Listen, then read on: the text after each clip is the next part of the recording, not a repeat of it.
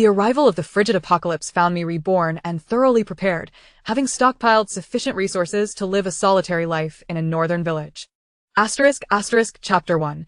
Rebirth amidst the frigid apocalypse. The fire crackled warmly, the logs snapping as they burned. Two small yellow dogs curled up on a nearby soft mat, their furry bodies gently rising and falling with their breaths, lost in delightful dreams. I cradled a cup of coffee, lazily sinking into the soft embrace of the orange sofa. The warmth enveloped me, each sip imparting a rich, comforting heat. Setting down the cup, I gazed out the window. Heavy snow fell in the small courtyard, transforming the world into a serene expanse of silver. I instinctively pulled the blanket tighter around me, a satisfied smile gracing my lips. This moment was truly warm and tranquil. The tale begins 2.5 months prior. I suddenly opened my eyes, drenched in cold sweat, my pillow soaked. The lingering sensations of numbness and prickling remained. I inhaled deeply, striving to alleviate the despair that had gripped me in my dream. Goodness, how narrowly had I escaped the grips of sleep. In the dream, I found myself in a room where the temperature plummeted to 70 degrees below zero, surrounded by thick layers of ice, the chill oppressive.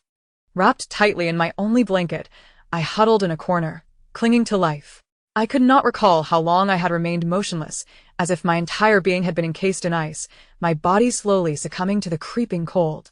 Ultimately, I heard the sound of ice cracking. Yes, my body had shattered. I sat up in bed, calming my racing heart while reflecting on the entirety of the dream.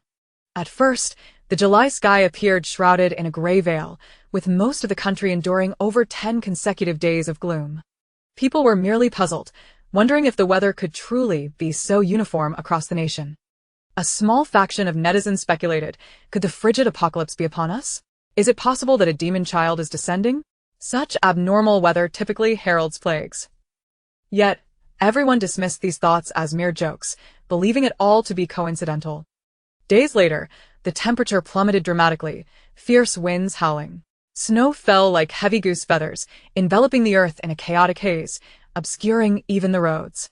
Standing before the window, the opposite building vanished into the swirling snow. Numerous regions issued red snow alerts, and schools and workplaces hastily announced closures. Upon receiving the notification, I secretly rejoiced, finally able to rest for a few days and sleep to my heart's content. However, no one anticipated that the warmth would never return. Within 2 weeks, temperatures dropped to 60 degrees below zero. In the ensuing days of water and power outages, I could not afford to contemplate the world outside, as I had run out of provisions. I resorted to consuming the snow outside my window to survive, barely managing to sustain myself for about a week.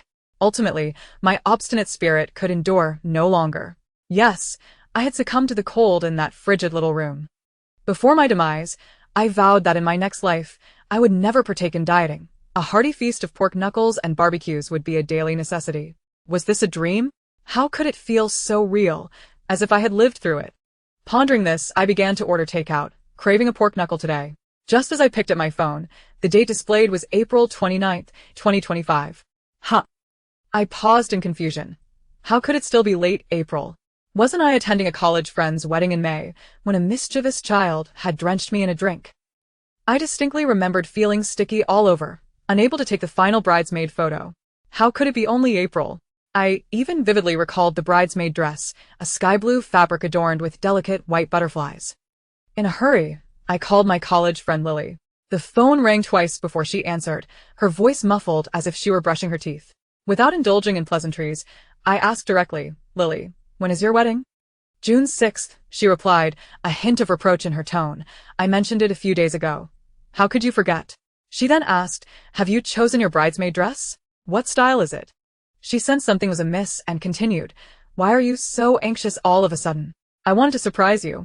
"Well, I can tell you early, but you must keep it a secret from the others." As she sent me a picture of the bridesmaid dress, I was taken aback without even needing to enlarge the image. Goodness, was this not the very dress I had worn in my dream?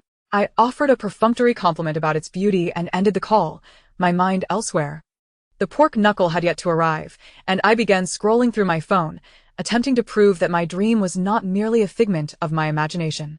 I recalled 2 popular entertainers announcing their marriage in the dream. Yet, I could not find any news about it online, resolving to check again tomorrow. After a day filled with unease, the following afternoon at work, before I could even search, a news alert popped up. Popular star XX announces marriage. I quickly clicked on it, my eyes immediately drawn to the glaring marriage certificate. Oh my, how can one articulate such a tumultuous feeling? It was worse than going an entire day without water only to suddenly consume a can of herring. My colleague looked at me with a complicated expression.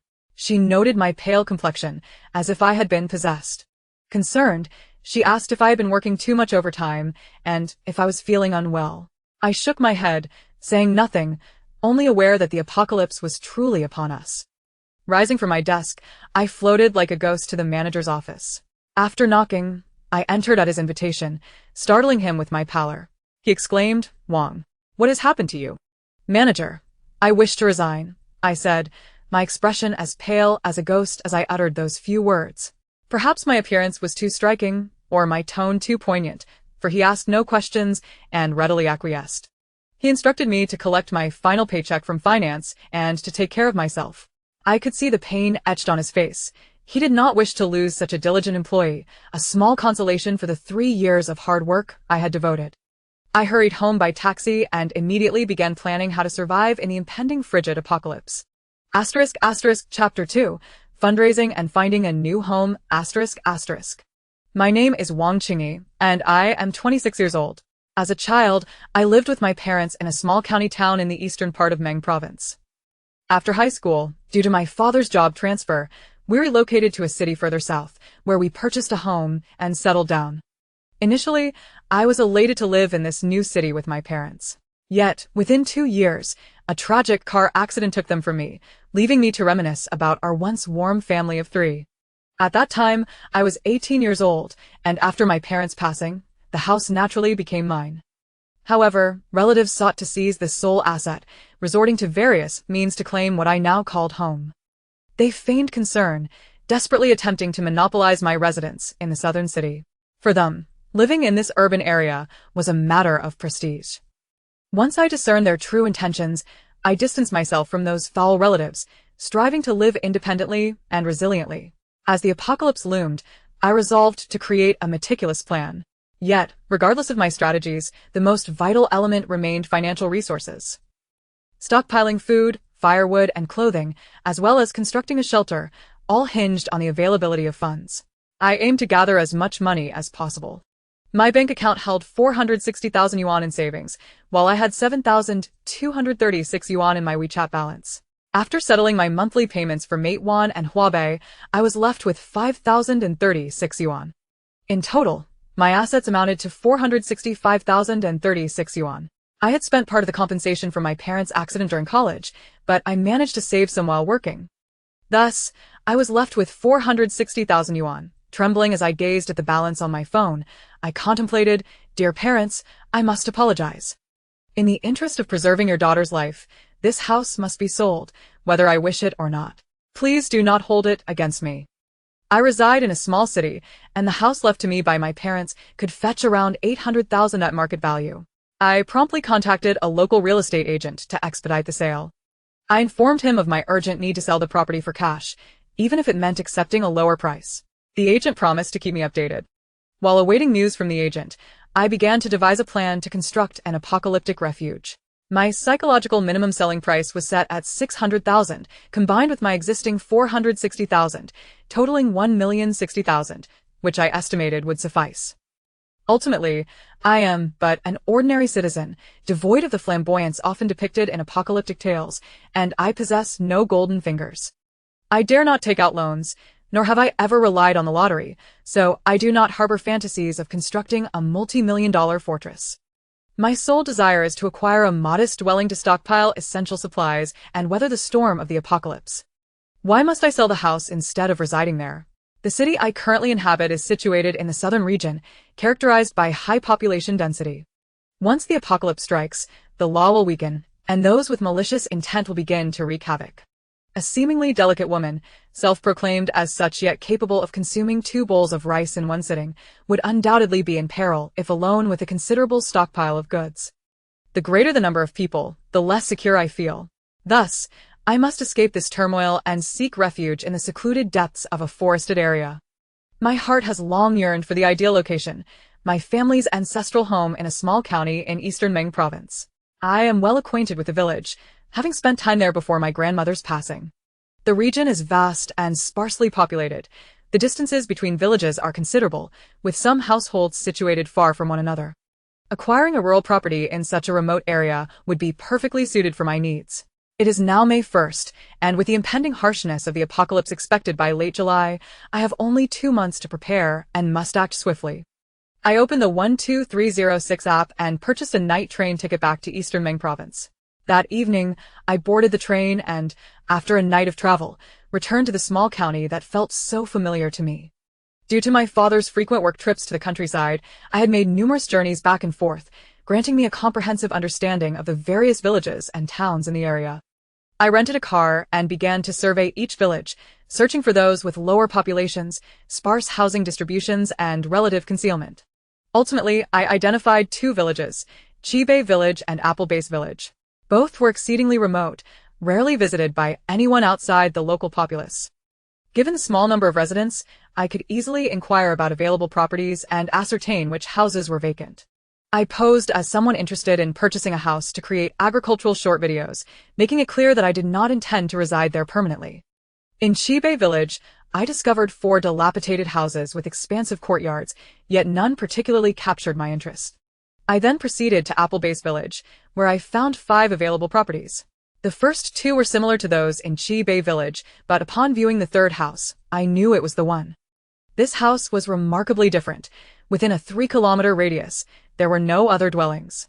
It faced south, nestled within a small valley.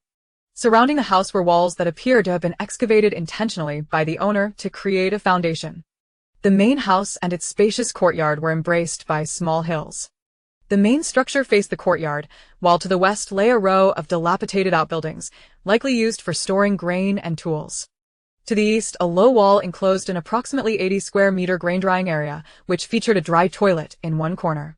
Beyond the drying area was the hillside. The back of the main house, the rear of the west wing, and the east side of the drying area were all enveloped by the hills, providing an indescribable sense of security. Outside the courtyard entrance, a gentle slope led to the path beyond. In the event of rain, any accumulated water would easily drain away. What a splendid design! There would be no standing water, and outsiders would be unable to discern the existence of this secluded courtyard. My excitement was palpable. I promptly contacted the owner of the property. He expressed surprise at my interest in purchasing the house, which had been abandoned for several years, as he had not returned during that time. Nevertheless, the quality of the house was commendable, a typical structure of blue bricks and large tiles. The walls were sturdy, the roof intact, and the courtyard walls were also in good condition. Only the windows and interior fixtures showed signs of wear, but with some tidying up, it would be perfectly livable. I inquired about the price. Feigning contemplation, he replied, "After all, I put considerable effort into building this. Selling it truly pains me, but if you are genuinely interested, it must be at least 80,000. In truth, I sensed he was overjoyed at the prospect of selling. In such a remote and underdeveloped area, who would buy it? He initially intended for the house to remain abandoned indefinitely. While I knew rural properties were affordable, hearing the asking price of 80,000 still left me momentarily astonished. However, the haggling process must not be neglected. I responded, "My aunt's house in Chibei Village is much larger than this one and only cost 50,000, plus it is in better condition. Renovating this one will incur significant expenses. Would 50,000 suffice?" "That is out of the question. In addition to the house, the land below the slope is mine as well. If you buy the house, the land comes with it." No matter how much I tried to negotiate, the owner remained firm, yet I was genuinely satisfied with the layout of the house. Ultimately, I settled on a price of 70,000. The owner suggested we sign the contract the following day, but I did not wish to waste any more time. I wanted to expedite the process. I requested an address, drove 2 hours to his location, and directly signed the contract, completing the transaction of money for property. Fortune often arrives in pairs. As I settled into my seat on the train home after signing the contract, the real estate agent contacted me. He informed me that a client had shown interest in purchasing my house but was somewhat cash-strapped, asking if I would consider selling it for 630,000. I immediately agreed to the offer. The market value of that property was at least $840,000, so acquiring it for $630,000 was indeed a remarkable bargain. The agent hinted that I could wait, as this price was exceptionally low and other clients might offer more, potentially reaching $700,000. Yet I dared not wait. I had only 2 months to prepare, and if an opportunity arose, I needed to seize it immediately. I returned to Inner Mongolia to embrace my new home and stockpile supplies. This client shared the same urgency I had felt the previous day. As soon as I returned, he was eager to sign the contract, likely fearing I would sell to someone with a higher offer. Seeing the $630,000 suddenly deposited into my bank account brought me a sense of reassurance. I began packing my clothes and valuable belongings for shipping. I left behind the furniture and appliances, as shipping costs were exorbitant and they would not be suitable for the apocalypse. Instead, I would purchase new items, especially now that I had funds at my disposal. Chapter 3. Returning to the rural areas of Meng Province on May 6th, with a balance of $1,460,000 in my bank card after purchasing a house for $70,000 and selling another for $630,000, minus $20,000 for taxes and agency fees. I packed all my belongings and arrived at my new home, officially commencing my preparations for the impending apocalypse. As I ascended the gentle slope and pushed open the gate, I was greeted by the sight of my dilapidated new abode. The main house, oriented north to south, was quite spacious, encompassing 160 square meters. It was divided into 5 sections, 3 sunlit bedrooms on the south-facing side, while the northern side housed the kitchen and bathroom. The main entrance was centrally located. As I stepped inside, the eastern sunlit area revealed a vast bedroom, illuminated by 2 large south-facing windows. The northern wall, devoid of windows, featured a substantial Kang, a traditional heated bed, extending across both the eastern and western walls. This meant that the room was half empty space and half Kang, which I would henceforth refer to as the East Room. The East Room would serve as the master bedroom, the large Kang accommodating not only a sleeping area but also a table for dining and sewing. The floor was generous, with excellent lighting. During the extreme cold, when growing vegetables outdoors was unfeasible, I could place soil-filled boxes on the floor of the East Room to cultivate small greens. The western sunlit area was neatly divided into 2 rooms by a wall. The first room was square and devoid of a Kang, leaving it exceedingly spacious, which I intended to use for gardening and raising livestock. The second room, which I would call the small west room, was rectangular and rather unique, as it included both a sunlit section and an extension into the shaded area. The sunlit end was empty, while at the deepest point of the shaded area, a small Kang was constructed. Next to the small Kang, on the floor, lay an inconspicuous wooden board, approximately 15 square meters in size. Curiously, I lifted the board and used my phone's flashlight to illuminate the space beneath, but the dim light made it difficult to see clearly. Just then, I felt what seemed to be a switch at the top of the entrance. Pressing it, the yellow bulbs flickered to life, illuminating everything below. To my astonishment, I discovered a hidden basement, roughly the same size as the house. The basement was spacious, with only a few empty water tanks in the corner. Suddenly, I recalled the mysterious smile of the previous owner during the signing and his mention of a secret gift. What a gift it was! I promptly resolved to conceal this treasure of a basement. It was simple enough. I would transform the entrance to the basement and the small Kang into a hidden room, undetectable by prying eyes. I planned to construct a wall of wardrobes in the middle of the house, flush with the wall of the outer room. Behind the central wardrobe door, I would create a secret door. Unless someone observed with particular scrutiny, they would remain oblivious to the existence of this concealed space. The sunlit room in the small west room would serve as a storage area, while the shaded secret room would be furnished as a cozy little bedroom. Given the dry cold of the north, the shaded bedroom would not be susceptible to dampness or mold. The shaded side consisted entirely of a kitchen, with a bathroom partitioned off at the easternmost end. Each side of the kitchen featured a stove, connected to the Kangs of the East Room and the small West Room, allowing for cooking and heating simultaneously. The northern wall had a back door, directly opposite the main entrance. Stepping outside, I found a small area, 5 meters wide, nestled between the mountainside and the house's wall. Walls flanked both sides of this open space, its length equal to that of the house. This rear area proved immensely useful. I planned to stack the purchased honeycomb coal and block coal here for easy access and discretion. Once the harsh winter passed, this space could also be cultivated into a small vegetable garden. Satisfied with my plans, I nodded appreciatively and moved from the back door to the front yard, surveying my surroundings and contemplating the use of the yard and the west wing. Most of the yard and the drying area would be designated for stacking firewood. The duration of the extreme cold was uncertain, and I intended to prepare sufficient firewood and coal for heating. In the eastern rural areas of Meng Province, firewood was abundant. Throughout the seasons, meals were prepared using firewood. Hence, every household had a sizable woodpile, enough to last a year, even when the wood ran out. Industrious rural folk typically opted to gather firewood from nearby mountains rather than pilfering from distant homes. Therefore, stacking wood in the yard posed no risk of theft. The 3 spacious rooms in the west wing were designated, one for storing chicken feed, another for agricultural tools, and the third left flexible for future use. With a preliminary plan forming in my mind, I began seeking a construction team to undertake a comprehensive renovation of the house. However, finding a construction team was no easy task. Being too close to home raised suspicions while being too far deterred workers from coming. After much deliberation, I hesitated, concerned that the quality of their work might not meet my standards. Suddenly, I recalled a good friend from middle school, Sumi, a young heiress. During a recent conversation, she mentioned her family had built a small villa in a neighboring county, praising its exquisite renovations and advanced materials. I was uncertain about the cost of these materials, but I decided to reach out to her. I explained my intention to return to the countryside for media work and my desire to improve the house. She promptly provided me with the contact details of a reputable renovation company. "Sister," she exclaimed, "though it might be a bit pricey, it's absolutely worth it. The quality is top-notch."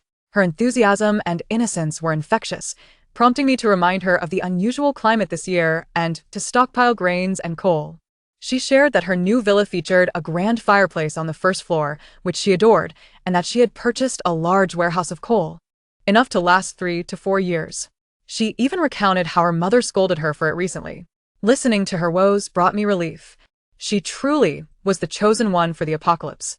Sumi was a homebody, having not worked since graduation, and her house was stocked with snacks aplenty, enough to last through the end times. I reiterated my advice for her to stock up on food, and after hanging up, I contacted the renovation company. The representative on the line sounded reliable and efficient, asking when I wished to commence work and that they needed to conduct an on-site assessment.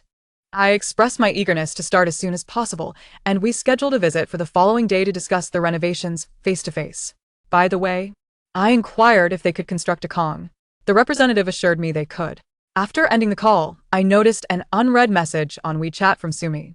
She had transferred 50,000 to me and sent a voice message lasting over 30 seconds. "Chung Chung," she said, "since you advised me to stock up on food and firewood, you should do the same. Regardless of what strange events may occur, it's better to be prepared. I don't know if your funds are sufficient, so I'm sending you another 50,000. If it's not enough, let me know. Don't hesitate. You can repay me when you earn some money in the future." Listening to her voice message, I felt a lump in my throat. It had been a long time since I received such a generous gift or felt such genuine concern.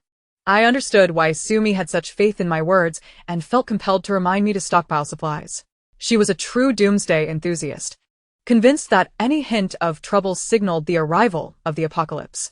After accepting her transfer, I planned to use her funds to purchase long-lasting food online and send it to her. Mimicking her tone, I sent her a heartfelt message. "Oh, how much I adore you.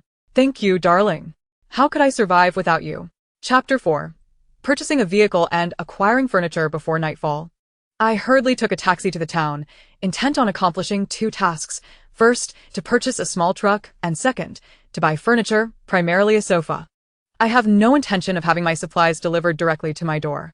Therefore, I decided to purchase a small truck to facilitate the transportation of goods, eliminating the need for taxis when traveling to and from town.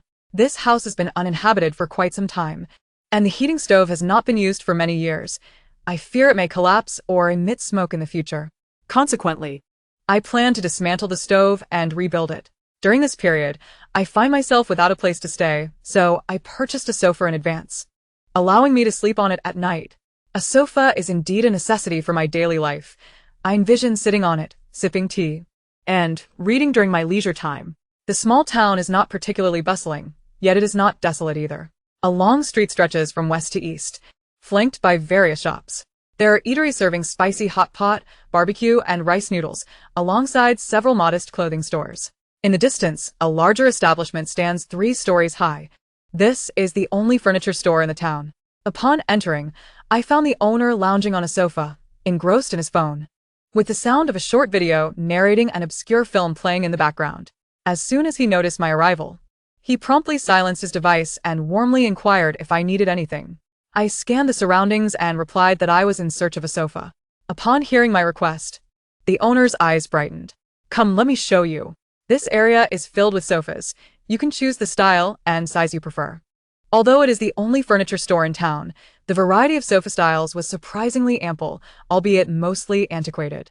As I examined the options, one particular 3-seat sofa caught my eye. It was upholstered in a vibrant orange leather and featured a solid, thick base instead of slender legs, exuding a sense of stability. The owner, quick to notice my interest, exclaimed, "You have a discerning eye. This sofa is a premium piece, crafted from top-quality cowhide, soft, durable, and of exceptional quality." Navigating through the narrow gaps between the sofas, I reached out to touch it, appreciating its delicate texture and subtle warmth, despite the dust I gathered on my hands. I tentatively sat down. The sofa was wonderfully robust, with cushioning that felt as though it might burst forth. Its elasticity was just right, making it quite comfortable. Rising, I brushed off the dust while listening to the owner describe the sofa's interior springs, which had been specially treated to withstand years of use, without losing their shape. Moreover, he added, the color is practical and versatile, ensuring it will look beautiful and serve you well in your home. I thought to myself that this sofa suited my needs perfectly, and without the desire to search further, I inquired about the price. The owner gestured, indicating 8,000. I frowned slightly, feeling it was rather steep. Noticing my reaction, he quickly reassured me, "But this is genuine leather. You can't compare it to the cheaper options priced at 3 or 4,000. If you prefer something more affordable, there are alternatives, but they won't match this quality. This piece could last you a decade or 2. What a worthwhile investment." The mention of longevity caught my attention. I indeed required a sofa that would endure. Given the uncertain years ahead, would 6,800 be acceptable? I ventured to ask. The owner waved dismissively. "Take it."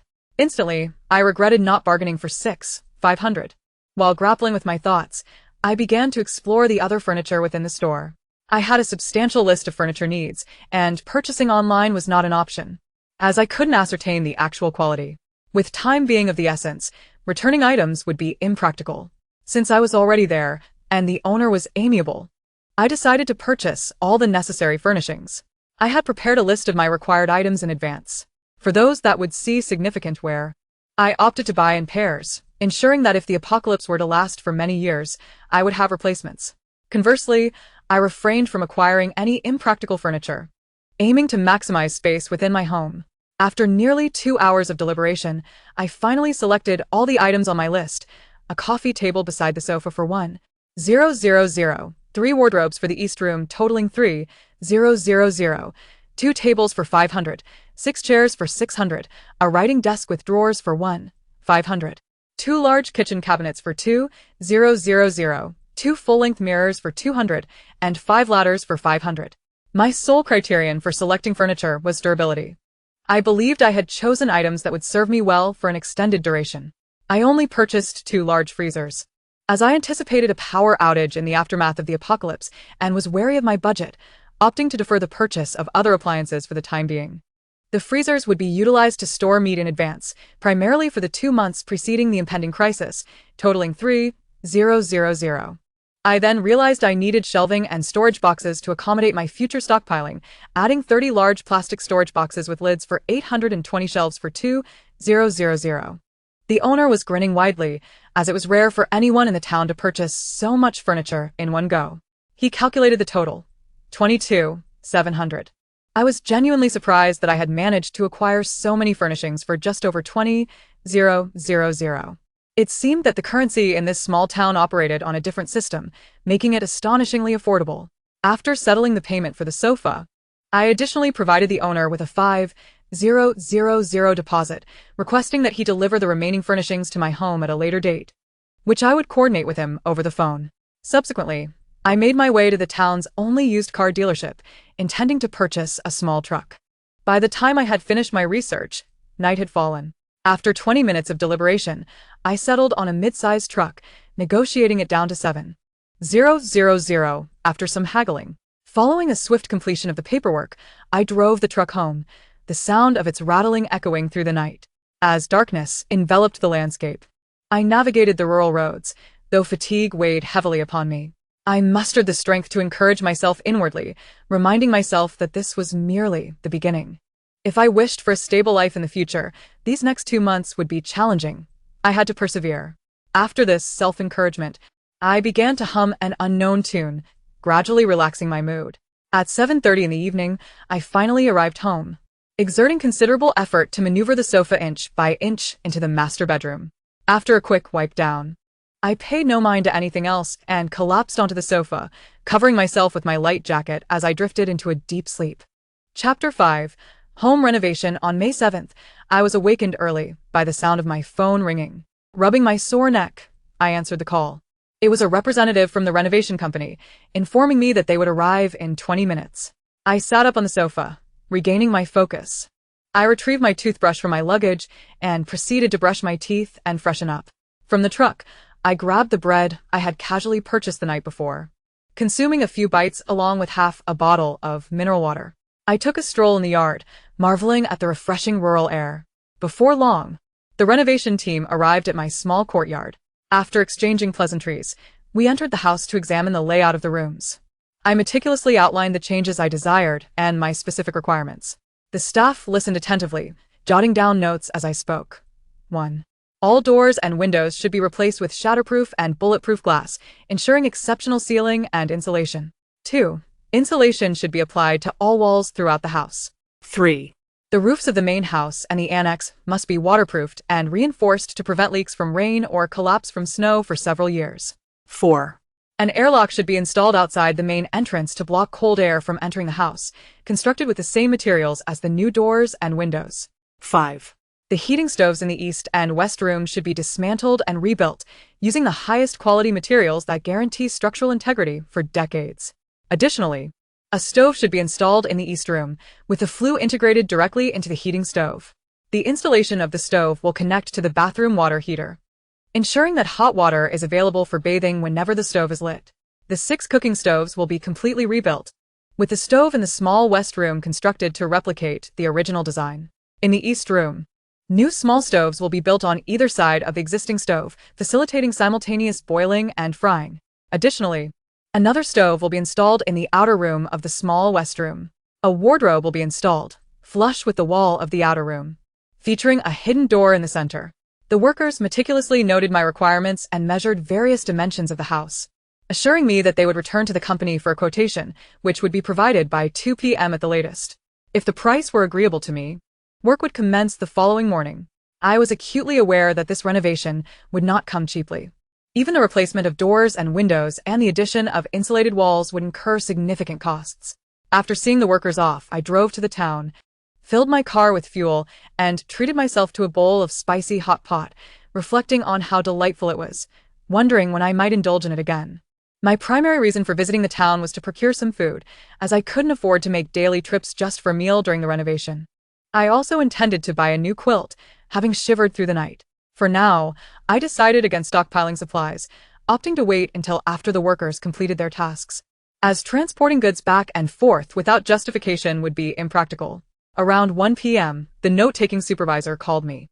Due to the need to replace the windows and doors with bulletproof materials, he informed me of 3 pricing tiers, encompassing all renovation projects: a standard bulletproof material at $120,000, a premium at $380,000, and a top tier at $920,000. Upon inquiring about the differences among these materials, he patiently explained that all 3 could withstand knives, guns, and blunt instruments, while the premium and top-tier varieties could resist small explosives. The top-tier material, however, was exceptionally resilient, rarely yielding to any force. After checking prices online, I found them quite reasonable. Given that disasters are primarily caused by natural phenomena, the premium material would suffice to ensure safety, at least preventing intruders from entering. Thus, I opted for the premium package. By 3 p.m., I returned home, aware that the construction team would not arrive until the next day. leaving me uncertain about how to spend the remainder of my afternoon. Ultimately, I decided to take a walk to familiarize myself with the terrain. Exiting through the yard gate, a narrow path led me into the outside world. About 50 meters down the path, I encountered a gentle slope leading upward, and I climbed it to view the small mountain that encircled my house. Upon reaching the summit, I clearly observed that this small mountain was not steep at all, adorned with gentle slopes throughout. I resolved to bestow upon it a charming name, Little Ring Mountain. In the distance, layers of mountains intertwined, creating a verdant vista that was truly refreshing to behold. The hills were adorned with apple trees, including those on my beloved Little Ring Mountain. The blossoms had just fallen, giving way to clusters of small green fruits. It dawned on me why it was called the apple base. The name stemmed from this very reason. However, these orchards were owned by someone, as there was a sand fruit factory nestled within the mountain. Typically, the factory remained closed, but once harvest time arrived, throngs of workers would come to pick the fruits for sale. On the southern side of the mountain, a small ravine lay just over 100 meters away. Within this gorge stood a towering tree, its branches lush and green. The ravine appeared intriguing, yet I was reluctant to exhaust myself, and wary of snakes. I chose not to venture closer and turned back home. The next morning, the construction team arrived promptly. The foreman indicated that a deposit of 50,000 yuan was required to commence work. Considering this reasonable, I readily paid the deposit. The team divided into two groups, one to dismantle the doors and windows, and the other to demolish the heated bed and stoves with sledgehammers. The foreman explained that this approach would save time, allowing for an early completion, potentially within 10 days, as they had other orders awaiting fulfillment. Ordinarily, I would have been scheduled later, but thanks to Sumi's father's status as a major client, Sumi had intervened on my behalf, enabling the team to prioritize my project. The foreman sensed my concerns regarding quality, reassuring me that despite their aim to expedite the process, there would be no compromise on the standard of the renovations. Just as we were conversing, the workers moved my sofa outside to protect it from shattered glass. By midday, they had successfully removed all the old windows and doors, thoroughly demolishing the heated bed and stoves. During lunch, the workers retrieved their packed meals from a truck, sitting on the steps at the entrance to eat. I, too, sat in my small truck, nibbling on bread and ham. The workers chatted amiably while enjoying their meals, and I quietly ate beside them. I had previously read online that showering excessive kindness upon construction workers could lead them to perceive clients as easy to manipulate, resulting in shoddy work. While I understood this was not universally applicable, I hesitated to engage with them, fearful of encountering difficult workers. I resolved to wait until the completion of the project to express my gratitude. The atmosphere grew somewhat awkward, and I couldn't quite pinpoint the source of my discomfort. Perhaps I shouldn't hover around supervising them. It might be better to return in the afternoons to assess progress. Coincidentally, Sumi had invited me to see her newly constructed villa a few days prior. I pulled out my phone to ask if she was free to hang out the following day. She replied almost instantly with enthusiasm, asking where I wanted to go, her house or elsewhere. After some consideration, I suggested visiting her home, with plans to venture out another time. Sumi didn't have many friends. Despite our infrequent encounters since my move, she still shared snippets of her life with me daily. I considered myself one of her closest friends. At 5:30 p.m., the workers prepared to wrap up for the day. Thoughtfully, they helped carry my sofa back inside.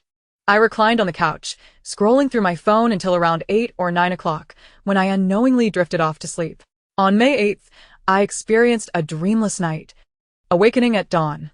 As I began my morning routine, the workers arrived. After exchanging a few pleasantries with the foreman, I climbed into my second-hand truck and headed to Sumi's house. The bumpy ride lasted nearly 2 hours, leaving me feeling quite sore by the time I arrived at her villa. Sumi eagerly stood at the door, scanning the distance, clearly awaiting my arrival with great anticipation. However, when my truck pulled up, she exhibited no reaction, still gazing into the horizon. As I exited the vehicle, limping slightly, she finally withdrew her gaze. Her eyes locked onto my face, and in a sudden burst of excitement, she exclaimed, "Ah, you're here." Grabbing my arm, she pulled me into an embrace and ushered me into the villa, chattering away about how I had driven such a long way and how tired I must be. Expressing disbelief that I had emerged from the truck. Unable to contain her laughter, she burst into joyous giggles. Her enthusiasm was infectious, and I couldn't help but chuckle, silently chiding myself for feeling somewhat foolish. The villa before me resembled those seen on television, adorned with opulent decor over 3 stories. The first floor featured a grand living room, with a stunning fireplace embedded in the wall, reminiscent of the luxurious homes of affluent families depicted in American dramas. Chapter 6. During the renovations, Sumi eagerly led me through each room, sharing her joy rather than boasting about her accomplishments. I was genuinely astonished by the exquisite and lavish nature of the villa. I couldn't help but lavish praise upon her, exclaiming, "My goodness, you little heiress. You truly live a lavish life." I enjoyed a comfortable bath in Sumi's home, then donned her pajamas and sprawled on the bed as she animatedly recounted the dramas she was currently watching. As I pondered over the matter, I could not help but express my concern about the opulent decor of her home, suggesting that it might attract thieves. It would be prudent to fortify the premises. She mumbled an assurance that the house had been reinforced with the finest materials, noting that securing the doors and windows had cost over $1 million. Suddenly recalling something, she added that not only the doors and windows were fortified. After you mentioned the unusual weather, an intuition nagged at her about something being amiss. Consequently, she stockpiled a considerable amount of food, enough for a decade. She rarely ventured outdoors, so there would be no wastage. Eventually, it would all be consumed. Having depleted her little savings, I quietly gave her a thumbs up, truly a harbinger of the apocalypse. In the afternoon, I enjoyed a sumptuous meal prepared by a housekeeper at Sumi's home. Before I knew it, it was 3 p.m., and I decided to return home to check on the construction progress. Sumi was reluctant to see me leave and insisted I stay the night. However, my concern for my own renovation compelled me to decline, and as her parents would soon return from work, I felt it would be impolite to overstay. Seeing my determination to leave, she did not insist further, but embraced me with reluctance before I drove home in my truck. The journey was quite uncomfortable for my back and hips, leaving me uncertain about when this phase of life would conclude. Upon arriving home, I noticed that the heated bed had taken shape, and the window frames were installed. I meticulously inspected the construction area. The cement was applied generously and neatly, with no discrepancies in quantity, and the quality of the bricks was robust, filling me with satisfaction. After expressing my gratitude, the workers finished for the day and departed. I chose not to stay in my house, and instead found a quaint inn in town for accommodation. The room, priced at $60 for a night, featured a shower and was impeccably clean, free of any unpleasant odors. I was exceedingly content, finally having a bed to sleep in. After charging my phone, I fell into a deep slumber. On May 9th, I gradually awakened from a delightful dream, serenaded by the melodious chirping of birds, such a soothing sound. In the bustling city, this delightful melody was seldom heard, yet it seemed on the brink of extinction. I brushed aside any melancholy thoughts, driven by an overwhelming hunger that compelled me to rise and seek sustenance. After savoring 2 steamer baskets of dumplings, I felt invigorated. I returned home to check on the workers' progress, then drove for an hour to the middle school entrance. Shortly after finishing my dumplings, I indulged in a bowl of spicy hot pot. Truly delectable. I wandered the streets for 2 hours, inquiring about the prices of rice, flour, and blankets, finally gaining a clearer understanding. One item I felt compelled to purchase was a heated bed mat. However, I found it aesthetically displeasing and intended to seek a more stylish option online. Nevertheless, I decided to first visit local stores to ascertain the prices. Using the dimensions of the heated bed in the East Room as a reference, I discovered that the local price hovered around $200. I opened my secret treasure trove, a shopping platform, and found that even the best quality options were similarly priced. I resolved to order a few samples to evaluate their suitability before making a bulk purchase. After sufficient exploration, I drove back home to inspect the construction. The heated bed was fully assembled, but the foreman advised against touching it, stating it needed to dry for a few days before being heated to cure. Standing a meter away, I gazed at it with a silly grin, blissfully imagining the joy of rolling around on it someday. That evening, I returned to the inn where I had stayed the previous night and arranged for a 5-day stay. By 6 o'clock, I had washed up and lay in bed, yet sleep eluded me. With the construction process dragging on, I realized that idly waiting was not a viable plan, especially with time being of the essence. I decided to purchase some samples to assess their quality, allowing me to select the best items for a large order once construction was complete. I logged onto my shopping platform and decided to buy samples of thermal clothing and shoes. I selected various styles: 3 types of polar down jackets, 5 long cotton coats, 5 short cotton jackets, 3 elderly women's cotton jackets, 3 long military coats, 3 short military coats, 5 styles of snow boots, 3 pairs of cotton slippers, 3 styles of old Beijing cotton shoes, 5 pairs of cotton socks, and 5 pairs of spring and autumn socks. Additionally, I included 3 sheepskin hats, 5 cotton hats, 5 large scarves, 3 small scarves, 5 pairs of cotton gloves, 5 cotton masks, 5 pairs of cotton pants, and 5 sets of thermal underwear. All these items were sourced from different shops, enjoying the benefit of returns with shipping costs covered. After over 3 hours of shopping, I closed my eyes and drifted into a deep sleep. Thus, I juggled overseeing the construction while awaiting the arrival of my samples. The logistics from the shopping platform were rather slow, and being in a remote area, the items would take 4 to 6 days to arrive. After 2 days, I began purchasing a second batch of samples. By staggering my purchases, I could avoid overwhelming myself and minimize attention from others. The second batch included bedding and summer clothing. Unsure if an extreme heat wave would occur, I deemed it wise to procure summer essentials as well. I chose 3 types of bean bags, 8-pound cotton blankets in 3 varieties, 3 types of summer quilts, 3 heated bed mats, while I did not buy samples for pillowcases and sheets, as my long-standing experience with the shopping platform had already identified the best vendor for those. I selected 10 styles of short-sleeve shirts, 5 loose-fitting nightgowns, 5 dresses, 5 pairs of shorts, and 10 sets each of underwear. On May 13th, as the construction neared completion, the foreman informed me that only 2 more days were needed to finish. The first batch of samples began arriving one after another. Acting like a meticulous inspector, I conducted a thorough evaluation of the cotton clothing, ultimately selecting 1 or 2 of the best items while returning the rest. Being a loyal customer of the shopping platform for many years, I faced no warnings for my unusual purchasing behavior. By May 15th, the construction was entirely completed. I surveyed the house before me and could not help but admire the craftsmanship of the construction team for perfectly fulfilling my requirements. The 2 heated beds were solid and even, but still required a week to settle before they could be used.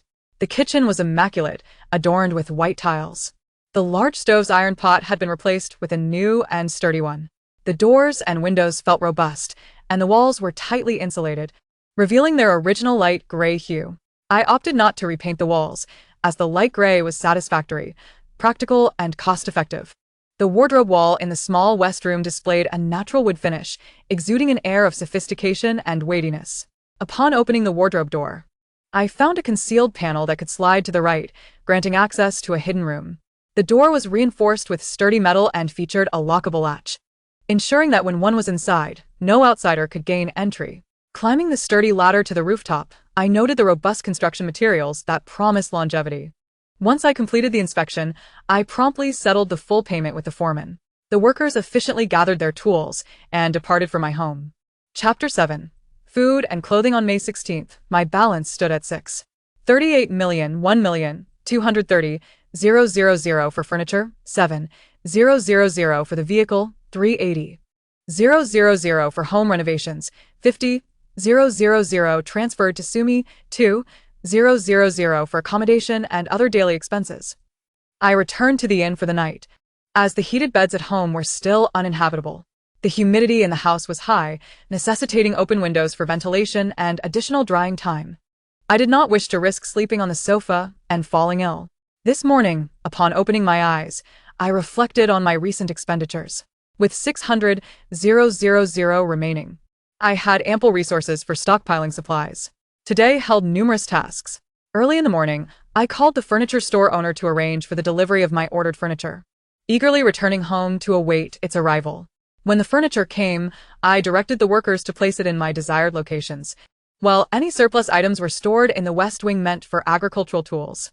The coffee table and sofa faced the heated bed in the east room, with the stove conveniently nearby. In the frigid cold, one can bask by the fire while indulging in the pages of a book. A steaming cup of tea resting on the coffee table, an idea that brings immense pleasure. 2 grand bookshelves are positioned on the sunlit side of the small west room. However, the presence of 3 large wardrobes poses a dilemma. I initially intended to place them on the heated bed in the east room, which is still not dry. Thus, I must wait until it is thoroughly dried before I can slowly move them by myself. After arranging the furniture and locking the door, I hurried back to town to collect the second batch of quilts and other samples. Similar to the first batch, I kept the ones of good quality and returned the rest. Regardless of whether they were from the first or second batch, I refrained from making large purchases, fearing the orders might get mixed up and become indistinguishable. It was only after all the unwanted items from the second batch were returned that I realized it was already 4 p.m., and I felt utterly exhausted.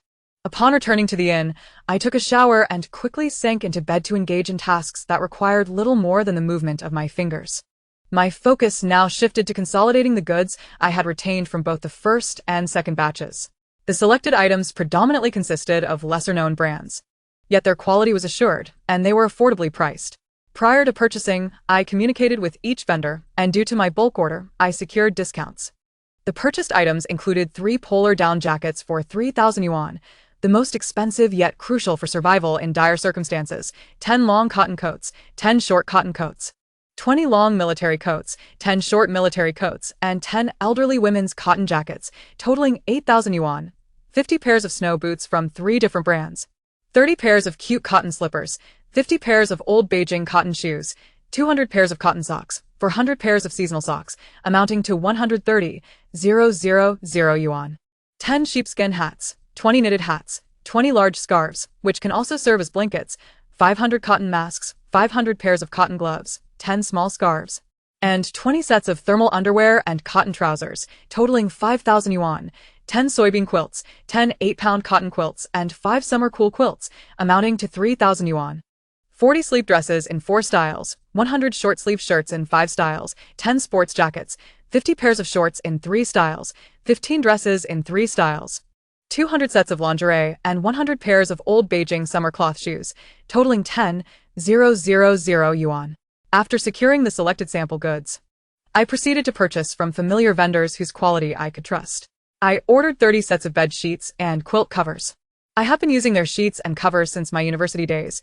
Each set costs just over 50 yuan yet is soft, comfortable, does not fade or create static, and boasts beautiful designs.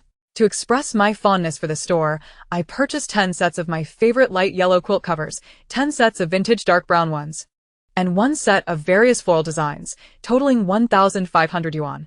I also acquired 10 memory foam pillows for cotton mattresses, 20 pairs of summer slippers, and 10 tatami bamboo mats, amounting to 1,800 yuan.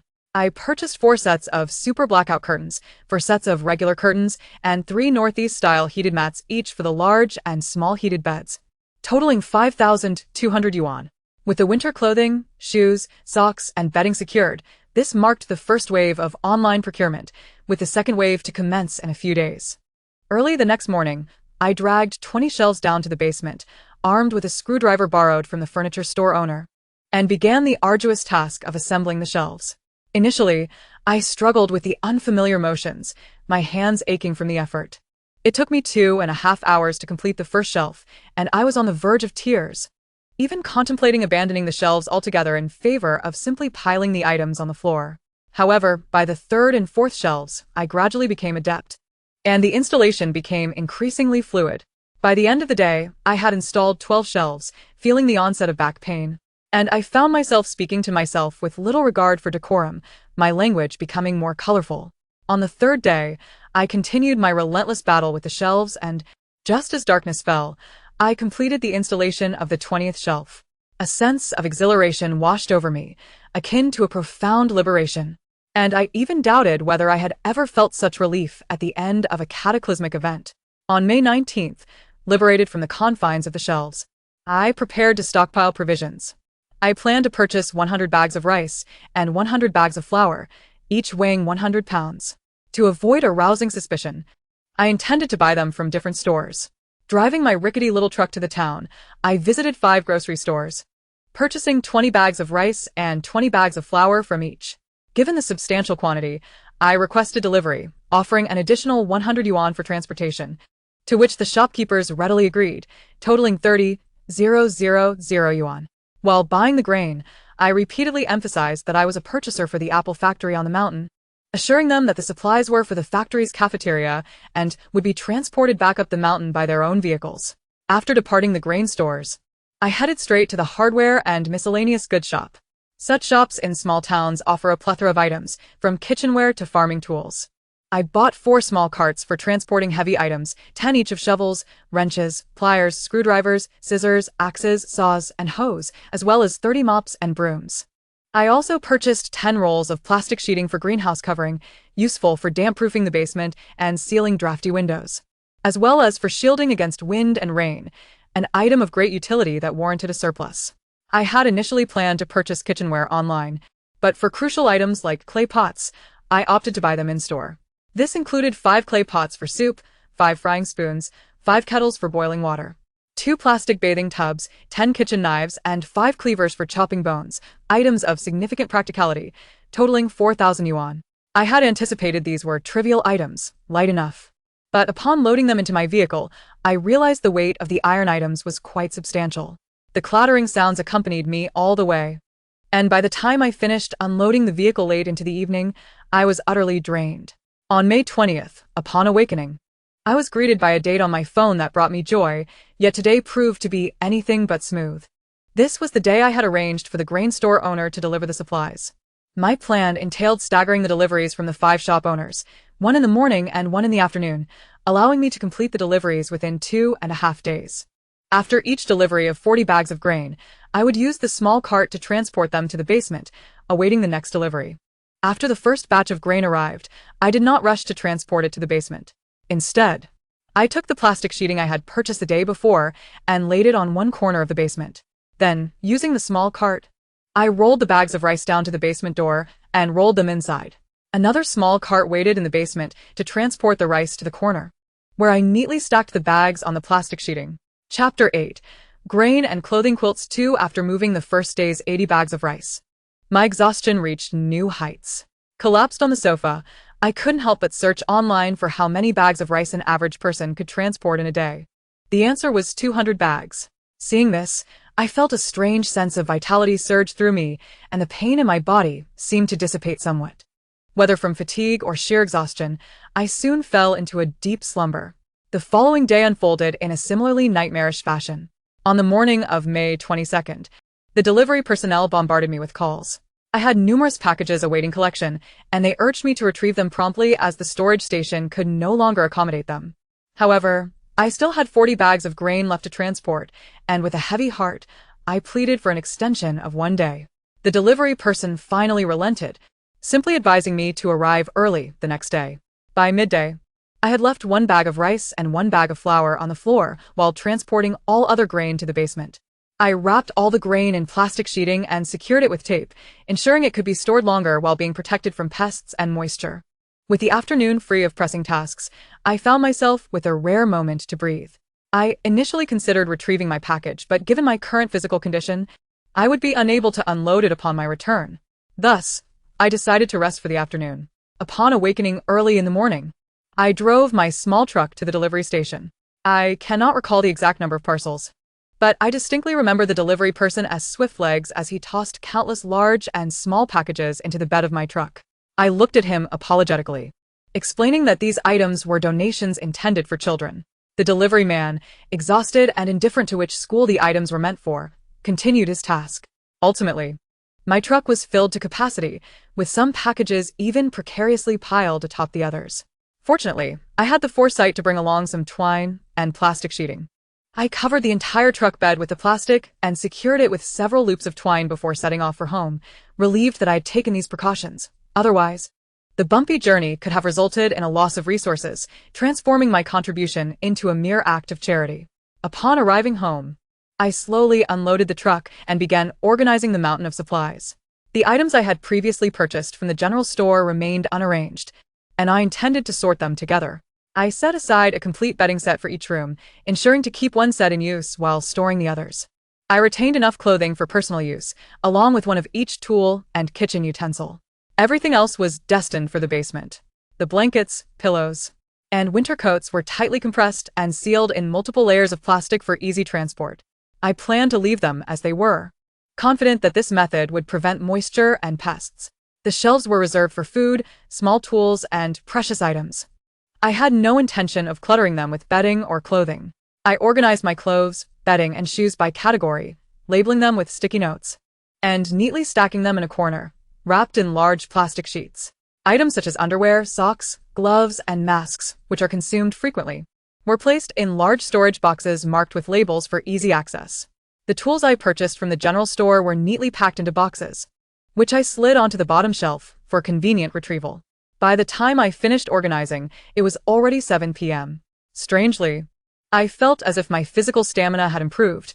Despite the considerable workload, I did not feel fatigued. I drifted into a dreamless sleep that night. The following morning, I prepare to head to town for the weekly market, which takes place every Saturday. I aim to purchase 5 buckwheat hull pillows, which retain their shape indefinitely, as well as a few pairs of thick cotton trousers made by local farmers. Although bulky and heavy, they offer excellent insulation, and such thickness is unattainable online. The market was bustling and crowded. I quickly located a stall selling buckwheat hull pillows. Each pillow cost 25 yuan, and I was free to fill them with as much buckwheat hull as I desired. I filled 3 tall pillows and 2 shorter ones, spending a total of 125 yuan. I also bought 5 pairs of the thick cotton trousers for 300 yuan. Suddenly, I spotted an exceptionally large snow shovel, which would be incredibly convenient for snow removal. I purchased 5 for 150 yuan. Although the market was lively, it did not significantly aid my preparations for the impending apocalypse, leading me to prepare for my departure with a hint of disappointment. As I approached the exit, I noticed a vendor selling brine, an essential component for making tofu. This evoked fond memories of my grandmother making tofu when I was a child, as I eagerly drank soy milk while waiting for freshly made tofu. The brine was a sizable block, resembling a large piece of caramel, and as a child, I had mistaken it for candy, crying for a taste. My mother had pulled me back, warning that it was toxic and that only a tiny piece could be used for making tofu.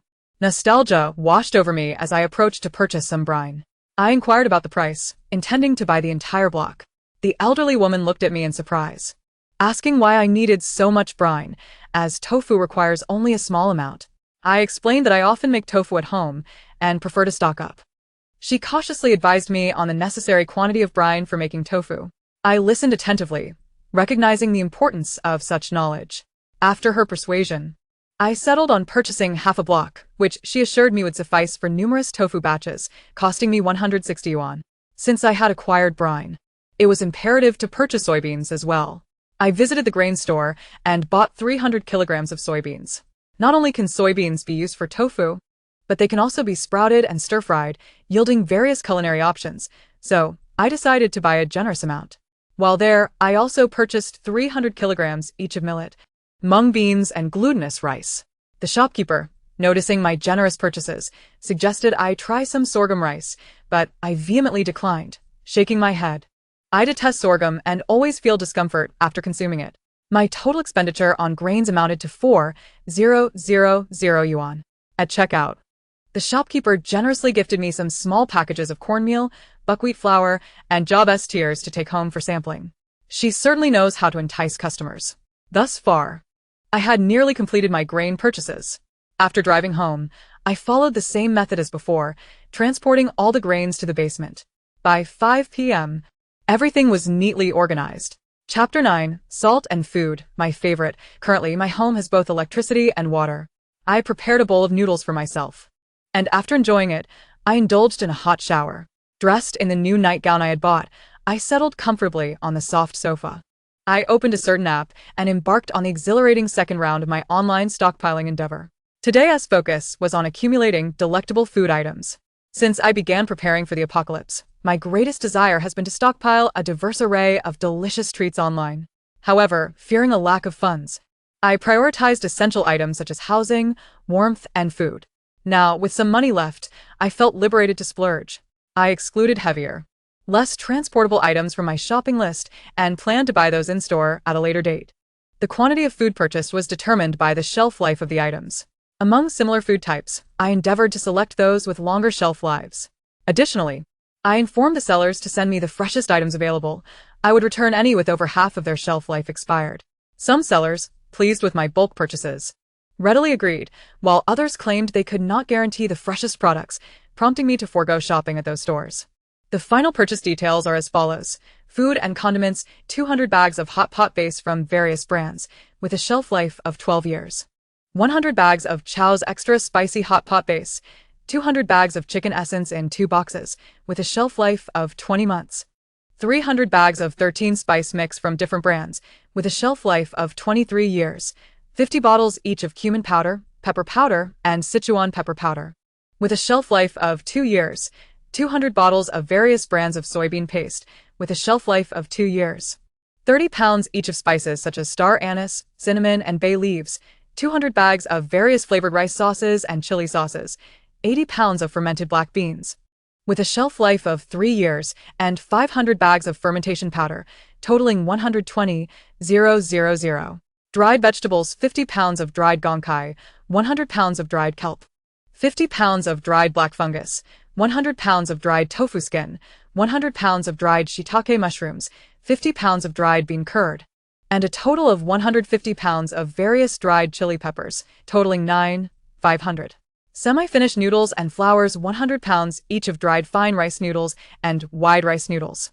50 pounds each of dried beef tendon noodles and rice vermicelli, 100 bags of lonko vermicelli, 50 pounds of rice sheets, and 100 pounds of mixed brands of hanging noodles, not a personal favorite but very convenient, and 10 boxes of instant noodles, the cheaper version without seasoning, with 20 packs per box, totaling 3,200.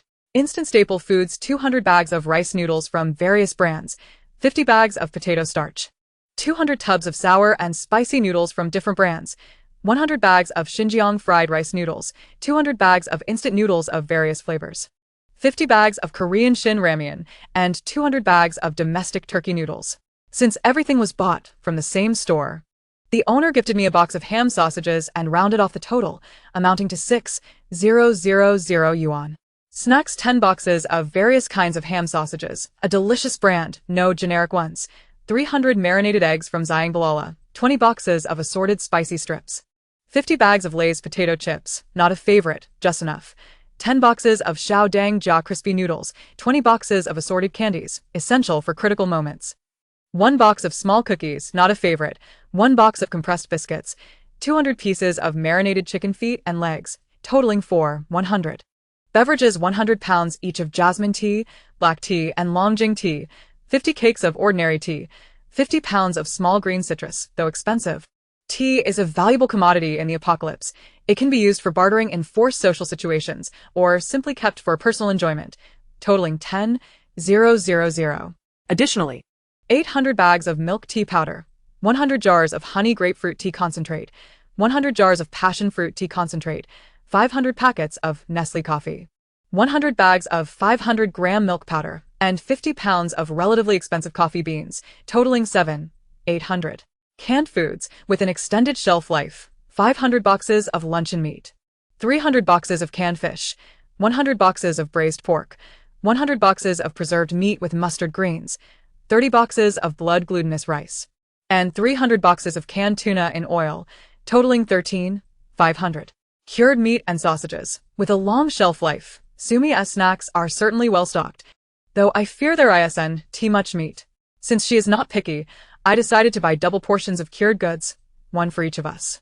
After purchasing in bulk, I researched and found the source factory store, negotiating prices for a large purchase.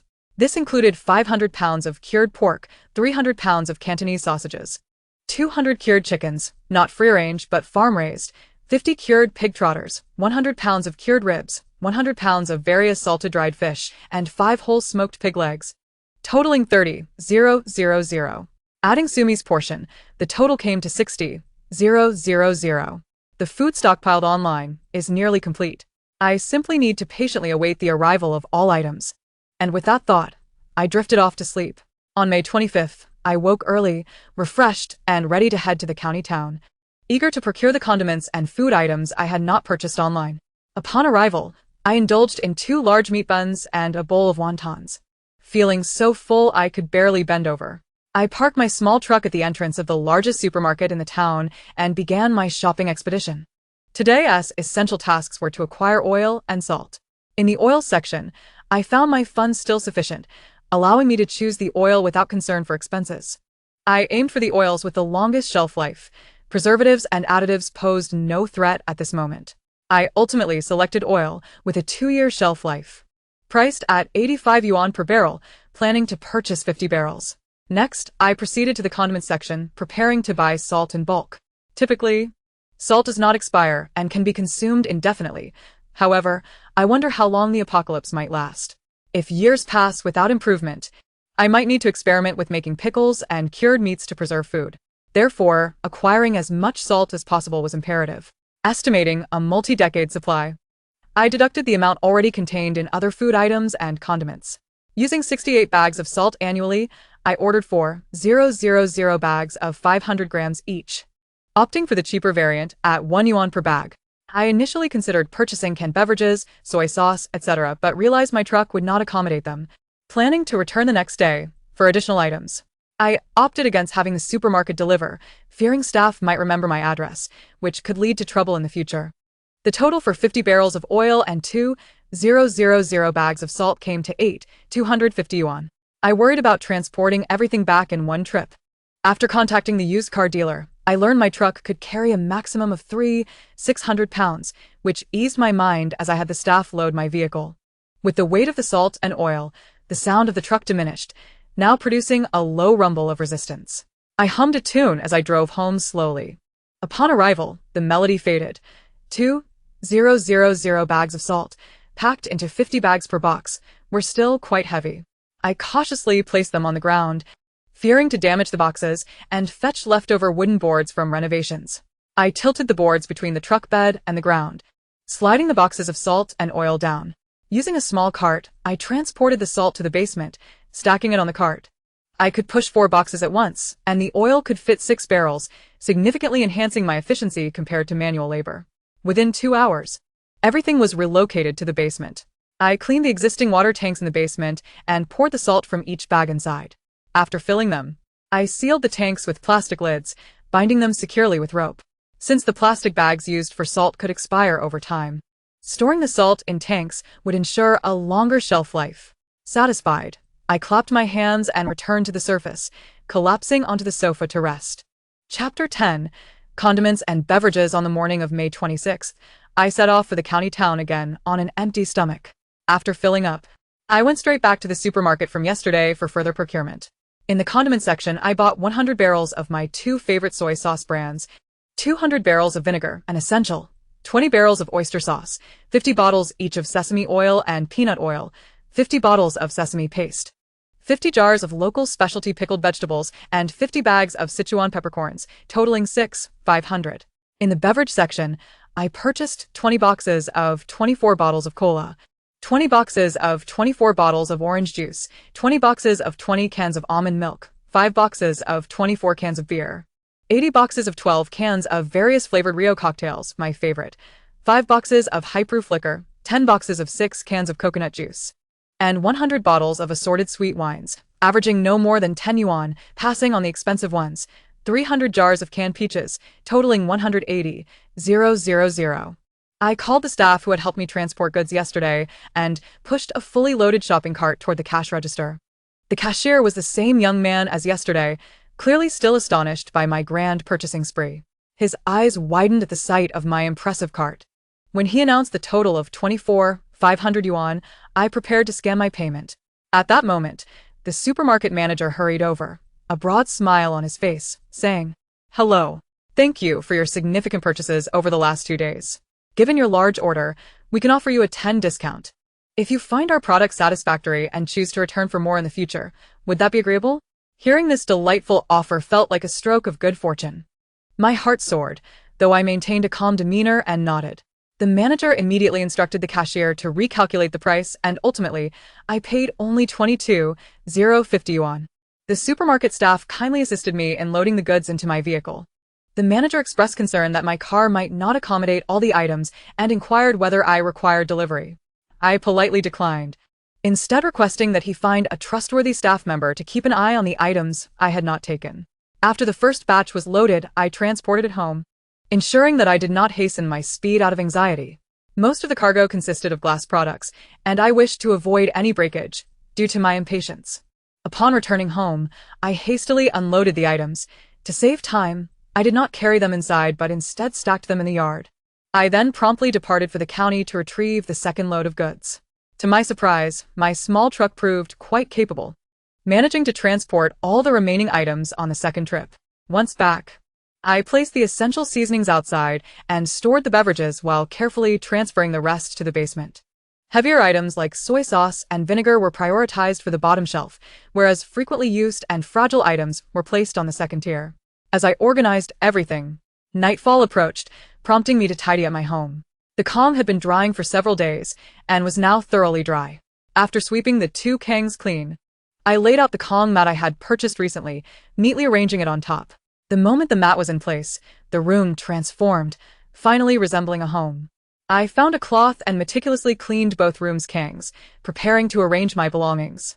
I began by lifting 3 large wardrobes onto the eastern Kang, positioning them snugly against the eastern wall. The wardrobes, although seemingly large, were lighter than I had imagined.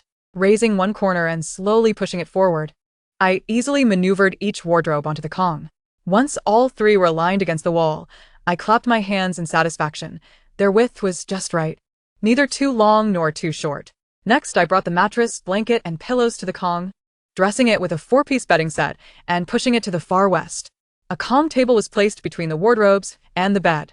At a glance, it appeared quite pleasant, more inviting and clean than an ordinary rural dwelling. The creamy yellow bedding was fluffy and soft, resembling melted butter draped over the beige Kang mat, softening its monotony. The solid wood table and wardrobes, in their natural wood tones, displayed a rich grain that shimmered gently under the light, lending my humble abode a touch of earthly warmth and depth. In short, it exuded a sense of quality and elegance. Running out of extravagant adjectives, I glanced at the floor, muttering to myself that it felt somewhat empty. Aside from the sofa and coffee table occupying one corner, a writing desk was placed in the far east, leaving the rest of the space vacant. However, there was no cause for concern. Once I completed my stockpiling, I planned to fill the ground with various vegetables. Even in the bleakest of times, I would be able to enjoy tender greens within my warm haven. I then began to arrange the small western room. In this space, I opted for a deep brown American vintage bedding set instead of my beloved creamy yellow. After laying the sheets, I was utterly astonished by the transformation of the small Kang. The plain deep brown sheets contrasted beautifully with the beige comforter, adorned with scattered vintage floral prints, while the pillowcases echoed the design of the comforter. The edges of the bedding naturally draped over the sides of the Kang, with soft, plush bedding and pillows creating a lazy cascade of folds. In that moment, I was transported to a scene from an old film: winter afternoons by the fireplace, wooden furniture, and the scent of old books, reminiscent of a dreamscape woven from forests and estates. I momentarily snapped back to reality, chuckling at myself. This was not a film, but rather the new life I was about to embrace. A surge of excitement filled me as I looked forward to the impending challenges of a post-apocalyptic existence.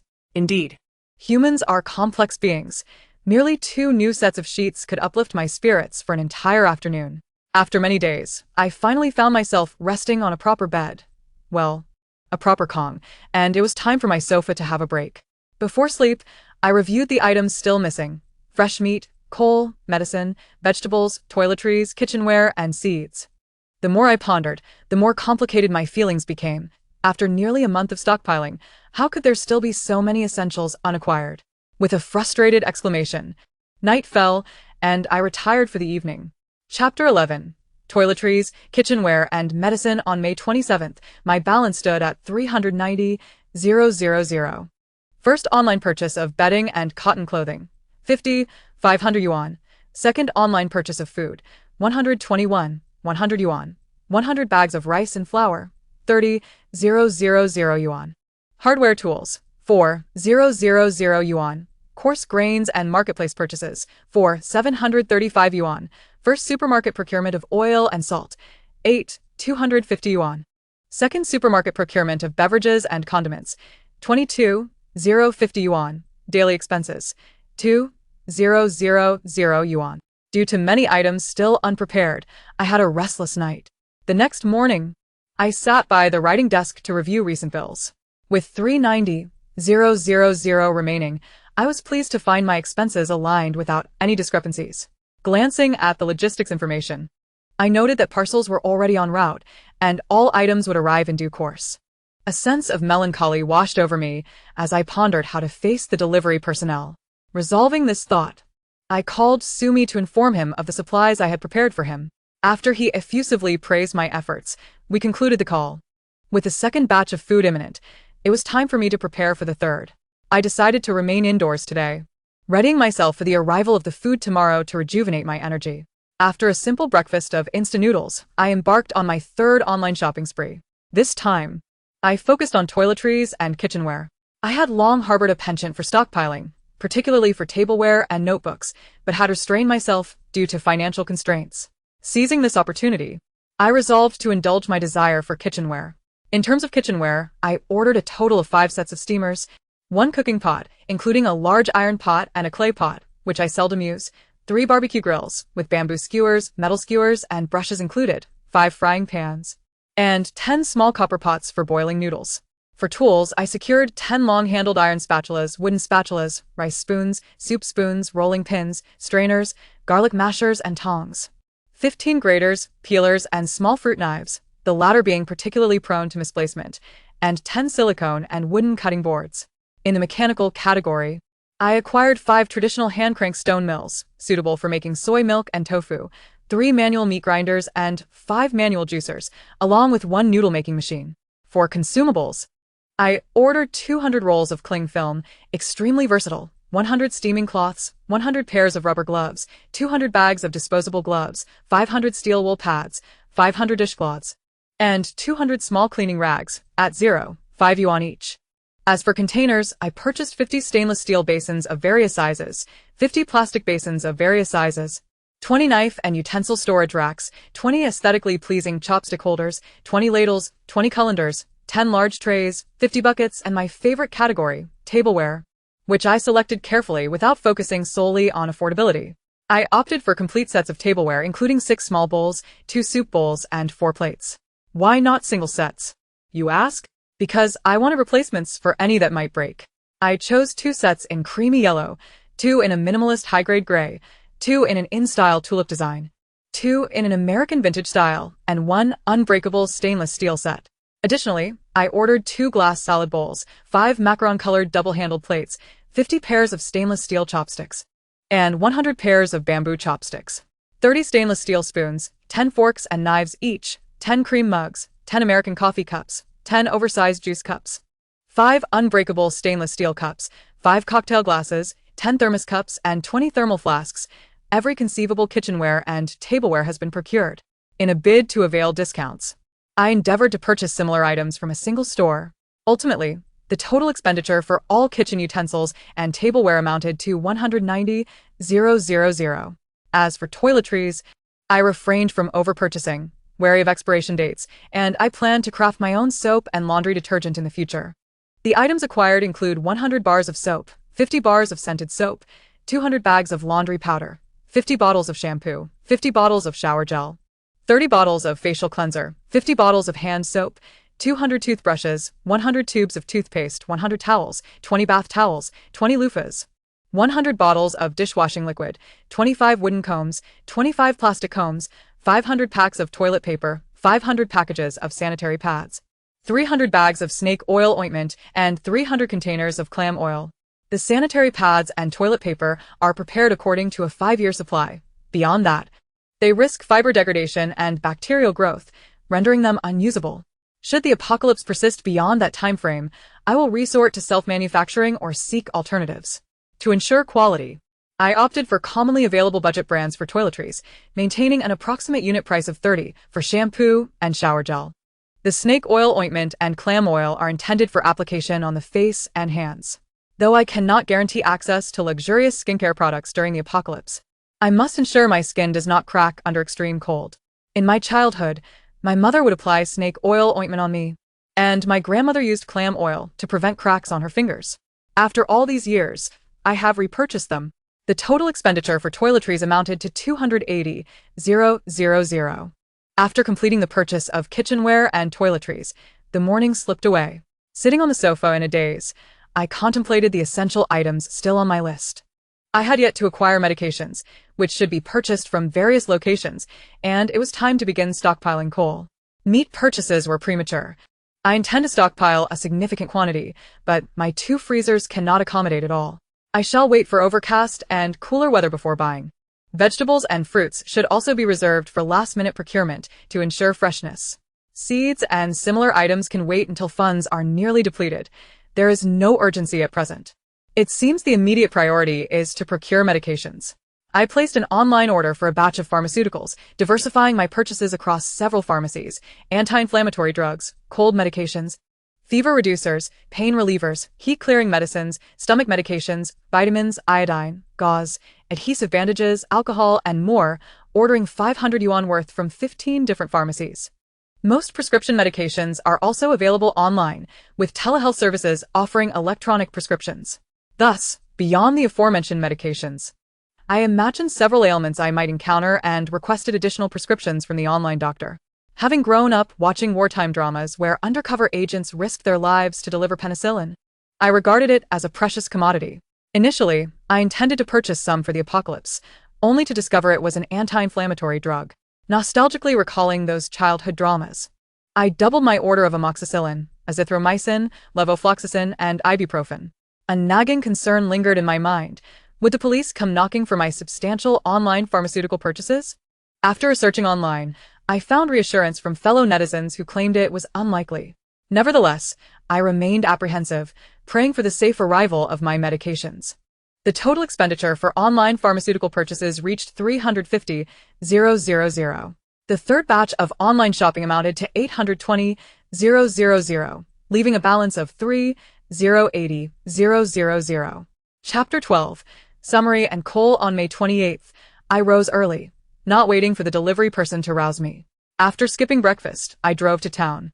As anticipated, I received a call from the delivery person, whose tone was amiable. I hoped he would remain composed when we met. Upon arriving at the delivery station, I spotted a mountain of packages at the entrance, all belonging to me. It seemed the delivery person had already sorted my packages together. He recognized me immediately, his expression one of delight, devoid of any impatience. After all, they earned by the number of packages delivered, so the more I had, the more they benefited. What was there for me to feel humble about? I strode overconfidently, thinking, I am the god of wealth.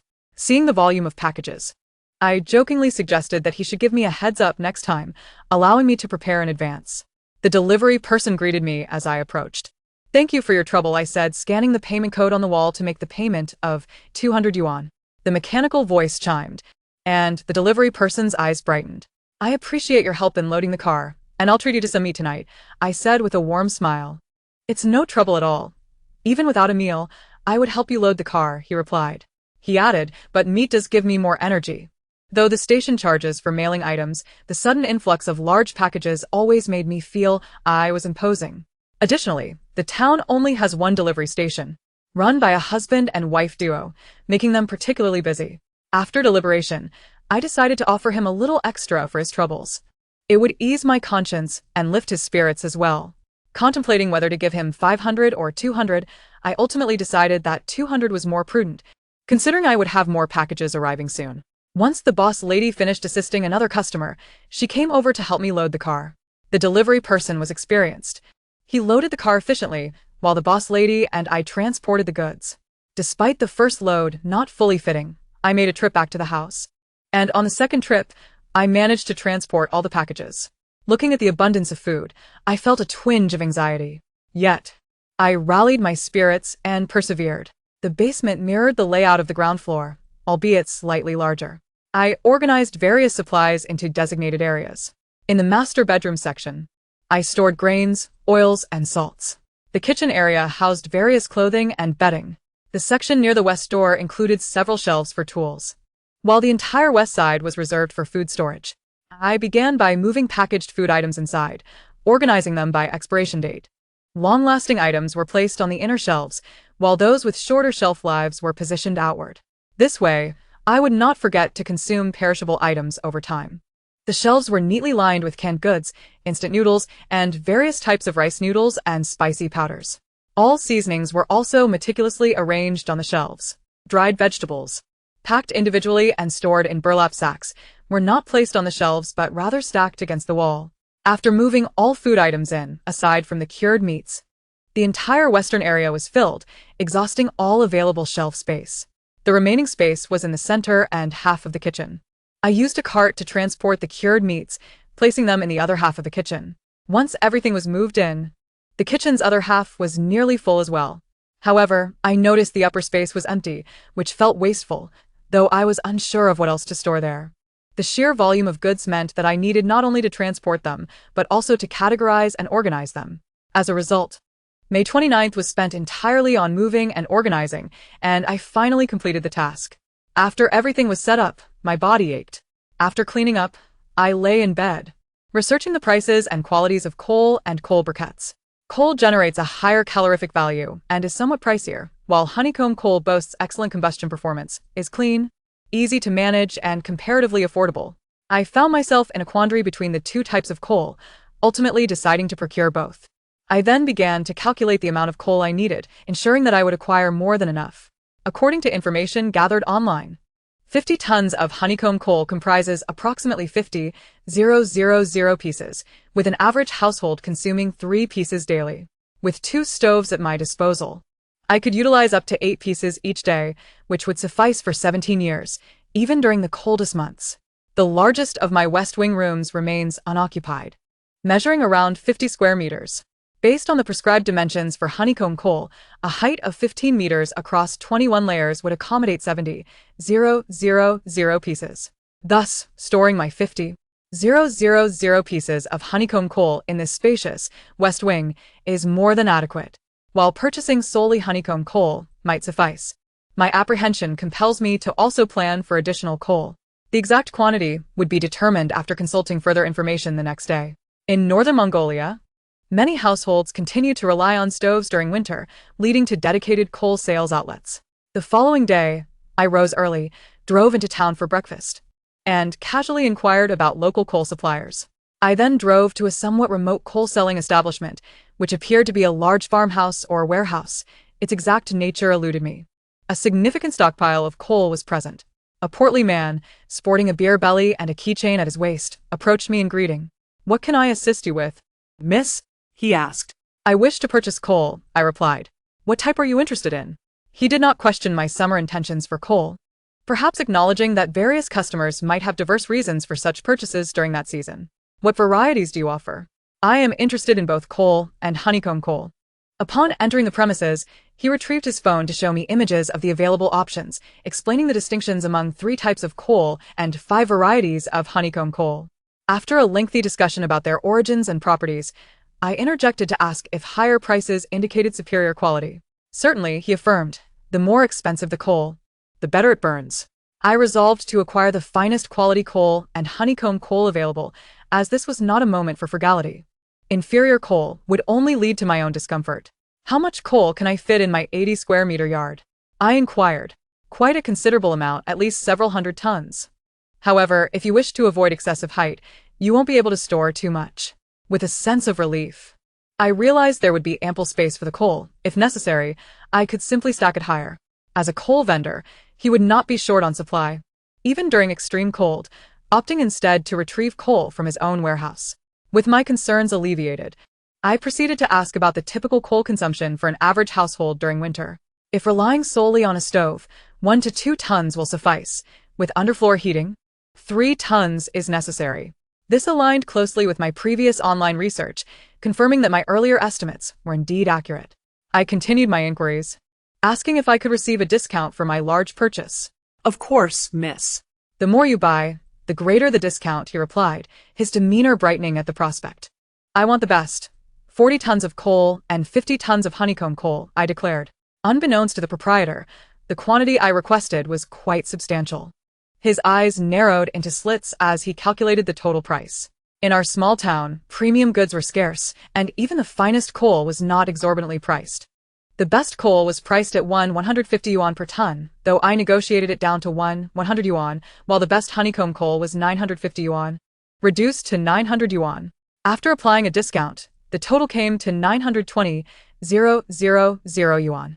He looked at me as if seeking my approval. I understood that the figures of 150 and 950 were inflated, while 100 and 900 represented the actual prices. Further negotiation could yield even lower rates. But I had additional stipulations. Rather than quibbling over a few hundred yuan, I aimed for substantial savings in labor and packaging. This price is acceptable, but I have requests. Please ensure that all coal is packed in burlap sacks for transport, and I would like the honeycomb coal neatly stacked within my house. For ordinary households purchasing smaller quantities, burlap sacks were a customary expectation. However, given the vast quantity I was acquiring, I was uncertain if he would agree to this arrangement.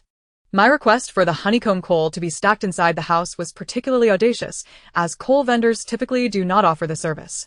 This was a significant reason for my reluctance to haggle, as doing this myself would take several days, and hiring labor would cost over 1,000 yuan. The vendor, however, would find this task far less burdensome, with many workers at his coal factory who were paid daily and could easily manage the job. After a moment of contemplation, he replied that packaging the coal in burlap sacks posed no issue, but stacking 50,000 pieces of honeycomb coal inside would require considerable labor. Can you make a full payment at once? If you can, I will cover the labor costs, he offered. As long as you deliver the coal accurately and help me stack it neatly, I will settle the payment upon delivery. No problem, miss. My factory operates with integrity, and I have plenty of workers. I can bring a few extra tomorrow, he assured me.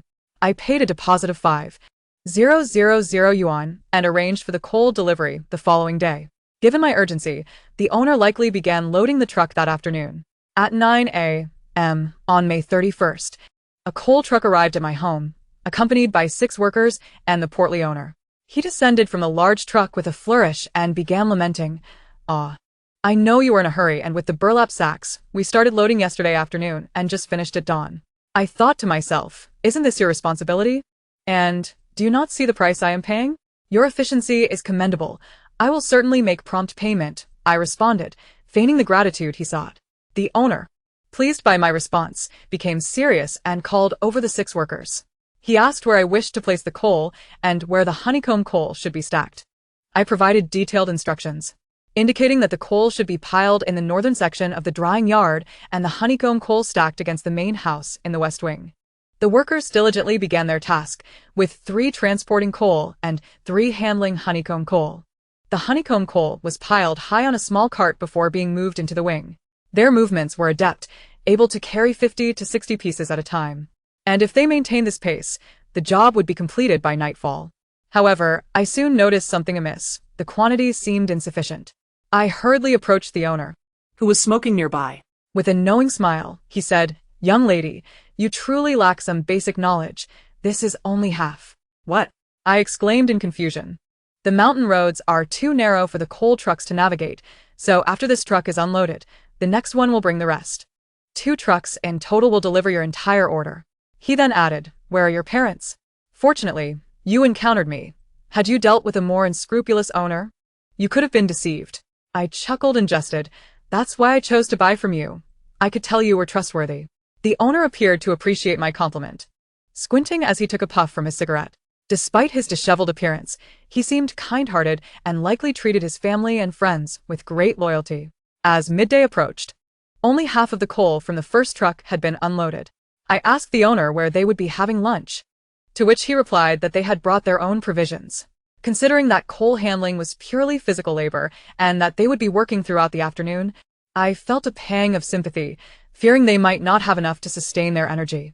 Using the excuse that I had a dog at home and could not leave them alone, I locked the door and quietly drove into town to purchase meals.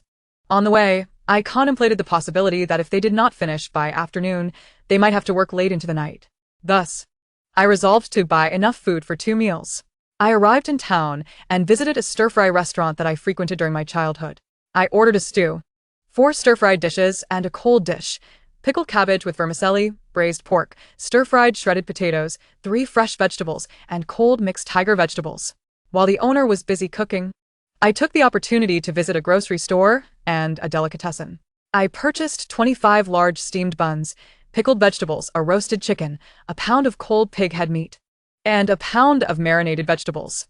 The stir-fried dishes were meant for lunch, while the chicken and pig head meat would be enjoyed for dinner, complemented by a few buckets of instant noodles. Truly perfect. The total cost amounted to 248 yuan, an incredible bargain, sufficient to feed 7 people for 2 meals. When I returned, the owner was still preparing one last dish. I indulged in a bowl of cold noodles at a neighboring eatery, thus avoiding a communal meal with several gentlemen. Upon returning with a bounty of food, I found the workers still laboring. "Why haven't you taken a break yet?" I inquired. "We were just about to eat, but the door was locked and there was no place to wash our hands, so we thought we'd wait for you," replied a tall, slender worker, scratching his head. I chuckled. "Well, it's fortunate you didn't wash up." With that, I pulled out bags of food from my vehicle. Perhaps the workers were genuinely hungry, as several gazed at the food I carried with eager eyes. "Oh, dear, this is too generous. We can't possibly eat this. It's far too extravagant." Thanks to my sister's kindness, we were in for a delightful lunch. A chorus of polite refusals ensued, marking the most animated conversation I had heard thus far. I hurriedly fetched a few basins of water for them to wash up, as their hands and faces were smeared with coal dust. After 2 basins, they were finally clean. I set up 2 tables in the east room, intending for them to dine inside, but they insisted on staying outside, claiming they were too dirty. Therefore, I combined the tables on the steps and placed 5 steaming dishes directly in takeout boxes on the table. I also prepared some pickled vegetables and set the buns in a large basin, inviting them to come and eat promptly. Given the warmer weather, the workers sat on the ground. The owner joined them as well. 7 of us squeezed together, perfectly filling the table. They urged me to join them, but I declined, having just eaten in town. They seemed reluctant to waste food and brought their own lunchboxes, which contained nothing more than rice or buns with some vegetables. The workers, cheerful and jovial, sat together, chatting and devouring their meal, occasionally exclaiming how delicious the dishes were. While they dined, I took the opportunity to fetch a case of cola from the basement. I placed it beside them, encouraging them to indulge without hesitation. In less than half an hour, they finished their meal. With colas in hand, they settled in the shade of the courtyard wall to rest. After another half hour, someone bellowed, "Let us get back to work." Everyone sprang into action, resuming the coal transportation. Chapter 14. Pre-ordering pork, beef, and chicken, perhaps due to the hearty lunch. The workers labored with even more vigor in the afternoon. I mused that the meal was indeed worth the expense. As evening approached, the sky began to darken, and half of the second load of coal and honeycomb coal remained. This was not a reflection of their inefficiency. The quantity I required was substantial, and the added task of stacking it properly inevitably consumed time. The owner grew anxious, directing everyone to hasten their pace. I consulted with him about whether we should break for dinner, and if it would be problematic to return later. He assured me that a later return was acceptable as long as we drove slowly. I then discreetly ventured to the basement to retrieve 7 buckets of instant noodles and some sausages. I arranged the roasted chicken and pig head meat on the dining table, boiling water while beckoning everyone to come and eat. The workers had only taken 1 break throughout the afternoon and now appeared weary and hungry. As the noodles soaked, they gathered around the table, slurping the noodles while enjoying the roasted chicken and pig head meat. Concerned that the noodles might not suffice, I also brought out the leftover steamed buns from lunch. Within half an hour, they had nearly consumed all the food on the table and promptly returned to their tasks. Soon, the coal was fully transported. The workers who had been moving coal came over to assist with stacking the honeycomb coal. By 11 p.m., we had finally completed the stacking of all the honeycomb coal. The workers looked fatigued, and their chatter had diminished significantly. "Thank you all for your hard work today. I greatly appreciate it," I said, handing each of them a bottle of cola. The owner, equally exhausted, ceased his banter, stating, "It's no trouble. We should prepare to leave." I discreetly pulled out my phone to transfer funds to the owner. This little elder was quite astute. His words subtly indicated that I should proceed with the transfer, for without it, he would not depart. After deducting the deposit of 5,000 yuan, I paid a total of 87,000 yuan. The notification of the successful transfer brought a gleeful spark to the owner's eyebrows. With the last remnants of my strength, I bid farewell to everyone and hastily washed up before lying down. A glance at my balance revealed I still had approximately 16 million yuan remaining, along with an ample supply of meat, vegetables, and various seeds. Though the funds were dwindling, I reassured myself that 200,000 yuan would suffice for these purchases. On June 1st, I awoke with the resolve to explore the town. With July approaching and meat supplies dwindling, I felt compelled to secure my order promptly to ease my mind. In Inner Mongolia, every village boasts a few households raising large, fat pigs, specifically for slaughter and sale. which are tastier than those from commercial farms, and the prices are comparable. I headed directly to a small shop in town that sells meat, where they could connect me with local pig farmers. I approached the farmers directly to purchase pigs, as any commission the shop might earn was irrelevant to me. Since live pigs have a standardized market price of 10 yuan per gene, with a slaughtering fee of 200 yuan for clean processing. I arrived at the farmer's home and selected 3 large pigs. One weighed approximately 300 gene, totaling over 9,000 yuan, and with the slaughtering fee, 10,000 yuan was sufficient. I added the farmer on WeChat and informed him that I was reserving these 3 pigs. After paying a deposit of 2,000 yuan, I promised to notify him around July 10th for slaughtering, at which point I would collect the meat and settle the payment. I requested that he assist in separating the meat and bones by the same cuts, offering to pay an additional processing fee. The farmer, being quite straightforward, offered to help me with the separation for free and even kindly inquired if I needed the pig intestines cleaned. I expressed my gratitude and indicated that I did not require the pig blood or intestines. As I was about to leave, the farmer asked if I needed chicken. Naturally, I did and inquired who sold chickens. My older brother in the front yard raises chickens that aren't fed much grain, resulting in excellent meat quality. If you wish to buy, I can take you to see him. Upon reaching the front yard, I was greeted by robust rural chickens, each plump and healthy. A stew of these rustic chickens with mushrooms and potatoes could be utterly divine. I selected 20 out of the 38 available, requesting them to be killed and processed. When asked why I didn't want live ones, I admitted I was too squeamish to do the deed myself. Originally, they were to be sold by weight, but the owner assured me that since the chickens were of similar size, if I trusted him, he would sell them for 150 yuan each, a price that would only decrease. Finding this agreeable, I instructed him to slaughter them over the next few days, and I would return to collect them once processed. The butcher then called to inquire if I needed any beef. They kill a cow every few days, and I could reserve in advance if needed. I drove back to town to assess the quality of their beef. The beef was satisfactory. The price was 25 yuan per gene for any cut. And as long as I arrived early, I could select my preferred cuts. It was indeed a great deal, as in the city where I previously worked. Beef cost over 30 yuan per gene. I placed an order for 300 gene of beef, with the sole request that it be cut into palm-sized pieces and packed in plastic bags. Due to the 2 large freezers being empty, with each capable of holding 200 pounds of meat, I need not wait until late to bring home the beef. I made an arrangement with the proprietress, who will notify me once she has prepared all the beef, for which I paid a deposit of 2,000 yuan. To facilitate my purchases of other items, I set aside the money for meat in advance, totaling 20,500 yuan for chicken, pork, and beef combined. Upon returning home, I began to contemplate my new plans. The time for doomsday preparations had passed the halfway mark, with only a month remaining. To ensure nothing is overlooked, I decided to draft a plan for the upcoming month. Since my funds remain sufficient, beyond basic stockpiling needs, I must also prepare for sustainable development. 1. Drill a well. The house already has one well, but fearing extreme cold may render it non-functional, I plan to drill a deeper well. 2. Firewood. 3. Storage batteries, a diesel generator, and a human-powered generator. In case of emergencies, the diesel generator will be utilized. Additionally, I will purchase a stationary bike generator to charge the batteries for everyday lighting and mobile charging. 4. Self-defense weapons. 5. Acquire tutorial books on planting, animal husbandry, making homemade laundry soap, and various practical subjects. I will also buy some paper and pens for easy record keeping. 6. Purchase electronic products to save films and series for entertainment. If there are surplus funds, I will buy some appliances. 7. Buy various seeds and hens. The goal of raising chickens is for eggs, while the seeds are for vegetables, grains, and other essentials.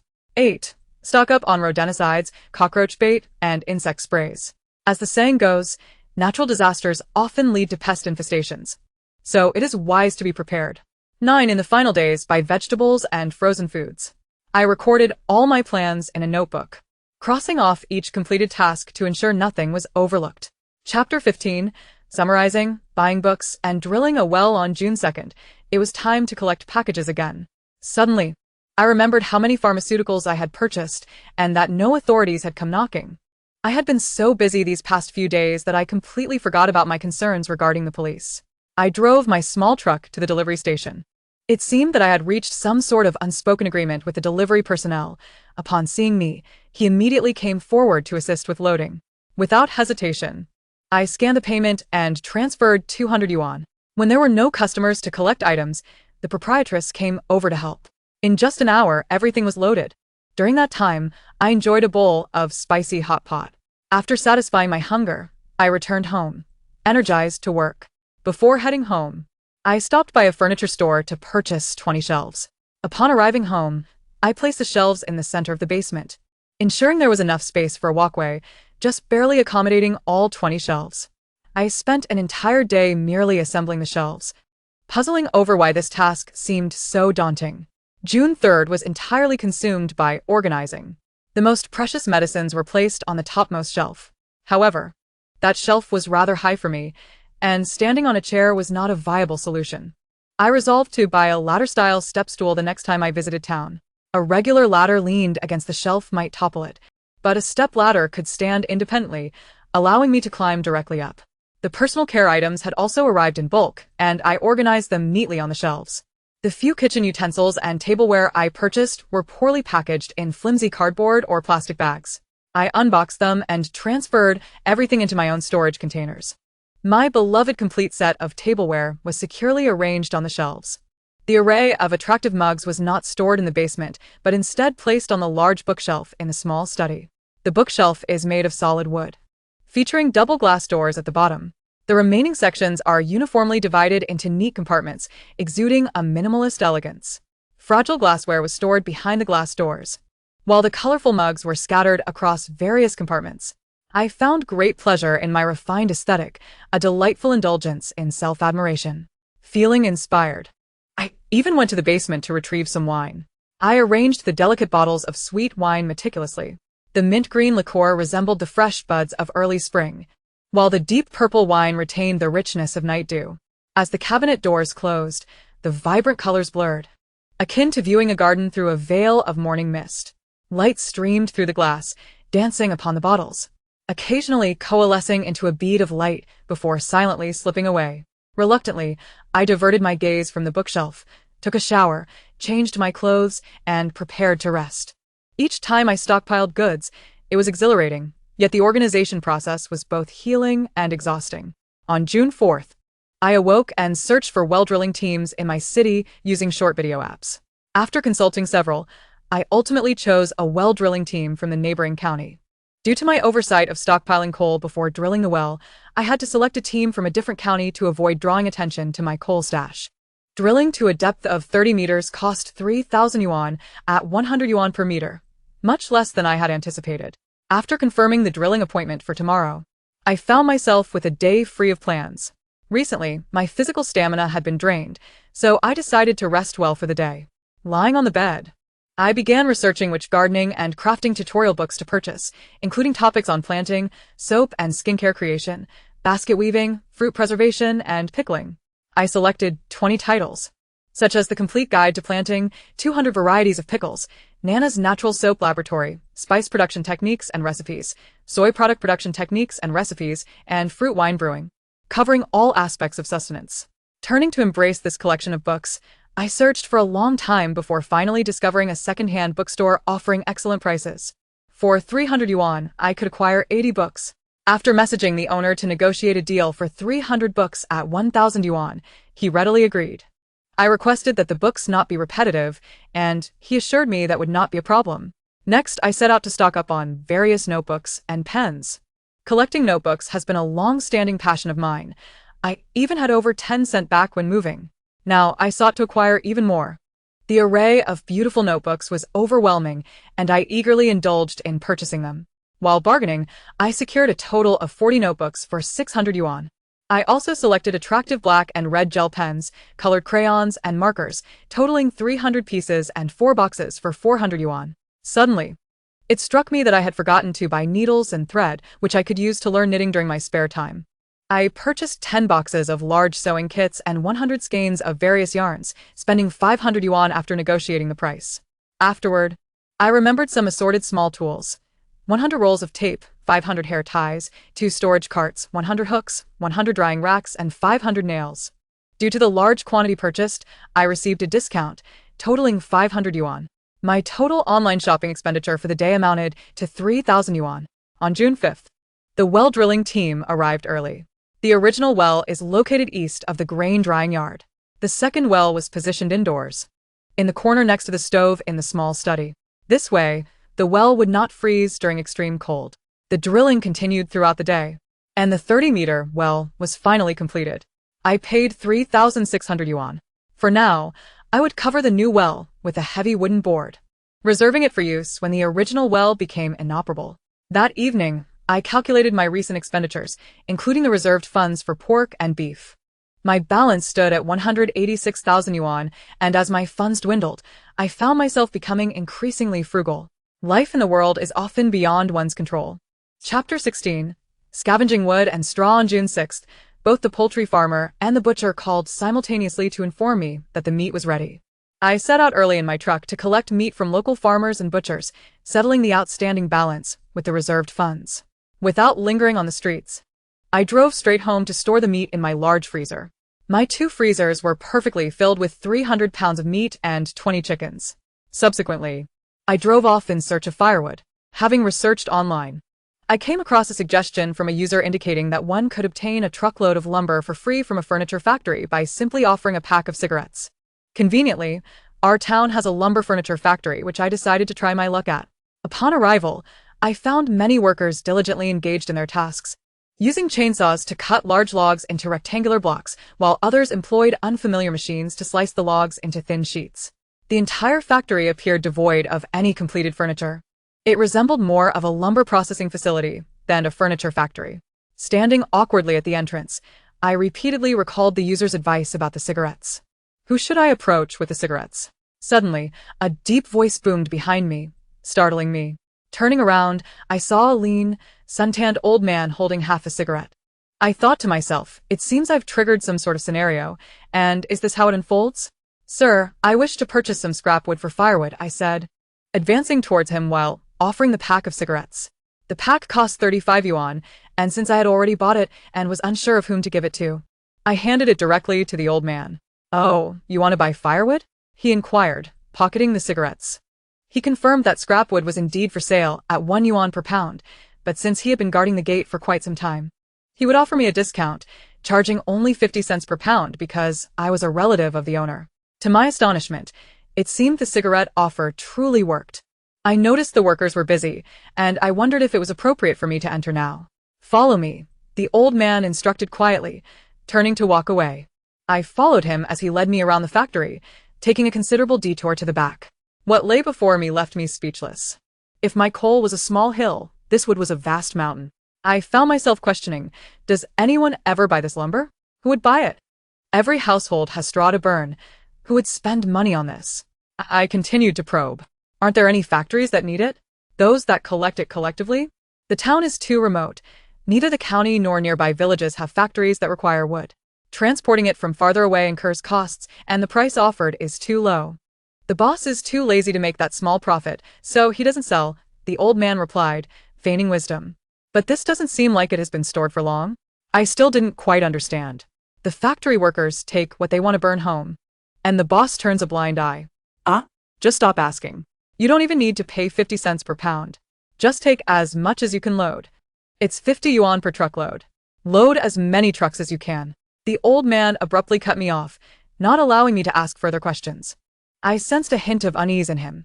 Surely, he didn't want that money for himself? Nonetheless, it didn't matter to me. I was more concerned about the fact that 50 yuan per truckload was akin to receiving it for free. I cheerfully replied, all right, sounds good. The old man paid me no mind and walked away, instructing me to load as much as I could, keeping track of the number of truckloads myself. He mentioned there were burlap sacks over there that I could use, and to return to him for payment once I was finished. Although I felt somewhat guilty, the unexpected fortune emboldened me. It was too cumbersome to throw one piece at a time onto the truck, so I brazenly appropriated a burlap sack from the stack that stood over a meter high. I couldn't help but chuckle at the thought that perhaps the old man frequently stole and sold wood, deliberately leaving the sacks there. As I began loading the wood, the process proved to be remarkably efficient. As I scraped the top layer, the pieces would slide down automatically. In just a few minutes, I filled one sack. Within 2 hours, I had filled 30 sacks, securing them with ropes on the truck before heading back home. The old man could never have anticipated that I would manage to load 30 sacks in one trip. Upon returning home, I swiftly unloaded the truck and set out to load more. I was filled with an inexplicable energy that made the labor feel effortless, and I kept loading fervently. By the time I filled the 5th truckload, exhaustion finally set in. It was now deep into the night. I approached the old man at the security booth and transferred 251 yuan to him. He inquired eagerly if I would return the next day. Yes, I shall return, I assured him. In total, I had gathered 5 truckloads, equating to 150 sacks of lumber, which now filled nearly half of my yard. On the morning of June 7th, despite my muscles aching, I resumed loading, wary that if I were not careful, the boss might discover my activities and deny me further access. The second day's efficiency did not match the first, yet I persevered and managed to load 5 more truckloads.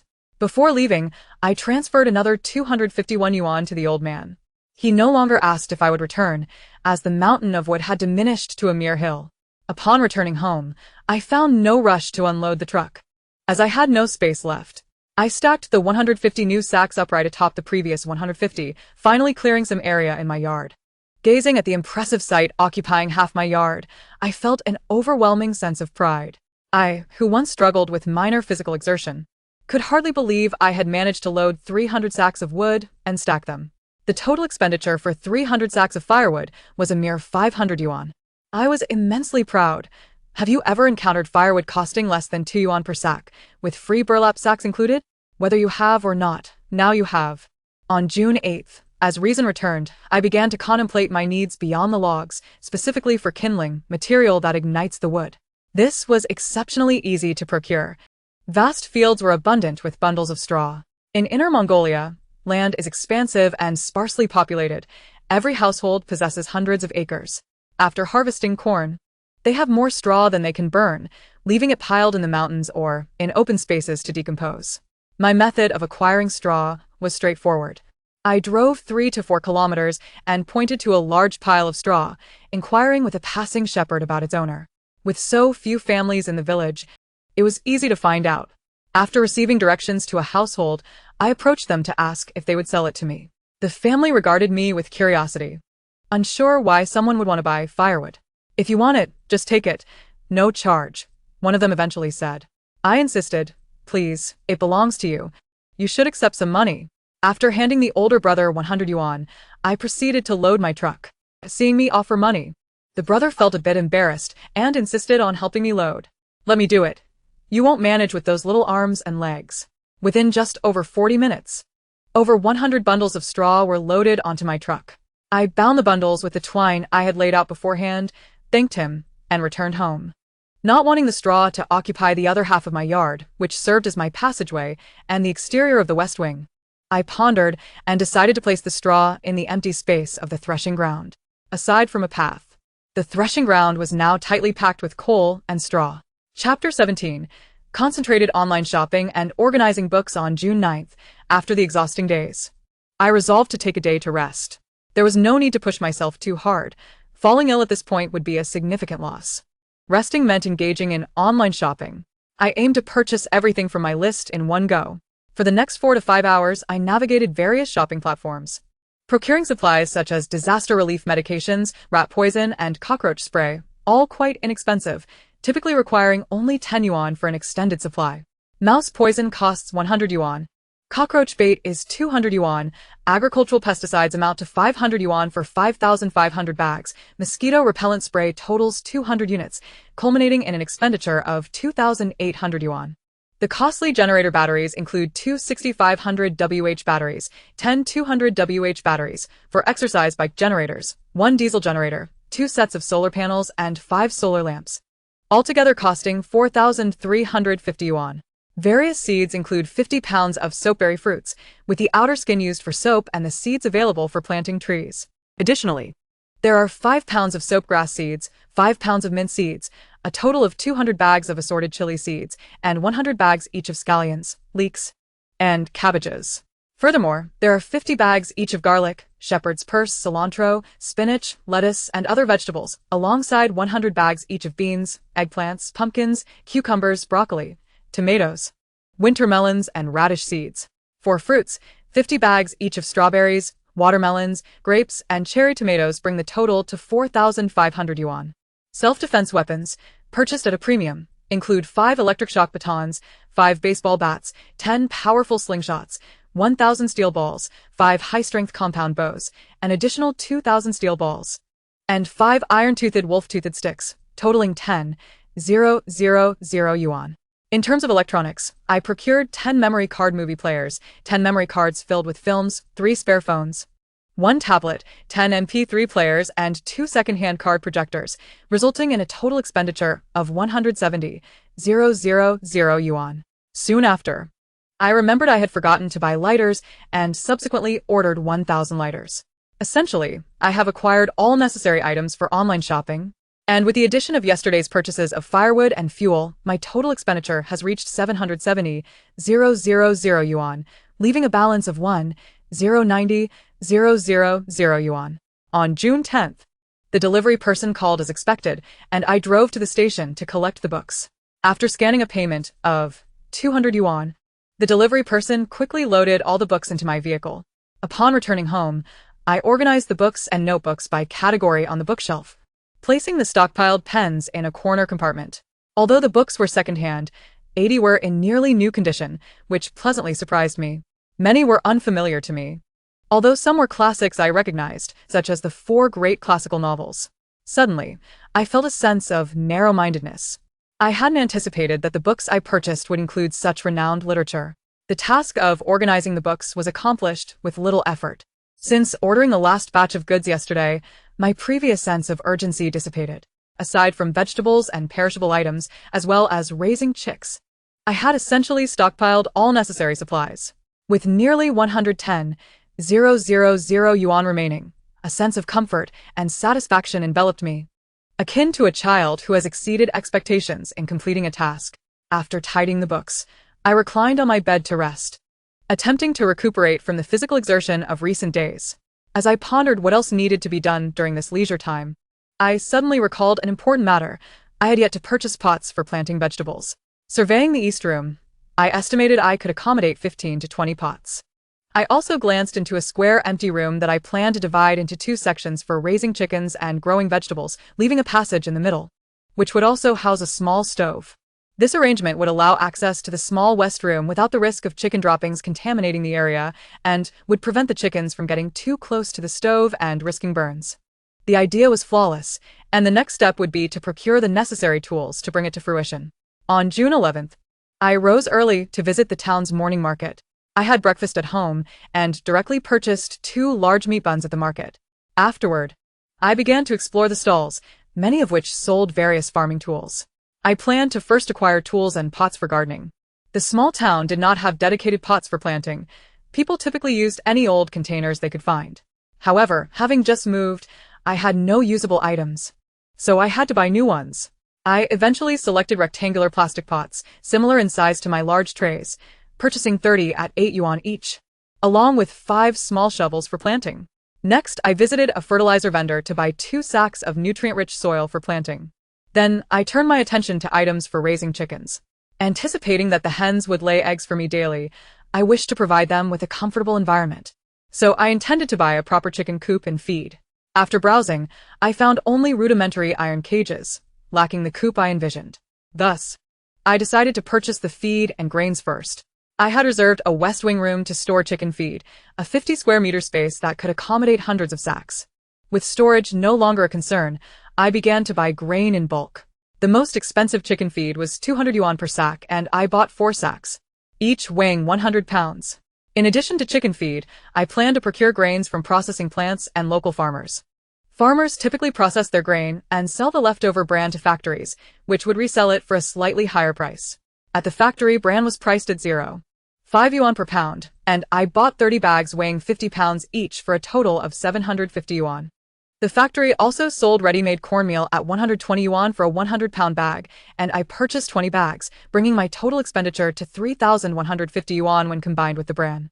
I also intended to buy some dry corn kernels, as they have a longer shelf life and can be stored for several years for the chickens. If the kernels were too large, I could grind them into powder using a small stone mill. Many farmers do not sell all their grain and stockpile a substantial amount. And buying directly from farmers offers prices nearly half that of retail stores. After inquiring around, I finally found a farmer selling grain at the collection price of 1 yuan per pound, and I purchased 20 bags, each weighing 100 pounds. Concerned that the farmer might run out of grain, I asked, "Do you still have grain at home?" With the frequent conflicts outside, it's wise to keep some. The farmer smiled mysteriously, pulling aside the curtain to reveal numerous sacks stacked densely in the adjoining room. "How could we go hungry? You must not be from the countryside. We always keep some grain at home." This reassured me, and I smiled sheepishly, paid for the grain, and loaded my vehicle. Initially, I intended to buy chicken coops and fencing, but my vehicle could not accommodate them. Today, the farmer taught me a remarkable skill. The truck's bed can be raised to unload items. This revelation brought me immense joy. No longer would I need to drag items out one by one, and I felt a sense of grievance for my earlier struggles to haul wooden blocks. Upon returning home, I slowly raised the truck bed, allowing the sacks of grain to slide gently onto the ground. Using a small cart, I transported the sacks into the designated West Wing room, placing the corn kernels at the back for long-term storage. I then stacked the bran, followed by the feed and cornmeal. Storing grain proved to be a physical endeavor, and after completing the task, I lay on my bed, contemplating life. Recently, I have felt as though I were working like a beast of burden. Chapter 18. Materials for the chicken coop and summary on June 12th. I returned to the town in the morning to purchase the items I had not acquired the previous day. Having not found a suitable chicken coop, I recalled the wood processing factory and considered making the coop myself. I approached the gatekeeper and explained my needs, and his eyes brightened, likely envisioning a chance for extra earnings. He offered me a selection for 50 yuan, but I could only load one truck at a time and had to return in the evening. I disregarded any ethical concerns, my mind solely focused on stocking up. First, I purchased other materials in town, including 500 meters of wire mesh for enclosing the chicken yard, which I could also use to fence the vegetable garden when the weather warmed. This cost 800 yuan. I also bought 10 plastic barriers for 100 yuan to separate the chicken coop. A round chicken coop crafted from straw is placed inside for hens to lay eggs, accommodating 10 at a time and requiring replacement every 2 years at the cost of 300 yuan. The fermentation bed for the chicken coop, composed of straw and other materials, effectively neutralizes odors, as chicken droppings and moisture are directly absorbed into the bed, which can later serve as fertilizer when replaced. This was prepared by the farmers themselves, significantly cheaper than online prices, resulting in the purchase of 10 bags for 200 yuan. During a previous visit to a hardware store, I had forgotten to buy a hammer, so I returned to purchase 5 hammers and 200 long nails. Noticing sturdy plastic boards for sale at the vendor's home, I also acquired 10 pieces. After transporting these goods home, I returned to the town as dusk approached, heading straight to the furniture processing factory. After discreetly handing the elderly gentleman 50 yuan, I embarked on my self-service shopping spree. The dimensions of the wooden boards were estimated visually and may slightly differ from the actual sizes: 20 pieces of 1 square meter boards, 40 pieces of boards measuring 30 centimeters wide and 1 meter long, and 20 pieces of strips measuring 15 meters long and 10 centimeters wide. While these materials were nearly sufficient, the gentleman encouraged me to take more, and I could not disregard his kindness. I selected 5 pieces of 2 meter long and 20 centimeter wide rectangular beams, perfect for constructing a shed for firewood. Hesitating to take more, I suddenly spotted some circular and square wooden blocks, approximately 30 to 40 centimeters tall, ideal for crafting small stools. I promptly took 6 of each, a total of 12, intending to sand and finish them at home. Surely, such solid wooden stools would be quite expensive if purchased from a store. A thought crossed my mind. Could these be someone else's order? Would taking them cause a shortage for the factory? As I reached the exit, I inquired with the gentleman if it was permissible to take the small wooden blocks. He reassured me that these materials were not particularly accounted for, so taking a few would be no issue. Grateful, I prepared to leave when he continued speaking. "Is this all you're taking? Your vehicle isn't even close to full." I was taken aback. I thought I had already been quite greedy. "There's plenty of sawdust. Would you like some?" he offered. Sawdust, the fine powder produced from cutting wood, has numerous uses. It can serve as fertilizer, be transformed into a fermentation bed for chicks, or even be ignited for smoking meat. At the very least, it can be used for fuel. "Yes, I want it," I exclaimed eagerly. He gestured eastward. indicating that the sawdust was already bagged, and I could simply take it. With excitement, I drove over, intending to load more. However, it proved too heavy, and I struggled to load 5 bags into my vehicle. Realizing it was nearly full, I reminded myself of the adage, greed leads to downfall, and decided to retreat. At the exit, I handed the gentleman another 50 yuan. Given the volume of goods, 100 seemed rather insufficient. With a look of approval on his face, I drove away. Upon returning home, I did not unload the vehicle, but proceeded directly to wash up and sleep, planning to tackle the tasks the following day, exhausted beyond measure. On June 13th, I lingered in bed for a while longer before reviewing my recent bills, which, after rounding off, left me with 100,000 yuan. I had intended to build the chicken coop today, but I received a call from the courier informing me that my final batch of online purchases had arrived. Without hesitation, I unloaded the vehicle and headed back to town. Upon arriving at the logistics station, I scanned a code for 200 yuan, and the courier and his wife efficiently assisted me in loading the items into my vehicle. On the drive home, I contemplated how to unload the 2 large batteries, which I presumed would be quite heavy. Ultimately, I decided to employ the same method as before, placing a wooden board at the rear of the vehicle and sliding the batteries down it. The batteries, wrapped in foam, should remain intact. Once home, the priority was to move the batteries, which turned out to be lighter than I anticipated, each weighing less than a bag of rice. Upon checking the order details, I discovered that each large battery weighed only 60 pounds. Given the dampness of the basement, I worried about the batteries being affected, so I placed them on the floor of the darkroom. With dimensions of 50 by 30 by 30 centimeters, they fit snugly against the wall without occupying much space. Their square shape did not detract from the aesthetics. Rather, it enhanced the room's appeal. The smaller batteries were intended for installation on the stationary bicycle generator. While idly pedaling, I could charge the smaller batteries for lighting and powering electronic devices, which seemed quite practical. The stationary bicycle was positioned in the sunlit corner of the small room, allowing me to bask in sunlight while exercising, an invigorating combination. There was no rush to install the solar panels. Placing them on the roof might attract attention. And during the harsh winter months, sunlight would be scarce, making it wise to wait until after the cold spell had passed. However, I found myself at a dilemma with the remaining stationary bicycle and diesel generator. There was simply no space left in the room. I wanted to keep some areas available for planting vegetables. Upon inspecting the packaging, I noted it was all securely wrapped, with foam boxes encasing everything. After much deliberation, I decided to store them in the basement. Upon checking the self-defense weapons after unpacking, I confirmed everything was in order and left one of each type on the floor, returning the rest to their original packaging for storage on the basement shelves. Due to the large quantity of seeds I had purchased, they had all been delivered in boxes, which I neatly arranged on the shelves, stacking any that couldn't fit against the wall. Now, the entire basement was filled to capacity, with 40 shelves orderly displaying various items, and bags of grains and other goods neatly piled together. Although the basement appeared full, my meticulous organization ensured it did not seem cluttered. With labels on all the shelves indicating their contents, I could effortlessly locate any item I sought. Indeed, a severe hoarding enthusiast can find joy in the act of stockpiling, regardless of the physical labor required. Finally, I addressed the electronic products. I carefully unpacked and inspected each phone and player, confirming their condition before returning them to their original packaging for safekeeping. I opted not to store the electronics in the basement. Instead, I placed them in the large wardrobe of the small room, excluding the area designated for vegetable planting. The most vacant space in the house was within the wardrobes of the 2 bedrooms, aside from essential clothing and a set of bed linens occupying the eastern wardrobe. The remainder was entirely empty. Chapter 19. Diesel, Electronics, and Premium Goods. On June 14th, with 2 weeks remaining before the weather turned cold, I aimed to complete all outdoor tasks during this fair weather period, including constructing the chicken coop, filling garden beds with soil, and building a shed for firewood. The first task on my agenda was to construct the chicken coop. I earnestly began to sort through the wooden boards.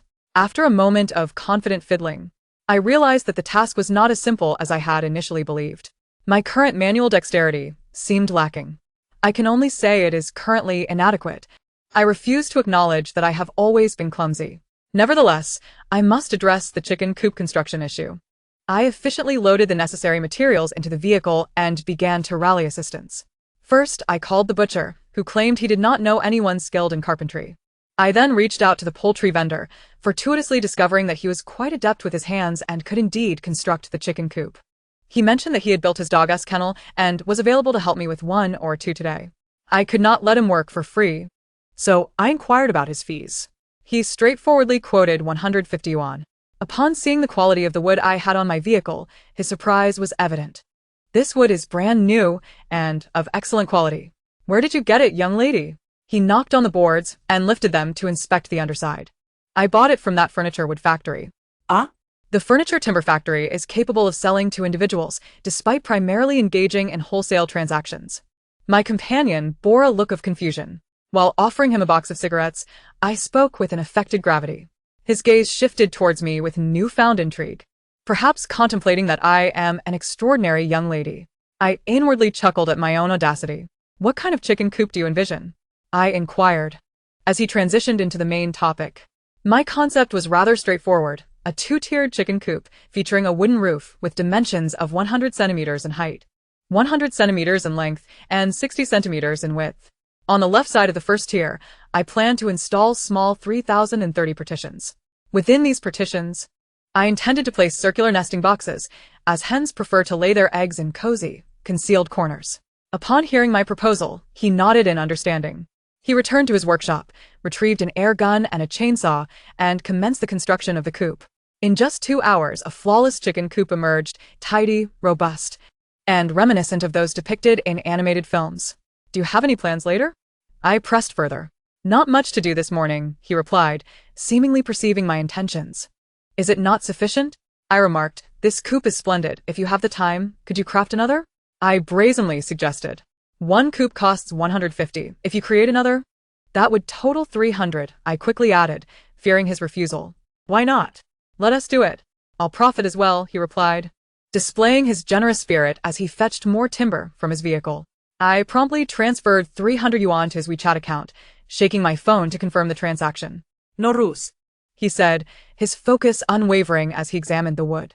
How about I create a different design for you? He inquired, perhaps intrigued. Sure. Go wild with your creativity.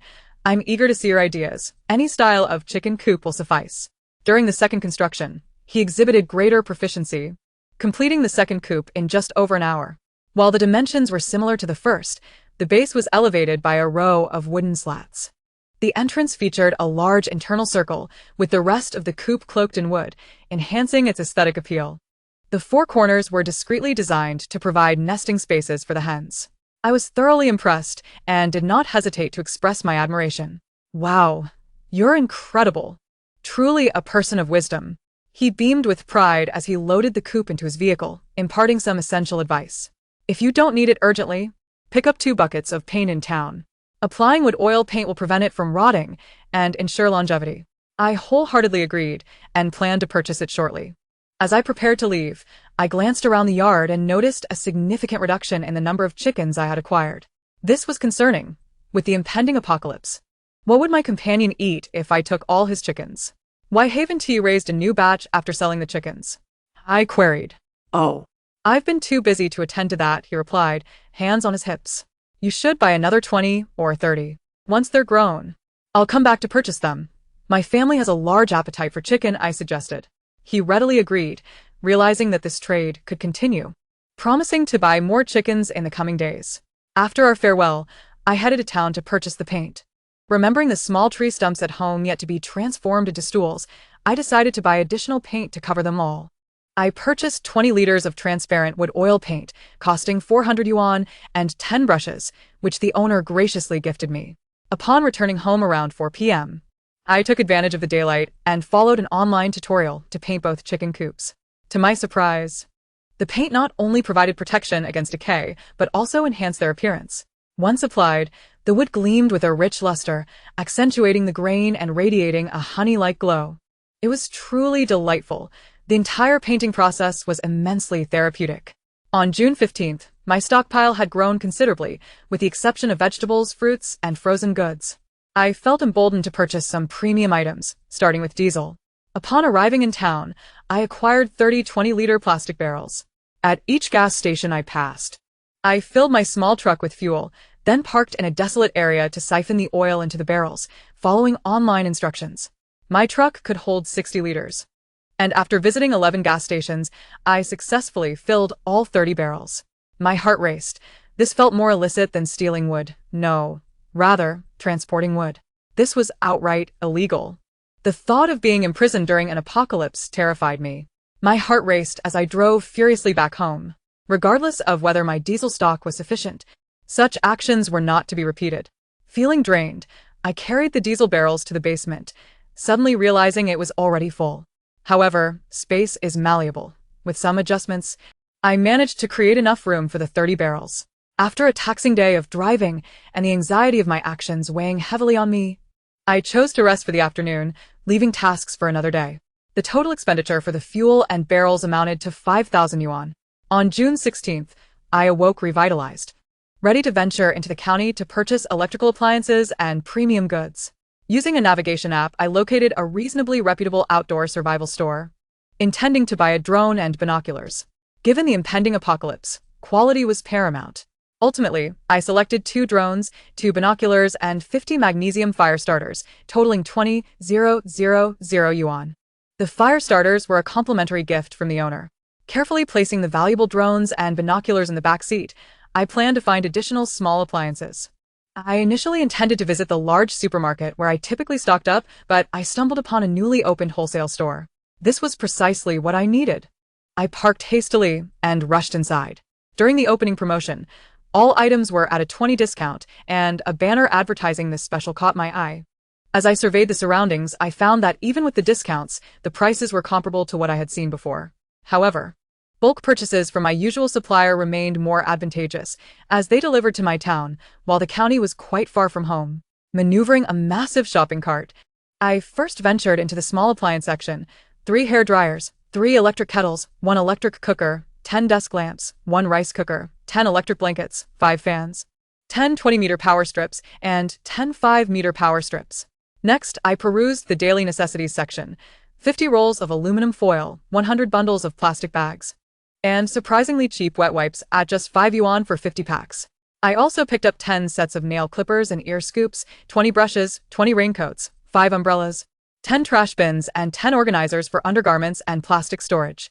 I then strolled through the tools section. Inspired by the air gun and chainsaw my companion had used so effortlessly, I decided to purchase some. 2 air guns, 10 boxes of nails, 3 chainsaws, and 100 sheets of sandpaper. I also bought 2 straw woven cushions for seating, despite their high price of 50 yuan each after the discount, as they felt exceptionally well made, perfect for enjoying tea at my small table. Lastly, succumbing to temptation, I visited the dishware section to reward myself with a few aesthetically pleasing cups. After the discounts, my total came to 4,500 yuan, aligning with my expectations. Satisfied, I loaded the goods into my vehicle and on my way home, stopped by a pharmacy to stock up on medicine, spending an additional 3,000 yuan on various items, including heart-saving tablets, frostbite ointment, and a substantial amount of alcohol. Upon returning home, I joyfully unloaded the car, placing storage boxes in the wardrobe and on the desk, while the remaining items were unceremoniously shoved into the basement. To create some space in the basement, I retrieved frequently used items that had yet to be brought upstairs. As I had not yet done much cooking at home, the kitchen remained rather bare. Kitchen utensils, previously hoarded spices, and even the kitchen storage rack were still tucked away. I rummaged through the basement and managed to pull out several large bags of pots, pans, and dishes, which resulted in a rather chaotic arrangement in the 2 cabinets of the kitchen.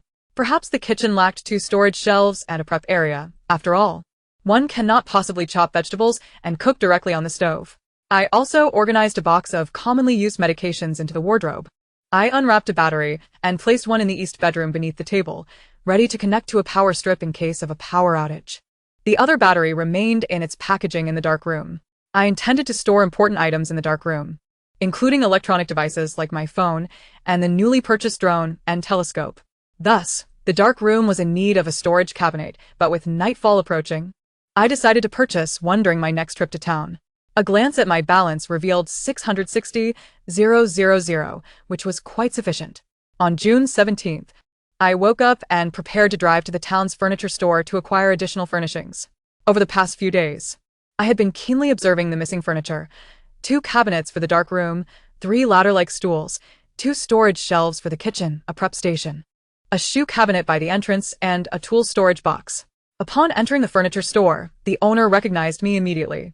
"Ah, you're back," he greeted warmly, likely thinking of me as a generous customer, albeit one who preferred reasonably priced items. I detailed my required furnishings to the owner, selecting everything except for the tool storage box. In total, I spent $1,900, leaving me with $640,000. After transporting the furniture home and setting it in its designated spots, I placed a shoe cabinet by the entrance alongside a dressing mirror. The prep station, wrapped in stainless steel, along with the two storage shelves, was situated in the kitchen. The two cabinets for the dark room were positioned, one atop the heated bed and the other against the west wall underground. Each cabinet featured double doors adorned with frosted glass, and below were 8 drawers measuring 15 by 25 centimeters each. I stored various electronic devices, including the drone and telescope, in the small cabinet atop the bed. Once everything was arranged, it was still only noon. After lunch and a brief nap, I resolved to attempt some DIY projects in the afternoon. First on my agenda was constructing the long-awaited tool storage box. I connected the power to the yard using a power strip and retrieved the necessary wooden boards. Recalling the techniques demonstrated by the chicken vendor, I began to visualize the structure, designing it in the shape of a wooden box with 4 vertical supports extending upward, joined by a horizontal frame to support the handles of the tools, thus preventing any mess on the walls. Although it seemed somewhat superfluous, it was not without merit, especially since I had recently acquired an electric saw and a nail gun, eager to hone my skills. Despite my mental preparation, the first use of the electric saw startled me, the noise reverberating loudly as sawdust flew toward my face. Though apprehensive, I prioritized safety, fully aware of the potential consequences should it come into contact with my hands. Gradually, I grew bolder. The saw proved remarkably efficient at cutting wood. After successfully slicing all the wooden pieces, I moved on to the assembly phase. Unlike before, when I would hammer in nails, I now had a nail gun at my disposal. After studying tutorials online for half a day, I finally felt ready to proceed. The noise was equally formidable as the electric saw, each trigger pull sending a jolt through my heart. Nevertheless, the efficiency was undeniable. A gentle squeeze of the trigger secured the nails firmly into the wood. Within 2 hours, I had crafted the toolbox I had envisioned, significantly boosting my confidence. I deemed myself a budding carpenter. This inspired me to consider acquiring another load of lumber to create more items for the impending apocalypse. Without delay, I decided to take action. Without notifying the elderly gentleman, I drove my small truck directly to the lumberyard that evening. The old man was napping in a small pavilion. I gently tapped on the window, and he stirred awake. "Hello." I cheerfully offered him 50 yuan in cash. Go on, he mumbled sleepily, accepting the money before drifting back to slumber.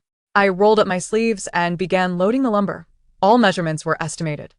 I acquired 30 pieces of 1 square meter boards, 30 pieces of 30 centimeters wide by 15 m high boards, and 20 wooden rods measuring 15 centimeters in diameter and 2 m in length. I then turned my attention to the small round stumps. I envisioned cutting them into smaller pieces with the electric saw, potentially using them as heat insulators, lids, or decorative items, thus enhancing their value. After hauling 10 small round stumps, I scanned for other treasures. I may have felt like a shameless thief, but I reasoned that if I did not take them, they would merely become debris in a post-apocalyptic world where temperatures could plummet to -70 degrees, rendering them useless. Hence, I preferred to be a shameless thief, allowing them to fulfill their purpose. Chapter 21. Optimizing the small backyard. After surveying the area, I indeed discovered more treasures. Numerous polished pine logs, as thick as my waist, caught my eye. They appeared perfect for making cutting boards. I selected the smallest piece, about the height of my calf, and loaded it onto my truck, sufficient to create 2 or 3 cutting boards. Surrounding it were various small scraps, unlike the debris outside the wall. These looked considerably more appealing. Circular, square, small dowels, some even displayed clear growth rings. Had they not been mingled with refuse, I would have mistaken them for normal semi-finished lumber. Given their classification as waste, I felt no guilt. I retrieved a burlap sack and filled it to the brim. That would suffice. Indeed, it was more than enough. These wooden materials would enable me to craft numerous tools for a lifetime. After expressing my gratitude to the old man, I drove home, placing the salvaged boards into the tool storage room. I must commend these 3 large storage rooms. They were incredibly capacious. Without them, I would have been at a loss. On June 18th, I continued my outdoor endeavors. I first ventured to town to purchase a polishing machine, along with a plethora of spare sanding wheels and 60 and 100 grit sandpaper, totaling 500 yuan. I also acquired various wood stains and paints, 50 barrels, along with 200 brushes, costing 1,000 yuan in total. With this new polishing equipment, coupled with the electric saw, nail gun, and paint, I could preserve the wood for leisurely exploration during the apocalypse, while also maintaining the furniture as needed. However, I refrained from hastily tinkering with the wood, prioritizing my preparations for the impending end times. The paint on the chicken coop had dried thoroughly, and I was eager to utilize the design crafted by the chicken vendor. Finding it too ingenious to let gather dust, I would henceforth refer to the square structure as the breeding house. I positioned the chicken coop in the southwest corner of the breeding house, placing the round chicken nests at each of the 4 corners of the staircase. The entrance-esque curved wooden boards perfectly concealed the corners, ensuring the chickens would feel secure laying their eggs there. I laid a layer of greenhouse plastic on the floor, donned a mask and gloves, and retrieved the fermentation bed from the storage room, which comprised various chopped grasses laid thickly across the floor. Its primary purpose was to eliminate odors, as I did not wish for the chickens to foul my home. Online tutorials suggested a thicker layer would enhance odor elimination. I used 15 bags of the fermentation bed, covering all areas except the chicken coop thoroughly. Although the term fermentation bed may sound unpleasant, it resembled straw, dry and clean, not at all dirty. I nailed wooden sticks on either side of the walls and bound them to the fence with iron wire, effectively isolating the southern side of the door. Listen, it seems simple. I spent the entire morning on these tasks. In the afternoon, I prepared to construct a small shed to cover the lumber. This had been my intention all along, but when I set about doing it, I realized that securing the wooden sticks was quite challenging. The floor of my little courtyard is paved with red bricks, and I did not wish to pry them up and damage the entire surface. Eventually, I discovered a straightforward yet effective solution: to cover everything with plastic sheeting. I had stockpiled a considerable amount of greenhouse plastic, enough to cover the pile of wood, likely using only half a roll. I unfurled the plastic and enveloped the wood completely. Then I employed wooden sticks from the lumber yard. Apart from securing the 2 sides of the wall, I pressed the other 2 sides down with sticks, weighted down by stones. When summer arrives, I can remove the plastic and let the wood air out, preventing moisture damage. The wood will be completely sealed underneath, a technique I learned from my grandmother in my childhood. Perhaps due to the nearing end of stockpiling, I began to feel that July was approaching slowly. Time no longer felt pressing, and I was no longer compelled to spin like a top. My physical exertion for the day concluded here. On June 19th, I prepared to tidy up the little space outside the back door. Although my initial decision to stack all the coal briquettes there was somewhat naive, placing a portion of them there turned out to be a wise choice. Having them by the back door allows for easy access, sparing me from donning heavy gear daily in the frigid temperatures of -6 or 7 degrees to fetch coal from the front. A concentrated trip every so often suffices.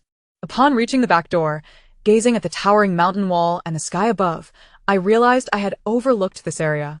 Anything placed there would be buried beneath the heavy snowfall. Clearing the snow in real time would require shoveling it through the house to the front, which would exhaust all the warmth inside, making it hardly worthwhile. Covering it with plastic would also lead to collapse, yet I truly did not want to waste the space. After much contemplation, the only solution was to hire a construction team to build a roof for it. I contacted the same team as before. Their construction quality was commendable, and they were unlikely to notice the firewood in my yard due to the distance. I called them in the morning, and they arrived by noon. Because the structure I wanted was relatively small and the journey was long, I needed to cover the travel expenses, which I accepted as a safety fee. The foreman mentioned that the wall on the mountainside was absent, making the roof unstable, necessitating the construction of a courtyard wall. I expressed my support for this, and 2 workers immediately went to town to purchase bricks and cement, while the other crew began measuring and cutting. My requirements were that the roof must be sturdy, capable of being opened in summer, and I also requested the installation of a light fixture. The workers spent the entire afternoon constructing the wall against the mountain. The work could not be completed that day, and had to be postponed until the next. The following day, the construction team arrived early, and by the end of the day, the project was completed. They directly affixed steel to the top of the courtyard wall, securing it with exceptionally durable metal materials, and embedded a piece of shatterproof glass to allow light. Using a ladder to reach the top, I discovered that the entire roof could be pushed open. I never anticipated such a perfect design. In winter, It serves as a solid roof, effectively blocking heavy snow. In summer, it can be entirely opened, rendering it virtually non-existent. I could hardly believe that my humble rural courtyard could boast such an advanced roof. Of course, the cost was steep, including travel expenses. It totaled 8,000 yuan, whereas a typical roof would suffice at around 2,000 yuan. Seizing the moment while the workers were still present, a thought struck me. The area outside the back door could be transformed into a small room separated from the coal by just a wall. If I connected this wall to the drying yard, would I not avoid the arduous task of snow removal to fetch coal? I promptly shared my idea with the foreman, who agreed, though they lacked the materials. Citing a desire to conserve time, I resolved to purchase a door from town and pay them for the labor. The expense lies in the company's fees and materials. The workers likely earn little. They would be glad to take on the extra work for the labor fee. The workers began demolishing the wall while the foreman accompanied me to buy the door. With the foreman present, I was confident the door would be of good quality. He examined various options in the door and window shop and ultimately selected a sturdy security door for me. It was particularly heavy and appeared very robust, costing only 300 yuan. Upon returning home, the workers installed the door frame and door within an hour and advised me to let it settle for a few days before using it. I inquired about the labor fee, and the foreman said I could pay around 600 or 700. He did not demand an exorbitant sum. Noting that there were 4 workers in total, I offered 800 yuan, a round figure that felt auspicious. Chapter 22. Collecting soil for vegetable pots and renovating the wardrobe on June 21st, with a balance of 520,000 yuan. I pondered whether to connect the west wing and the small west room while the workers were opening up the back door and the drying yard. However, for safety reasons, I determined that the passageway must be of the highest standard, estimating it would require no less than 100,000 yuan. With insufficient funds, I had to abandon this idea. Instead, I focused on tidying the small backyard, aiming to stockpile more coal briquettes here. Now that the small yard has a roof, it resembles a small room, warranting its official renaming to the back room. This was my first encounter with coal briquettes, which proved to be significantly heavier than I had anticipated. I suddenly realized how arduous it must have been for the workers to help me move 50,000 briquettes that day. I wondered if the beer-bellied proprietor had given them overtime pay. As I contemplated this, I transported the briquettes to the far west side of the back room in multiple trips. After a morning's effort, I managed to gather approximately 200 briquettes, enough to last for a while without taking up much space. The remaining area awaited the placement of pork and other frozen items. These briquettes were indeed heavy, causing my arms to ache painfully. I decided not to engage in any further tasks that afternoon and opted instead to relax. I began browsing Xiaohongshu and Weibo, surrounded by an atmosphere of tranquility, devoid of any apocalyptic signs. I stumbled upon some posts about the apocalypse. Many enthusiasts shared their dreams, with some speculating whether the apocalypse was truly imminent, considering their dreams as omens. My influence is minimal, and I am quite selfish. I do not know how to convey the imminent apocalypse to the world, nor how to explain that it is not merely a dream, but a rebirth. I made an effort to comment on various posts, warning of the impending apocalypse and urging everyone to prepare and stockpile supplies. I cited 2 reasons, one being the unusual climate patterns of recent years suggesting potential natural disasters, and the other being the instability in the world, with frequent wars necessitating preparedness. Although the hope may be slim, I still yearn for someone to heed the warning and suffer less when the apocalypse arrives. On June 22nd, I began engaging in physical labor. I set out to fill 30 vegetable pots with soil. I drove the small truck to a nearby hillside, seeking the nutrient-rich black soil beneath the trees, and loaded it with a shovel. The forest was adjacent to the hillside, and the soil here was loose, making the task relatively effortless. Upon seeing a large mound of soil forming in the truck bed, I estimated it would be sufficient. After returning home, I poured half a bag of nutrient soil into the truck, thoroughly mixing it with the freshly dug earth using a shovel. Once well mixed, I filled each vegetable pot. After completing 30 pots, I began placing them on the floors of the 2 rooms, leaving narrow aisles in between each row. 15 pots in the east room and 15 in the breeding room. The 15 pots in the breeding room fit perfectly, but the east room still had ample space. I could easily fit another 10 pots. I decided against purchasing more pots. Given the ample planting area, I wished to retain greater mobility. Even if I ran short on vegetables later, I could repurpose waste materials like old boxes for planting. That said, I currently do not plan to grow any vegetables. The soil, left unattended, may wither, hence I took a ladle and gently watered each patch. It is essential to hydrate the soil intermittently prior to planting, to prevent it from becoming excessively arid during the sowing process. I remain uncertain of its efficacy, yet I feel compelled to proceed in this manner. With my preparations nearing completion, I engage in small tasks daily while awaiting the impending doom, a sensation that is both pleasurable and agonizing. On June 23rd, I found myself constantly seeking ways to occupy my time. The moment I paused, my mind would spiral into disarray. Today, I took out all the batteries to recharge them, 2 large batteries and 10 smaller ones. I ensured that all electronic devices were fully charged as well. Thus, I spent the day alternating between playing on my phone and charging the batteries. The following day, as I organized all electronic devices into the dark room, I suddenly recalled that the wardrobe in the small west room still had ample space. Besides the bottom and middle sections, which could hold items, the rest of the wardrobe was largely vacant.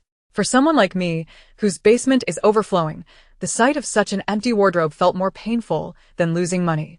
I decided to renovate it. I would leave the central section untouched while altering the wardrobes on either side to transform the 2 large spaces into 8 evenly distributed compartments.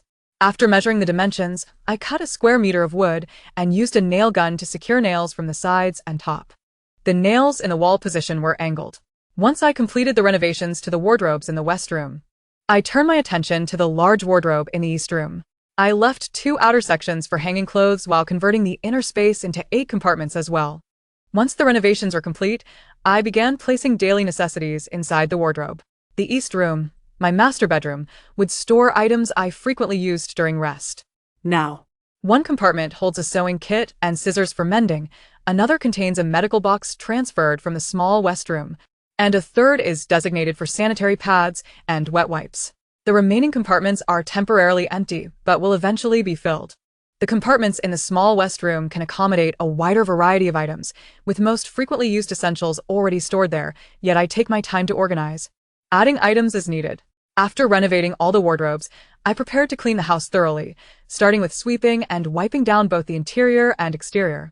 Next, I ventured into the yard to clear away the remnants of the past days: coal slag, wood shavings, cement, and red brick dust. As I prepared to wash the dirty clothes, I suddenly realized that I lacked a washing machine. Previously, I had hand-washed clothes daily, but after a few days of accumulation, I recognized the importance of a washing machine. I planned to buy one in town the next day.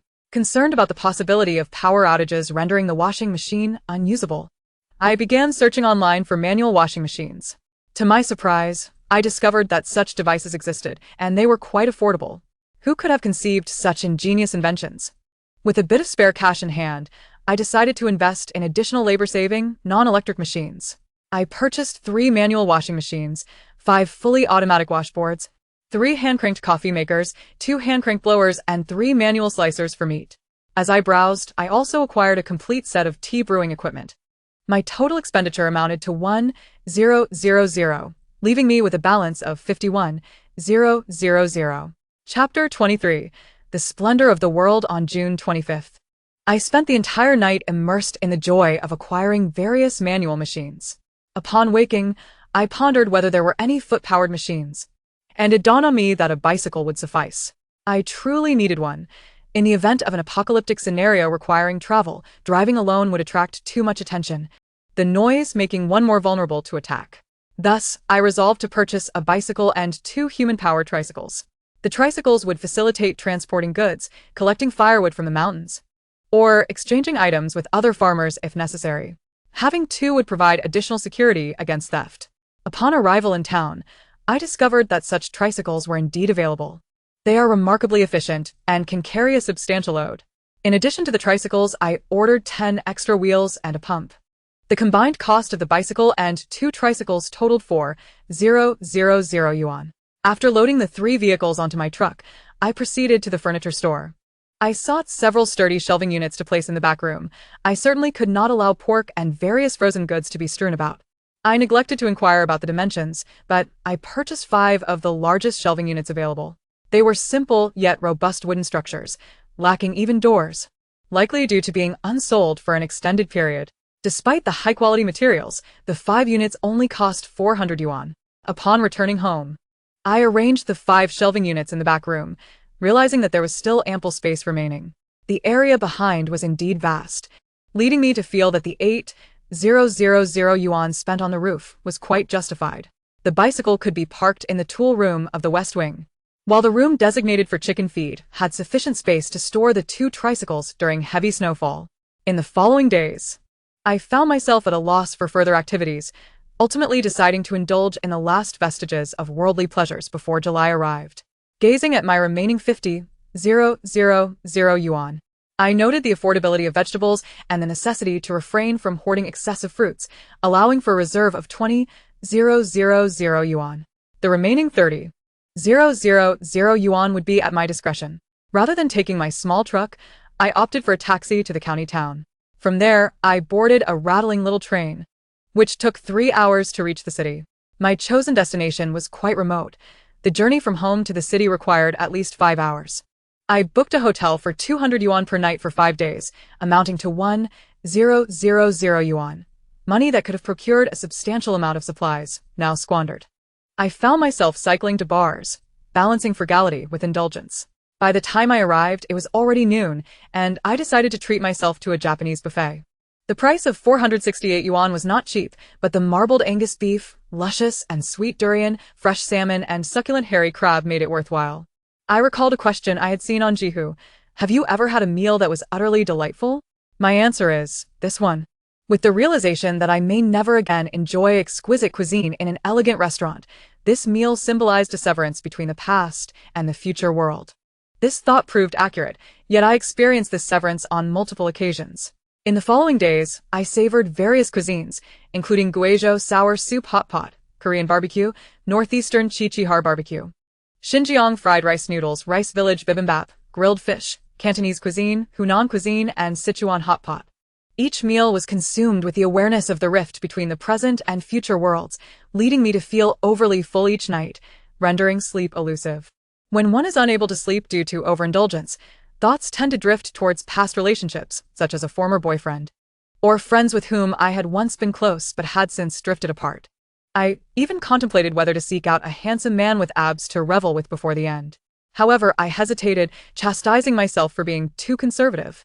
Returning to the main subject, in addition to indulging in culinary delights, I watched several films, visited a bookstore, and quietly enjoyed a cup of coffee. Pretending to be an elegant, artistic young woman, I sipped my coffee before meals, mindful that consuming it afterward might lead to untimely interruptions. Beyond these activities, I spent the majority of my time engaged in another pursuit, shopping. Regardless of how much I frolicked, my subconscious remained preoccupied with the idea of stockpiling. Habitually frugal, I chose not to shop in large department stores, but instead ventured to a wholesale market. This district was entirely composed of wholesale vendors, boasting 3 large buildings. One building was dedicated to clothing wholesale, adjacent to another filled with small goods, and a third featuring jewelry. Surrounding the 3 buildings are numerous small, closely packed shops. I plan to stay for 2 more days to explore them all. The first stop is a clothing wholesale market. Previously, my clothing purchases were limited to online shopping, prioritizing practicality over aesthetics. Now, I wish to indulge in selecting garments that I truly adore. I do not believe that, in a post-apocalyptic world, one should only acquire survival essentials. Since I have resolved to live in seclusion, it is only fitting to procure items that bring me joy, as this can also contribute to a sense of happiness during mundane times. If one solely focuses on survival, neglecting emotional needs, I suspect that when facing a long and tedious life alone, one would surely harbor regrets. I indulged in purchasing 10 versatile dresses, 4 cozy cardigans, 3 elegant wool overcoats, 5 windbreakers, 2 pairs of sneakers, and 3 pairs of slippers, totaling 500 yuan. The accumulated items formed a rather substantial package, yet I managed to carry it. For Chinese women are known for their resilience. Over the following days, I continued my shopping spree. I acquired 5 watches, 10 charming bracelets, and 5 necklaces from a small accessory shop, spending less than 300 yuan. At a small goods market, I purchased 5 large hiking backpacks, 5 canvas bags, and 5 attractive smaller backpacks, totaling 400 yuan. On the eve of my departure, I packed a massive parcel that I was reluctant to carry. Instead, I arranged for a pickup service to send it off. I had other plans as well. I visited a Japanese buffet, tearfully expressing my intention to return to my village, but lamenting my attachment to their beef. I assured them repeatedly that, regardless of any issues that might arise, I would never cause trouble, even offering to sign a guarantee. Ultimately, the manager acquiesced. I spent 5,000 yuan on 10 pounds of Angus beef, 10 pounds of beef ribs, and 10 pounds of Wagyu beef. The manager kindly arranged for the kitchen to pack a large box of secret marinade and dipping sauce. It was meticulously packaged with ice, and a refrigerated courier service delivered it to my small town. Following the same procedure, I ordered 5 bases for Sichuan hot pot and 10 bases for sour soup hot pot, along with numerous ingredients and sauces for rice rolls. As long as the price was right and the materials were not fully visible, I could procure virtually anything. On July 3rd, after a series of transfers, I finally returned to my town. I first went home to retrieve my truck and then collected my parcel from the town. Upon returning home, I hurriedly placed the premium beef and other perishable items into the freezer. However, the freezer was already full. What to do? I decided to implement a rotation system. I removed 10 bags of chicken to create space for the expensive ingredients I had bought in the big city. When the ice began to melt, I would replace it with another batch of chicken. Chapter 24. Raising chicks and lighting the stove on July 4th. The sky had completely turned overcast, and the temperature had dropped to around 17 degrees Celsius. I began to don a thicker coat.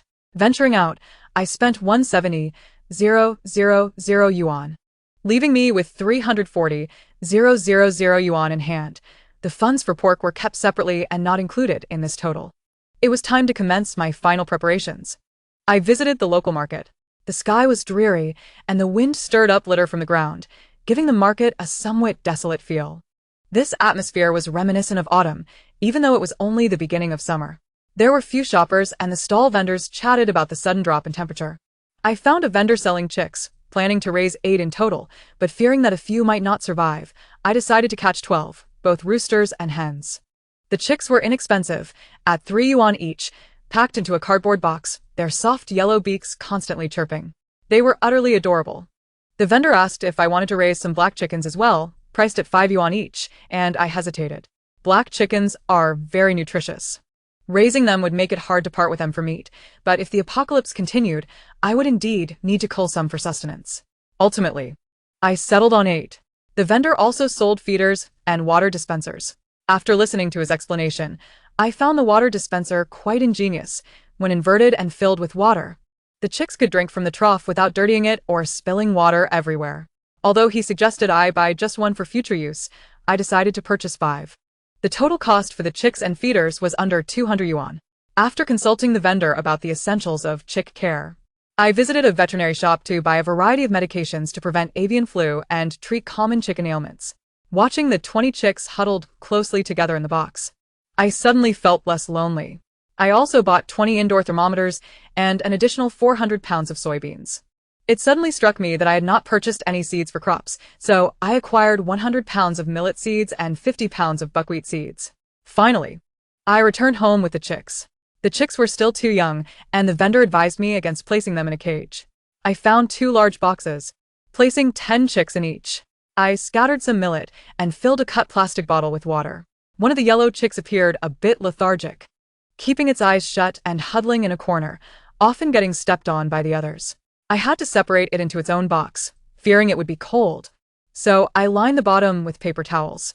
Today, I spent under 1,000 yuan, leaving me with a balance of 330,000 yuan.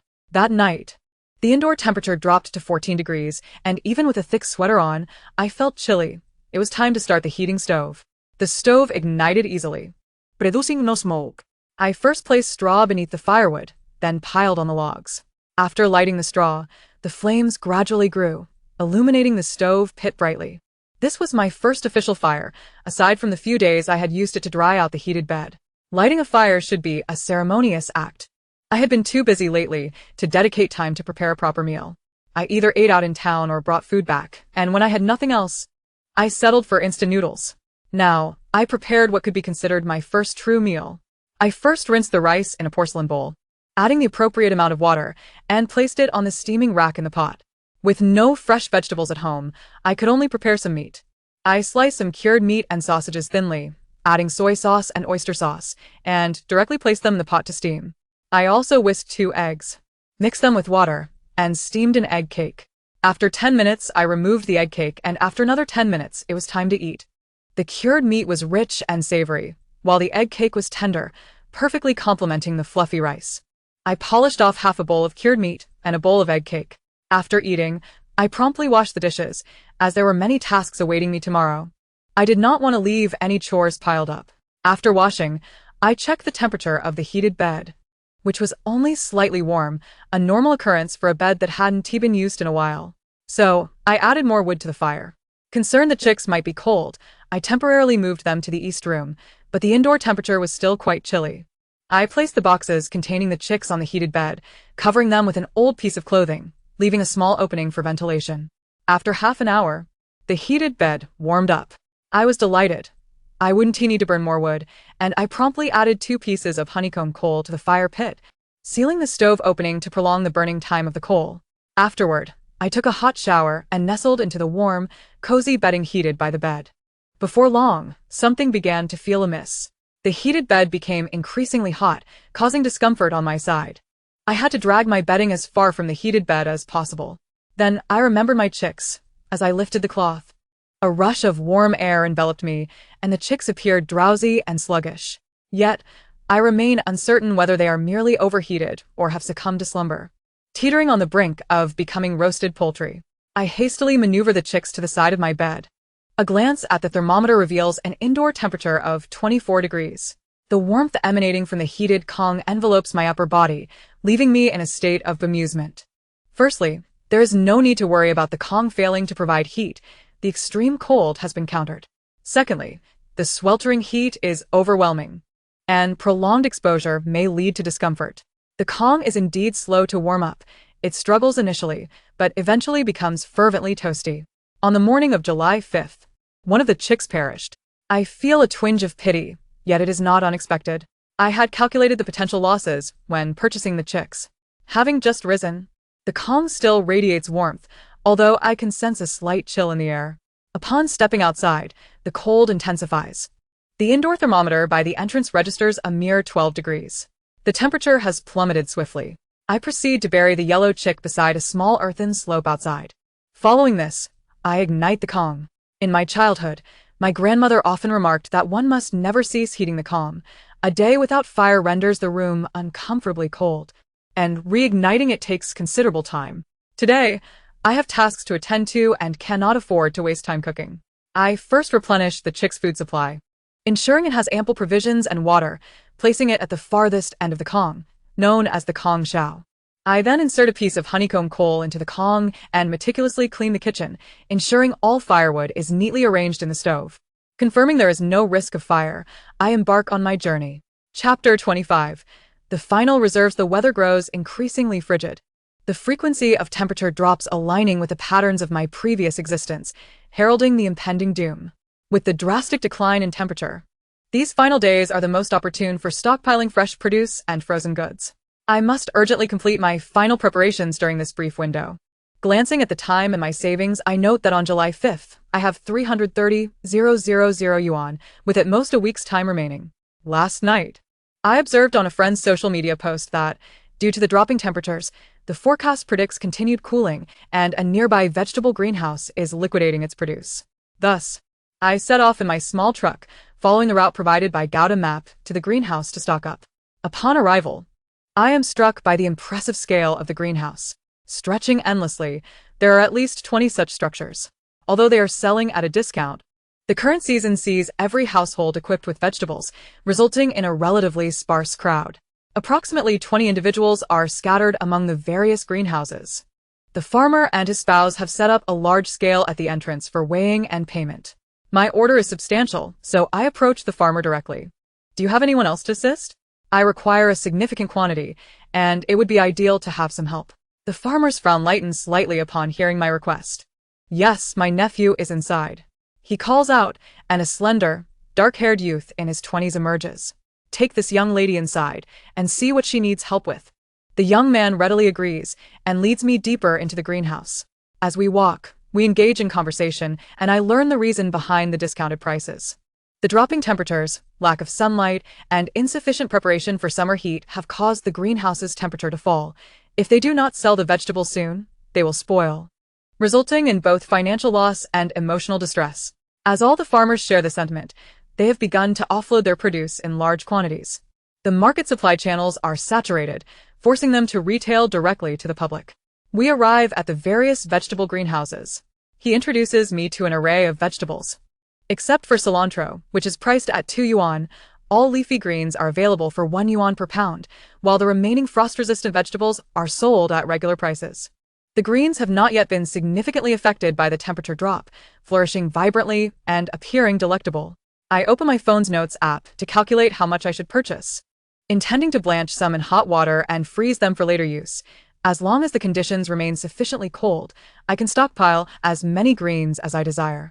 After the young man's introduction, I have a clearer idea of what I need. Do you have potatoes and green onions?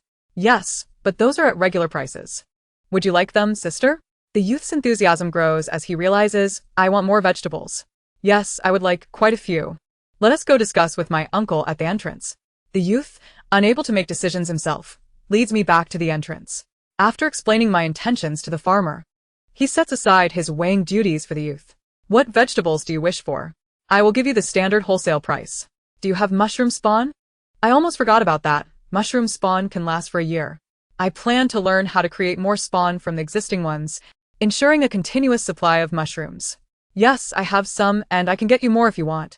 Based on my preferences, I order the following quantities: 100 jin each of oilseed lettuce, bok choy, celery, and rapeseed, 200 jin of chrysanthemum greens and cilantro, 1,000 jin of potatoes, and 500 jin each of chili peppers, sweet potatoes, green beans, eggplants, tomatoes, and green onions, 200 jin of radishes and cauliflower. No garlic or ginger purchased. I also request 100 packs each of oyster mushrooms, enoki mushrooms, white jade mushrooms, and button mushrooms. The farmer's eyes widen upon hearing my order. He rarely receives such large requests, particularly given the sudden weather anomalies and the farmer's struggles. It is remarkable that a young girl is willing to purchase such a vast quantity of vegetables. He eagerly agrees and begins calculating the total. This greenhouse, while impressive in my eyes, is considered small to medium-sized compared to others, due to its remote location. The clientele consists mainly of nearby small vegetable and fruit markets and restaurants, making my large order unusual. However, despite the lack of major clients in the past, smaller orders have consistently come in, allowing him to fulfill my request with ease, as it comprises less than 110 of his total stock. Even at regular prices, the cost is significantly lower than supermarket prices, and I cannot help but feel fortunate. The owner informs me that there are no spawn for button mushrooms, only the spawn itself, and sells me 50 bags of spawn for a total of 110,000 yuan. Thank you, young lady. Otherwise, these vegetables would have gone to waste. After settling the bill, gratitude fills the owner's eyes. He then calls for assistance to begin packing the vegetables, lacking a large truck for delivery. Upon learning that I do not have one either, he prepares to have his nephew drive a small truck to help. I politely decline, feeling more secure managing the trips myself at this time. The greenhouse workers harvest the vegetables, stacking them neatly into large plastic bags. The couple and their nephew assist me in loading the truck. Their packing technique is excellent. Heavier vegetables are placed at the bottom, with lighter ones piled on top, securely bound with twine. I carefully drive home with a truckload of heavy vegetables. After unloading, I make a second trip, and after 3 trips in total, I have transported all the vegetables. When it comes time to pay, I cannot help but advise them. The weather has turned unusually cold. Please ensure you keep some vegetables and grains for yourselves. Once home, I do not dare to pause, fearing the sudden drop in temperature might spoil the produce. I use a small cart to bring the vegetables indoors. Potatoes are relatively resilient to frost, but I wish to stack them beneath. So I first move the heavier vegetables inside. Potatoes, radishes, and eggplants accumulate to a mere 22 bags. By arranging them tightly, I manage to fit them in half of the kitchen space by the west stove. I then place the leafy greens atop these bags, barely managing to fit them all. In between, I check on the chicks, relieved to find them safe and sound. Green beans, cauliflower, and mushroom spawn are piled by the entrance, in the space between the 2 rooms. After a long night of work, I finally finish moving everything inside. the house now feels quite cramped. However, the day has not yet come to a close. I navigate through the cramped quarters, stoking the fire with kindling and adding a piece of honeycomb coal. After ravenously consuming a bowl of instant noodles, I finally allow myself a moment's respite. Chapter 26. The final reserves July 6th, balance at 220,000. This morning, I found it difficult to rise from bed, as yesterday's exertion had drained my energy, leaving me utterly fatigued. Nevertheless, I mustered the strength to get up. There is no time to pause. The weather has grown colder, with the outdoor temperature at 7 degrees Celsius and the indoor temperature at 18 degrees Celsius. The first order of business upon waking is to stoke the fire. The current temperature is not low enough to damage the vegetables. Yet I fear a sudden drop in temperature. I begin to worry that the local farmers selling pork may refuse to sell to me. I call one to inquire if he can slaughter pigs today. The farmer agrees, explaining that with the weather having turned this cold and the crops yet to mature, there is little to harvest. Their tone suggests a willingness to sell the pigs, likely seeking additional income due to the poor harvest. I instruct him over the phone to prepare for the slaughter, promising to arrive shortly. Upon arriving at the farmer's home, I find 5 or 6 men busy in the yard. Slaughtering 3 pigs is a significant event, even if it is not their own pigs being slaughtered. Neighbors come to lend a hand. The pigs have already been killed, and everyone is engaged in the tasks of skinning and bleeding them. The farmer's wife has boiled pots of hot water, while other women chop scallions, ginger, and garlic. I had previously promised to leave the pig offal for them, and I suspect they are preparing to make blood sausages.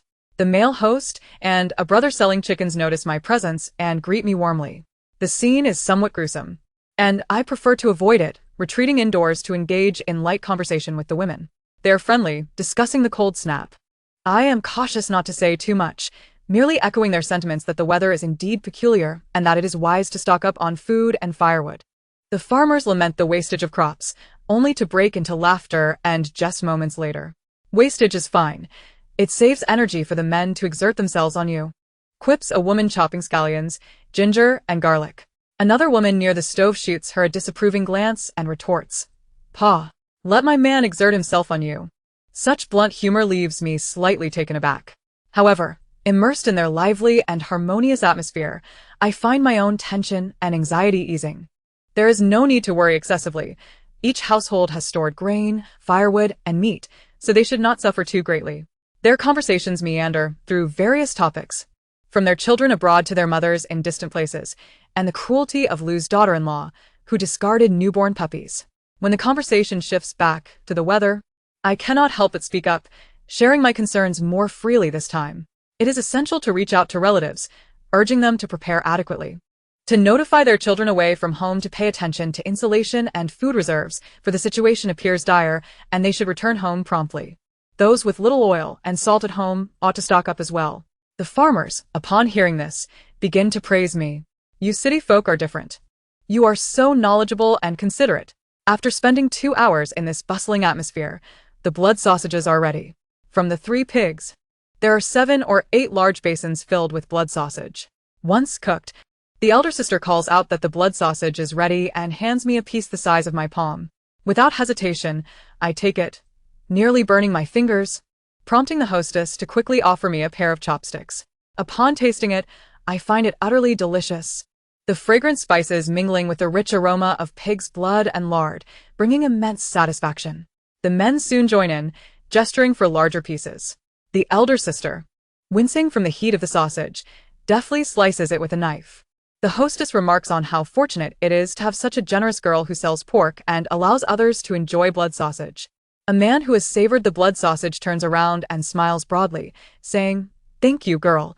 I will ensure the pork is prepared perfectly for you." The local customs are truly delightful. Everyone is forthright, warm, and friendly. I reciprocate with a generous attitude, insisting that enjoying the blood sausage is a mere token of gratitude for their assistance in the slaughter. Since the pigs were sold to me, they did not prepare any special dishes for the slaughter. After finishing the blood sausage, the farmers turned to prepare lunch. It is customary for the host family to provide a meal for those who helped with the slaughter. They have their own ingredients ready, as the pork belongs to me and cannot be touched. However, it is reasonable for them to use the proceeds from selling the pork. Big sister, slice a few pounds of pork belly for a dish. Someone suggests. No way, you just focus on buying the pork. The slaughtering is our business. How can we eat your pork? It would be bad luck not to have a slaughter dish. The hostess considers this and ultimately agrees, stepping outside to cut 2 pounds of meat. She then uses a large iron pot to stew the pork with slices of radish. Once the pork is tender, it is sliced and returned to the pot, along with the blood sausage cut into pieces. This is how we prepare our slaughter dish here, using radish slices instead of pickled vegetables. As the dish finishes cooking, the rice is ready, and everyone invites me to join them at the table. With not enough room for everyone, the men sit at one table and the women at another. I perceive no gender bias here. Rather, it is simply that men enjoy conversing with one another, while women do the same among themselves. The meal consists of 6 dishes. The slaughter dish: stir-fried garlic shoots with meat, stir-fried celery with meat, steamed mackerel, scallion salad with tofu, and salted duck eggs. Except for the slaughter dish, the other meats are from their own supplies. The slaughter dish is exquisite, infused with plenty of their own lard, soaking into the tender radish slices, mingled with the aroma of blood sausage and meat, creating a culinary masterpiece. The stir-fried garlic shoots and celery are also aromatic, with the meat and greens well seasoned, making them a delightful accompaniment to the rice. The steamed mackerel tastes just as I remember from my childhood, slightly tangy with a robust sauce. Dipping it into the oil on the plate balances the dryness of the fish perfectly. This mackerel is quite inexpensive, yet I cannot fathom why it tastes so marvelous when prepared this way. The salted duck eggs, pickled at home, ooze a buttery yolk when pierced, crumbling satisfyingly in the mouth. I do not hesitate to indulge, finishing a bowl and a half of rice. After the meal, 2 more hours pass, and they have meticulously divided the pork as per my request. Lean cuts, fatty cuts, ribs, and bones are all neatly packaged. The men work together to load them into my vehicle. The hostess brings 2 large basins of cooked blood sausage and places them in my car, advising me to freeze them for later. I settle the bill for the pork with the money I had set aside. The slaughtering fee is $600, and I have more than enough remaining, even with $400 extra. After finalizing the payment, I prepare to depart. As I drive away, I sense a twinge of reluctance amidst the gazes of the onlookers. Alone in the car, the only sound is that of the vehicle, and the temperature seems to drop further, chilling my hands. Upon returning home while it is still light outside, I unload the pork and place it directly onto the storage shelves in the back room. 3 pigs take up 5 large shelves entirely. At this temperature, the meat will not spoil. In a few days, as it grows colder, the pork will freeze perfectly for preservation. Chapter 27. The final reserves, July 7th. Only one item remains, frozen fruit and the sugar I suddenly remembered last night. I rise and, as is customary, begin by stoking the fire and tending to the chicks. Once everything is in order, I set off by car to the county town. Today I plan to spend all my money. I park directly at the large supermarket, which is bustling far more than usual. It seems that everyone has sensed the unusual temperature and has begun to stock up. I have just now realized that I overlooked the potential of encountering a peak in stockpiling.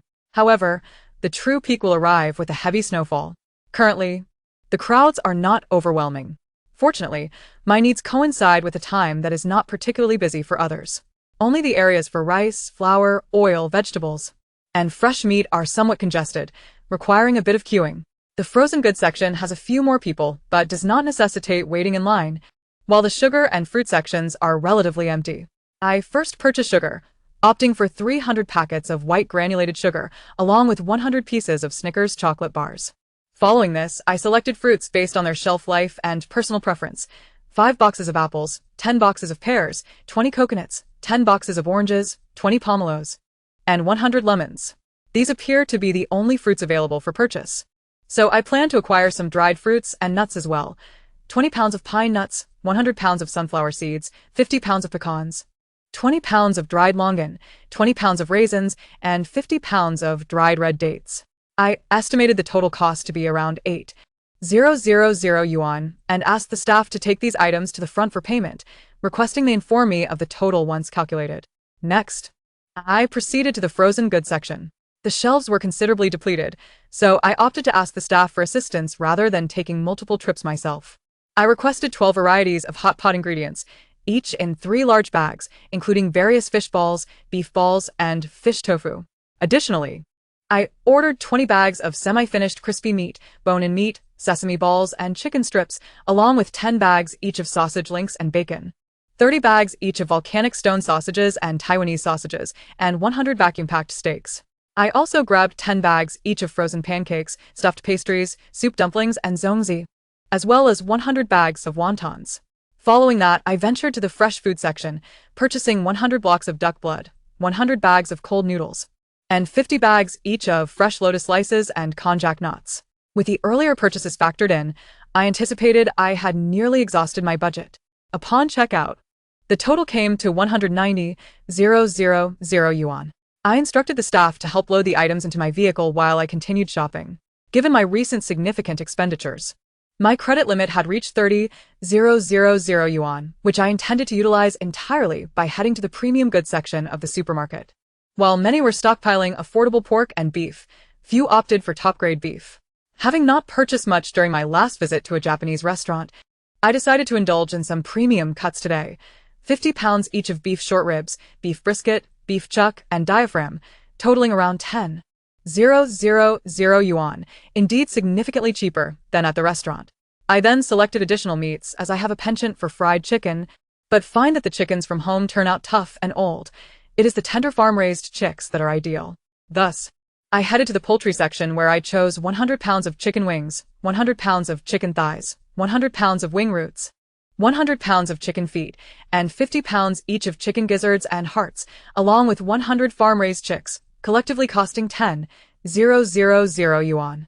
In the deli section, I procured some delicacies: 50 braised pig trotters, 50 braised pig livers, and 50 pounds of pig head meat, in addition to 100 pounds of frozen shrimp.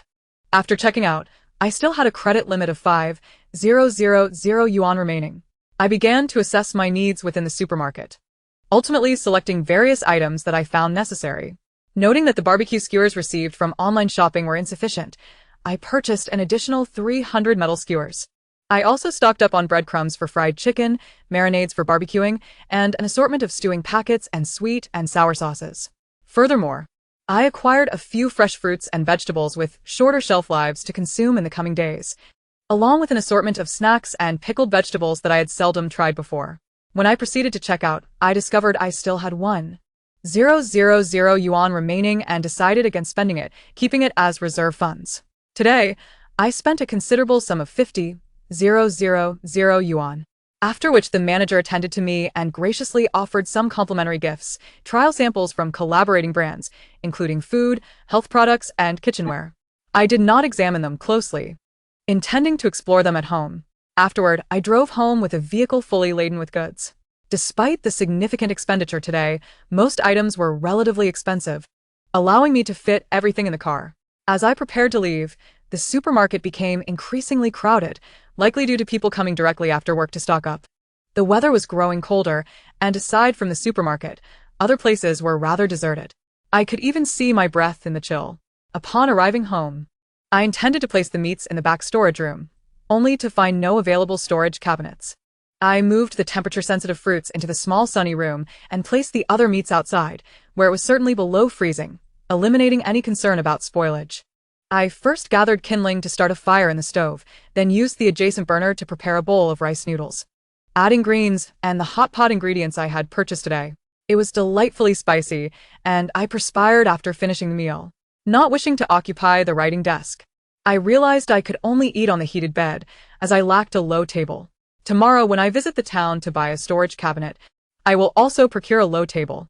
As I prepared for bed that evening, I discovered that yet another yellow chick had perished, leaving me with only 18. I researched online and found this to be quite normal, as many chicks are born weak and prone to illness. After a good night of sleep, I hurried to the town to purchase the storage cabinets. I acquired 5 large cabinets and 1 low table. For lunch, I treated myself to my favorite spicy hot pot, and then requested 20 portions of soup packets from the vendor. I also visited a stir-fry restaurant I adored in my youth and ordered 2 servings of sweet and sour pork, 5 servings of braised pork knuckles, and 3 braised fish. At this point, my phone balance was depleted and my credit limit was exhausted. I rummaged through the car and found 300 crumpled bills, cash I had exchanged specifically for my elderly neighbor before the match. I used this money to fill up the car with fuel and returned home contentedly. Upon arriving home, I first placed the takeout dishes in the kitchen, checked on the chicks, and then went out to move the furniture. After relocating the 5 large cabinets, I was left with just the low table when my hand unexpectedly brushed against something warm and soft. It startled me, and I reflexively jerked my hand away. I heard a faint sound, as if something was weakly calling out. Was it a rat? Had I touched a large rat? I felt a wave of disgust at the thought. Using a stick, I prodded the burlap sack to see what was inside. It appeared to be something yellow. Turning on my phone's flashlight, I leaned in for a closer look, only to discover 2 tiny yellow puppies. The little dogs were exceedingly small, with one barely the size of my palm, likely still weaning. They were lying there with their eyes closed, breathing weakly, on the verge of freezing to death. Having just tossed them aside with force, they had made no sound, likely close to death. Although I was certain they would meet the same fate as the 2 deceased chicks, I could not simply abandon them to die. I scooped the 2 puppies into my arms, intending to take them inside. Their heads and paws were already cold, but their bellies retained a slight warmth. Chapter 28. 2 little lives. I could not help but feel a deep sympathy for them. At such a tender age, having just entered the world, they were not only separated from their mother, but were also left to perish in sub-zero temperatures. The heated bed was no longer warm enough, so I retrieved an electric blanket, plugged it in, and placed a towel beneath it, wrapping the 2 little ones inside. I then draped an old garment that had covered the chicks over them, leaving a small gap for breathing. They needed to warm up for a while. Whether they would survive would depend on their fate. Afterward, I turned back to attend to my tasks. I began organizing the mountain of meat I had piled on the floor into the back storage room. Naturally, I prioritized placing the most expensive items first, arranging the shrimp and beef on the upper shelves. Although the frigid temperatures would deter any rodents, I still preferred to keep them on the higher shelves for cleanliness. Next, I stored the deli items, followed by the chicken at the bottom. The 5 large shelves were filled to capacity, just managing to accommodate everything. However, there was still space in the back for additional items. Finally, I placed all the snacks in the cabinet of the small sunny room. Having finally organized the remaining odds and ends and put everything in its rightful place, I completed my busy day. I hurriedly lit the stove and prepared a braised pig's trotter for myself, along with a bowl of steamed egg custard and a bowl of rice. Afterward, I went to the front room to check on the 2 little puppies. At that moment, they were warm and soundly asleep. As I gazed at them, I couldn't help but wonder who could be so heartless as to abandon them on my car. Perhaps there were extenuating circumstances that forced their previous owner to entrust them to me. Not feeding them was not an option. What if they weren't merely sleeping but had fainted from hunger? The only sustenance I had at home for them was milk powder. I retrieved a bag of it from the basement, boiled a kettle of water, and prepared it to a warm temperature. Then I pondered how to administer the milk powder. Pouring it directly into their mouths would create a mess and could potentially choke them. I subsequently found a tutorial online that suggested using a straw to gently feed it to them. At first, the little puppy I held in my hand seemed quite lethargic and did not react. However, after a couple of drops of milk, it appeared to awaken, becoming animated and eager to drink more. A fellow netizen had cautioned against overfeeding puppies, so after approximately 20 drops, I ceased. Yet, those few drops of milk had indeed roused these 2 little creatures from their stupor. They began to wiggle and squeak, searching for their mother. And I realized they were not merely sleepy, they were still too young to open their eyes. They appeared to be only a few days old. But now they had been forsaken by their owner, and their mother would never see them again. I murmured softly to myself as I wrapped them in a soft towel. Once cocooned in the towel, they calmed down considerably, perhaps perceiving it as a substitute for their mother. After settling the 2 puppies, I noticed the chicks were also sleeping soundly. At this point, my meal should have been ready, so I lifted the pot lid, and a wave of steam enveloped me, infused with the rich aroma of the braised pig's trotter and fragrant rice. Using a cloth to protect my hands, I placed the pot on the low table and imitated my grandmother's posture as I began to eat. The rice I had purchased was of the finest quality, and once steamed, it exuded an exceptionally rich fragrance. The braised pig's trotter, having been cooked for so long, was now tender and easily separated from the bone, melting in my mouth with each bite. A mouthful of pig's trotter followed by a spoonful of rice was utterly delightful.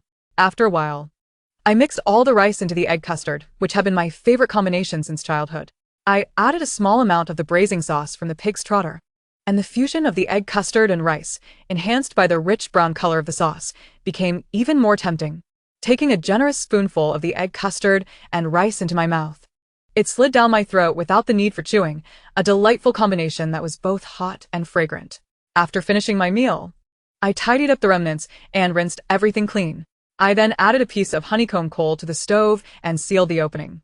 Changing into my pajamas and preparing for bed, I glanced at the indoor thermometer, which read a comfortable 23 degrees. The newly installed doors and windows truly made a difference in insulation. Lost in thought, I soon drifted into slumber. The following morning, I awoke to a cacophony of tiny sounds, the chirping of chicks and the whimpering of puppies. I had almost forgotten that I was now a caregiver. In my childhood, our family would often adopt a kitten or puppy, as my mother, a full-time homemaker, had a fondness for these little creatures. She would frequently bring home stray kittens and puppies, caring for them with the same tenderness she showed to my father and me. I even recall a few arguments they had over my father's annoyance at the noise made by the cats and dogs. Since my parents passed away, I had not dared to care for any living beings.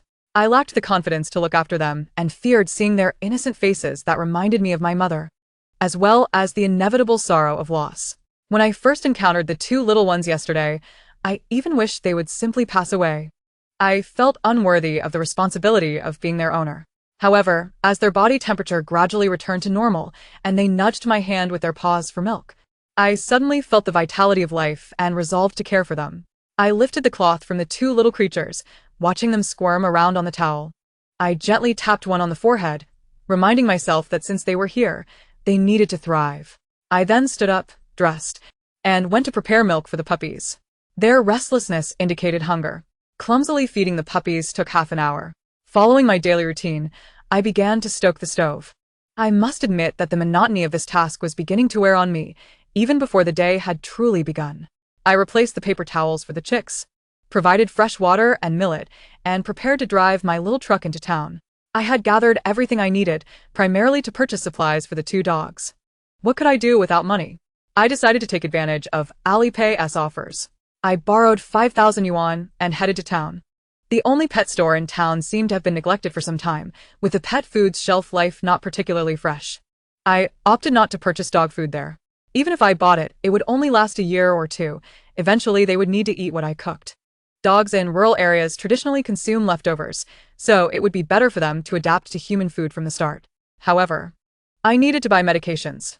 I acquired vaccines for parvovirus, deworming medicine, and some treatments for common ailments, totaling 800 yuan. I also bought 10 leashes, a dog crate, the last 4 dog jackets available, and 2 winter dog beds.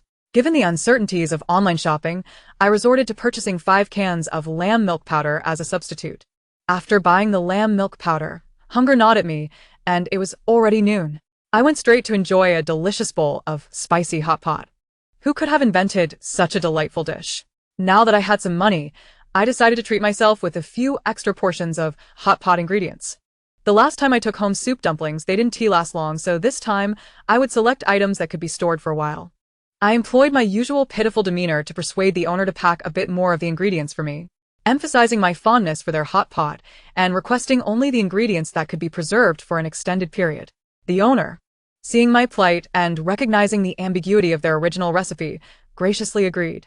I spent 500 yuan on a large plastic bag filled with the base ingredients and cooked accompaniments, leaving the shop feeling quite satisfied. Chapter 29. Dog supplies and outdoor labor. I then went to the supermarket to purchase 5 large packs of puppy pads. Lastly, I needed to stock up on meat. With 2 additional dogs joining me for meals, I had to ensure there was plenty to go around. Upon entering, I spotted a significant quantity of pig bone with meat on the butcher's block, ideal for making nutritious bone broth. Whether paired with radishes or corn, it would be irresistibly delicious, so I decided to buy all of it, totaling 54 jin. I inquired if they had any other bones, thinking that once the meat was consumed, the bones would serve as chew toys for the puppies. "Do you have any beef bones?" I asked, noting that the meat had been meticulously trimmed. The butcher pointed to a large pile of substantial beef bones on the floor, encased in a thin layer of red meat. In my childhood, my mother often prepared these meat-scarce beef bones for me, not primarily for eating but for the pleasure of gnawing on the bones. As we sat together, chatting while savoring the flavor, even though the meat was scant, the taste was exquisite, and we could spend hours enjoying them. "How much for a pound?" I asked. "These bones have little meat. 8 yuan a pound, but if you want all of them, it's 6. Alright then, I'll take them all. I decided to purchase the entire lot, which included bones with spinal and rib sections. Although everyone generally enjoys rib strips, when purchasing bones, one often finds the smoothness of the rib strips quite frustrating, as the meat can be meticulously removed, leaving the spine bones, which are far more abundant in meat. The proprietor charged me a mere 1,000 yuan for only a few bones. Considering the limited number of dog clothes and beds, I realized I would likely need to craft them myself in the future. With this thought in mind, I ventured into a tailor shop called Curtain World, renowned in the small town for selling various fabrics, bedding, and curtains. I first purchased 20 small cotton pads, which could serve as both personal sanitary pads and, when cut, as bedding or clothing for my dogs. I selected 10 types of fabric, each measuring between 2 to 3 meters, and also acquired 2 sacks of cotton. These materials not only allow for the making of dog clothing and toys, but can also be fashioned into curtains and tablecloths, proving to be quite versatile. Additionally, I bought a special type of fabric, imitation leather known as Prio material. This waterproof, windproof, and warm fabric can be used to create wind-resistant cotton jackets for dogs and can also serve as a tablecloth. Most importantly, when the leather of my sofa begins to peel and age, I can simply staple the Prio fabric over it, thus revitalizing my sofa. Consequently, I purchased a substantial amount, measuring 3 meters in width and 50 meters in length. As I continued to browse for other items, I suddenly spotted cotton door curtains, which I had previously intended to buy, but had forgotten. Hesitantly, I refrained from purchasing anything else and decided to acquire the cotton door curtains. The difference between having curtains and not having them is significant. The curtains block a portion of the cold air, making the room much warmer. Thus, I added 8 cotton door curtains to my collection. After setting aside some money for fuel, I had spent all the rest. Once my small truck was filled with supplies, I returned home. I silently resolved that this would truly be my last shopping trip, as I had accumulated enough supplies and needed to refrain from hoarding further. Upon arriving home, I first checked on the chicks and puppies, relieved to find them all alive. After feeding them, I noticed the temperature inside the house was dropping, prompting me to quickly gather firewood for the stove. With many items still in the truck and not wanting to waste time cooking, I decided a simple bowl of instant noodles would suffice for dinner. I retrieved a dog bed, a pack of puppy pads, and a cotton pad, placing 5 cans of goat milk powder in the eastern room's wardrobe. The remaining fabrics and dog supplies were stored in the basement, which now had enough space since I had previously taken out some kitchen utensils. I hurriedly hung the cotton door curtains over the front, back, eastern, and western doors, saving the rest for future use. Before darkness fell, I intended to process the beef bones. I fetched a bone cleaver from the toolbox and chopped the spine and rib bones into palm-sized pieces, leaving the marrow bones intact. After nearly an hour, I had chopped all the beef bones and packed them into a large plastic bag, placing it along with the pork bones in the back room. After sweeping up the remnants of bones from the yard, I finally prepared to eat dinner. I enhanced my instant noodles with a marinated egg and a sausage, creating a simple yet satisfying meal. The indoor temperature gradually increased, with the thermometer displaying 23 degrees, while the outdoor temperature plummeted to -6 degrees. I cannot recall precisely when the heavy snowfall began in mid-July, but it was soon approaching the 10th of July. Once that date passed, it would signal that blizzards could arrive at any moment, with the impending harsh winter looming ahead. I needed to complete all outdoor tasks before the snow arrived. Upon waking in the morning, my first task was to boil water for the dog's milk powder, followed by feeding the chicks. Next, I lit the stove to warm the room. Not wanting to prepare breakfast, I took a bag of frozen dumplings and steamed them directly in the pot. After enjoying the dumplings, I began a full day of outdoor labor. Dressed in a thick military coat, cotton gloves, and a wool hat, I fully equipped myself. I used a small cart to transport 10 bags of firewood, stacking them in the windbreak at the entrance, a small structure outside the door, akin to a sunroom. I also moved 1 bag each of cornmeal, chicken feed, and rice bran into the windbreak. These supplies were preparations for the impending blizzard. Should heavy snow render me unable to leave, I could survive indoors for quite some time. Next, I took out 2 small tree stumps and other wood materials I had brought from the processing plant, intending to create several practical items before the snow arrived. I meticulously sanded the 2 stumps until smooth and then applied wood varnish, setting them aside to dry. These would become aesthetically pleasing wooden stools. In a furniture store, such items would easily cost 200 to 300 yuan. I then utilized a chainsaw to cut a thick wooden pole into 1 centimeter thick slices, producing 5 pieces, which were also varnished and set aside to dry, transforming into attractive and functional coasters. I also planned to craft a few placemats using a custom-cut round tree stump, approximately 2 centimeters thick, from which I sliced 3 pieces, applying varnish to them as well. By the time I completed these tasks, the morning had passed.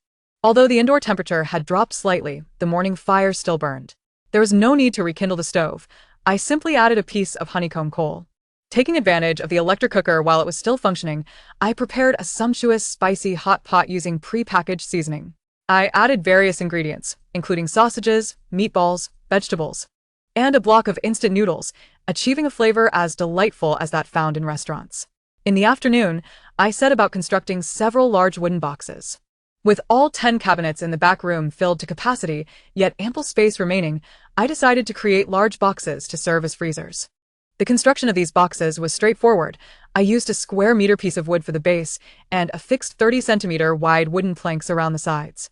The result was a box with a base area of 1 square meter and a height of 30 centimeters. Making several allowed them to be neatly stacked without occupying much space, maintaining cleanliness and hygiene. In a single afternoon, I completed 15 boxes, feeling confident that they would suffice. These boxes would be used for smaller, neatly arranged food items, while shelves would accommodate larger, more cumbersome objects. Once all the vegetables were processed, I planned to dedicate an entire day to organizing the food in the back room. Chapter 30. Processing leafy greens and braised pork hocks with outdoor work nearly complete, I could finally devote all my energy to handling the vegetables. Several days had passed since I bought the greens, but as the kitchen lacked the warmth of a bedroom with a heated stove, the vegetables remained relatively fresh. Each type of green required a different processing method, and I had devised a plan for how to manage each one. Leafy greens would be boiled and frozen, while potatoes, green beans, eggplants, and radishes would be chopped and dried. I needed to tackle these tasks one by one. Perhaps I would not finish processing everything before the snowstorm arrived. But that was of little concern, as I had ample time. Although I had time, I needed to prioritize the perishable leafy greens. Early this morning, I prepared to clean and cook them for freezing. I filled the cast iron pot with water on the stove and stoked the fire, while also turning on the electric cooker to boil another pot of water. Once the water heated, I poured some into the washing basin, replenishing both the electric cooker and the cast iron pot as needed. I retrieved a large bag of chrysanthemum greens, washed them thoroughly, and placed them in a large basin. When the water boiled, I added the greens in batches, cooking them for 12 minutes. Afterward, I removed the greens, allowed them to cool, and squeezed out the excess water before packing them into plastic bags. To avoid having to constantly add firewood, I placed 3 pieces of honeycomb coal into the stove. This ensured that I wouldn't need to monitor the heat, as the water would remain boiling. My focus was solely on cleaning, washing, cooking, and retrieving the greens. The large iron pot, combined with the assistance of the electric cooker, allowed for rapid blanching. Each time I cooked a batch of greens, it took a moment for the water to return to a boil. The time it took for the water to heat perfectly coincided with the time I spent washing and preparing the next batch of greens, resulting in remarkable efficiency. I spent the entire day engaged in this process, only taking breaks for meals. By the afternoon, my back began to ache, compelling me to sit on a chair while washing the vegetables. While washing the vegetables, I contemplated the abundance of leafy greens. However, once blanched and drained, they shrink considerably. In this light, freezing not only extends their shelf life, but also minimizes storage space. Reflecting on these advantages invigorated my efforts. Thus, I diligently worked for 3 days, leaving only a small amount of fresh vegetables such as chrysanthemum greens, lettuce, bok choy, celery, and rapeseed, while the rest were blanched and frozen. Cilantro, being unique, required no blanching. I simply washed it and froze it directly. After 3 days of arduous labor, I was utterly exhausted and ready for a break. Having successfully preserved the remaining vegetables for some time, when I finally collapsed onto the heated bed, I was met with a delightful surprise. The 2 puppies had opened their eyes. In the hustle of the past few days, I had neglected to observe them closely. Their shiny black eyes were fixed on my face, showing no fear. Instead, they clumsily crawled towards me. Could they truly be mistaking me for their mother? The little creatures were still somewhat dazed and unaware, yet their bellies and faces were round from nursing, which pleased me greatly. After 3 days of relentless work, I was ready to indulge in a day of rest and prepare a delicious meal as a reward for myself. Awakening naturally at 9 a.m., I found the heated bed still warm, with the indoor temperature at a cozy 20 degrees. Had it not been for the puppy's incessant whimpering for milk, I might have lingered longer in bed. After tending to the chicks and puppies, I donned warm clothes and ventured outside to retrieve a bag of firewood. Commencing the process of heating the bed, I was cautious with the firewood, concerned that it might not last until the end of winter. Not wanting a heavy breakfast, I opted for something light, reserving a hearty meal for lunch. I cracked 2 eggs into a frying pan and then tidied up the various rooms. By the time I finished cleaning, the eggs were cooked. I prepared a cup of milk powder to accompany the eggs, filling my stomach just enough. I retrieved 3 spare phones and lay on the heated bed while downloading videos. As the warmth enveloped me, I lay directly on the bedding, feeling the heat soothe my back and waist, creating a sense of comfort that made my blood circulate pleasantly. I placed the 2 puppies on the bedding, where they stumbled around adorably. Completely surrounded by warmth, I began to doze off. After approximately 40 minutes, I awoke to find a new batch of television dramas ready for viewing, having purchased an extensive playlist for a modest sum.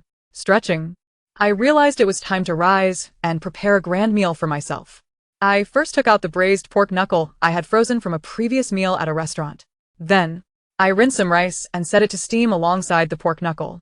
To accompany the rich meat, I decided to prepare a refreshing side dish.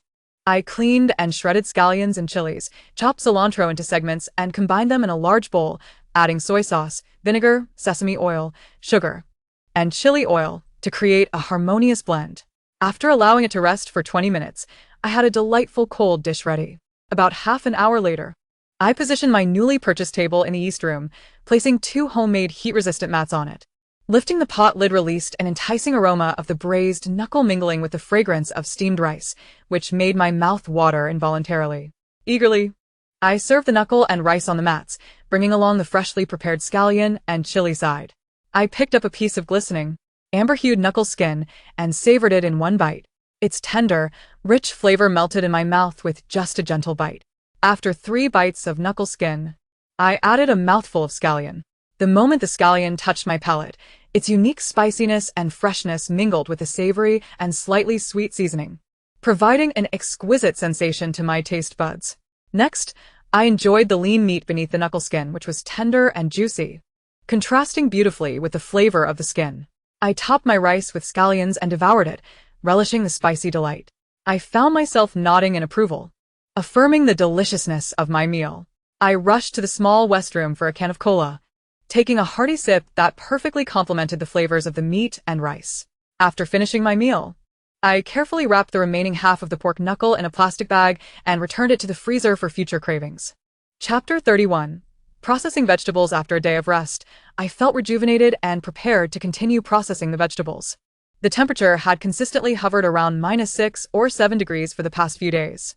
With the heated bed in the East Room and doors tightly sealed, the indoor temperature reached between 21 and 25 degrees. Other rooms were considerably cooler, with the breeding room and small West Room only at 6 or 7 degrees. The kitchen was warm while the fire was lit, but only around 10 degrees when it was not. Particularly in the early morning, the kitchen felt like only 7 or 8 degrees. I donned a warm cotton jacket, suitable for cooking and keeping dirt at bay, which was also quite comfortable and unrestricted. I decided to process the vegetables according to their shelf life. I began with the peppers, preparing them in various forms. The first method involved chopping them into pieces, placing them in plastic bags, and freezing them in the back room. Frozen peppers retain a flavor similar to fresh ones when stir-fried, but they don't last long. So I only froze 20 kilograms. The second method involved stringing them together to dry. Using a needle and thread, I threaded them through the stems until I had enough to form a loop, which I then hung up. Whether fully dried or not, they could be consumed at any time, whether stir-fried or dipped in sauce. This method preserved them the longest, and I strung up a total of 420 kilograms over 3 days while watching a historical drama. The third method was to create chili sauce. I diced all the peppers into corn kernel-sized pieces and chopped 5 or 6 tomatoes. In a large iron pot, I heated oil, added a generous amount of scallions and garlic, and sautéed them until fragrant before adding the peppers and tomatoes.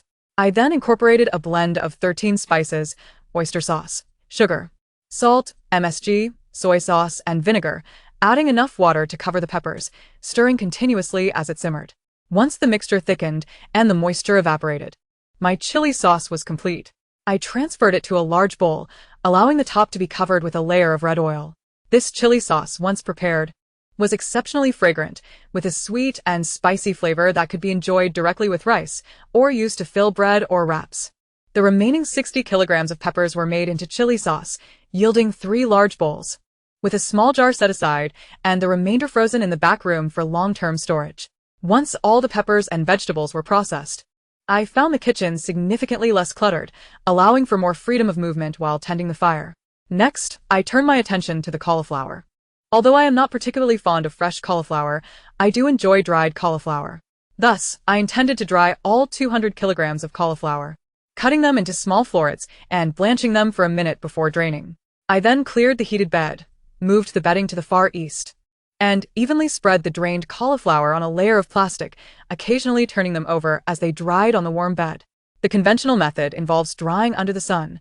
However, with the current frigid temperatures and lack of sunlight, I have resorted to drying on the heated Kang. The aroma of vegetables dried on the Kang is nearly indistinguishable from that of sun-dried ones, and the warmth accelerates the drying process, thus providing an unexpected advantage. While the cauliflower dries, I turn my attention to the green beans, which can be processed in 2 distinct manners. One method involves blanching them before freezing, preserving the flavor akin to fresh beans. The other method, akin to that of peppers, entails stringing them up to dry. However, the latter is more labor-intensive, as it requires cutting the beans into thinner strips for optimal taste. Since I relish both frozen and dried green beans, I decided on 200 pounds for freezing and 300 pounds for drying. I commenced with the frozen beans. Yet I did not complete the drying process all at once due to its arduous nature. The remaining vegetables can be stored for an extended period, and the cooler kitchen temperature further prolongs their viability. Thus, I tackled the bean preparation intermittently, working a bit at a time until fatigue compelled me to pause. When I needed a break from stringing the beans, I turned to the tomatoes, which are simplest to process, a thorough wash followed by freezing. Frozen tomatoes can be readily used in soups or stir-fried with eggs, often yielding a more succulent result than fresh ones. The leeks and radishes can be stored for quite some time, so I transferred them all to the small room for preservation in the cooler environment. Potatoes and sweet potatoes also boast a lengthy shelf life, and I intend to reserve some as seed tubers, allowing for a leisurely processing schedule. To liberate more space in the kitchen for easier movement, I relocated a portion to the small room, placing anything that could not fit there back in the kitchen. By this time, the cauliflower had dried, and I gathered it all in burlap sacks. The only vegetables remaining to be processed were the eggplants, which can be handled in various ways, though I opted for the 2 most convenient methods. One involves slicing them into pieces and drying, while the other entails steaming them with a bit of oil and salt before freezing. Given that dried eggplant has a longer shelf life, I cut all 400 pounds into pieces and laid them out on the heated Kang, reserving 20 pounds of fresh eggplant for immediate consumption and freezing the remaining 80 pounds after steaming. The only vegetables left unprocessed were the potatoes and sweet potatoes. I planned to make dried potato slices and strips, as well as sweet potato chips. With my home brimming with supplies and little space available, and the heated Kang already occupied with drying eggplant, I resolved to postpone their processing. The long shelf life of the potatoes and sweet potatoes could afford me time to address them later, especially with a prolonged harsh winter ahead. While awaiting the eggplants to dry, I sought to occupy myself with some tasks. Having accumulated supplies for so long, despite my initial meticulous organization, the final accumulation had left the rooms and basement somewhat chaotic. Therefore, I began a thorough cleaning and organizing of the entire house. I first ventured to the basement, retrieving frequently used food and tools. Gradually, I cleared surplus space, reorganizing misplaced items according to their categories. Although the basement remained quite full, it was now orderly. I then returned to the main floor, placing all items in their designated locations before wiping down every table and the heated Kang. Finally, I swept and mopped the floors, rendering the entire room neat and refreshed. Chapter 32. The true arrival of the frigid apocalypse. Before I could fully appreciate my home, snowflakes began to drift from the sky. The weather experienced a sudden and drastic drop, plummeting from -7 or 8 degrees to -30. On July 19th, in a certain sense, the true arrival of the frigid apocalypse had manifested. I had previously anticipated this moment with a mix of hope and trepidation, but when the day finally came, fear prevailed. The indoor temperature was a comforting 21 degrees, showing little impact from the outside chill, which reassured me slightly. I began to scrutinize my home, eager to witness the fruits of my labor over the past 2 months. The yard was stacked with nearly 300 burlap sacks of firewood, entirely wrapped in plastic. The 3 large west rooms were crammed with 50 tons of honeycomb coal, various tools and furniture, as well as animal feed, nutrient-rich soil, and fertilizers. The eastern drying yard housed 25 tons of coal, leading directly to the back door of the house. The windbreak was filled with sacks of firewood. And upon entering the house, the entryway featured tool and shoe racks on either side. The walls were adorned with long strings of dried peppers and green beans. On the heated Kang in the east room stood 3 large wardrobes filled with everyday clothing and bedding. An 8-compartment cabinet contained commonly used sewing supplies, a first aid kit, various teas, and snacks. Adjacent to the wardrobe on the Kang was my bed, accompanied by 3 large boxes, 2 containing chicks and 1 housing 2 rambunctious puppies. The remaining space was utilized for drying eggplant. At the far east of the room was a writing desk, while the west side featured a vibrant orange sofa and coffee table facing the stove. The other available areas were occupied by square pots filled with soil, awaiting planting. The first room on the west side served as the livestock area, divided by a fence. The window side housed a chicken coop and fermentation bed, currently too small for the chicks. The opposite side also contained square pots filled with soil. The second room's sunlit side served as the small room, housing a stationary bike generator and 2 batteries. Along the wall were 2 rows of tall bookshelves laden with numerous books and various alcoholic beverages. The remaining space was filled with potatoes, sweet potatoes, leeks, and radishes. To the right stood a wall of large wardrobes, with 2 storing various frequently used tools and long-lasting ingredients. The central wardrobe door could be opened to reveal a dark room inside. This dark room featured a small Kang, with a cabinet on top housing electronic devices, drones, and binoculars. Beneath it lay a massive battery. Next to the battery was a concealed wooden board, which, when lifted, revealed the basement. Upon pressing the switch beside the board, the lights in the basement illuminated sequentially. The basement was remarkably spacious, even larger than the house above, brimming with an extensive stockpile of supplies. A plethora of rice, flour, oils, medications, tools, and warm clothing was stored there. Returning to the kitchen, which boasted 2 stoves, I found the west stove piled high with potatoes and sweet potatoes. In the center stood 2 large water barrels connected directly to the outside well. The north wall featured a door, with 2 rows of large freezers filled with 300 pounds of beef and 20 farm chickens to its right. To the left was the kitchen workspace, flanked by 2 large storage cabinets, one containing appliances and utensils, and the other filled with various ingredients. The eastern wall housed 2 large cabinets stocked with an assortment of tableware. Exiting through the back door, one encountered a rear room measuring 5 meters wide and as long as the house, complete with a roof. The westernmost section of this room was filled with honeycomb coal, while the middle and eastern parts contained 10 large cabinets and 15 storage bins filled with the meat of 3 hefty pigs, along with various frozen meats, vegetables, and dumplings. This described the entirety of the house's structure and my stockpile. If one disregards shelf-life concerns, these provisions could sustain me for 50 years. After inspecting all rooms and supplies, I felt a sense of assurance. Perhaps I could indeed weather the frigid apocalypse in peace. I retrieved 2 sweet potatoes from the small room and placed them in the stove for a slow roast. Wrapped in a cozy blanket, I nestled into the sofa, feeling warm and content. At last, I mustered the courage to open my phone and check Weibo, eager to glimpse the world outside. Unsurprisingly, people were fervently discussing the sudden snowfall and dramatic temperature plunge. Some experts have attempted to elucidate the phenomenon of snow in July. Meanwhile, a number of southern netizens lament their plight, claiming they are on the brink of freezing to death, while a small fraction shares images of themselves enjoying roasted delicacies by the hearth in their rural northern hometowns. Yet, the majority shiver in discomfort, voicing their trepidation and exclaiming that the end is nigh. A few have even taken to humor, questioning which unfortunate soul has wronged the figure of Do-e and urging for their name to be cleared, lest the snowfall continue. Just as I was engrossed in these observations, a notification from my phone interrupted me. It was from my unfaithful ex-boyfriend. Upon discovering his infidelity post-breakup, I confronted him about his betrayal. He remarked that my hysterical demeanor was frightening and insinuated that it was deserved that my parents had passed, leaving me alone. Indeed, when love is present, One may find compassion in their partner's vulnerabilities. However, when that love fades, those very vulnerabilities become daggers aimed at your heart. Chung Chung, where are you? I miss you dearly, his message read, which filled me with revulsion. I hesitantly typed a question mark, curious about his intentions. I miss you. May I come to your house? I was baffled. What could possibly transpire to compel such a callous man to seek out his ex-girlfriend in sub-zero temperatures? Hence, I inquired further. Is there something you wish to discuss? Nothing in particular, just thinking of you, he feigned concern. Let us cut to the chase. I was unable to tolerate his pretense, eager to discern his true motive. After a moment of contemplation, he finally revealed his plight. Chung Chung. There's no food at home.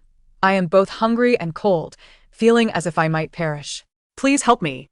His honesty was a stark contrast to his usual facade. If you lack food, go to the supermarket. If you're cold, Turn on the heating. What use is it to tell me? I was curious to see how shameless he could be. The supermarket shelves had been stripped bare, and our community was experiencing a power outage, rendering the heating useless. Witnessing his unfortunate circumstances brought me a sense of relief, prompting me to cease my replies. Yet, I pondered how the supermarket could have been emptied so swiftly. Just days prior, the news had broadcast warnings against panic, assuring that supplies would be distributed. Could this scoundrel have heard something and intended to seize my home and resources? This abode, painstakingly assembled by my own efforts, would not be offered to him. Not even at the cost of my life. Chapter 33. The dogs eat. The chickens move. Why concern myself with such matters? I refused to believe that anyone could venture through the bitter cold to find me. At that moment, the sweet aroma of roasted sweet potatoes wafted into my nostrils. Enticing and delicious. I rose from the sofa, donning my cotton slippers, and nestled beside the fire. Using a poker, I retrieved the roasted sweet potatoes, gently brushing off the ash. Still warm, I carefully peeled back a small portion of the skin, and a plume of steam escaped, accompanied by an even more robust fragrance. Resisting the urge to salivate, I peeled the skin away entirely, revealing the golden flesh, glistening and inviting. I cradled the entire roasted sweet potato, blowing on it before eagerly taking a bite. The flesh was soft, sweet, and bursting with moisture. It was unclear whether it was the juice or syrup mingled within, but the delightful sweetness penetrated to my very core. A wave of bliss washed over me, prompting me to take another bite. The warmth enveloped my mouth, harmonizing with the howling winds outside, rendering the sweet potato even more delectable. Such a simple pleasure made me wonder who else might be savoring it at this very moment, and I wished for someone to share it with. At that juncture, the sound of soft whimpering drew my attention. 2 puppies were nestled together, their cries growing more persistent than usual. I hurried to investigate, finding them scurrying about in their box, their tiny eyes searching eagerly. Although their small eyes and paws were not particularly effective, they fumbled adorably in their quest. I extended my hand toward them, and they seemed to recognize the gesture, rushing forward to lick my fingers. Their tiny, delicate tongues brushed against my skin, warm and soft, creating a gentle tickling sensation. This was the first time they had actively sought me out, and I surmised they were drawn by the scent of the sweet potatoes, yearning for a taste. Given that the time had come for them to eat solid food, nursing was no longer sufficient for these little ones. I fetched a shallow bowl and filled it with some soft, mashed sweet potato. Then, I carefully lifted the 2 puppies from their box and placed them atop the heated platform, nudging the bowl toward them. They immediately honed in on the prize, their little heads bobbing as they dug into the bowl, reminiscent of piglets at a trough. In no time, the bowl was thoroughly cleaned. I lifted their chins to inspect, and their noses and mouths were smeared with yellow sweet potato puree. Their tiny mouths continued to smack in delight, savoring the residual sweetness. I recognized they had not had their fill, but I refrained from offering more, knowing it was their first meal, and too much sweet potato could lead to discomfort. I retrieved a towel meant for cleaning them and gently wiped their little mouths. Perhaps sensing my care, the puppies ceased their eating, tail wagging and eyes squinting in contentment as they awaited my ministrations. Their amusingly adorable antics brought a smile to my face. In this frigid, snow-laden apocalypse, sharing hot roasted sweet potatoes with 2 puppies felt like a cherished moment. Suddenly, I realized I had yet to name them. Given that their first meal was sweet potatoes, also known as yams, I decided on Little Yam for one and Little Melon for the other. Little Yam, adorned in yellow with a small white spot on its forehead, and Little Melon, slightly larger with 4 white paws. Upon finishing, I settled beside the fire, watching them frolic and allowing them some time to stretch and relax. They had been confined to the box to prevent them from tumbling to the ground or colliding with the stove, risking burns. However, their eyesight was improving, and their awareness was growing. Keeping them confined would not suffice. I retrieved the only dog crate I had purchased previously, placing a bed on one side and lining the other with puppy pads. I placed the two little ones inside, although the crate was not large. It provided ample space for their current size. Positioned near the stove, they would be able to bask in its warmth. Now, as they nestled into their cozy bed, their tiny paws stretched forward and their chins resting atop them, their eyes fluttered open and closed, drifting into a blissful slumber. You two are fortunate indeed. You are blessed to be with me. Not only have the puppies grown, but the chickens have also flourished. They have sprouted gray-brown feathers, no longer resembling mere fluff balls. I hesitated to relocate them to the breeding house, having cared for them for several days. Placing them directly into the breeding house, out of my sight, would cause me some worry. However, as the chickens matured, their waste became increasingly odorous, and keeping them in my bedroom was not a viable solution. Despite my reluctance, I resolved to light the stove in the breeding house. The stove there ignited as readily as the one in the main room, flames licking upward and soon warming the entire space. Once it was sufficiently heated, I carried the chickens into the breeding house, placing them one by one into the nesting boxes. I wish to observe whether they can adapt to this environment. If they cannot, I shall promptly return them to the east room.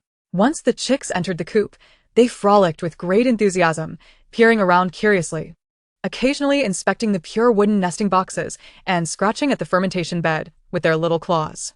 It seems that for chickens, foraging in the ground is instinctual, and their excitement grew as they dug deeper, their tiny heads buried in the fermentation bed, oblivious to what they were pecking at.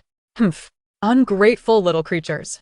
After nurturing them for so many days, they seemed so blissfully happy upon moving to the breeding house, completely forgetting the daily feedings from their mother in the box. However, it is not entirely their fault. Having been cooped up for so long, it is only natural for them to rejoice at the sight of the outside world. Since the chicks can adapt, I shall leave them in the breeding house from now on. Noticing that it is nearly noon, I decide that on this first day of heavy snowfall, I must prepare something delicious for myself. Chapter 34. The First Meal of the Apocalypse. Hot pot. What should one eat for the first meal of the apocalypse amidst the swirling snow? This question requires no contemplation, as the answer is self-evident. Hot pot. I yearn for a truly indulgent hot pot to dispel the initial chill of the apocalypse. Perhaps these desires are merely excuses. The truth is, it has been far too long since I last savored hot pot. First, I gather the ingredients: garland chrysanthemum, cilantro, and oilseed lettuce, all fresh vegetables I had saved, washed thoroughly, and placed in a large tray. I cut duck blood and potatoes into moderate-sized pieces. The frozen beef, solidified into a lump, is processed with a manual meat slicer into thin rolls and stored in the back room. The dried ingredients, dried mushrooms, wood ear mushrooms, and wide noodles, are soaked in warm water. Soaking these ingredients requires about half an hour, which gives me the perfect opportunity to step outside and shovel snow. The thought of returning from shoveling snow, shivering from the cold, and then indulging in a steaming hot pot fills me with delight. And I cannot help but smile at the prospect. Thus, I prepare myself, donning the thick cotton pants made specifically for the market, the longest military coat, a cotton hat, gloves, and a mask. Armed with a snow shovel, I venture outside. Perhaps I bundle myself too warmly, aside from the chilling temperature around my eyes. I hardly feel the cold anywhere else. The snow now reaches my calves. I do not intend to clear all the snow, but merely to create a path to the back room and the woodpile in the yard. I quickly outline the basic contours of 2 paths with the shovel, then gradually clear a narrow path about a meter wide. In just over 10 minutes, I accomplish my task. Upon entering the house, a wave of warmth envelopes me, providing a profound sense of comfort. I promptly close the windbreak and the main door, then begin to shed my layers. Removing my hat, mask, gloves, and coat takes several minutes. The process of dressing and undressing proves more laborious than shoveling snow. Perhaps due to my ample layers, I do not feel particularly cold, though I do break a light sweat from the exertion. However, the exposed skin around my eyes feels icy. Now that the snow shoveling task is complete, it is time to prepare the hot pot. I change into comfortable home attire. The house is warm, and the kitchen is not too cold, so wearing thermal underwear and cotton slippers suffices. Since hot pot tends to have a strong odor, I prefer not to eat in the bedroom for fear of staining the bedding with its scent. Therefore, I move the dining table from the floor into the kitchen. I open a package of Hidaleo's spicy hot pot base, placing it in the pot with water to heat. Meanwhile, I arrange the soaked vegetables on a large tray, followed by the washed greens, duck blood, and meat rolls on the table. After preparing a bowl of my secret sesame sauce and another of dipping oil, the hot pot is ready to boil. The enticing red oil swirls in the pot, and I toss in a few of my favorite shiitake mushroom meatballs and fish balls. Within seconds, the meat rolls are cooked to perfection. I quickly retrieve them and place them in my bowl. At this moment, my anticipation is palpable. It has been ages since I last enjoyed hot pot, and my mouth waters at the thought. The meat rolls, coated in a layer of red oil and slathered with thick sesame sauce, are devoured in one bite. The meat rolls are cut from whole pieces of beef, showcasing distinct marbling that is palpable even in the mouth. The combination of fatty and lean meat creates a delightful chewiness, enhanced by the rich aroma of sesame sauce and the spicy flavor of the hot pot base, resulting in an exquisite mingling of flavors.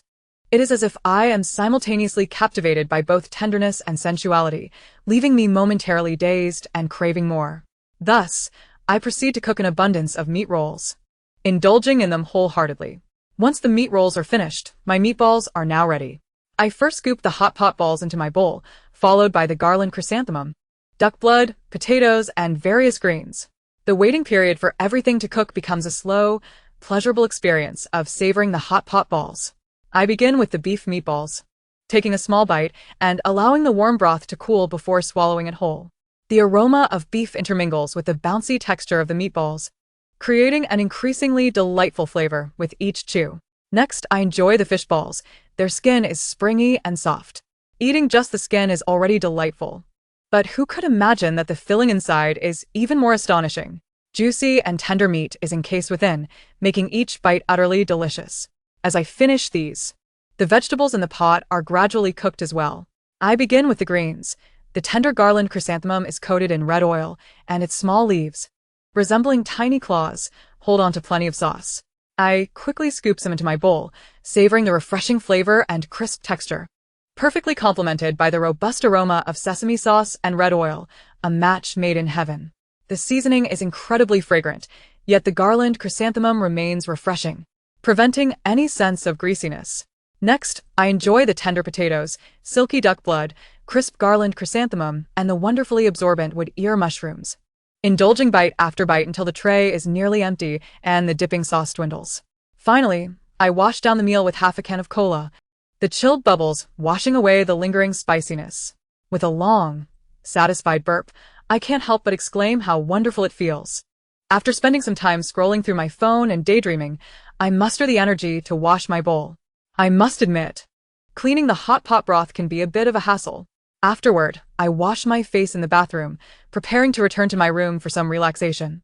Before heading back, I add a piece of honeycomb coal to the breeding house, stove, and east room, ensuring warmth in all necessary places. Having secured warmth in those 3 areas, I collapse onto the sofa. I feel excessively full, satiated, and immensely drowsy. Although I had napped in the morning, it does not deter me from succumbing to the drowsiness of the afternoon. Nestled in the sofa, wrapped in a blanket large enough to envelop me entirely, the reddish glow of the stove illuminates my face. My eyelids grow heavy, and in the rhythm of opening and closing, I eventually succumb to a deep slumber. At this moment, the world outside is enveloped in chaos, with the blustery snowstorm wreaking havoc everywhere. The sky gradually darkens, obscuring many objects from view. However, within a small house in the northeastern courtyard, the temperature remains above 20 degrees. The interior is somewhat crowded, yet not disordered. The warm Kang bed is clean and tidy, radiating a gentle warmth. A young girl is cozily nestled on the sofa, while the fire in the stove burns brightly, occasionally casting flickering yellow flames onto her face. Her cheeks glow a rosy hue from the stove's warmth, contributing to a deeper, more comfortable slumber. 2 small yellow dogs lie quietly in their little nests, occasionally murmuring in their dreams, also basking in the stove's heat, lost in their own beautiful dreams. In this tranquil and warm corner, a rare sanctuary exists amidst the chaos of the apocalypse. Chapter 35. Constructing the snow tunnel upon awakening, I found that it was already past 4 in the afternoon. The heavy snowfall outside showed no signs of abating, with the accumulation nearly reaching knee-deep. Upon checking my phone, I received a message from Sumi. Wow. Chung Chung, are you a prophet? The temperature has plummeted so drastically, and the snow has been relentless. It feels like the apocalypse. How did you foresee this? Thanks to your warning. I've stocked up on coal and food at home. I am truly living through a frigid doomsday, huddled at home with snacks. I feel incredibly fortunate. Thank you for your foresight. Chung Chung. A flurry of messages occupied most of my screen, and seeing that Sumi was safe reassured me greatly. Haha, I merely prepared for the worst. I never anticipated such severe cold. Please take good care of yourself and your parents. After replying to Sumi's message, I hurriedly replenished the honeycomb coal in each room and the stove, for the indoor temperature would soon drop if neglected. Once I had ensured a sufficient supply of fuel, I donned my winter gear and ventured outside to clear the snow. Given that the snow would continue for several days, likely deepening further, I needed to guarantee that I had a path to venture out for firewood. Should the snow rise to the roof level, I would be unable to leave, and a month without fuel could lead to dire consequences. I followed my previous tracks and cleared the snow once more.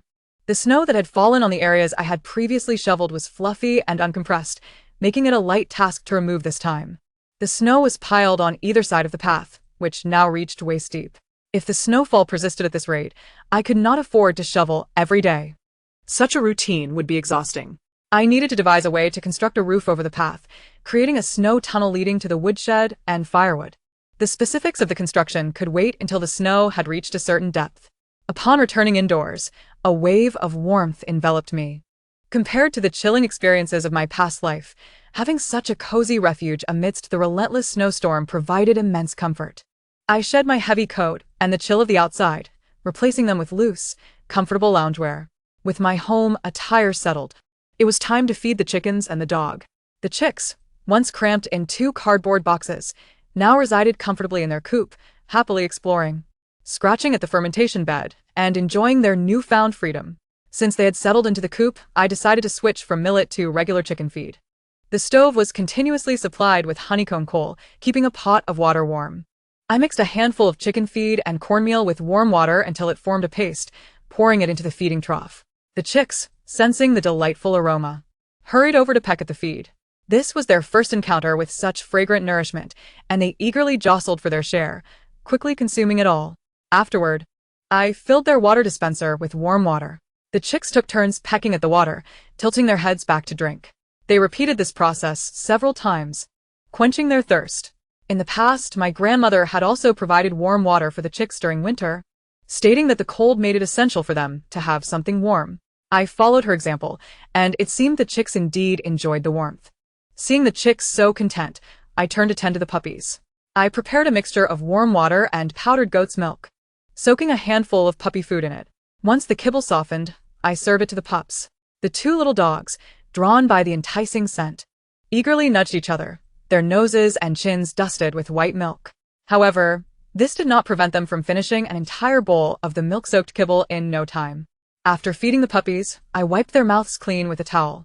My day was mostly consumed by eating, drinking, and sleeping, leaving me with the desire to invest time in the details, ensuring the care of these 2 small lives was thorough. Once I completed these tasks, I felt a slight hunger pang. However, having eaten a hearty meal at noon, I was reluctant to indulge in anything too heavy. Thus, I prepared myself a bowl of wontons, garnished with fresh cilantro, sesame oil, and seaweed, delicious and smooth in texture. After finishing my wontons, I wandered around the room to aid digestion while perusing various vegetable planting guides, preparing to learn how to start my garden in a few days. After sufficient wandering, I settled onto the heated Kang, enjoying the warmth that enveloped me, feeling my body release any dampness. As evening approached, around 8 or 9 o'clock, the snow continued to fall. I stepped outside to assess the situation, finding the accumulation on the path had risen to nearly calf-deep. Sighing, I prepared to shovel snow once again. I illuminated the area with a bright flashlight and began my labor. At this point, I was unconcerned about anyone witnessing the light from my courtyard. After all, who would venture to my remote abode in such deep snow?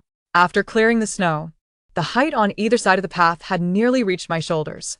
Upon returning indoors, I refrained from hastily shedding my clothes, instead pondering the implications of the ongoing snowfall. It seemed that a peaceful night's sleep was unattainable. I would need to emerge every 3 to 4 hours to shovel, lest the door become completely blocked. Yet, with the snow so high on either side, further shoveling would only exacerbate the situation, increasing both the difficulty and safety concerns. Therefore, I resolved to construct the snow tunnel tonight. This would save me the exertion of shoveling throughout the night and facilitate the tunnel's creation before dawn. I donned a headlamp and prepared to begin. My plan was to compact and level the snow on either side to shoulder height, then lay a wooden plank across the top, followed by a layer of plastic sheeting.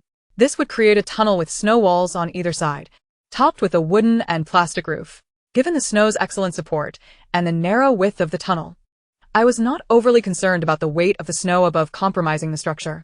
Thus, I fetched a large stack of wooden planks and a roll of plastic sheeting from the west wing.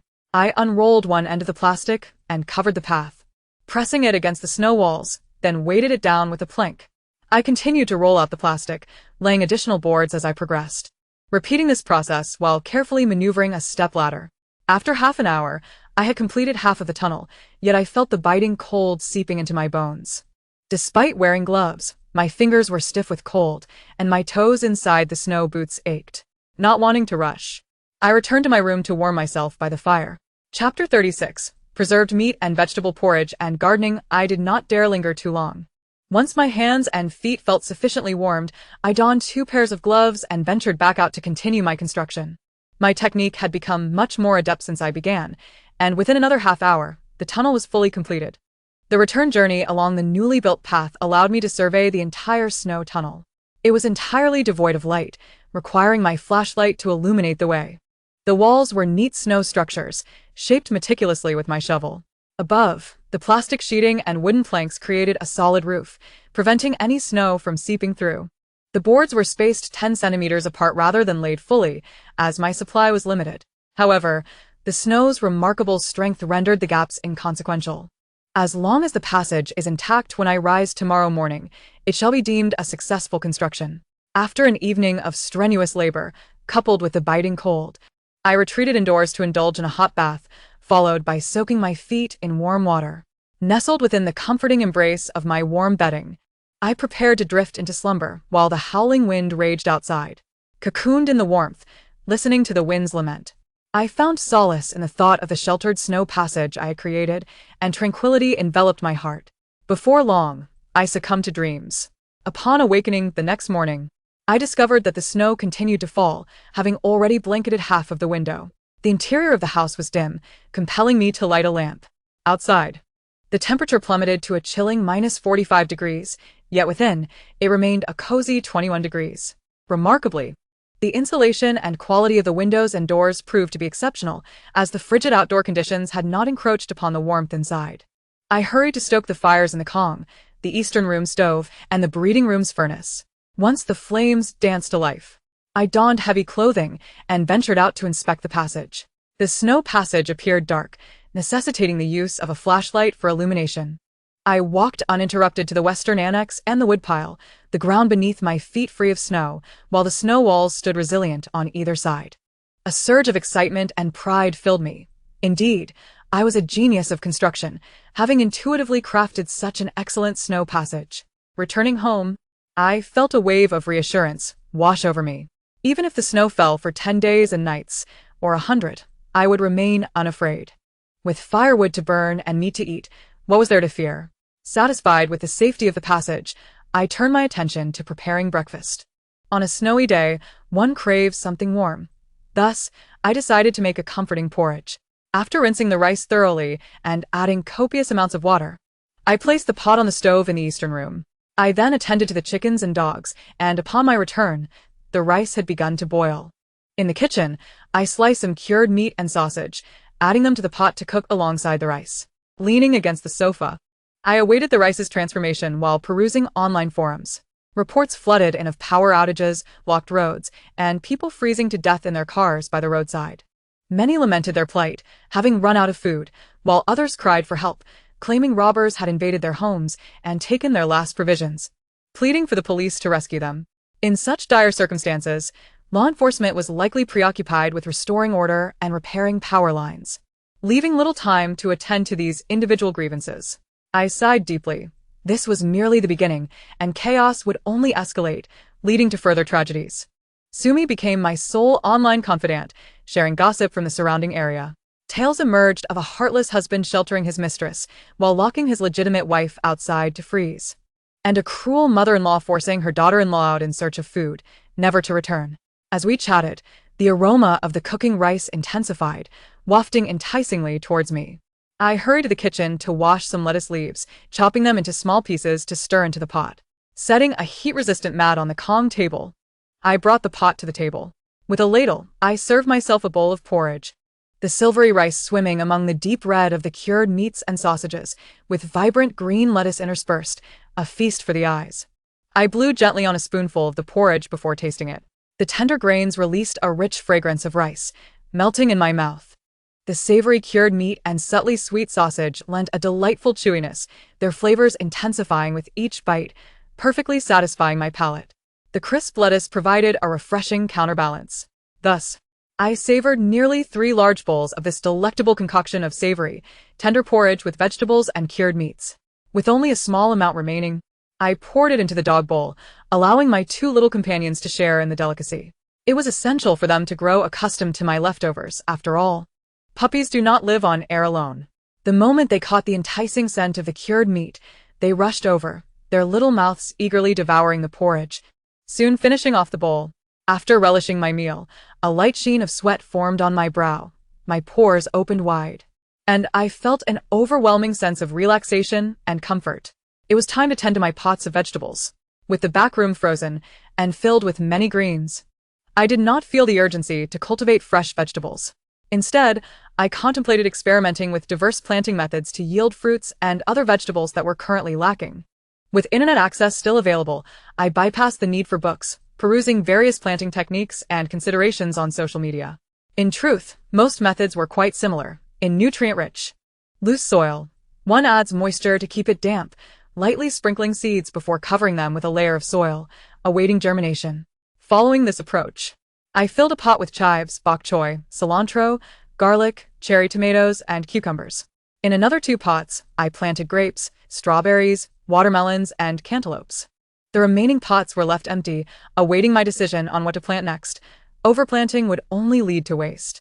I installed a row of grow lights above the vegetable pots, turning them on when natural light was insufficient.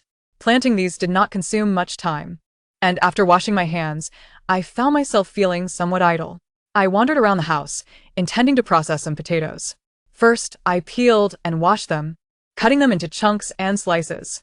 Then, I laid plastic on the Kang, placing the potato pieces atop to dry. Once thoroughly dehydrated, they could be stored for stews, adding a delightful chewiness to meat and chicken dishes.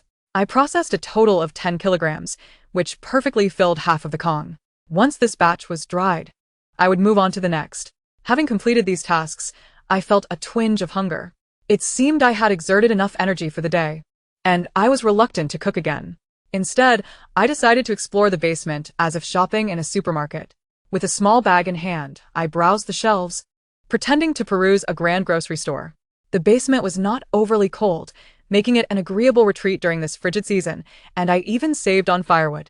However, I knew that prolonged exposure to the dampness could be detrimental to my health. Ultimately, I emerged with a braised egg, a sausage, a pack of spicy sour noodles, and a small jar of fruit preserves. Upon returning to the eastern room, I picked up the kettle that had been boiling water on the stove and prepared the spicy sour noodles. Enjoying a steaming bowl of noodles, a bite of the braised egg, and a slice of sausage was sheer bliss. As I savored the last spoonful of noodle broth, my hunger was thoroughly satiated. I then reached for my other stomach, indulging in the chilled canned peaches from the basement, which provided a refreshing relief from the spicy heat. The cool peaches were chewed lightly before being swallowed, their icy essence soothing my throat and stomach, alleviating the fiery sensation left by the noodles. After finishing my meal, I reclined on the smooth surface of the Kang, the gentle warmth enveloping my waist. I felt certain that this warmth would be a great comfort during menstrual cramps. Chapter 37. Iron pot braised ribs with dried green beans. Once the snow had surpassed the window, the house became dim, devoid of the outside light. Time seemed to lose its structure, yet I endeavored to maintain a routine of early rising and sleeping. Each day, aside from the basic tasks of stoking the Kang and feeding the chickens and dogs, there were few other activities to engage in. My days were primarily filled with eating and resting. Due to this disarray in time and reduced activity, my appetite diminished somewhat. Consequently, I implemented a plan of 2 meals a day, one in the morning and one in the afternoon. However, eating less did not diminish my cravings. When the urge struck, it was quite insatiable. For instance, today, I found myself longing for hearty meats. I resolved to prepare a dish of braised ribs with dried green beans, a beloved recipe of my mother's that I used to devour, often finishing half a bowl of ribs and beans alongside 2 bowls of rice. As I lit the Kang in the morning, I soaked the pork ribs in warm water. As the stove and heated Kang warmed up, the chicks were finally fed, and the meat of the pork ribs had melted, releasing its juices. I used a cleaver to chop the ribs into pieces the size of mahjong tiles. Then, I increased the firewood's intensity. Once the water in the iron pot boiled, I added the pork ribs along with various spices for blanching.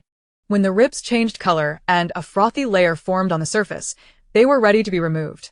After draining the water from the pot, I waited for all the moisture to evaporate before pouring in hot oil. Once the oil was heated, I added scallions, ginger, and garlic to sauté until fragrant, then incorporated a specially made sauce from Tongliao, continuously stirring to release its aroma. I added the ribs and tossed them until they were evenly coated in the sauce, then added enough water to cover the ribs. I seasoned it with a suitable amount of chicken essence, 13 spices, light soy sauce, and oyster sauce. At this point, I rinsed the sun-dried green beans in clean water and placed them directly into the pot. Since the beans had dried, they would take a long time to cook through, so they would simmer alongside the ribs. I covered the pot and waited for 40 minutes, anticipating a delightful iron pot stew. During this time, I steamed a pot of rice, as I preferred it over the dry remnants stuck to the pot's edges. The rice soaked in the rib broth was far more satisfying. After a few minutes, the enticing aroma wafted from the iron pot. How to describe it? The rich fragrance of the pork ribs, the distinctive scent of the dried beans, and the savory notes of the sautéed sauce combined to create an indescribably bold aroma. Not only did I find it delightful, but even the puppy was captivated by the enticing smell. The two of them began to whine and rummage in their cage, eager to discover the source of the delicious scent. After 40 minutes, I could no longer contain my excitement and lifted the pot lid. A cloud of steam burst forth, accompanied by the mouth-watering aroma of the simmering ribs and beans. As the scent filled the room, I could hear the sizzling sound of the bubbling fat around the pot. I took a large spatula and gave the ribs and beans a hearty stir, then transferred them into a pre-prepared large porcelain bowl, generously ladling some rich broth over the top. I eagerly brought a big bowl of iron pot stewed beans into the room, also serving myself a bowl of rice. The entire bowl of ribs and beans looked incredibly tempting. The ribs were a deep color, the beans a vibrant green, and the thick broth enveloped both, making it utterly mouth-watering. Naturally, the first chopsticks reached for the ribs. The ribs, perfectly cubed, were encased in neatly arranged meat with a smooth bone inside. As I bit into it, the succulent meat easily separated. With that first bite, I suddenly grasped the meaning of rich flavor and tender meat that fell off the bone. The meat was infused with the essence of the sauce and the dried beans, the lean parts tender and the fatty parts flavorful, yet not greasy. Before I could fully savor the taste, it slid down my throat. Realizing the delectable nature of this meat, I found myself reaching for the second and third pieces, not stopping until the fifth had quelled my cravings. Finally, I had the chance to taste the dried beans, taking a hefty bite. They had not turned mushy from cooking. Instead, they retained a satisfying crunch. The beans were infused with the meaty essence, making it impossible to distinguish whether I was eating meat or beans. Thus, alternating between bites of beans and ribs, I polished off more than half the bowl. As I noticed only 3 ribs remained, I extracted all the bones, shredding the meat with my chopsticks. I mixed it with the broth and rice and poured it directly into the puppy's bowl. The 2 puppies, driven by insatiable hunger, dove into the small bowl, eagerly munching away. I glanced at them but returned my focus to my own meal, as I had yet to finish. In my large bowl, only thick broth and a few beans remained, so I added the leftover rice, stirring it all together with an iron spoon until it formed a sticky mixture. I then shoveled it into my mouth, relishing every bite. This flavor was reminiscent of watching a food video, swallowing globs of rice that were both satisfying and indulgent. Once I had cleaned my plate and rinsed the bowl, I decided to take a hot shower, wanting to wash off the lingering smell of cooking oil before sleep.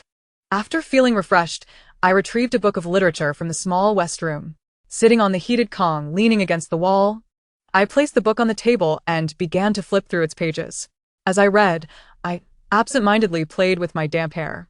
By the time my hair was completely dry, I had turned 6 or 7 pages and felt a bit drowsy. I carefully closed the book, took out my pillow from the bed, and lay down on the Kang mat. Covered by a soft, fluffy blanket, I gently drifted off to sleep. I believe there are many forms of sleep. One is when exhaustion overwhelms you, plunging you into deep slumber. Another is when anxiety grips you, forcing your mind into a shutdown, resulting in a stiff sleep. Then there is this gentle descent into sleep, where emotions are calm, yet the heart feels soft and pleasant, drifting naturally into dreams. My favorite is the gentle sleep, where the surrounding environment feels reassuring, devoid of any particularly sad or joyous events, allowing for a tranquil slumber. It conveys a sense of comfort in life, with a hopeful future, yet I remain unhurried, content with the present moment. I believe this gentle slumber is the best affirmation of my current existence. There is no panic or fear, no pain or cold, no need for scheming. Only the simplicity of daily needs, warmth and nourishment. When I awoke, it was already 3 p.m. First, I replenished the honeycomb coal in the various stoves to ensure warmth in the house. Then I brewed myself a cup of coffee for a boost, sipping it while strolling around the room. The feeling of being well-fed, warmly dressed, and well-rested was truly invigorating. Although the 2 months of stockpiling now felt like a nightmare, the present days of happiness made it all worthwhile. Chapter 38. Power Outage and the Homeowner Group. Just as I was contentedly reflecting, the lights in the room suddenly began to flicker and then went out completely, with a crackling sound. Well, it seemed we had a power outage. Moments ago, I was savoring the current state of affairs, and now I faced a sudden disruption. No matter, such is the life of a hapless soul. The room was enveloped in darkness, the only light emanating from the glow of the stove. Using this light, I grabbed my phone and turned on the flashlight, heading to the small west room to retrieve a small battery. A large battery was unnecessary at this moment. The small one was sufficient for lighting. Connecting the battery to the lamp, the room brightened once more. I must admit that there is a certain fear that arises when plunged into darkness. But with the lights restored, my heart settled. The first order of business during a power outage is to move items from the large freezer to the back room. I had not intended to continue powering the freezer, with the outdoor environment serving as a natural refrigerator. Every unit of electricity provided to the freezer was a loss. Now that the power was out, it was even more crucial to relocate the contents to prevent the meat from thawing and spoiling inside. After an hour, I managed to transfer the meat from the large freezer to the back room and clean the freezer. From now on, these 2 large freezers would serve as storage cabinets in the kitchen. When I opened the door to the back room, both the kitchen and the back room were at sub-zero temperatures. After securing the back door, I hurried back to the east room for warmth. Wrapped in a blanket, I sat on the sofa by the fire. Initially, I shivered, but as my body gradually warmed, I reclined on the sofa. I then continued to check my phone to see where else was experiencing a power outage. At that moment, Sumi sent me a message. Chung Chung. Did your home lose power? Are you scared? Yes, the power is out, but I'm not afraid. I have a backup power source. Seeing Sumi's concern warmed my heart. That sounds good. I also have a backup power supply at home. It was my mother who, concerned for your well-being as a young girl, prompted me to inquire. I appreciate Andy's concern. I am doing quite well at the moment. Although their care warms my heart, I prefer to avoid excessive interactions with others. Regardless of who it is, increased contact can lead to greater risks. I did not respond to the messages that Sumi sent later. Instead, I chose to observe the community chat group for residents of southern cities. Although these matters no longer pertain to me, my curiosity compelled me to look. I wished to understand the living conditions of my former life, perhaps as a means to pass the time during this apocalyptic scenario. I scrolled back through the chat history to when the snow first began to fall. Initially, a new announcement appeared from Aunt Zhang of the neighborhood committee. Due to the unusual weather circumstances, the community was entering an emergency living mode. To ensure the safety of everyone's food and warmth, the committee decided to centrally manage the community supplies and distribute them to everyone. Upon the release of this notice, the majority of residents expressed their resistance. You say you're managing? Are you taking the supplies for yourselves while we starve? A young man exclaimed. In this frigid weather, how you plan to distribute it? Door to door. Are you willing to do that? It sounds like you're trying to trick us out of our food. At your age, have some dignity. The neighborhood committee had not been seen to serve any purpose before, and now they had suddenly appeared. Residents bombarded Aunt Zhang with messages of outrage, and the matter was ultimately dismissed.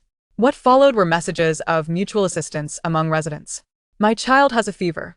Does anyone have antipyretics? Please just leave them outside, and I will come to collect them. Help save my child. I have some. I'll put them outside shortly for you to collect. It's so cold in my house. Does anyone have heating supplies? May I come over for a while?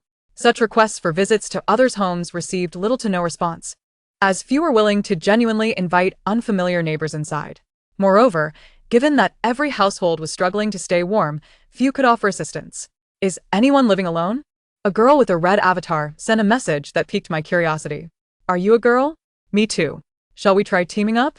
They then moved to private chats. If their personalities matched and their supplies were similar, they would likely keep each other warm. Another message appeared from a man with a black avatar proposing. Are there any single residents? Let us find someone to share living arrangements. Sleeping together will keep us warmer. Many people responded positively, and soon the group was abuzz with residents seeking companions. After 5 or 6 days, a new situation arose in the chat. Help me. My roommate in 305 is trying to kill me. I'm in the bathroom. Please come quickly. A desperate plea suddenly emerged. Residents promptly inquired about the location and organized a rescue. By the time they arrived fully armed and dressed, the individual who had called for help from 302 was already deceased. Meanwhile, 305 was voraciously consuming his flesh. It turned out that when they first teamed up, neither had food, and after 5 or 6 days of hunger, 305 had gone mad, driven by desperation to kill and eat. He not only contemplated but executed this horrific act. Witnessing the gruesome scene, the residents who rushed to help retched and hurried back to lock their doors and windows. I could not help but shiver at the chaotic discussions in the group. It was indeed terrifying that such cannibalistic events could occur so early in this harsh winter. I could not recall whether this had transpired in my previous life. At that time, I had been too cold and hungry, nearly fainting, to pay attention to the chaotic messages on my phone. This was too distressing to continue reading. It affected my mood. Living alone, one can easily succumb to gloomy thoughts, and seeing such things could lead to depression. Looking around at my warm little home, it felt as if I resided in another world, far removed from the extreme cold of my past life. To uplift my spirits, I decided it was time for a meal. I adhered to a routine of 2 meals a day, one substantial and the other simpler. I had just enjoyed a hearty stir-fry of dried green beans for lunch, so I opted for something lighter for dinner. I planned to make tomato and egg noodles, avoiding the hassle of kneading and cutting dough by using instant noodles instead. With the fire in the east room and the stove consistently burning, cooking was made even more convenient. I began by adding water to the large iron pot, then placed a spatula on the stove. Once the oil was heated, I scrambled 2 eggs. After setting the eggs aside, I added chopped green onions and tomatoes. When the tomatoes softened, I combined them with the eggs, seasoned with a pinch of salt and chicken essence, and allowed the mixture to simmer. Meanwhile, the water in the large pot began to boil, at which point I added the noodles. As the tomato and egg sauce thickened and filled the room with a delightful aroma, I poured the sauce into a large bowl. In the interim, I quickly washed the spatula and then added the cooked noodles to the bowl, thoroughly mixing them with the sauce. The white noodles, yellow eggs, and red tomatoes blended beautifully, creating an exquisite dish. I devoured an entire bowl. Chapter 39. Spicy sauce and a little wine. Snow had fallen continuously for 21 days, with outdoor temperatures plummeting to a record low of minus 65 degrees and nighttime lows even reaching 70 below. However, the indoor temperature remained remarkably stable. As long as the fire burned brightly, it hovered around 20 degrees. The renovation cost of $380,000 was evidently well spent, as the insulation of the walls and windows proved exceptionally effective. Yet, power and internet outages were nearly constant, and the snow had piled high against the windows, rendering the interior dark as night unless lights were turned on.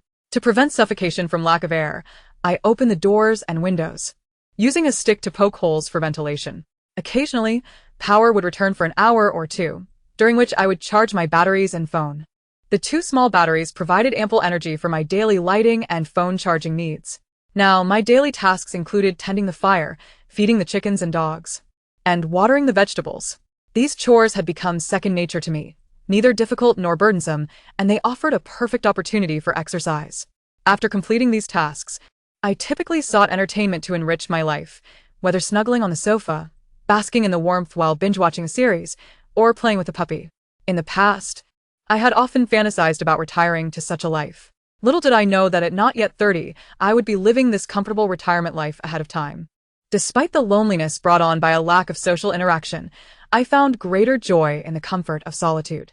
While watering the plants, I noticed that many seedlings had sprouted from the soil. This discovery filled me with both surprise and delight, signaling that the first step in vegetable cultivation had been successful. Outside, the world was enveloped in ice and snow, while new life thrived within my home, filling me with anticipation for the future. In good spirits, I resolved to treat myself better. After fulfilling my daily chores, I prepared to make some snacks to enjoy while watching a show and sipping a little wine. After much thought, I decided to prepare some spicy marinated dishes, enhancing the recipe with additional ingredients to temper the heat, making them just right for pairing with wine. I gathered my ingredients: 10 chicken wings, 10 chicken feet, 5 chicken drumsticks, 20 chicken gizzards, chicken hearts, sausage casings, a bag of marinated lotus root, and 2 potatoes cut into thick slices. I then retrieved the largest clay pot and placed it on the small stove in the kitchen. I ignited the stove and placed a piece of honeycomb coal on it. In a clay pot, pour in a generous amount of clear water. Add an entire bag of chow seasoning mix and incorporate a suitable amount of ginger slices, bay leaves, star anise, and cinnamon. Pour in some dark soy sauce, light soy sauce, and 13 spice mix. Essentially, I add any aromatic ingredients I have on hand, pouring them in all at once. Soon, a fragrant marinade is created. Once the marinade begins to boil, the enticing aroma wafts through the air, indeed delightful. The predominant scent of chow's seasoning, now enriched by the other spices, melts together to create a more robust and aromatic bouquet. At this moment, I toss in chicken wings and feet, along with other ingredients except for potatoes, to commence the marinating process. While the kitchen fills with the enticing scent of spicy marinade, I prepare the drinking area in the front room. The venue is set by the sofa and a small wooden tea table. I begin by selecting a few bottles of liquor from the small room: 1 bottle of yogurt-flavored Rio, 1 bottle of rose sake, and a small bottle of brandy. These 3 elegant and charming bottles are arranged at the upper right corner of the table. At the upper left, I place a video player and quickly cue up the film My Neighbor Totoro to pause. I pour a small bowl of strawberry preserves, a small plate of pine nuts, and pecans. Then I set out beautiful glass wine glasses, completing the setup. After marinating for 20 minutes, I add potato slices and wait another 10 minutes for the dish to be ready. A box of open Xiao's duck neck, infused with various spices, mingles with the flavors of the meats, creating an intoxicating aroma. I retrieve the chicken wings, feet, and gizzards, placing them into an oversized bowl that is perfectly filled to the brim. I carry the steaming bowl to the center of the small wooden tea table. I start the movie My Neighbor Totoro, don disposable gloves, and embark on a delightful journey of binge-watching and mild intoxication. I take a bite of the marinated chicken wing, its skin saturated with sauce, delivering a blend of oil and seasoning that is incredibly tender. The lean meat within is also smooth and slightly chewy, utterly delectable. After consuming 1 wing, I take a generous sip of rose sake, feeling euphoric. Next, I sample a chicken foot, which retains a firm texture, bursting with flavor as I chew. I then bite into a sausage, releasing fragrant juices that mingle with the warmth of the meat, an exquisite experience. The gizzards and hearts are deeply flavored, imbued with chow's seasoning and various sauces, offering a satisfying chew as I savor each bite. A few bites of gizzard followed by a sip of liquor brings an unparalleled sense of ease. As I continue drinking, one type of liquor begins to feel overly rich, prompting me to create a DIY cocktail. I mix the rose sake with some yogurt-flavored Rio, enhancing its clarity and taste. A splash of brandy with Rio intensifies the flavor, the sweet yogurt mingling with the spiciness of the alcohol to create a richer profile. Thus, I indulge in both the film and the spicy delicacies. During moments immersed in the film's plot, I set aside my food, pausing intermittently to enjoy the meal, perfectly synchronizing with the duration of the movie. By the end of the film, I find myself comfortably satiated, albeit slightly tipsy.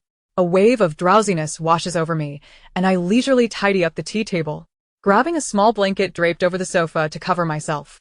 I turn off the lights, and beneath the faint glow of the stove, I drift into a blissful slumber. After about an hour, I awaken feeling parched, so I refrain from sleeping further. I turn on the lights and pour myself a cup of warm water from the kettle beside the stove, which has kept the water warm. I gulp down the water, stretch, and open a music app on my phone, listening to music while I clean. There remains 2/3 of the marinated treats in the large bowl, which I seal in a storage bag and place in the kitchen cabinet, ensuring they are readily available and won't spoil. I then arrange the liquor bottles on the windowsill, planning to display all the emptied bottles there in the future. Once the display is full, a vibrant array of colors will surely be a delightful sight. Now, feeling invigorated, I listen to music as I sweep, mop, change bed linens, and wipe down surfaces in one go. Completing these chores leaves me with a light sheen of sweat, and coupled with the relaxation from drinking, my body feels even more at ease. After quickly taking a hot shower, I change into a fresh set of loungewear, donning new thermal underwear and a cotton vest. Feeling smooth and cozy in my new sleepwear, I sit at the writing desk, applying snake oil balm for skincare, then take up a nearby notebook to jot down notes. I record the weather outside and the duration of the snowfall, noting that the vegetables have sprouted and that I enjoyed a small drink today. I aim to document every moment of my current life so that in the future, I can revisit these memories when I find myself with idle time. Chapter 40. The snow has stopped, a homemade refrigerator. Thus, I spent 3 comfortable days, during which I noticed a concern. If the heavy snow continued, it should have clogged my chimney by now. However, the heated Kang is still warm, and the stove continues to burn brightly. Does this imply that the snowfall has indeed ceased outside? Yet, I cannot see outside, as the room remains shrouded in darkness. Therefore, I decide to excavate a hole to ascertain whether it is still snowing and to allow some daylight and fresh air to enter. After contemplating the method of digging, I ultimately decide to create a hole in the middle of the eastern room's window. I gather 4 large buckets, secure the small dog tightly, and put on warm clothing. I then open the window and begin to dig upward with a shovel from the top of the window frame. I plan to create a circular hole with a diameter comparable to that of my shovel, mindful that a larger hole may risk collapsing. As I start digging, I can feel the snow compacted tightly, yet since it has fallen in layers, it remains relatively loose and easy to excavate. The snow's structural integrity holds well, preventing any collapses. Each shovelful of snow is placed directly into the buckets, and once a bucket is full, I exchange it for an empty one from the back kitchen. After digging 5 buckets of snow, I finally reach the topmost layer with my shovel. A sliver of light filters through, accompanied by a few falling snowflakes, followed by an influx of light. Peering through the hole, it indeed appears that the snow has stopped outside. However, as soon as the small opening is made, a frigid chill rushes in. The cold is quite overpowering, causing me to shiver within the room. Nevertheless, the influx of light is a welcome change, as the previous darkness had led to a somewhat disorienting day-night cycle. Being able to discern whether it is day or night will naturally help regulate my routine. I use the shovel to pack down the edges of the snow hole, ensuring they are more secure and less prone to collapse. Then, I promptly close the window, and within 20 minutes, the room's temperature begins to rise again. The snow I've brought inside won't go to waste, as it melts in the buckets. It can be reused as water. Since the plumbing for the toilet is underground, it has not frozen, allowing me to flush the toilet without concern. Ever since I made a hole by the window, I have developed a habit of standing by the window to gaze outside, checking the weather for sunshine or snowfall. For the next 3 to 4 days, no snow fell, indicating a complete clearing. However, the outdoor temperature remained consistently low, stabilizing at -70 degrees. I grew dissatisfied with the small hole and decided to expand it. From the window to the top layer of snow, it is only about a meter high, so it should be safe to dig larger without risk of collapse. Therefore, I used the shovel to enlarge the hole, creating an opening with a diameter of 1 meter. With the expanded hole, the indoor lighting improved significantly. During the day, I no longer needed to turn on the lights, and monitoring the weather became much more convenient. Following this, I had a sudden inspiration and dug another small hole extending outward from the window. This way, with the window open, there is a ventilation and light hole above, while the front serves as a storage nook for snow. I donned gloves, put on warm clothing, and began to dig. After excavating, I constructed a thick insulating layer in the center of the snow cavity, much like building a snowman. It now resembles the freezer compartment of a refrigerator, divided into 2 sections. Indeed, the pleasures of life are often discovered by oneself. I feel as though I am engaged in a child's game of house. In the future, the window will serve as the door to my refrigerator, and opening it will reveal my natural icebox. The creation of this natural icebox compels me to utilize it rather than let it remain empty. After much contemplation, I decided to make some ice cream and freeze strawberries and peaches within. Thus, once the refreshing desserts are prepared, I can simply open the window whenever I desire a sweet treat. I dissolved white sugar in warm water, chopped some mandarin and apple pieces, and added them to the sugar solution. Using a knife, I fashioned some usable containers such as 10 half soda cans, into which I poured the syrup and fruit mixture before inserting half a skewer. I carefully placed them in the natural icebox outside to freeze. The frozen strawberries and peaches were even simpler. I poured canned strawberries into a plastic container and set it outside to freeze. The peaches from the can required cutting into smaller pieces before being frozen outdoors as well. In this frigid temperature of -70 degrees, it would likely take only an hour for them to solidify. I refrained from opening the window frequently, as it would lower the indoor temperature significantly. So I waited a full 3 hours. After 3 hours, I swiftly opened the window and retrieved a homemade popsicle. It was indeed frozen solid, to the extent that I could not extract it from its container. I placed it beside the stove for about 5 minutes before managing to free it. The popsicle, cylindrical in shape, had a skewer inserted in the middle. The top was adorned with bits of mandarin and apple, while the lower half was a creamy white, resembling traditional popsicles. The appearance was appealing, but only a taste would reveal its flavor. Sitting on the sofa, I began to savor the popsicle, which was refreshingly cold and sweet. The fruit pieces were reminiscent of those found in store-bought ice cream. However, the icy portion was somewhat lacking in flavor, merely sweetened ice, likely due to the absence of artificial flavoring. Nevertheless, it was understandable, given the lack of additives. The indoor temperature of around 20 degrees paired perfectly with the popsicle. Having not indulged in anything cold since my rebirth, this was a delightful first. Indeed, abstaining for so long made it all the more delicious. Once I finished the popsicle, I retrieved some frozen pears from the back room and placed them in the snow cavity by the east window. This was not merely for convenience, but rather to enhance the appearance of my little icebox. My outdoor snow activities concluded here. I had no intention of clearing the snow from the yard, but preferred to keep the house concealed beneath it. There were two primary reasons for this decision. Firstly, having the house buried in snow provided excellent concealment, making it less likely to be discovered by others. With the snowstorm subsided, those in search of supplies might venture out. Although the thick snow on the mountain would make it improbable for anyone to find this place, should someone come searching, the likelihood of their discovering the house would be minimal. Furthermore, I had already constructed an underground passage, so the snow would not impede my daily life. Secondly, the thick layer of snow acted as insulation. With outdoor temperatures plummeting to -70 degrees and fierce winds howling, the snow effectively enveloped the house, serving as a natural insulator that reduced heat loss. This principle is akin to how the peoples of the Arctic construct igloos. When the weather warms and the snow gradually melts, or should I reach a point where the snow becomes intolerable, I shall clear it then. Chapter 41. Making clothes for the dog. Thus, I reclined and enjoyed my culinary creations, relishing 7 comfortable days of raising chickens and dogs. The dog has grown day by day, blossoming into a young pup. Though still quite mischievous, it has become more sensible and no longer fears getting burnt by clumsiness. Consequently, I removed the cage, granting them the freedom to roam the entire house.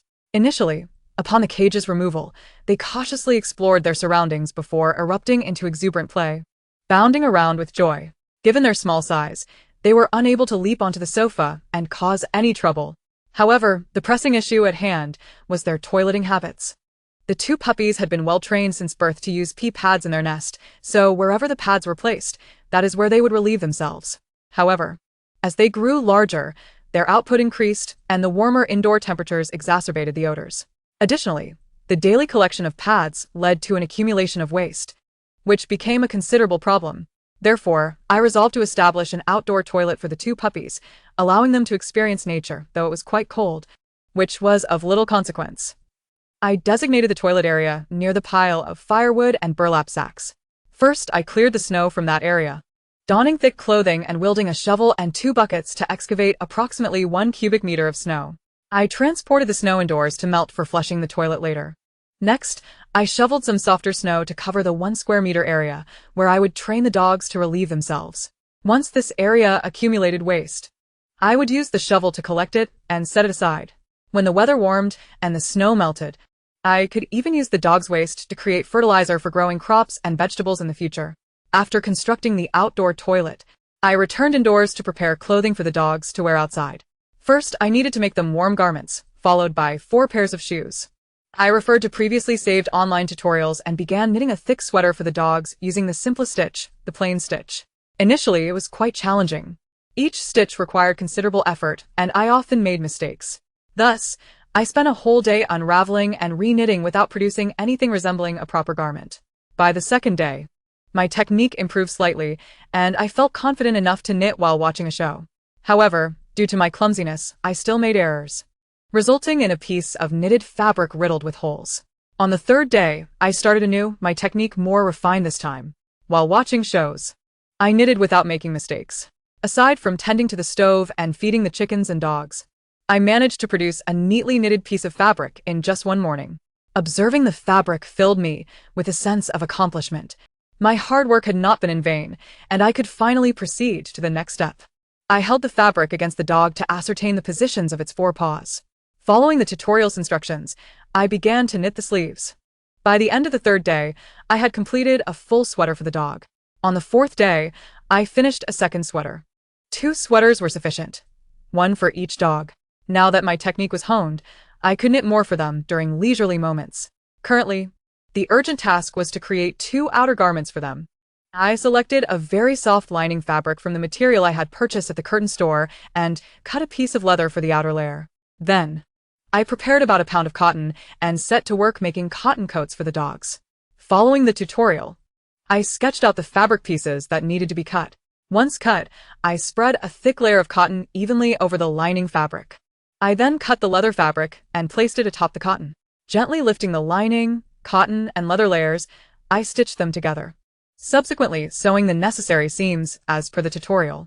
Then, an aesthetically unpleasing yet undeniably warm dog coat was completed. I found crafting the coat significantly easier than knitting, managing to produce 2 dog coats in a single day.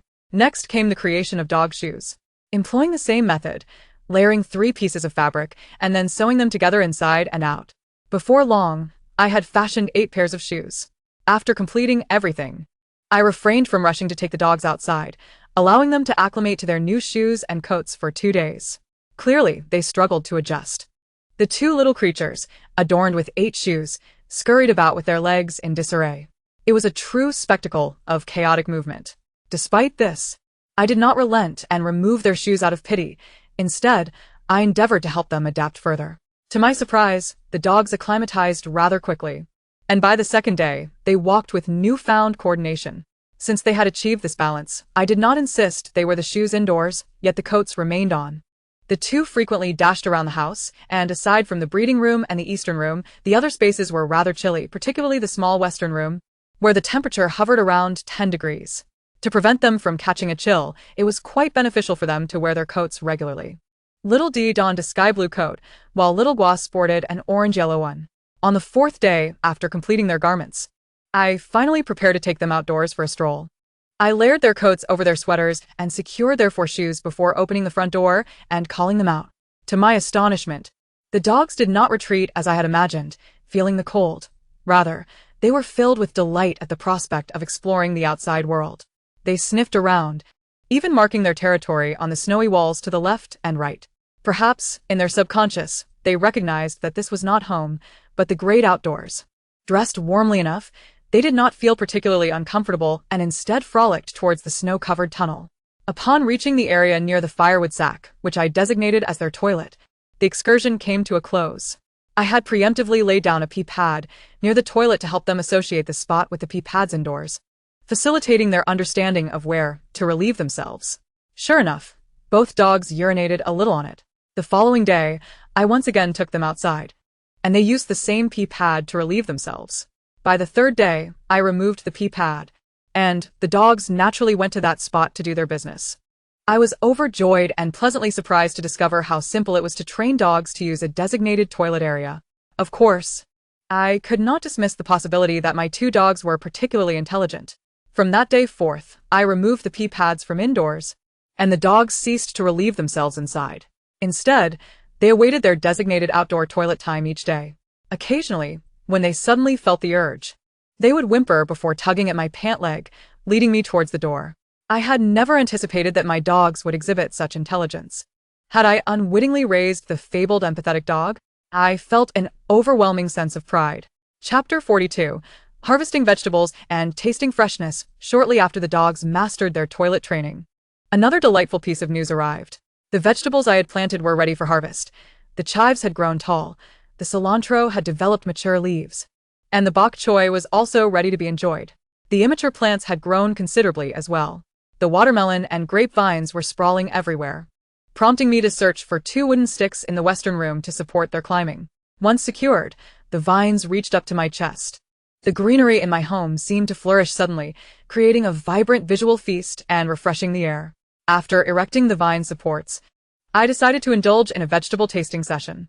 I harvested half a basin of chives, and since I had run out of eggs, I resolved to make dumplings filled with a pork and vegetable mixture. I began by preparing the dough. I scooped 2 bowls of flour, added a pinch of salt, and gradually mixed in warm water until it formed a dough, which I then set aside to rest. While the dough was resting, I prepared the dumpling filling.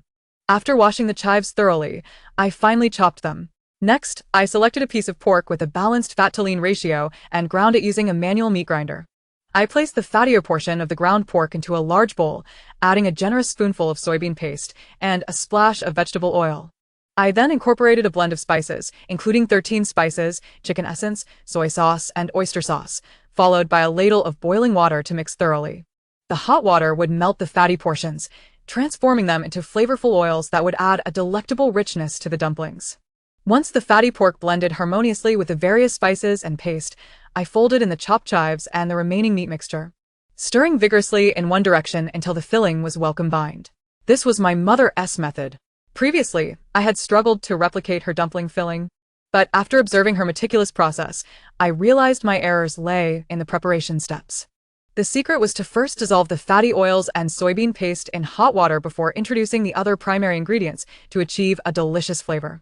With the filling ready, I boiled water and began shaping the dumplings. Taking the rested dough, I rolled it into a long snake-like shape and then cut it into small pieces. Each piece was rolled into a round wrapper, into which I placed the enticing filling before pinching the edges to form a beautifully shaped dumpling. I continued this process until I had completed 25 dumplings, just as the water reached a boil. With some filling and dough left over, I decided to stop for now, sealing the extras in a bag for future use, perhaps for wontons or stuffed pancakes later in the evening. I reserved a small portion of boiling water before adding the 25 plump dumplings to cook. After about 10 seconds, I gently stirred them with a spoon to prevent sticking to the pot's bottom, covering it to let them cook for a while. I poured the remaining boiling water into a clay pot and placed it on the stove in the eastern room.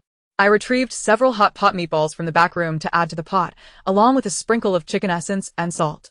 Next, I picked some bok choy leaves, washed them clean, and tossed them directly into the clay pot. At this moment, the dumplings needed to be uncovered and stirred. I added some cold water to the pot and continued cooking for another 5 minutes. After 5 minutes, I scooped the 25 plump dumplings into a plate and brought them to the dining table in the eastern room. I also removed the clay pot from the stove and placed it on a heat-resistant mat on the table. I prepared a delicious dipping sauce for myself, mixing soy sauce, vinegar, and crushed dried chili, my favorite combination for dumpling dipping sauce. As the saying goes, a good wife should be plump, and dumplings should be enjoyed hot. I could hardly contain my excitement as I picked up a round, plump dumpling, dipped it in the sauce, and took a bite. It was fresh, fragrant, and bursting with flavor. The rich, savory pork combined with the fragrant and spicy chives created a delightful balance, ensuring the dish was neither greasy nor overwhelming. The dumpling skin, dipped in vinegar and chili flakes, added a slight heat that enhanced the already enticing flavors. I found myself devouring 7 or 8 dumplings in rapid succession, and then served myself a bowl of meatball and bok choy soup. The soup was also warm, and I blew on it before slurping it down. The bok choy, having just sprouted, was crisp and tender, with no heavy seasonings added. The aroma of the bok choy melded beautifully with the meatballs, creating a strong presence. The broth was both light and fragrant. After finishing a small bowl of the soup, I felt a light sheen of sweat on my forehead. Riding the wave of warmth, I continued to enjoy the dumplings. ultimately consuming 18 before reaching my limit and collapsing into my chair with a full belly. It was utterly delicious. Had my stomach permitted, I would have devoured the remaining 7 dumplings. After lounging on the chair for a while, I sat up to begin clearing the dishes. I crushed the 7 dumplings, splitting them into 14 halves, and poured them into the dog's bowl. The moment the 2 dogs caught the scent of meat, they abandoned their warmth and rushed over to feast upon the dumplings. In no time, they had consumed every last morsel, even licking the bowl for any lingering bits of filling. I shook my head, amused at their insatiable appetites. Once the dishes were tidied away, I settled into another leisurely day. I brewed myself a large cup of milk tea, perched on the sofa, sipping while engrossed in a book. The 2 pups, Xiao Di and Xiao Gua, stood on their hind legs, now tall enough to reach my knees. Observing me indulging in my tea and reading, they ceased their play and nestled against my calves, whimpering and wagging their tails. Understanding their silent plea for affection, I freed one hand to pet Xiao Gua's head while holding my book with the other. Seeing this, Xiao Di grew envious, his whimpers intensifying with more fervor. His adorable display of jealousy prompted me to lift him onto my lap, allowing him to lie back, exposing his belly to me. As I gently stroked his soft tummy, I conversed with him. "What's the matter, Xiao Di? Do you simply crave some attention?"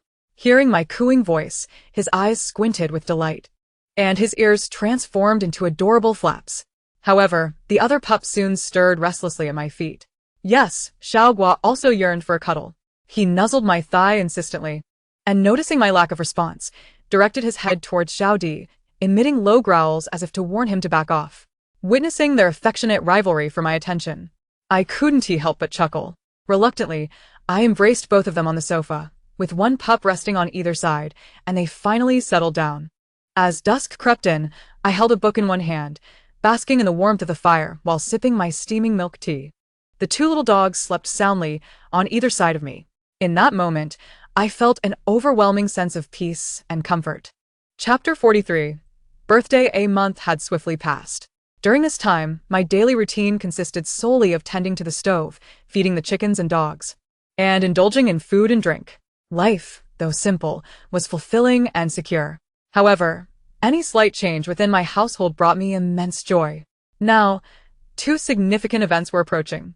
The first was the ripening of the watermelons and strawberries I had planted. The second was the imminent arrival of my birthday. I planned to celebrate both occasions on the same day, slicing into a ripe watermelon and picking the first batch of strawberries. It had been several months since I had savored fresh fruit. My diet had consisted of apples, oranges, and pears, but I had yet to taste this fresh bounty.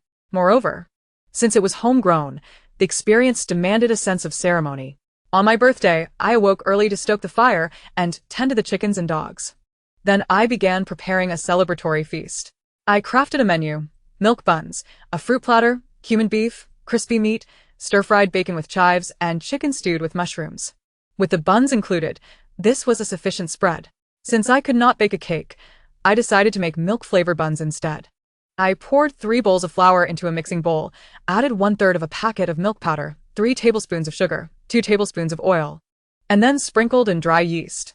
Finally, I mixed it all with warm water to form a smooth batter, covered it with plastic wrap, and set it to rise on the stove. While the dough was rising, I diced the beef into chunks the size of half a mahjong tile and marinated it with oyster sauce, sesame oil, 5-spice powder, vinegar, and scallions. I sliced the bacon, chopped the chives, and soaked the mushrooms in warm water, completing my preparations before starting to cook. First, I simmered the chicken, heating oil in an iron pot, adding ginger, garlic, and scallions to sauté until fragrant. I then added the chicken pieces, seasoning with soy sauce, 5-spice powder, and oyster sauce. Once aromatic, I transferred it to a clay pot, adding enough warm water to submerge the chicken, along with salt and a pinch of sugar, setting it to simmer over low heat. Meanwhile, the dough had risen well. I kneaded it into a ball, pinched off pieces the size of a child's fist, rolled them into rounds, and placed them in the steamer. After steaming the buns, I began frying the dishes. I poured a generous amount of oil into a wok, first frying the crispy meat until golden, and then refrying it for extra crunch. Once done, I plated it beautifully, sprinkling some barbecue seasoning before placing it on the dining table. Next, I fried the cumin beef, adding the marinated beef chunks to the hot oil and frying them twice. After draining the excess oil, I transferred the beef to an attractive plate, sprinkling it with cumin powder before bringing it to the table. The enticing aromas of the fried beef and crispy meat had the two little dogs jumping in excitement. I saved the used oil, pouring it into an empty peach can for future cooking. In the wok, I retained some oil, heating it before adding ginger, garlic, and the sliced bacon. Once the bacon released its fragrance, I added the chives, briefly stir-frying before splashing in vinegar and soy sauce, then quickly removing it from the heat. By then, the chicken was nearly done. I added the soaked mushrooms to the clay pot to simmer alongside the chicken. Checking the time, the milk buns were also ready. Lifting the lid of the large iron pot released a rich aroma of milk and dough mingled with steam. The buns, plump and round, were soft yet resilient to the touch. I gently lifted them out, placing them in a bowl and covering them with a lid before bringing them to the dining table. Now only the fruit platter remained. I approached the vegetable basin with reverence. There were 5 watermelons, and I chose the largest, tapping it gently. It produced a slight echo, indicating ripeness. With precision, I harvested the watermelon and then picked the largest and ripest strawberries, totaling 11. Returning to the kitchen, I felt a sense of awe, quietly hoping they would be perfect. As I sliced into the watermelon, it emitted a soft pop, cracking open slightly. Hearing this sound reassured me. A gently cracked watermelon is a sign of ripeness. I carefully cut it in half, revealing the vibrant red flesh within, accompanied by its sweet fragrance. The watermelon flesh displayed a hint of pink, with the seeds a deep brown, signifying it was ripe, though not fully so, as truly ripe seeds would be black. However, perfection was not my aim. It was ripe enough for my satisfaction. I meticulously cut the watermelon into small pieces, sampling a corner to taste its sweetness. The moment it touched my tongue, the refreshing flavor and abundant juice confirmed its sweetness. I rejoiced. This was the first watermelon I had successfully grown, and I was savoring it for the first time. I cleaned the strawberries and placed them alongside the watermelon on the same platter, making sure the fruits occupied equal space. Finally, I set the fruit platter on the table, completing my birthday feast. Each dish was visually appealing. The fruit platter was enticingly colorful. The stir-fried bacon with chives glistened green and red. The crispy meat was golden and crunchy, and the cumin beef boasted a rich hue. Every dish appeared extraordinarily delectable. I could not help but take a photograph to commemorate this moment, my first birthday since the onset of the extreme cold apocalypse. I began by taking a bite of a milk-flavored steamed bun, its texture delightfully soft, infused with a rich dairy taste, and as I savored it, I discerned a distinct sweetness. Next, I picked up a piece of chicken leg. The skin was tender while the meat had a satisfying chewiness. This is the hallmark of farmhouse chicken. No matter how long it is stewed, it remains resilient and flavorful instead of becoming excessively mushy. The chicken was infused with seasonings that added a delightful aroma, enhancing the rustic flavor of the meat. Eagerly, I reached for a mushroom, drenched in savory broth. Its texture crisp as I bit into it. I could hardly wait to sample the stir-fried bacon with chives. The bacon was salty and fragrant, while the chives offered a subtle sweetness. The dish had a delightful crunch, a true culinary masterpiece. As for the cumin-spiced beef, it requires no embellishment. Its exterior was crisp, while the interior was tender, becoming increasingly aromatic with each bite. Paired with the fragrant cumin, it was simply irresistible. The crispy pork also boasted a crunchy exterior and a tender inside, yet its flavor was distinct, showcasing the delightful essence of fried food. After indulging in the fried delicacies, I felt a bit overwhelmed, so I quickly grabbed a slice of watermelon and a strawberry, which provided a refreshing, cool contrast. What a delightful indulgence. As the meal neared its end, I savored a bowl of chicken soup. The soup was not overly salty. A dip of the bun followed by sips of the broth was utterly delectable. This was pure nourishment, a luxury unimaginable for others in this frigid apocalypse. After a satisfying feast, I noticed that apart from the stir-fried bacon with chives, most of the dishes remained untouched. There was no cause for concern. After such a labor-intensive preparation, I certainly desired to have leftovers. The chicken stew with mushrooms could be reheated for the next meal, which would be even more convenient. The cumin-spiced beef and crispy pork could serve as snacks to be devoured completely. After satiating my hunger, I noticed my 2 little dogs whining with desire. I took some chicken soup and added a bit of chicken meat, tearing apart 2 large buns and mixing them in. As I placed the concoction in their bowls, they rushed over and devoured it in the blink of an eye. My birthday was truly fulfilling.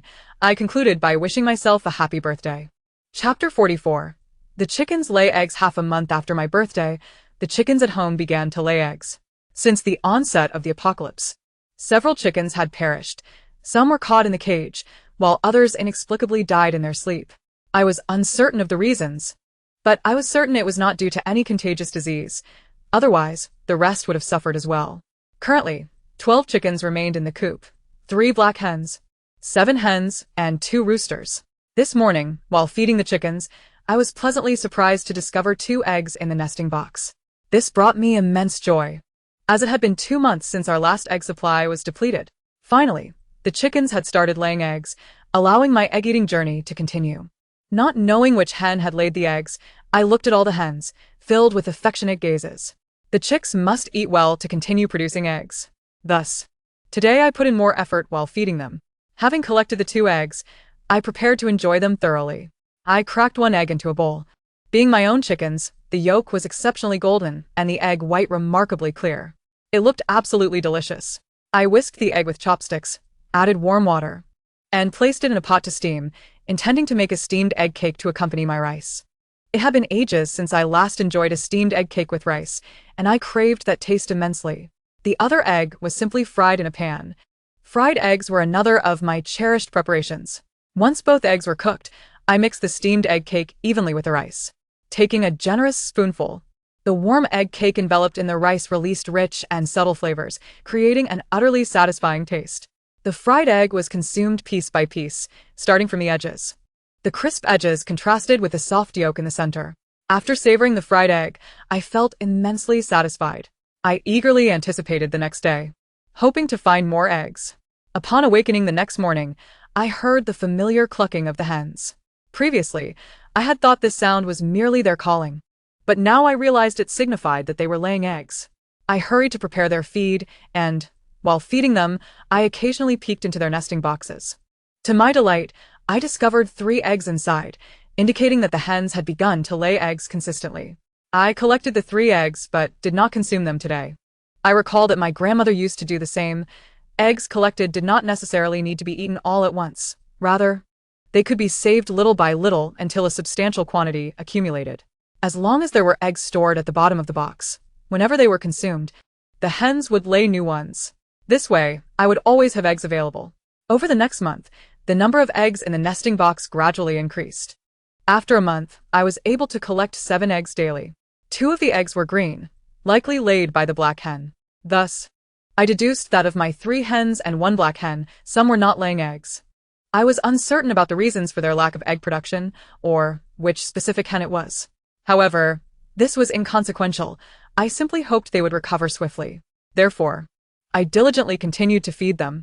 Nevertheless, 7 eggs a day was more than sufficient for me, not only providing enough for myself, but also allowing the dogs to enjoy some as well. With this abundance, I could even set aside a few each day. I felt incredibly prosperous. Cultivating vegetables and raising chickens for eggs enabled me to achieve sustainability. I even suspected that I could thrive without any other stockpiled supplies. The eggs were now more than enough, while fresh vegetables had become somewhat scarce, requiring a month or 2 to mature. With this in mind, I resolved to fill the remaining planters. I decided to plant another pot of chives, as they are delightful. Garlic, cilantro, and green onions, essential seasonings, also warranted a new pot. Finally, I filled the rest with fruit, as fruits take longer to mature, spacing them out so I could enjoy fresh fruit at intervals. This way, I could supplement my vitamins while satisfying my cravings. Recently, I had grown weary of various stir-fried and stewed dishes and longed for barbecued meat, specifically, beef sliced and grilled until the fat dripped, then wrapped in lettuce with garlic. Conveniently, a new batch of lettuce had just matured, making it a perfect opportunity to indulge without waste. However, a significant issue arose. I lacked charcoal for grilling, as I had overlooked this detail during my stockpiling. Thus, I searched the bookshelf in the small west room for functional books, seeking methods for making barbecue charcoal. After nearly 20 minutes, I successfully found the information. It turned out that making charcoal was quite simple, and I immediately set to work. The logs I had acquired from the lumber yard were all raw wood. The book indicated that this type of wood was the best material for charcoal production. I placed the logs directly into a metal bucket, covered it with a metal lid, sealed the edges with mud, and punctured a few holes in the lid. I then needed to burn a full bucket of logs in a fire. My stove was the ideal burning tool. Since the metal bucket had holes, it should not explode and posed no threat to my stove. The fire in the stove had been burning since morning, and I did not need to start another fire. I simply placed the wooden bucket inside. After placing it in, I occasionally checked the small vent holes, which release steam and smoke from the wood. Once the small holes in the lid ceased to emit heat and smoke, the charcoal would be ready.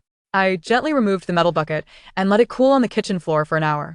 Upon opening the lid, I discovered the wood had transformed into a deep black hue, producing a crisp sound when tapped, characteristic of charcoal. I am exceedingly satisfied. It appears that the charcoal has been skillfully crafted. The large tub of charcoal I have prepared should suffice for 3 or 4 barbecues. Subsequently, I must create a grill for the barbecue. I retrieved a previously purchased wire fence and, with pliers, dismantled numerous strands of wire. Then, painstakingly, I wove them into a square wire mesh. This endeavor proved to be quite laborious, and the gradual process of weaving was undeniably tedious. It was only by nightfall that I managed to complete a barbecue grill. Exhausted from the day's toil, I lacked the desire to continue with the barbecue preparations and settled for a simple bowl of instant noodles. However, I knew I would need to cook the next day. So, before retiring for the night, I prepped the meat I intended to consume. Given that the temperature in the back room can plummet to -60 degrees, I must thaw whatever meat I plan to eat in advance. Otherwise, it becomes nearly impossible to slice. For my inaugural barbecue, I naturally sought to indulge in the finest beef. Thus, I opted not to use the meat I later purchased from the supermarket, but instead, I decided to savor the premium beef I had procured from the Japanese restaurant. I brought the exquisite beef into the kitchen along with the seasonings, eagerly awaiting the morrow when I would marinate the meat for grilling. Chapter 45. Japanese Barbecue. Upon awakening the next day, I followed my usual routine of heating the Kang stove and tending to the chicks. I then began preparing the ingredients for the barbecue: half a pound of Angus ribeye, half a pound of beef short ribs, and 5 chicken wings marinated with Orland seasoning. The Angus ribeye was seasoned with the spices I had brought from the Japanese restaurant. I sliced potatoes, arranged a small plate of hot pot meatballs and bacon, and gathered larger lettuce leaves, garlic slices, and chopped scallions. I prepared lettuce sauce, barbecue seasoning, and dried chilies. With the ingredients ready, I commenced the grilling process. Lacking suitable containers, I decided to use the barbecue grill directly. I poured the charcoal into the grill and placed the grill I had woven the previous day atop it. As the charcoal ignited, I fetched my makeshift stump stool and the Kang table, situating the table beside the barbecue grill and placing the prepared ingredients and utensils upon it. To my left was the Kang table, and to my right, the barbecue grill. Thus began the delightful experience of Japanese barbecue. I first brushed oil over the grill, then, using tongs, I placed a slice of marinated Angus ribeye onto the grill. A gentle sizzling sound accompanied a faint trail of smoke. The Angus ribeye began to react to the high heat of the grill. As the beef gradually shrank, I flipped it over, eliciting another sizzling sound along with a hint of smoke. Suddenly, the room was filled with the tantalizing aroma of roasted beef, and I could even hear my dog frantically scratching at the door from the bedroom. The side of the ribeye I flipped over was no longer a vibrant red, but rather a delicate pink, marked by the brown grill lines. It appeared utterly delectable. Once the other side was also cooked to perfection, I eagerly lifted the slice of grilled meat. The Angus ribeye, rich in fat, had slightly shrunk from the grilling, with caramelized fat that bore a hint of creaminess. I felt no need for any dipping sauce, simply savoring it as it was. The superior Angus ribeye possessed a melt-in-your-mouth quality, even revealing a subtle sweetness. Each bite was a delightful experience, the essence of the beef's rich fat lingering in my mouth. One by one, I grilled and tasted slice after slice, consuming 7 or 8 pieces of Angus ribeye before finally quenching my insatiable craving. I then prepared to indulge in beef, with dipping sauce. Half the beef short ribs and half the Angus ribeye were grilled. The Angus ribeye, sliced thinly, cooked faster than the longer beef short ribs. Thus, I flipped the beef short ribs while placing the grilled Angus ribeye into my bowl. I relished the various ways to enjoy the grilled meat, dipping it in barbecue sauce, wrapping it in a slice of garlic, or combining lettuce sauce, scallions, garlic slices, and beef for a hearty mouthful. Each method had its own exquisite flavor, and I savored every moment, nearly wanting to dance with joy. I could hardly remember the last time I had tasted such succulent beef. I began to worry that once I finished the several dozen pounds of premium beef, I might never have such a feast again. However, if I paced myself, it would last a considerable time. So I cast aside my concerns and indulged in the delight of the fatty beef. I devoured the grilled beef short ribs directly, without any dipping sauce. The beef short ribs had a satisfying chewiness, but since I had grilled them to be tender, they were not difficult to bite into. The beef ribs were lean, yet every bite was bursting with flavor, and the unique texture of the beef short ribs was immensely gratifying.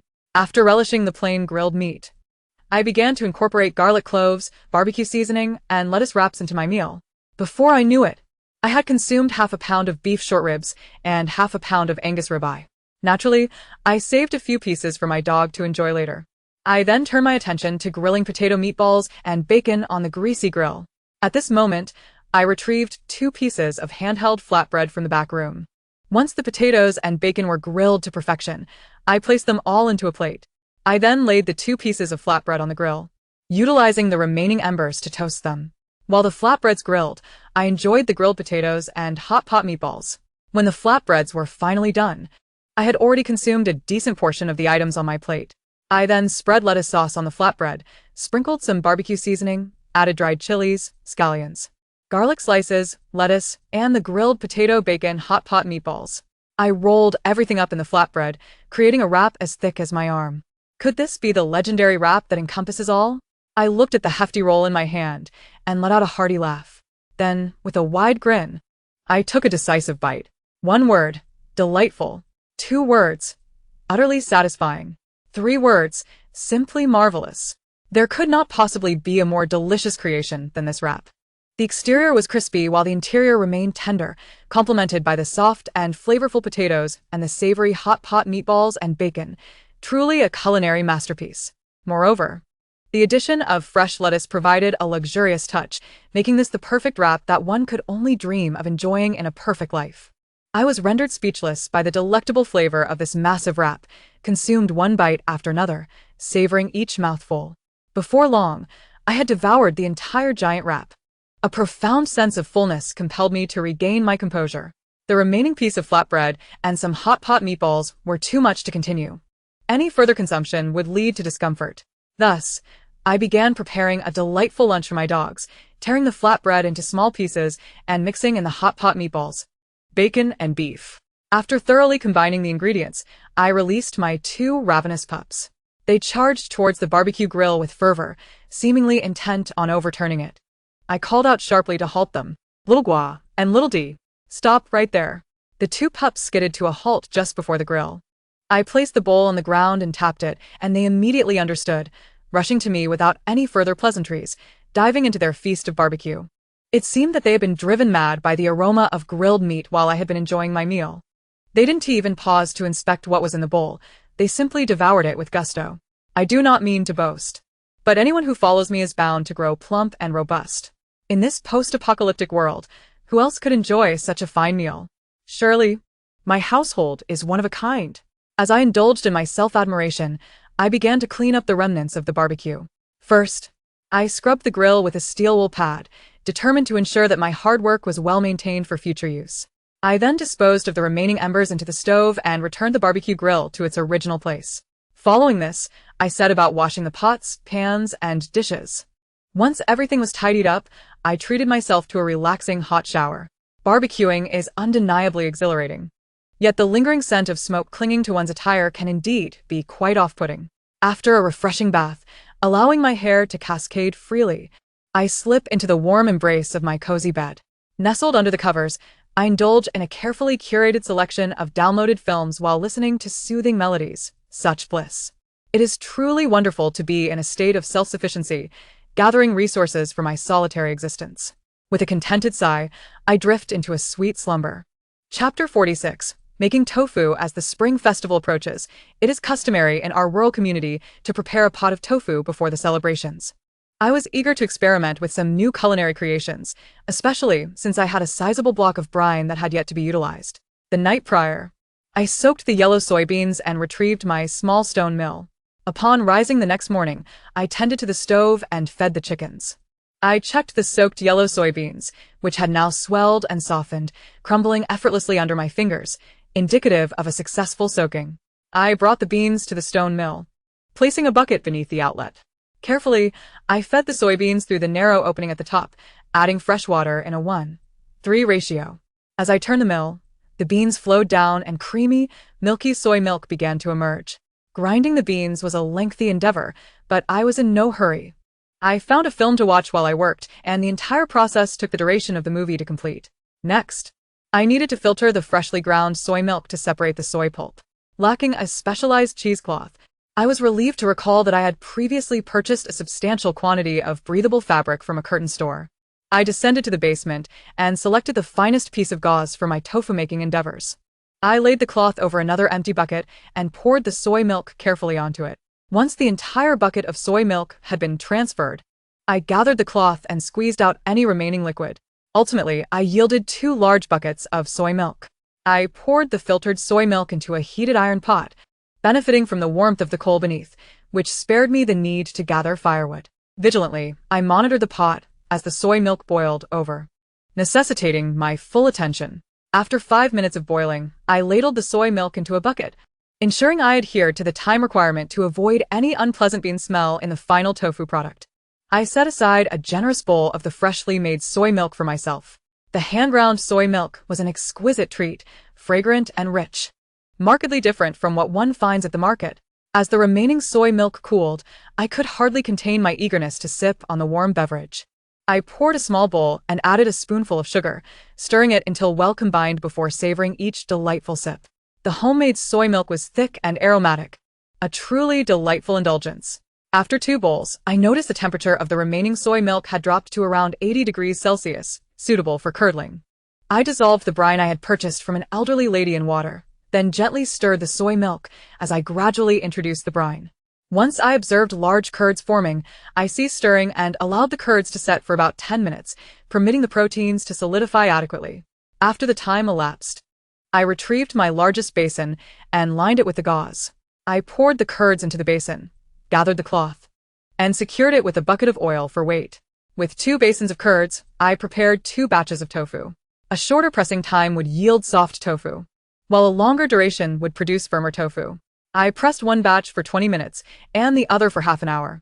The soft tofu was perfect for steaming or braising, while the firm tofu held its own in flavor when braised or pan-fried. After the pressing time had elapsed, I unveiled the 2 basins of tofu. Aside from the fact that the tofu was round rather than square, it was flawless. I carefully cut the soft and firm tofu into separate bowls. These 2 ample bowls of tofu would sustain me for quite some time. However, given the relatively short shelf life of tofu, I needed to devise a method for preserving it. The preservation of firm tofu was relatively straightforward. I cut 4 blocks into sizes resembling mahjong tiles and placed them in the freezer to create frozen tofu. I sliced 5 blocks into thick slabs and pan-fried them until golden and crispy, resulting in what we affectionately refer to as tofu sticks in our dialect. These sticks can be sliced into thin strips for stir-frying or enjoyed with a dipping sauce. They also perform wonderfully in stews, absorbing flavors beautifully. I took 5 blocks of soft tofu, cutting them into similar sizes for freezing as well. Another 4 blocks I salted and laid out on a large tray to sun-dry. Once these tofu pieces had dried into firm tofu, they could be preserved for an extended period and enjoyed in various ways, either as a snack or incorporated into dishes. The remaining fresh tofu consisted of 3 blocks that I planned to consume leisurely over the coming days. After processing all the tofu, I decided to treat myself to a complete tofu feast. I began with a braised dish of pork belly and tofu with vermicelli. I sliced the pork belly into thin pieces and cut the soft tofu into small cubes. In a large iron pot, I heated oil and sautéed scallions until fragrant before adding the pork belly to brown. Next, I incorporated a small amount of soybean paste, followed by water. Season with a mix of spices, soy sauce, and oyster sauce. Once the water reached a boil, I added the tofu and vermicelli, allowing it to simmer for 30 minutes. While the dish simmered, I prepared some pan-fried tofu sticks by mixing the tofu pulp with flour to create a batter, which I spread onto the sides of the pot. These would become pan-fried tofu dumplings. Thus, I had both the braised dish and the tofu dumplings cooking simultaneously, reminiscent of a hearty iron pot stew. As the dish continued to cook, I arranged the freshly fried tofu sticks on a plate, garnished with barbecue spices and chopped scallions and cilantro, an homage to stinky tofu minus the pungent aroma. Initially, I contemplated making a tofu soup, yet given the braised dish's accompanying broth, I decided against it, fearing it would go to waste. Therefore, I opted to prepare a refreshing scallion and tofu salad instead. I chopped scallions and cilantro into sections and mixed them with a soft tofu. Then, I heated oil to drizzle over dried chili peppers. Combining the freshly made chili oil with sesame oil, oyster sauce, and MSG before incorporating it into the salad. The result was a delightful and refreshing scallion and tofu dish. With plenty of tofu pulp remaining, I decided not to continue consuming it and instead designated it as chicken feed. When the time came to feed the chicks, I would mix in the tofu pulp, providing them with protein and nutrition while minimizing waste. Before long, the braised pork belly and tofu dish was ready. I served a generous bowl alongside the scallion salad and tofu sticks on the dining table. This meal promised to be aromatic and delectable. The tender pork belly, silky tofu, and sticky vermicelli combined to create a rich and flavorful experience, while the scallion salad offered a refreshing, spicy contrast. The flavor of the tofu sticks echoed that of the stinky tofu found in street food markets, albeit without the odor. It was an exceptionally perfect tofu feast. A successful culinary adventure. Chapter 47. The Spring Festival. Gazing at the calendar, I noted that only 3 days remained until the Spring Festival. This milestone signifies that I have successfully endured 6 months of solitary survival in this frigid post-apocalyptic world. Life continues, unmarred by illness. And I find great fulfillment in caring for 2 dogs and a flock of chickens. However, living alone, devoid of social interactions and networks, renders existence rather monotonous. To infuse my days with joy and to maintain a buoyant spirit, I must place particular emphasis on traditional festivals. Thus, 3 days in advance, I shall commence preparations for the Spring Festival. First, I venture into the basement to select a set of red undergarments, thermal wear, and socks, which I wash with fragrant detergent. Then, I retrieve a piece of red fabric to craft 2 red cotton vests for my dogs. Employing 2 layers of cloth with cotton sandwiched in between, I devote half a day to completing these vests. Lacking red paper, I cannot affix couplets, so I contemplate alternative methods. I decide to cut several intricate red paper cuttings from the cloth, which I will adorn my windows with on the day of the festival. Having learned the art of paper cutting from my grandmother in my youth, this task proves effortless. A few snips yield beautifully complex floral designs. The following day is dedicated to an extensive spring cleaning, ensuring every nook and cranny of my home is spotless. I scrub windows, sweep and mop floors, and polish furniture, laboring diligently throughout the day. On the 3rd day, I prepare the ingredients for the festive feast. I begin by drafting a menu, in accordance with local customs, which dictate a sumptuous lunch on New Year's Day, followed by a dinner of dumplings. I decide on 8 dishes for lunch, ensuring there are leftovers for my dogs and chickens to enjoy as well. After much deliberation, I select red braised ribs, chicken stew with mushrooms, sautéed prawns, assorted barbecued meats, garlic jelly, lettuce with oyster sauce, stir-fried chicken gizzards, and cola chicken wings. Today, I am tasked with gathering ingredients, soaking the ribs, chicken wings, gizzards, and meat in water to thaw. I chop the pork skin into small strips, mix it with flour, and wash it thoroughly.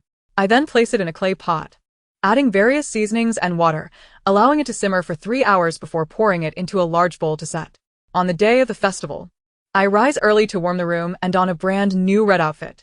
My dogs don their red vests, and I even tie red cloth strips around the legs of each chicken. I affix the red paper cuttings to the windows, marking a fresh start to the day. Skipping breakfast, I immediately prepare for lunch. I start by stewing the chicken and mushrooms in the clay pot, while preparing other ingredients.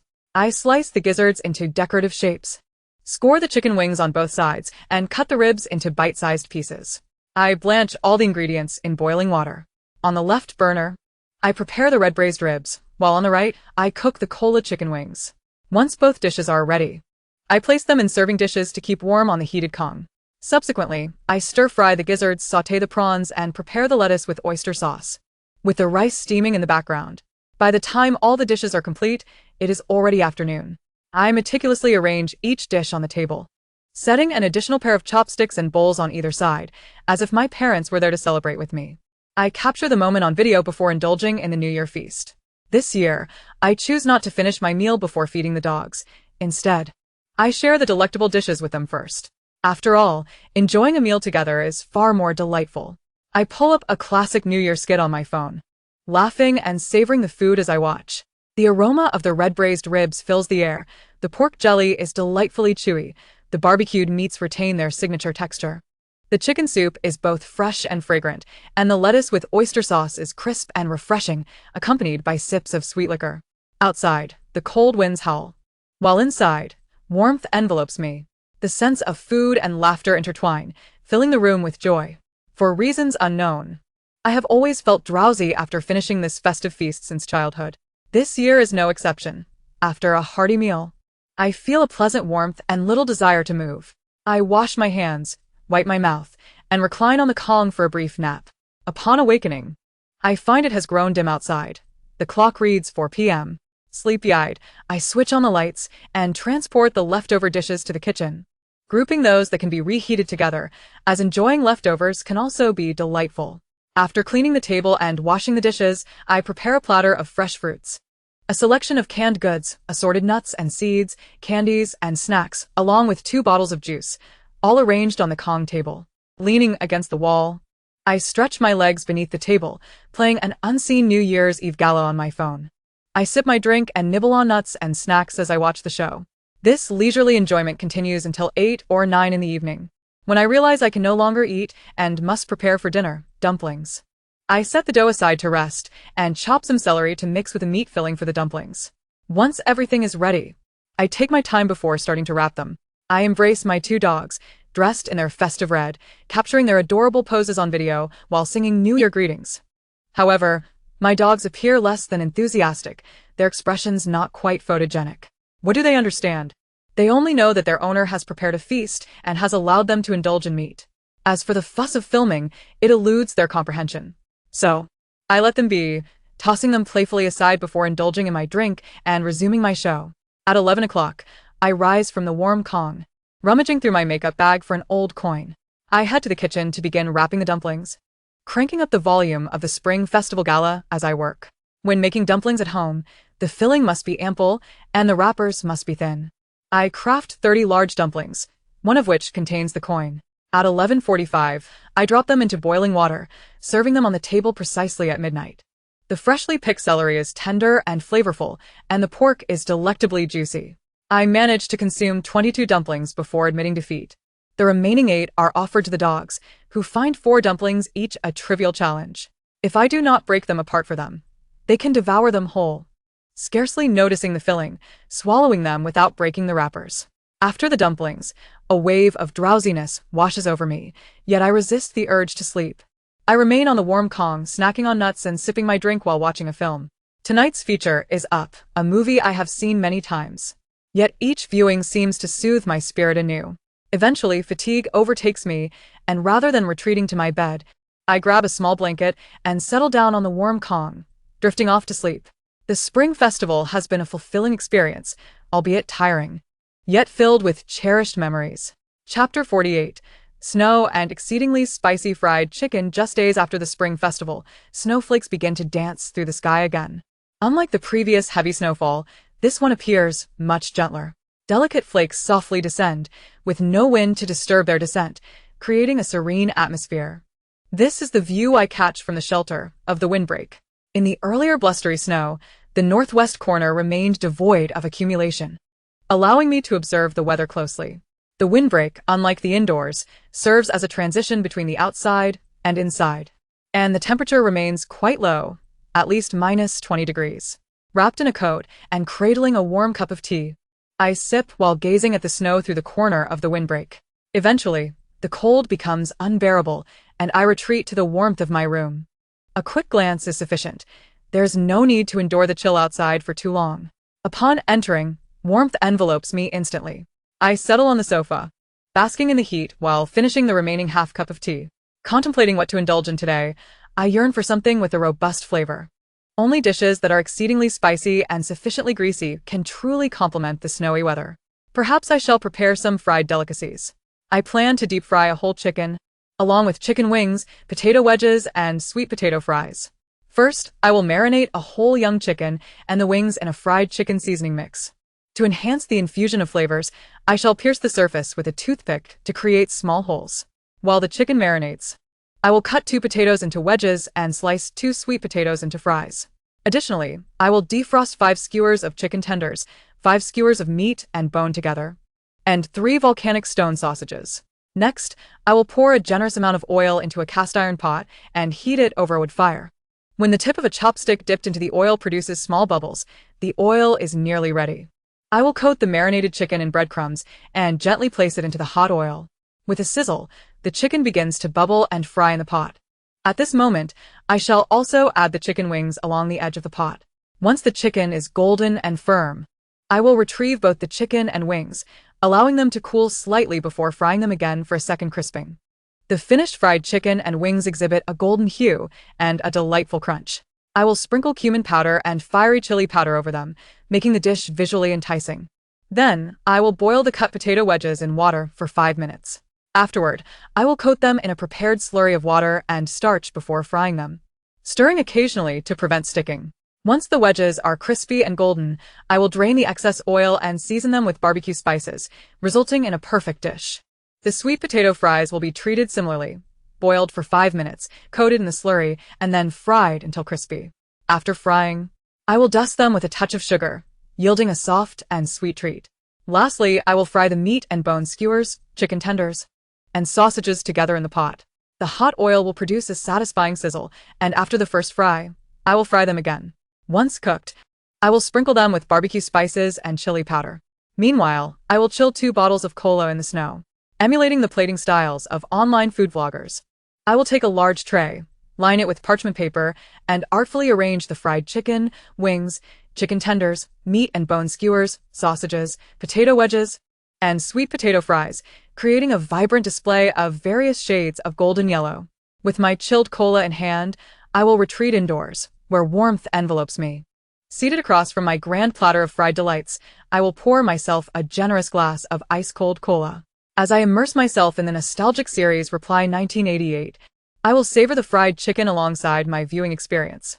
As I tear into a fried chicken leg, the crispy exterior crackles delightfully, while the tender meat within releases its savory juices. I cannot resist taking a bite of the succulent meat, which is moist and flavorful, perfectly complementing the crunchy skin imbued with the aromas of spices and seasonings. The potato wedges are crispy on the outside yet tender within, exuding the unique fragrance of the potato, reminiscent of those sold outside. The sweet potato fries, now enhanced by a sprinkle of sugar, provide a delightful contrast after the savory indulgences.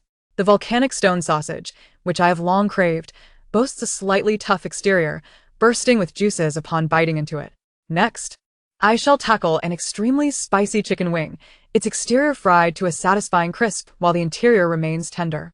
A gentle tug will detach the meat from the bone, delivering a gratifying experience. Initially, the spice is mild, but with each bite, the heat intensifies. After downing a significant portion of my cold cola, the cooling beverage alleviates the spiciness. Though I savor my meal slowly, I eventually find myself satiated, leaving behind uneaten chicken necks and breasts. 2 small dogs sit at the table, their eager eyes fixed upon me. I will tear off the spicy, crispy skin from the leftover chicken and remove the tougher bones, shredding the remaining meat to share with them. The dogs eagerly devour the morsels, each taking a chicken bone to gnaw on, their contentment evident as they crunch away. Despite feeling full, the greasy nature of the fried food prompts me to seek something light and refreshing. Thus, I retrieve a pack of cold noodles. After boiling them and rinsing them in cold water, I will mix in the sauce. Once the cold noodles are ready, I take a hearty mouthful, filling my cheeks. The sweet and spicy flavors of the noodles cleanse my palate of the grease from the fried chicken. Sipping on the chilled broth is utterly refreshing. With a full stomach akin to one in the 4th month of pregnancy, I begin to tidy up. I leave the leftover potato wedges, sweet potato fries, and chicken tenders on the table instead of taking them to the kitchen. After an afternoon of cleaning, I finally feel at ease. I then indulge in a hot shower to wash away the lingering odors of fried chicken. Clad in soft, clean pajamas that carry the scent of laundry detergent, I prepare a cup of milk tea. As I lounge at the dining table, drying my damp hair, I sip my milk tea while continuing to watch Reply 1988. Occasionally, I reach for the potato wedges and sweet potato fries, enjoying them even more now that the initial greasiness has subsided. Outside, the snow continues to fall, blanketing the world in white, while the warmth of the heater envelopes me indoors. Dressed comfortably in my pajamas, I relish this perfect moment of watching my show, sipping milk tea, and enjoying snacks. There is truly no greater pleasure than this. Chapter 49. The busy days of endless winter not long after the spring festival. I noticed that the large cabbage in my home might not last much longer, prompting me to prepare it for pickling. I have seen my grandmother and mother make pickled cabbage before, so I am confident my attempt will not fall short. As the cabbage has been stored for some time, it has lost some moisture, allowing me to skip the step of drying it out. I will peel away the outer, dried layers and neatly layer the cabbage in a water vat.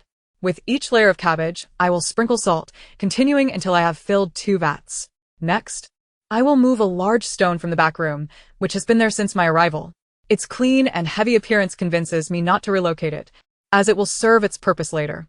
I will thoroughly wash the stone before placing it atop the cabbage. In due time, the cabbage will sink further, transforming into pickled cabbage ready for consumption. A few days later, I will prepare to plant a new batch of vegetables and fruits. The green onions do not require replanting. I can simply harvest the leaves, and they will regrow within days. Drawing from my previous gardening experiences and lessons learned, I will adjust the quantities of various vegetables accordingly. The fermentation bed in the chicken coop has become dirty, so I will remove a portion to use as fertilizer and replace it with a fresh fermentation bed, ensuring a clean and odor-free coop. Recently, the hen has been sitting on her eggs, indicating her desire to hatch chicks. However, the timing is not right, as the limited indoor space does not allow for the addition of a new brood. Cramped within a henhouse, discomfort would inevitably ensue for all the chickens. Thus, with a firm resolve, I gathered every egg, leaving none for hatching.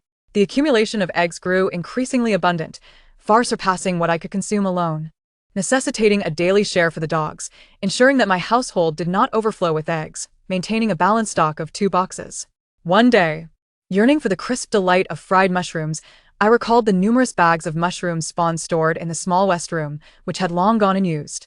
I retrieved 2 bags of spawn and, adhering to the instructions, diligently misted them with water each day. Before long, the bags erupted with a dense proliferation of mushrooms. One bag yielded small shiitake mushrooms, while the other produced oyster mushrooms. Initially, I was filled with joy, but after consuming a batch, I found myself in a quandary. These mushrooms grew too rapidly, layering upon one another with each new harvest. Just as I finished one batch, another would emerge. Ultimately, I had no choice but to harvest them and set them on the heated Kang to dry into mushroom jerky. I envisioned a future where, after the apocalypse, I could establish a farm, raising chickens, cultivating mushrooms, and growing vegetables, feeling as though I possessed an innate talent for such endeavors. In the days of abundance, I unearthed a new hobby. Crafting with the small wooden blocks I had salvaged from the lumberyard, not the firewood, but the higher quality timber adorned with exquisite grain patterns. I laid 2 burlap sacks on the kitchen floor and, wielding a chainsaw, cut the patterned wood into 1 centimeter thick pieces. Then, with the chainsaw, sandpaper, and files, I shaped them into forms that delighted my eye. I heated iron wire to drill small holes beside the wood, threading variously shaped pieces together to hang from the walls of my room. My space soon filled with an array of peculiar wooden decorations, neither particularly beautiful nor unattractive, but imbued with a unique, primitive charm. I even polished a round wooden ball with a grinder, designed for the dogs to chew. As I observed their tendency to gnaw on my furniture, likely during a teething phase. Reflecting on this, I not only crafted wooden toys for them, but also prepared some chew sticks. I retrieved the last of the beef bones hoarded from the butchers, simmering them in a pot until the meat softened, then placed them by the chicken coop stove for roasting. I refrained from using the stove in the east room, as the dogs would devour the meat before the bones could dry. After 3 or 4 days of roasting and occasional flipping, the bones became thoroughly desiccated, with the meat firmly adhered. I divided the dried bones between the 2 dogs, and from that day forth, I often found them lying beside the stove, clutching their prized bones, incessantly gnawing away. Occasionally, I would catch them dozing while still cradling their bones. Little D, a particularly clever pup, frequently seized the opportunity to nibble on Little Gua's bone when the latter was distracted. Although the bone was devoid of meat, the mere act of licking it made Little D feel victorious. Each time Little Gua discovered this, she would erupt in fury, while Little D feigned innocence, retreating with her own bone to nibble in secret behind the vegetable basin. Truly, she was a cunning yet mischievous little dog. I maintained a rhythm of exchanging their bones every 10 days, providing them with chew sticks, which became the greatest joy for these sheltered pups. Sometimes, I felt a pang of guilt, as they did not experience the world as other dogs did before the apocalypse, venturing out to explore and indulge in treats and toys. Yet, more often, I recognized their fortune. While other dogs became mere meals in the frigid wasteland, they found solace in a warm room, thus surviving the apocalypse, a remarkable stroke of luck, indeed. My life was also filled with happiness, though it revolved around tending to the fire, feeding the chickens, caring for the dogs, and managing waste. Indeed, especially the waste management proved to be quite a chore. My realm of movement was limited to the house, with only the snow-covered front and back paths to traverse. With no place to dispose of my household refuse, I endeavored to minimize waste production. Kitchen scraps such as peels and leftovers became sustenance for the chickens and dogs. Plastic waste was incinerated, while stubborn items like batteries, wires, and other non-biodegradable refuse were stowed in burlap sacks, accumulating in the back room until the day the apocalypse's chill subsided, when I would finally discard them. The tedious task of sorting through this cumbersome waste often overwhelmed me. With the snowfall and winds receding, power occasionally returned to the house, prompting me to charge the batteries. My phone sporadically caught fleeting signals, allowing me to search for news from around the globe, inquiring if there were any hints regarding the end of the bitter cold. However, the information available was scarce. Social media platforms remained inaccessible, leaving me uncertain whether it was due to a lack of maintenance by technicians or network issues. The WeChat groups were sparsely populated, with only a few individuals communicating, mostly seeking help. With little useful information at hand, my anxiety diminished. I resolved to focus on my life, patiently awaiting the day when clarity would emerge from the shadows. Chapter 50. When spring blossoms, time flows swiftly. The days pass, and in the blink of an eye, 2 years have elapsed since the onset of the bitter cold. Perishable foodstuffs have dwindled, frozen vegetables are exhausted, and the back room no longer brims with meat as it once did. The 3 of us, myself and the 2 dogs, have consumed nearly 1/3 of the supplies. On March 7th, 2027, I noticed an unmistakable change outside. Initially, as I traversed the snow-covered path to gather firewood, I felt the ground was damp. Subsequently, my makeshift natural refrigerator collapsed. Soon after, I noticed the sky visible above the window as the snow settled significantly. Eventually, the snow-covered path I had maintained for over a year suddenly gave way. I began to grasp the possibility of warming weather. At first, I was hesitant to believe, but as various signs indicated a gradual warming trend, I dared to accept the reality. My heart swelled with excitement, as if something deep within me was sprouting, impossible to contain. If the bitter cold truly subsided, I could lead my 2 dogs into vast fields to frolic, relax in a rocking chair under the warm sun, and sow seeds in the fertile earth, watching them sprout into vibrant vegetable gardens. I could even become a genuine farmer, visiting the family from whom I had last procured pork, sharing stories over a communal meal. The once mundane life I had dismissed became something I anticipated with eagerness. Since recognizing the warming weather, I immersed myself in delightful daydreams. As the snow outside melted increasingly, I placed a thermometer outdoors, revealing a temperature of 7 degrees above freezing. This revelation filled me with joy, prompting me to manually clear the snow. Armed with a large shovel, I started from the door and pushed the snow outward. After carving a path, I retrieved a small cart I had purchased earlier, securing 4 wooden boards around it to contain the snow, which I then transported to the yard's entrance. The snow was so abundant that it formed a small mountain at the gate. It took me an entire 4 days to clear the snow, which had piled high above my head. Once the snow was cleared, I could finally release the 2 dogs to romp freely. From their earliest memories, the only territories they had known were the house and the underground passage. Now, as I opened the door after the snow removal, they gazed out with expressions of hesitation and disbelief, timidly peeking out. I hesitated for a considerable time before finally summoning the courage to take my first step into the yard, where I began to observe my surroundings. Soon, I found myself bouncing around the yard, engaging in playful antics, even excitedly howling like a wolf. My gaze fell upon a sizable pile of dog waste beside the stacked firewood. Reluctantly, I steeled myself against the disgust and gathered it with an old iron shovel. I decided to keep it as fertilizer. Come warmer days, it would prove useful for gardening.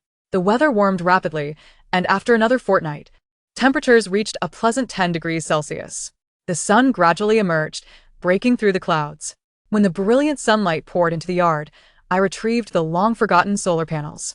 It had been quite some time since I had access to electricity and signals at home. I had been conserving power. Now, with the weather improving, I no longer needed to ration it. As long as the sun shone brightly, the solar panels would provide enough electricity for the lights and appliances in my home. I was finally free from that torturous exercise bike. After more than a year, my calves had thickened from the effort. After installing the solar panels, I turned my attention to the frozen goods in the back room. The increasingly warm weather had begun to thaw the previously solidly frozen meats. Except for the frozen hot pot balls, I had consumed nearly all the other frozen semi-finished products. A quick assessment revealed approximately 400 pounds of beef, including cuts bought from the butcher and others intended for grilling, and about 500 pounds of pork remained. I had finished all 30 rural chickens, leaving only a few chicken wings, drumsticks, and young chickens. With 2 large freezers capable of holding around 400 pounds in total, I planned to store some in the freezer, while finding ways to preserve the rest. I packed all the grill-ready beef into the freezer, along with some regular beef, totaling 250 pounds. I froze 100 pounds of pork and added all the hot pot balls. The remaining beef, I intended to dry into jerky, while the leftover 400 pounds of pork would be crafted into smoked cured meats, salted pork, and rendered lard. I needed to complete this substantial amount of meat processing within 2 to 3 days, lest it spoil in the warming temperatures. The meat was currently semi-thawed, making it easy to cut. I decided to start with the beef, considering its delectable taste and higher value. Each piece was sliced into strips, roughly the width of 2 fingers. I didn't concern myself with precision, opting instead for efficiency. Once all was cut, I placed the strips into a large basin. I added an appropriate amount of soy sauce, oyster sauce, dark soy sauce, 5-spice powder, sugar, and salt, mixing thoroughly. Afterward, I set the basins in a corner to marinate the beef, while I swiftly tackled the pork. Since the pork had been pre-cut by the farmer, the 300 pounds required no further slicing. The smoked and salted pork was in whole pieces, perfectly sized by the farmer. I selected a substantial portion of fat and a small amount of lean meat, totaling 100 pounds, and cut it into small pieces. Then, I heated a large cast-iron pot over a wood fire, pouring in the 50 pounds of fat and lean meat pieces. I had initially worried that the pot might not accommodate the 50 pounds of pork, but it fit comfortably. Continuously stirring, I rendered the lard until it took on a bright color, and the meat pieces became dry and firm. This batch of lard was now complete.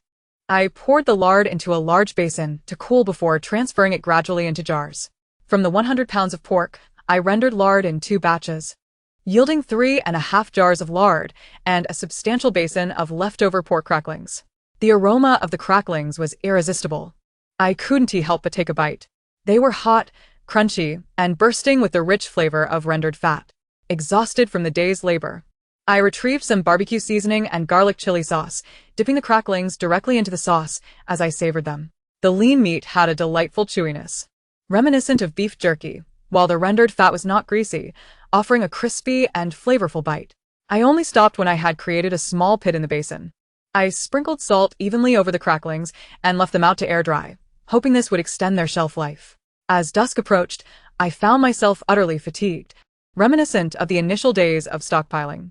Uncertain, I checked on the remaining 300 pounds of pork in the back room. While the exterior had begun to thaw, the interior remained clumped together, still frozen enough to endure for a while longer.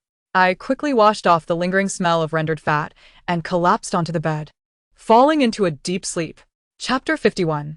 When spring blossoms awakening early the next day, I was greeted by the dry air. I took the sturdiest thread, threaded a needle, and strung the beef that had marinated overnight onto skewers. I then fashioned a makeshift drying rack within the windbreak using iron wire and wooden sticks.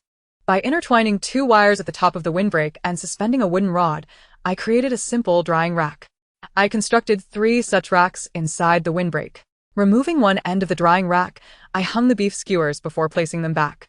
3 rows of drying racks were filled with all the beef skewers, transforming the windbreak into a dense forest of meat. Each time I passed by in the following days, I was startled, as it appeared quite morbid. Once the beef was hung, it would not spoil, and I breathed a sigh of relief. Next, I retrieved the large vat previously used for pickling vegetables and began preparing the cured pork. Curing pork is straightforward, a method well known among the people of eastern Inner Mongolia. I dried the moisture from the pork and coated it in salt, layering it in the vat before sealing it. This method ensures the meat remains preserved, when desired. One can simply rinse off the salt and either fry or boil it. Unsure of how long it would last, I only cured 100 pounds. For the remaining 200 pounds of pork, I coated each piece in salt, placing them in a large basin and weighing them down. At this point, I felt a sense of relief. I no longer needed to rise early and labor tirelessly, as this pork would remain safe during the curing process for many days. I began to earnestly search for a smoking chamber. After much deliberation over the location for smoking, I initially considered the back room, but could not bear to tarnish it with soot, so I abandoned that idea. I then contemplated using one of the 3 side rooms, but the contents were distinctly organized, and I wished to keep them separate. Ultimately, I decided to construct my own smoking chamber. Having burned much firewood and straw over the past year, a space had cleared in the yard. Thus, I resolved to build the smoking chamber outdoors. I connected a battery to a nail gun and gathered a pile of wooden boards, crafting a structure that need not be sturdy, only shapely. I marked out a 4 square meter area on the ground and constructed walls of bricks 3 layers high along 3 sides. After stacking the bricks, I laid a piece of wire mesh over the top and framed a small house shape with wooden boards, securing them with a nail gun. I left one wall unfastened to serve as a door for easy access. Nails were driven into various points inside the small house. Even the roof was densely studded with nails. By the time I finished, night had fallen, and the pork needed to marinate. So I decided to commence smoking the next day. On the following day, I hung the pieces of pork from the nails inside the small house, then placed wooden blocks beneath the bricks and wire mesh before lighting a fire. Lighting fires had become my forte, and I performed the task with great proficiency. Though smoking the pork required careful control of the flames, the most authentic method does not employ wooden blocks, but rather utilizes branches and leaves from pine and cypress trees.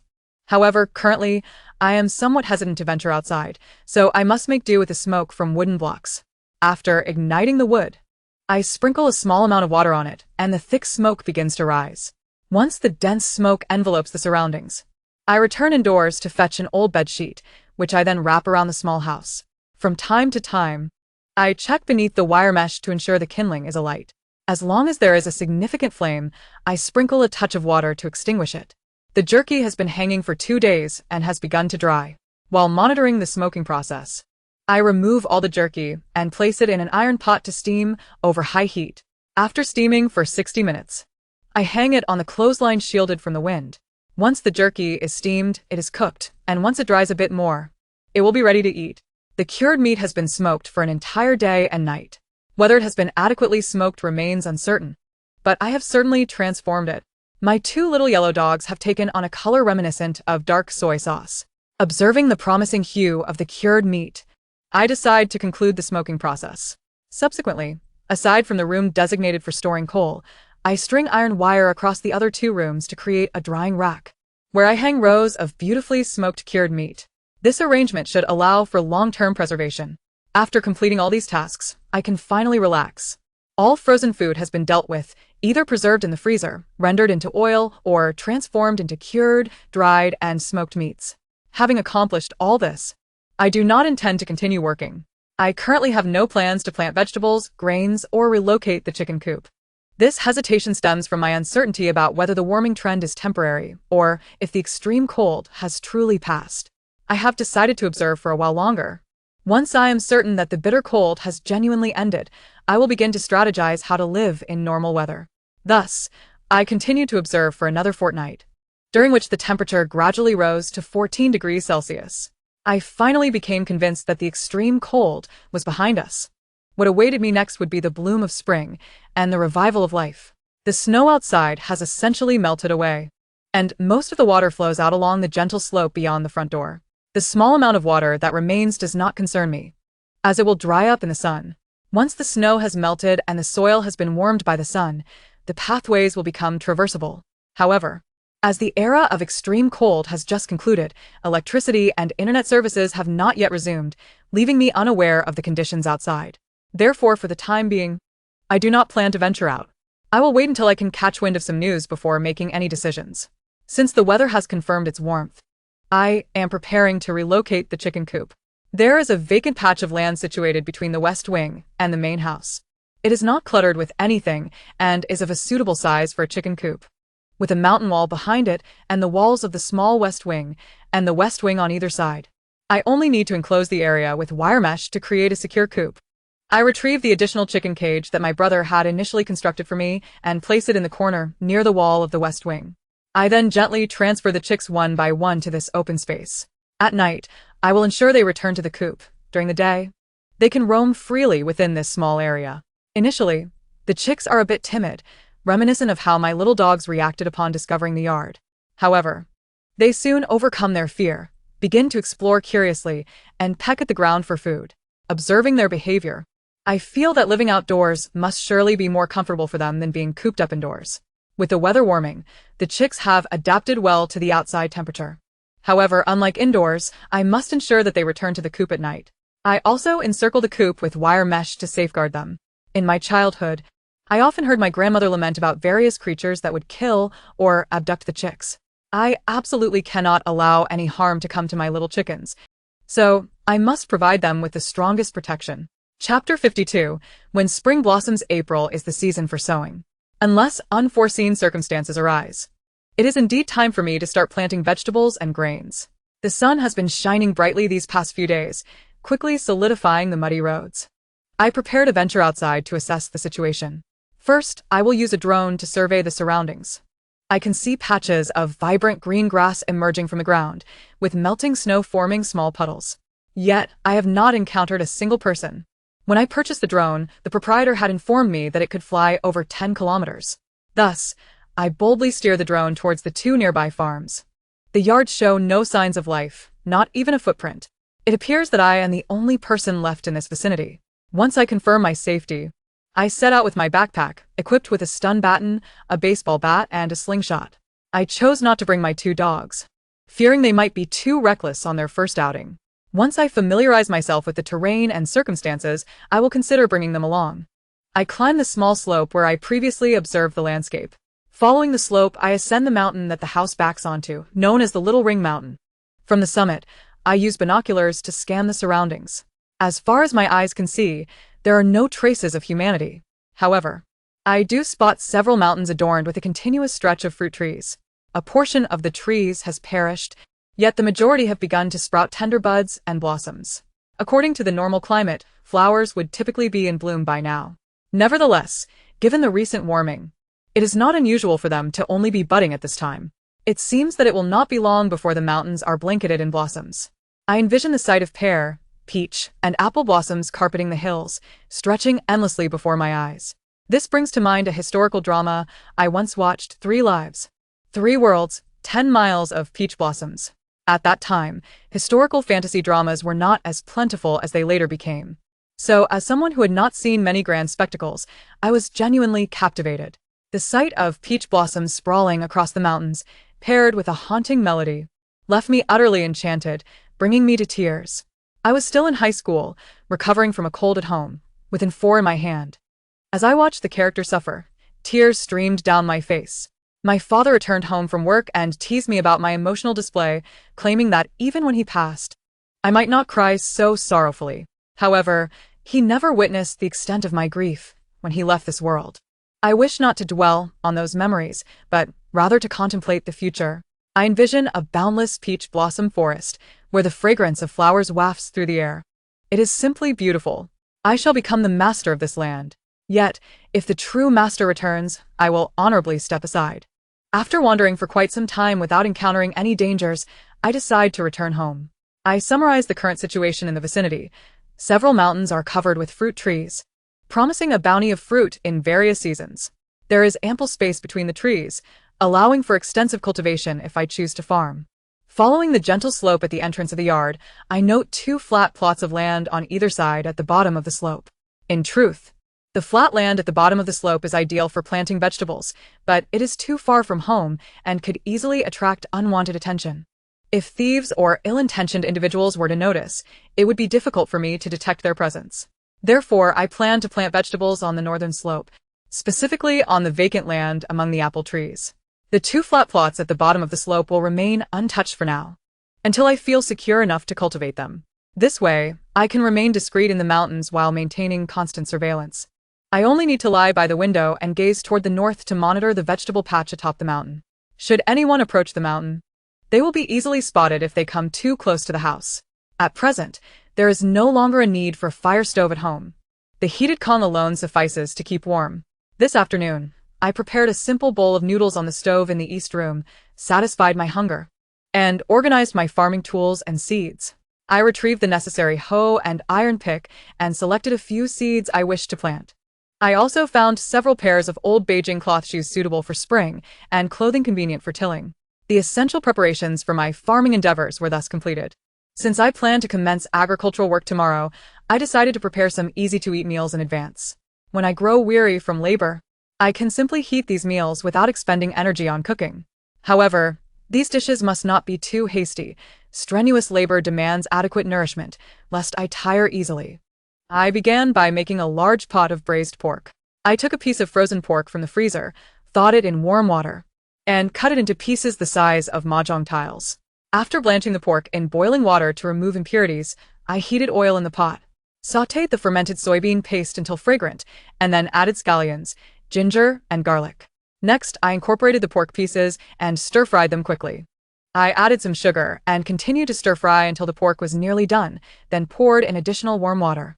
I seasoned it with chicken essence, a blend of 13 spices, dark soy sauce, light soy sauce, and a suitable amount of aged vinegar. While the pork simmered vigorously in the large iron pot, I began to knead and ferment the dough. I placed the dough with yeast on the heated Kang to rise. After half an hour of simmering, the braised pork was ready. I ladled a generous amount of braised pork into a basin, reserving a small portion in a bowl for later use. The remaining pork was left to cool in the basin. This small portion would soon be transformed into braised pork buns. Besides the braised pork buns, I also desired to make buns with other fillings. The vegetables I could access were all grown in pots. 1 pot of bok choy, 2 pots of lettuce, 1 pot of garland chrysanthemum, 2 cucumbers, 2 bean plants, 1 zucchini, and 7 tomatoes. This constituted my entire vegetable supply. I had some potatoes and sweet potatoes stored, but they had already sprouted. Since sprouted vegetables are toxic, I reserved them for planting. I plucked the only 2 zucchinis from the pot, washed them thoroughly in the kitchen, and diced them into small pieces. I then ground more meat to mix with the zucchini, adding various seasonings and stirring vigorously. I set out to make buns filled with zucchini and braised pork. After cleaning the large iron pot, I added water and prepared the dough, which had risen nicely. I cut the dough into individual portions, rolled them into circles, and filled them generously with the zucchini and braised pork mixture before placing them into the steamer. This resulted in a large pot brimming with buns, promising sustenance for an extended period. I also had some leftover dough, which I filled with sugar, honey, and some that would simply be steamed into mantu. Once the first batch of buns was ready, I immediately steamed the second batch of sweet and honey buns. The first batch yielded a large basin filled with perfectly thin-skinned, generously stuffed buns. Some of the braised pork buns even had the oil seeping into the dough. The amber-colored juices left delightful speckles on the bun skins. This resembled the once viral oil-soaked buns that I had unintentionally created. I eagerly took a bite of one of the oil-soaked braised pork buns, savoring the soft, oil-infused exterior. The filling was rich with the flavors of meat and sauce. The tender pieces of meat melted in my mouth, and the fatty portions were particularly delectable. Midway through, some juices escaped from the bun, and I quickly captured them with my mouth. The meat juice, with its hint of sweetness, was utterly delightful. Chapter 53. Agriculture After Cooling. I squeezed the freshly steamed buns into the freezer, but there was no room for the mantu and braised pork. Instead, I placed them on a shelf in the back room. Given the current weather, which is not overly warm, the braised pork, being well preserved, should remain fine here until I have space in the refrigerator after consuming some buns. The next day, I awoke naturally and started my day by heating the Kang. Now that the fire stove is no longer in use, the heated Kang serves as my sole source of warmth, requiring diligent maintenance each day. I took the opportunity to steam 2 large buns in the iron pot. After feeding the chickens and dogs, I enjoyed the 2 large buns and began my farming life. Through careful observation, I identified 5 plots of land on the small hillside, each varying in size. The 2 plots closest to my courtyard will be planted with frequently consumed vegetables and fruits, while the 3 farther away will be dedicated to corn. I have a fondness for corn, and the small chickens at home will primarily feed on it as well. Moreover, corn is relatively easy to manage. Hence I decided to plant more. 2 years ago, I stocked enough rice and flour, which, if stored properly, can sustain me for many years. For now, I have no intention of planting millet or buckwheat. With food at hand, there is no need to endure hardship unnecessarily.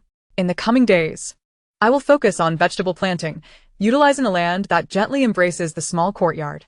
This area had previously been cultivated for grains, and the land has remained frozen for over a year, leaving behind recognizable ridges and furrows. I loosened each ridge with the pickaxe, then used a rake to carve out furrows for planting. Each furrow measured approximately 1 meter wide and 2 meters long, and by midday, I had created 3 planting furrows for beans.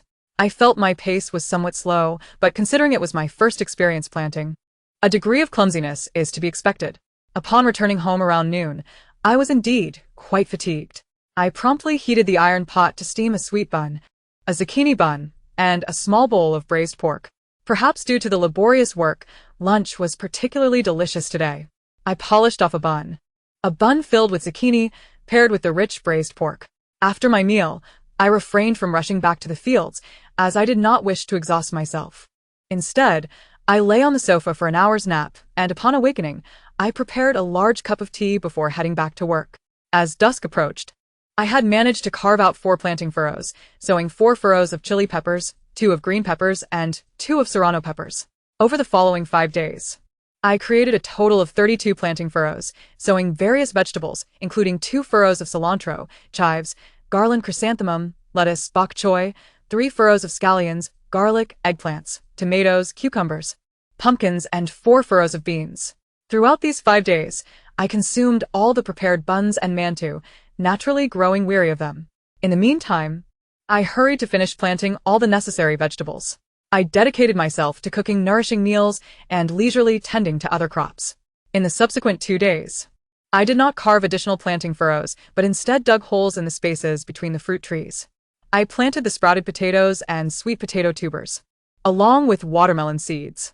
I cannot recall the exact quantity I planted, only marking the general area. Potatoes, sweet potatoes, and watermelons can be grown almost anywhere, as they tend to thrive with little supervision. Once these were complete, only the corn remained. Walking a bit further into the small hillside from the edges of the vegetable plots, I arrived at the area designated for corn planting. It was more secluded, making it less likely to be discovered as the corn grows tall. Planting corn is simpler than other vegetables, at least, it does not require carving out furrows. Using the iron pickaxe, I dug long trenches in the soil, and with each small step, I scattered 3 or 4 corn seeds, then pushed the soil over them with my foot. This method, learned from watching my grandmother plant corn in my childhood, was a delightful experience, though I had never attempted it myself until now. Planting corn proved to be much easier than I had anticipated, though the expansive area took 3 days to complete.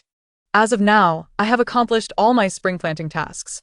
I will await summer to sow another batch of vegetables, which will serve as winter storage. For the time being, these plants require no watering. The melting winter snow has sufficiently moistened the soil. I harbor doubts that this harvest of grains and vegetables requires any pesticides, as it seems the frigid temperatures of the past 2 years have eradicated all insect eggs. Contemplating this as I tidy up my farming tools, I return home. The first thing I do upon arrival is indulge in a soothing hot bath. The pile of dirty clothes can wait. I shall attend to them when I feel sufficiently rested. I have been utterly exhausted lately, and after my bath, I collapse onto the sofa. Observing the blisters on my hands, I reluctantly rise to retrieve the first aid kit and apply some iodine for disinfection, as I lack any proper ointment. After a couple of days of rest, I finally regain my vitality and ponder planting something new to embellish my home. I plan to plant some grapevines near the windshield, envisioning a picturesque scene in summer as the vines cascade over it. Not to mention, in autumn, the sight of glistening grape clusters hanging everywhere would be enchanting. The small courtyard is paved with tiles, and I pry up a few tiles on either side of the windshield to create a circle around the exposed earth. I then excavate some fertile soil from a hillside to fill the pits and plant the grapes. Now, all I need to do is patiently await the sprouting of the vines. Yet I find myself unsatisfied and decide to plant a few more things. I proceed to the outer perimeter of the courtyard walls and plant some soapberries and mint. The mint serves as a natural insect repellent and a remedy for heat, while the soapberries can be collected for making soap or shampoo. The thought of several large soapberry trees growing outside my yard is delightful. They would provide shade and bear fruit. Content with my planting endeavors, I feel I have sown everything I intended. However, not long after, new troubles arise. One morning, as I prepare to sweep the yard, I suddenly discover the area around the grape pit in disarray. The soil has been dug up, and the sprouted grape seeds have been uprooted. My heart aches for the vulnerable seedlings. In a fit of anger, I summon Xiao Di and Xiao Gua. It is immediately apparent who the culprits are. Xiao Di sits there with gleaming eyes and a tongue lolling out, reveling in the chaos, while Xiao Gua, with furtive eyes, keeps his head down, unable to meet my gaze. His guilty demeanor elicits both laughter and exasperation from me. I see Xiao Gua, pressing his head beside the grape pit, and give him a firm spank. He remains silent, surprisingly resilient. After admonishing him, I carefully return the sprouted grape seeds to their place and cover them with soil once more. Since that incident, the grape seeds have been left unscathed. It seems Xiao Gua has learned his lesson, bringing a modicum of comfort to this concerned mother. Chapter 54. Zero-cost shopping. With the weather warming and life returning to a semblance of normalcy, my days have become increasingly comfortable. I bask in the sun, sweep the yard, and tend to my vegetable garden. Though my chores have multiplied, life feels more fulfilling, and my spirits are lifted. The only perplexing issue remains the lack of restored electricity and signal, suggesting that the outside world has not yet fully recovered, hinting at potential dangers. Consequently, I resolve to remain homebound, avoiding the town and city, but not the two nearby farms. With the weather improving and the solar panels operational, I can utilize my household appliances. At this juncture, I find myself particularly in need of a refrigerator and a washing machine. Thus, I decide to venture to those two farms in search of fortune. I dare not drive the truck, but instead take a small cart, packing it with an electric baton, water, and some biscuits. I have mapped the terrain with a drone beforehand, opting for the mountain trails over main roads. This marks my first departure from home in 2 years. Though apprehensive about potential dangers, I cannot help but feel a sense of novelty. As I walk along the mountain path, the air is infused with the refreshing sense of soil and grass, elevating my mood. After nearly an hour of slow progress with the cart, I arrive at the first farm, which appears somewhat dilapidated. The yard, recently cleared of snow, is still sparse with overgrown weeds. Cautiously, I approach the house, only to find the door ajar. I am uncertain whether the family left in haste, or if they simply forgot to lock up. Anxiety grips me as I dread the thought of encountering a corpse. However, I have no choice but to proceed. Taking a deep breath, I muster my courage and step inside. The living room is empty, as is the east room and the west room. After checking all the rooms and finding no bodies, I breathe a sigh of relief. It appears the house was left unlocked due to the extreme cold, and since they have not returned for quite some time, the likelihood of their return diminishes. My eyes quickly catch sight of the refrigerator in the kitchen. It is silver, not overly large, yet sufficient for my needs. Upon opening it, I find it devoid of any food, clean but slightly moldy. I must take this refrigerator with me. Next, I spot a washing machine also modest in size, reaching only to my waist. It appears quite new, likely purchased shortly before the apocalypse. I place both the refrigerator and the washing machine in the center of the living room, then continue my search for other items. I refrain from rummaging through the cabinets and wardrobes, as it feels disrespectful, even though no one is present. Besides, I am not in need of additional dishes or clothing. However, I do require small jars, and I discover 4 small jars, each about knee-high, neatly placed in a corner of the kitchen. My eyes light up at the sight of them. Aside from the large jar used for water, all I have is another idle jar for pickling.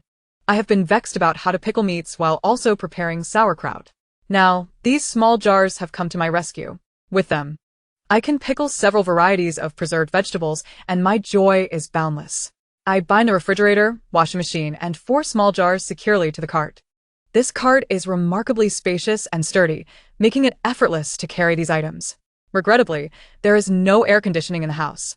I feel a twinge of disappointment and explore the utility room, where I discover a large bundle of wire, which I take without hesitation. During the apocalypse, I had neglected to stockpile wire, and I usually had to dismantle purchased wire mesh for my needs. With this bundle of wire, I will no longer have to expend such effort. Once everything is securely fastened, I haul the cart back home. Upon arrival, I eagerly unload all the items and connect the refrigerator and washing machine to the power supply to test them. Both appliances function perfectly, much to my delight. I no longer need to rely on manual washing machines or washboards. Additionally, I can now store cooked meals in the refrigerator without fear of spoilage. I position the refrigerator in the kitchen and the washing machine in the bathroom, achieving a perfect arrangement. The 4 small jars find their place near the western stove, as they will be essential for my future pickling endeavors. The energy generated by the solar panels is limited. Thus, apart from powering the 2 large refrigerators, I store the remaining energy in batteries. On overcast days, I can utilize the batteries directly, including when using the washing machine. This effectively resolves the issue of insufficient power for all household appliances. After completing my tasks, it is only 2 p.m., yet I decide against venturing out again. I have acquired the refrigerator and washing machine I desperately needed, and I lack for nothing else at the moment, so I shall refrain from visiting other homes. My vegetable garden requires no immediate attention, and I have not stepped outside in the past couple of days. I meticulously clean both indoors and outdoors, then spend the rest of the day eating and lounging about. I recline while binge-watching shows, my mind growing hazy with relaxation. Finally, I have resolved to rise above my previous state of decline and take a stroll through the vegetable garden to invigorate my body. As I ascended a gentle slope, I was greeted by a breathtaking spectacle. The mountains were ablaze with blossoms. White, pink, yellow, large and small, dense and sparse. All were in full bloom. The intertwining branches formed a delicate tapestry, enveloping the entire landscape in a soft veil of pink and white. I was utterly astonished. This vibrant display of nature surpassed even the picturesque scenes depicted in 3 Lives, 3 Worlds, 10 Miles of Peach Blossoms. The air was saturated with a sweet, intoxicating fragrance that nearly overwhelmed my senses. Suddenly reminded of my original intent to check on the vegetables, I floated toward the garden's edge, where yet another delightful surprise awaited me. Neatly arranged, the fields were dotted with tender green shoots, barely discernible up close. However, from a distance, they presented a unified patch of verdant hues. The power of life is indeed wondrous. Mere days ago, they were nothing more than dry seeds, now transformed into a lush expanse, destined to flourish and bear fruit. Upon closer inspection, the greenest among them were the chives, scallions, and cilantro, indicating they would be the first to thrive. After surveying the garden, I found it difficult to part with this sea of flowers. Consequently, I returned home to retrieve a bed sheet and a bottle of sweet wine. Tying the sheet between 2 sturdy apple trees, fashioned a makeshift hammock. As I reclined and swayed, the blossoms danced before my eyes. Occasionally sipping the sweet wine, I was enveloped in sheer bliss. I suddenly comprehended why those ethereal beings chose to retreat from the world. This serene state of mind is undoubtedly one of the reasons. I lay in the woods for the entire afternoon, only preparing to return home as dusk approached. Before leaving, I plucked 2 branches of flowers from a nearby tree. Selecting the most exquisite glass bottle from a row of wine bottles on the windowsill, I filled it with fresh water and arranged the blossoms, placing it on the coffee table beside the sofa. Simple yet elegant, it exuded a faint, elusive fragrance. Indeed, the moonlight at the window feels ordinary, yet with the presence of peach blossoms, it becomes extraordinary. Chapter 55. Unethical Matters for Reasons Unknown. Little D has recently become quite plump, her belly round and full throughout the day. I suspect she may be indulging in food outside of her normal diet. After all, I provide her with a reasonable amount of nourishment daily, which should not lead to such a swollen belly. I even checked the chicken coop to ensure her siblings were safe, suspecting she may have pilfered from them. However, the number of chickens was just right, leaving me even more puzzled. Just moments ago, Little D crawled over to me, seeking affection. As I stroked her head, she rolled onto her back, exposing her belly. To my astonishment, I spotted 8 perfectly aligned belly buttons. They were rather large, prompting other thoughts to cross my mind. Upon closer examination of Little D's abdomen, I ultimately concluded that she was pregnant. My heart sank, and trembling, I pointed at Little Gua, adopting an expression reminiscent of Kang. Gua. This is your very own sister. I found it incomprehensible, unacceptable, and I was unwilling to confront it. How could this be? How could this happen? I spent the entire afternoon brooding in silence, yet I had to accept this reality. Indeed, perhaps it was the warmth of spring that brought about this change. Little D and Little Gua, having endured a long winter, were now ushering in their own springtime. After engaging in actions that defy societal norms, they were welcoming new life. Though such circumstances may not be accepted by the world at large, in this secluded wilderness, devoid of societal judgment, I am an open-minded parent, capable of acceptance. I continued to reassure myself, ultimately convincing myself of the situation. Perhaps this is for the best, given the short lifespan of dogs. If they can leave behind an offspring, I shall not be too sorrowful when they depart from my life. With this thought, my spirits lifted considerably. Nevertheless, this did not prevent me from developing a dislike for little Gua. Seeing him only reminded me of a lecherous scoundrel. While harboring disdain for Gua, I began to devise a plan for how to care for little D during her pregnancy. I resolved to create a new doghouse for her, which would serve as her maternity ward. Additionally, I needed to ensure her health, deciding to provide her with an egg daily to supplement her nutrition. I need not overly worry about little Gua's nourishment. I have a good sense of my cooking, and there are nearly always ample leftovers for the two of them. Both dogs are well fed and far from frail. After considering the needs of the two dogs, it was time to attend to more pressing matters. Since relocating the chicken coop outdoors, the breeding room had not been thoroughly cleaned. Today, I resolved to give it a complete overhaul. Before cleaning the breeding room, I needed to clear out its contents. I first moved the firewood from the windbreak to the back room, placing the remainder in the previous woodpile. All the vegetable pots were relocated to the windbreak, where I planned to keep them, as they would receive ample sunlight without occupying indoor space. Once this batch of vegetables was harvested, I intended to empty the pots, as the new crop would suffice for summer. Then I set about cleaning the breeding room. I opened all the windows and sprayed the entire area with disinfectant alcohol twice. After allowing it to sit for an hour, I began the cleaning process. Using a discarded rag, I scrubbed the floor 4 or 5 times until no stains remained. I wiped down the lower walls with a cloth to remove various marks. The entire room was revitalized. I sprayed another round of disinfectant alcohol and left the windows open to air out for several days. With the intention of no longer raising chickens, the thoroughly cleaned and disinfected space could be repurposed as a regular living area. After completing the cleaning, it was already dark, and I was covered in dirt. I quickly treated myself to a hot shower and enjoyed a bowl of egg noodles before sinking into the warmth of my heated bed. The bed did not need to be excessively hot. A gentle warmth was most comfortable. After burning the firewood, there was no need to add extra honeycomb coal. Otherwise, the heat would be overwhelming in this weather. The bed retained heat remarkably well. I would not feel cold upon waking the next day. The following morning, as the rooster crowed, I gradually awakened from my dreams. Stretching languidly, I sat up on the bed, gazing out at the sunny courtyard. The verdant land on either side of the mountains, and the vast orchards of apple and peach blossoms. Merely observing this scene filled me with joy. How wonderful it is that the bitter chill of winter has passed. As I marveled, I felt invigorated, rising to change my clothes. After dressing, I prepared breakfast and fed the chickens and dogs. Following the meal, I gathered a pile of wooden boards and headed to the yard.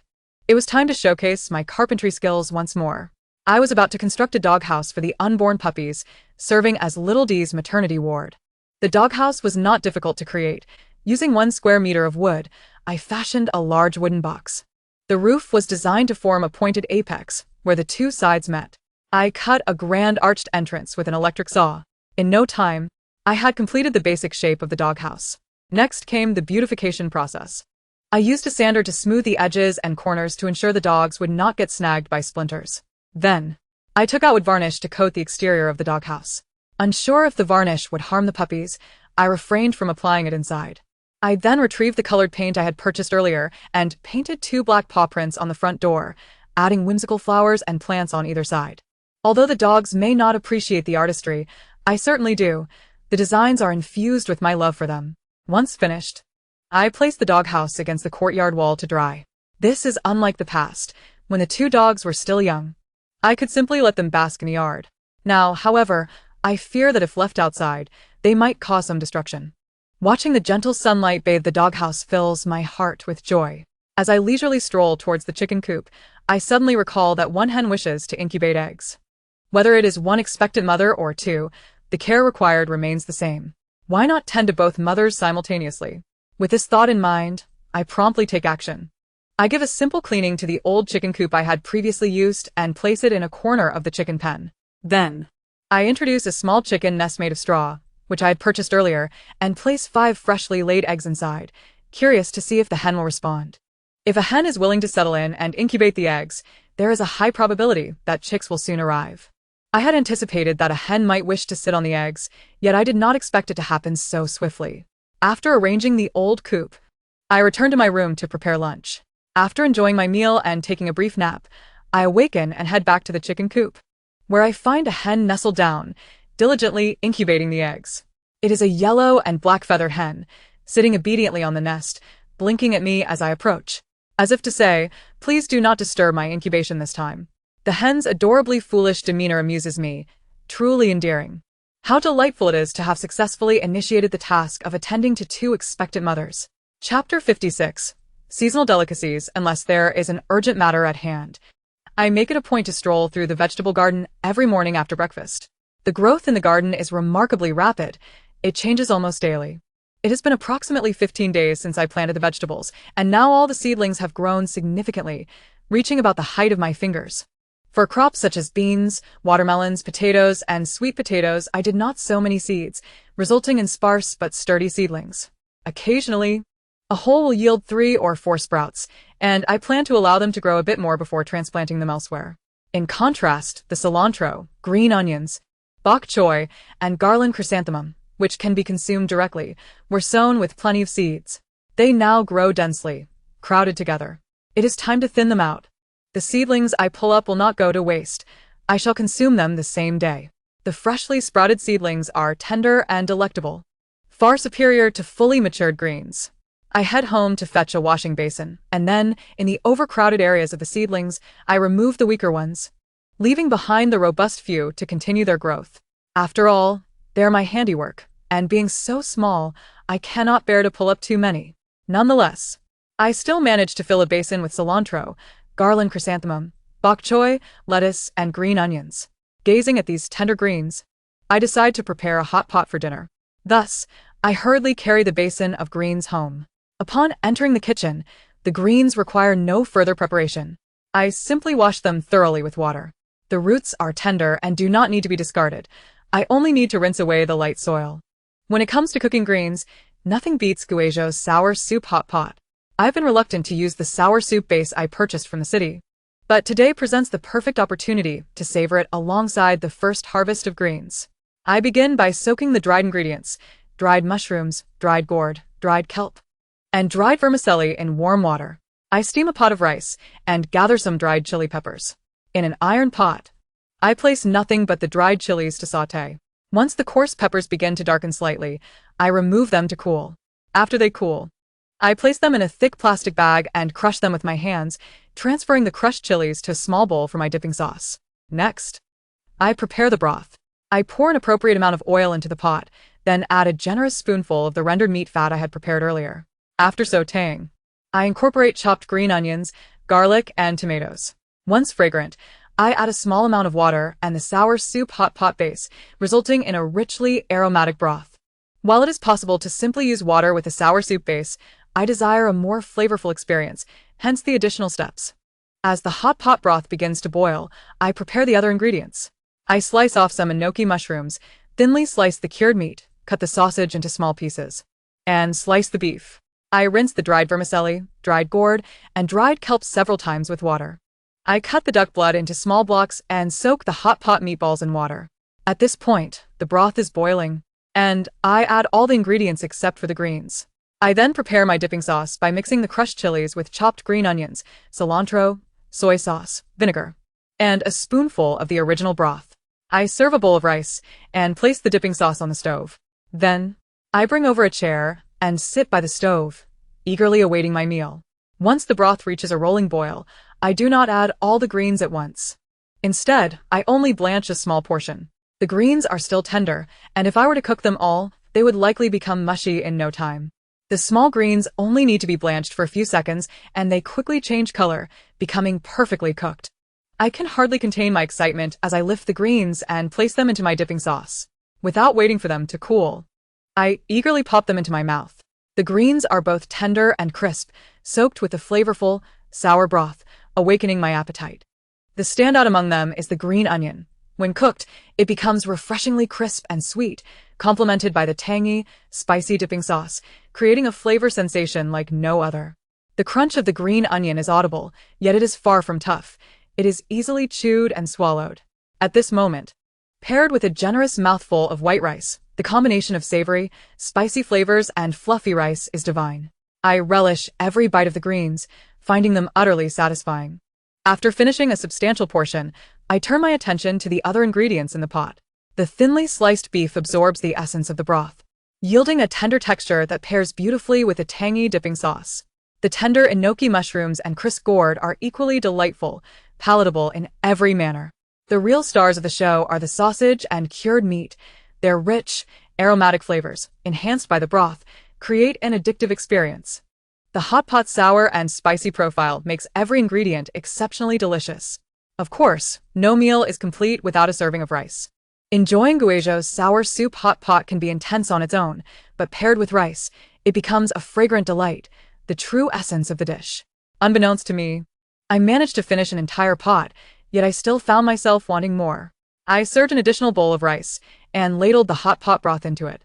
After mixing thoroughly, I savored the rice one mouthful at a time. This is pure satisfaction, the tangy, spicy broth enveloping the rice. The rice harmonizes the flavors, while the original broth imparts a unique aroma. Unlike other hot pots, the greens and rice are the true highlights here. All the meats pale in comparison. Once again, I find myself indulging in a particularly filling meal, as if I am perpetually teetering between satiation and hunger. After cleaning up the dishes, I take a stroll in the yard to aid digestion. With the weather warming up, my range of activities has finally expanded. No longer confined to the house after a meal, I can now wander freely.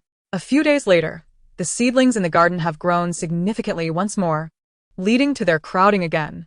Thus, I eagerly carry my small basin and venture out to thin the new seedlings. The tender green sprouts are truly precious. This time, I plan to prepare them in a new way. I briefly blanch the bok choy and garland chrysanthemum in hot water, then soak them in cold water. After draining, I mix them with minced garlic, green onions, and cilantro, followed by sesame oil, soy sauce, MSG, and sugar, finishing with a spoonful of chili powder. Finally, I pour hot oil over the mixture, releasing a fragrant aroma. Blend various ingredients evenly, and you shall have a delightful dish of spicy and fragrant cold mixed greens. Then take some greens and chop them into small pieces, mixing them with flour and eggs to form a batter. Pour this mixture into a frying pan, spreading it out to create a vegetable pancake. The aroma of the flour intertwined with the scent of the greens and eggs is irresistibly enticing. Finally, prepare a soup of greens and eggs for yourself. Heat oil in a pot and sauté some scallions until fragrant. Add an appropriate amount of water, and once it boils, crack an egg into the pot, followed by a handful of greens. Thus, a refreshing and palate-cleansing soup is completed. When everything is served at the table, it presents a vibrant green appearance. The cold dish is crisp and appetizing, the vegetable pancake is fragrant with oil, and the soup is rich and savory. Each dish is utterly delicious. Chapter 57. A small peach blossom source. In the days that followed, I occasionally pulled out the surplus greens, bringing them home to prepare a variety of dishes. As the seedlings of beans, tomatoes, cucumbers, and peppers grew larger, I transplanted the excess seedlings to other areas, for they would eventually yield food that must not be wasted. After completing this task, I began thinning the corn seedlings. Only one seedling per hole could remain, so I removed all but the strongest one. Naturally, the discarded seedlings had no further use, and I was uncertain how to consume them. Once all the vegetables and corn seedlings were properly thinned, I found myself with a stretch of time devoid of tasks. Bored and restless, I began to wander around the mountain, searching for edible wild vegetables or special fruit trees. The mountain was predominantly populated with apple, pear, plum, and peach trees. Beneath the small slope of my yard, I discovered 7 or 8 cherry trees, already adorned with clusters of green fruit, likely to ripen soon. In pursuit of more fruit trees, I roamed around the small hills. Near the summit, I encountered several apricot trees, while numerous pear trees were scattered along the slopes. On the backside of the mountain lay a vast expanse of hazel trees, promising a plentiful harvest of hazelnuts come autumn. Above my yard, I stumbled upon 5 mulberry trees. A delightful surprise, for who does not cherish mulberries? As I completed my exploration and prepared to return home, I suddenly recalled a curiosity I had harbored about a ravine since moving in. Since it was on my way, I decided to turn towards the ravine at the fork in the small slope. It was early spring, and the leaves and grass had yet to grow lush. The ravine appeared less daunting than when I first discovered it. Its entrance looked unremarkable, resembling a gentle slope. If one had not observed it from a height, they might not even suspect it was a deep ravine. Following the gentle slope inward, I turned a corner, entering an exceedingly narrow passage. Fortunately, The grass was not too tall, or I would have hesitated to proceed. Yet, despite its intimidating appearance, a quick sidestep allowed me to slip through the narrow passage. Before me lay a carpet of diminutive wildflowers in a riot of colors, yellow, purple, red, and white, stunning me in an instant. It reminded me of the peach blossom spring, evoking a sense of having traversed a narrow path only to emerge into a vast, open space. However, while the peach blossom spring requires several steps to reach, this ravine only demanded a swift movement. I scrutinized the small flowers, squatting to observe closely, and discovered that the purple flowers were wild pepper.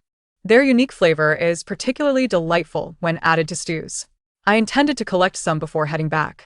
Continuing deeper into the ravine for about 50 meters, I encountered a row of towering trees.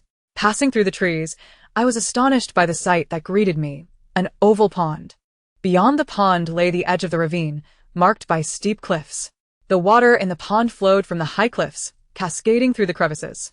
The water, a vivid green, appeared remarkably deep. Though I felt exhilarated, a tinge of fear lingered.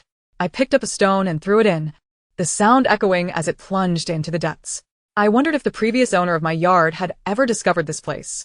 As I surveyed the area around the pond for any additional clues, I indeed found half a fishing rod and a small stool among a patch of withered grass. Clearly, someone had fished here in the past. But did fish still inhabit these waters? After enduring 2 years of extreme cold, it seemed unlikely. Despite my hopes, I was convinced that the pond was devoid of fish. Kneeling by the water's edge, my heart raced with trepidation, fearing that a large snake might suddenly lunge at me. While lost in such anxious thoughts, I carefully scanned the water. Then, to my delight, I witnessed a scene I had been longing for. At the very edge of the pond, I spotted several tiny fish, about the size of my fingertip. They darted about, perhaps sensing my gaze, swimming back and forth in the water. This discovery filled me with joy. Although they were small, their presence signified life in the pond. Perhaps larger fish lurked deeper, and even if not, these little ones would suffice once they matured.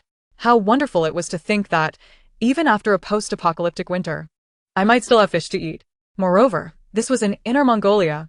Upon seeing the fish, I rose and surveyed the surroundings once more. The pond was bordered by 2 meters of flat land, encircled by robust trees. Beyond the trees lay the cliffs of the ravine. It appeared that someone had deliberately planted these trees around the pond to conceal it. Their dense foliage, coupled with the deep ravine, rendered this place perilous during summer when viewed from outside. Of course, I could not guarantee that it was entirely safe now. However, having glimpsed its full form was far more reassuring than the fear of the unknown. I felt a sense of ownership over this secret hideaway. Picking up the half-rod, still equipped with a hook, I returned home, intending to craft a few simple fishing rods inspired by its design. Every now and then, I could experience the joy of fishing. As I walked back, I returned to the flat land, which felt as deep as a 2-story building. Here, I could build a thatched hut without fear of being discovered. Yet, there was no immediate need for such a structure, nor did I know what purpose it would serve. Setting aside my whimsical thoughts, I knelt down to begin harvesting wild pepper. This wild mountain pepper boasts a remarkable flavor. In my childhood, my grandmother used it to prepare braised pork with beans.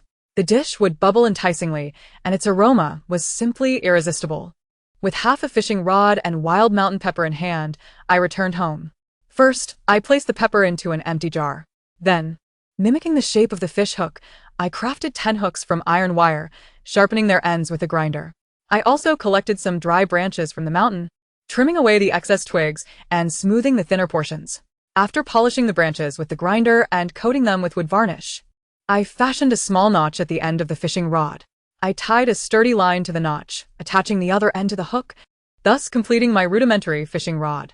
Once the fish in the pond had grown for a few months, I would definitely venture out to see if I could catch some. From that point onward, each time I visited the vegetable garden on the mountain, I brought along some leftover rice. Entering through the small slope, I sprinkled the leftover rice into the pond, hoping it would help fatten the little fish. Chapter 58. Mulberries and cherries. Before long, The weather grew increasingly warm, with daily temperatures reaching a peak of 25 degrees. Each day, I ventured out in the early morning and evening to tend to the vegetable garden, engaging in tasks such as harvesting and weeding. During the hotter hours, I would recline at home, indulging in snacks or engaging in various crafts to pass the time.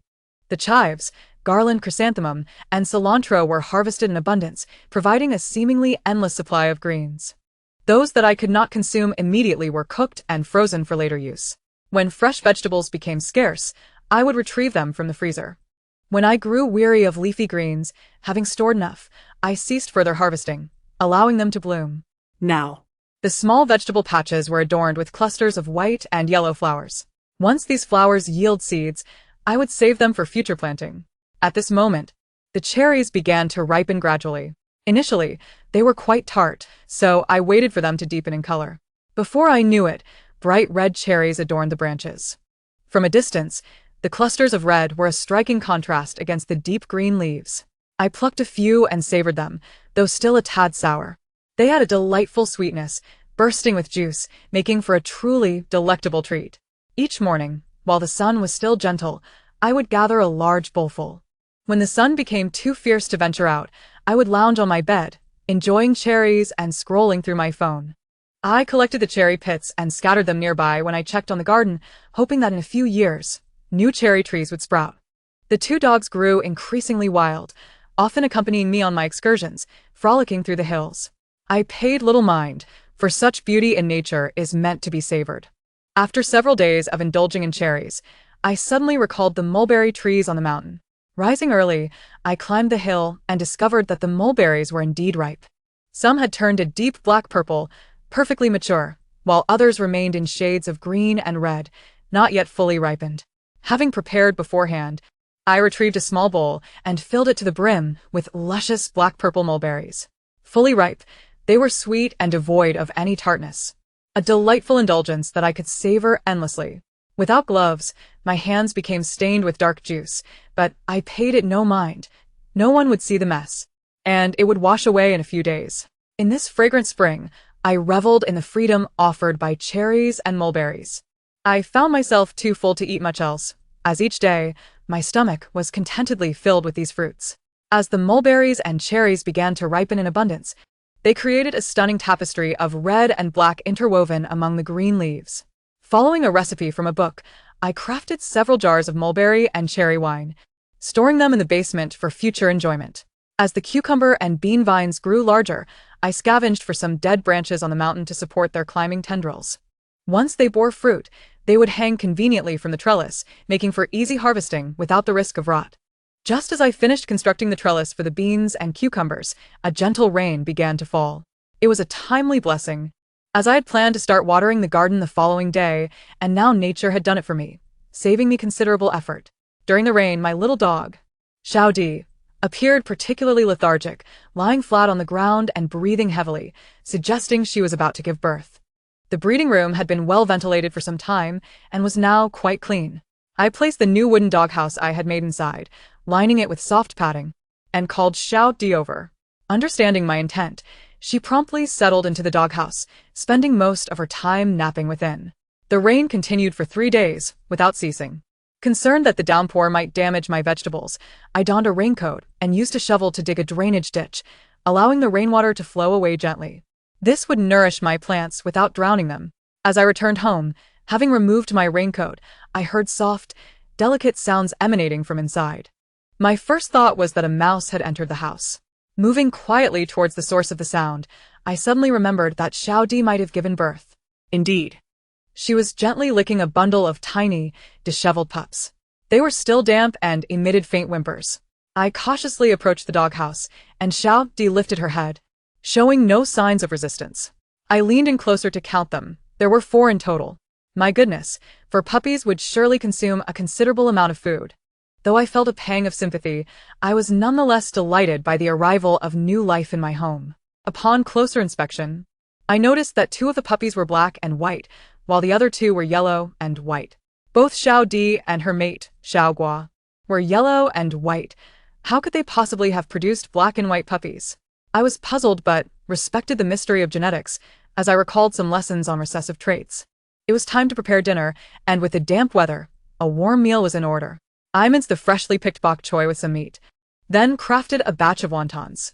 In a bowl, I added shrimp, seaweed, sesame oil, green onions, and cilantro, then ladled hot broth over it. I devoured a large bowl of wontons in one sitting, sweating from the heat but feeling utterly rejuvenated. With some wontons left in the pot, I turned up the heat to boil them further until they broke apart, creating a soft porridge. I poured this into a dog bowl to cool and added a boiled egg, mashing it together before bringing it to the doghouse for Xiaodi. Xiaodi. Undeterred by the appearance of the meal, eagerly devoured the concoction, likely having exerted considerable energy during labor. Not long after, Xiaogua approached, wagging his tail and hoping for a taste. I swatted him away. It was inappropriate for him to steal from his sister and mate who had just given birth.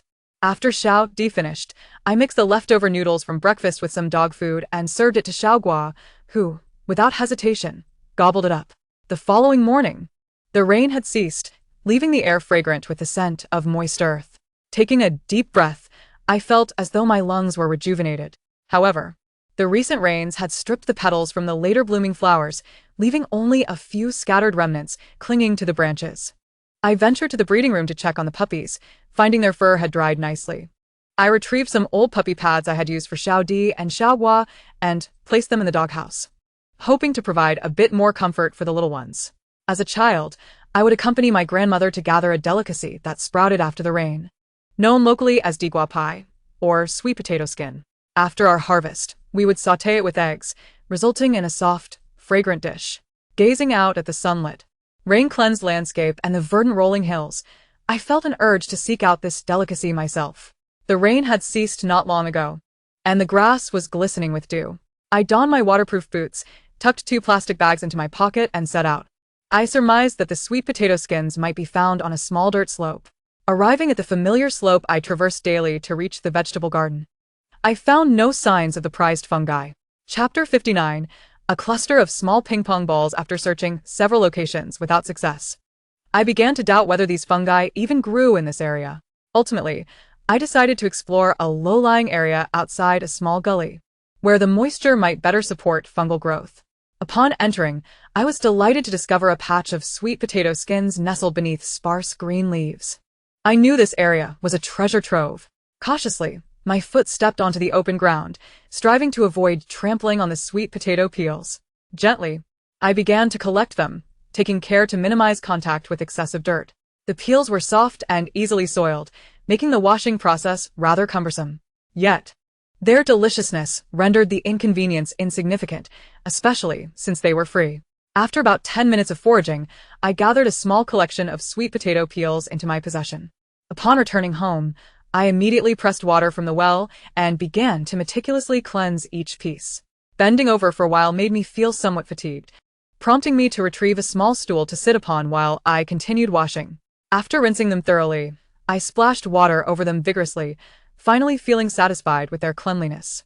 The washed sweet potato peels resembled diminutive wood ears, albeit in a darker green hue and lacking the firmness of their counterparts, appearing rather limp. Having cleaned the precious ingredients, I approached them with the seriousness they deserved. I cracked 3 eggs into a bowl, heated oil in a pan, and scrambled the eggs until they were cooked through. I then added chopped scallions and the sweet potato peels, stirring them together. During this process, I incorporated various seasonings, such as chicken essence, 5-spice powder, soy sauce, and vinegar. After a brief stir-fry, I plated the dish, presenting a vibrant combination of black and yellow, the sweet potato peels and scrambled eggs appearing quite appetizing. I also planned to prepare a sweet potato peel dumpling soup. In a basin, I poured flour, gradually adding a minimal amount of water, vigorously mixing until the flour formed small lumps. Next, I heated oil in a pot and sautéed some meat slices and scallions until fragrant. I then added an appropriate amount of warm water, followed by soy sauce, chicken essence, and various seasonings.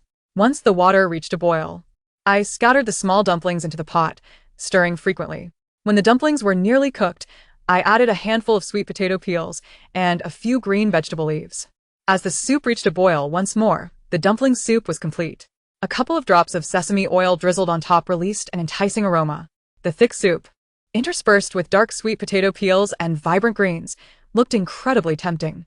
As I savored the warm soup, I also indulged in a few bites of the fragrant sweet potato peel and scrambled eggs. The flavors were simply exquisite.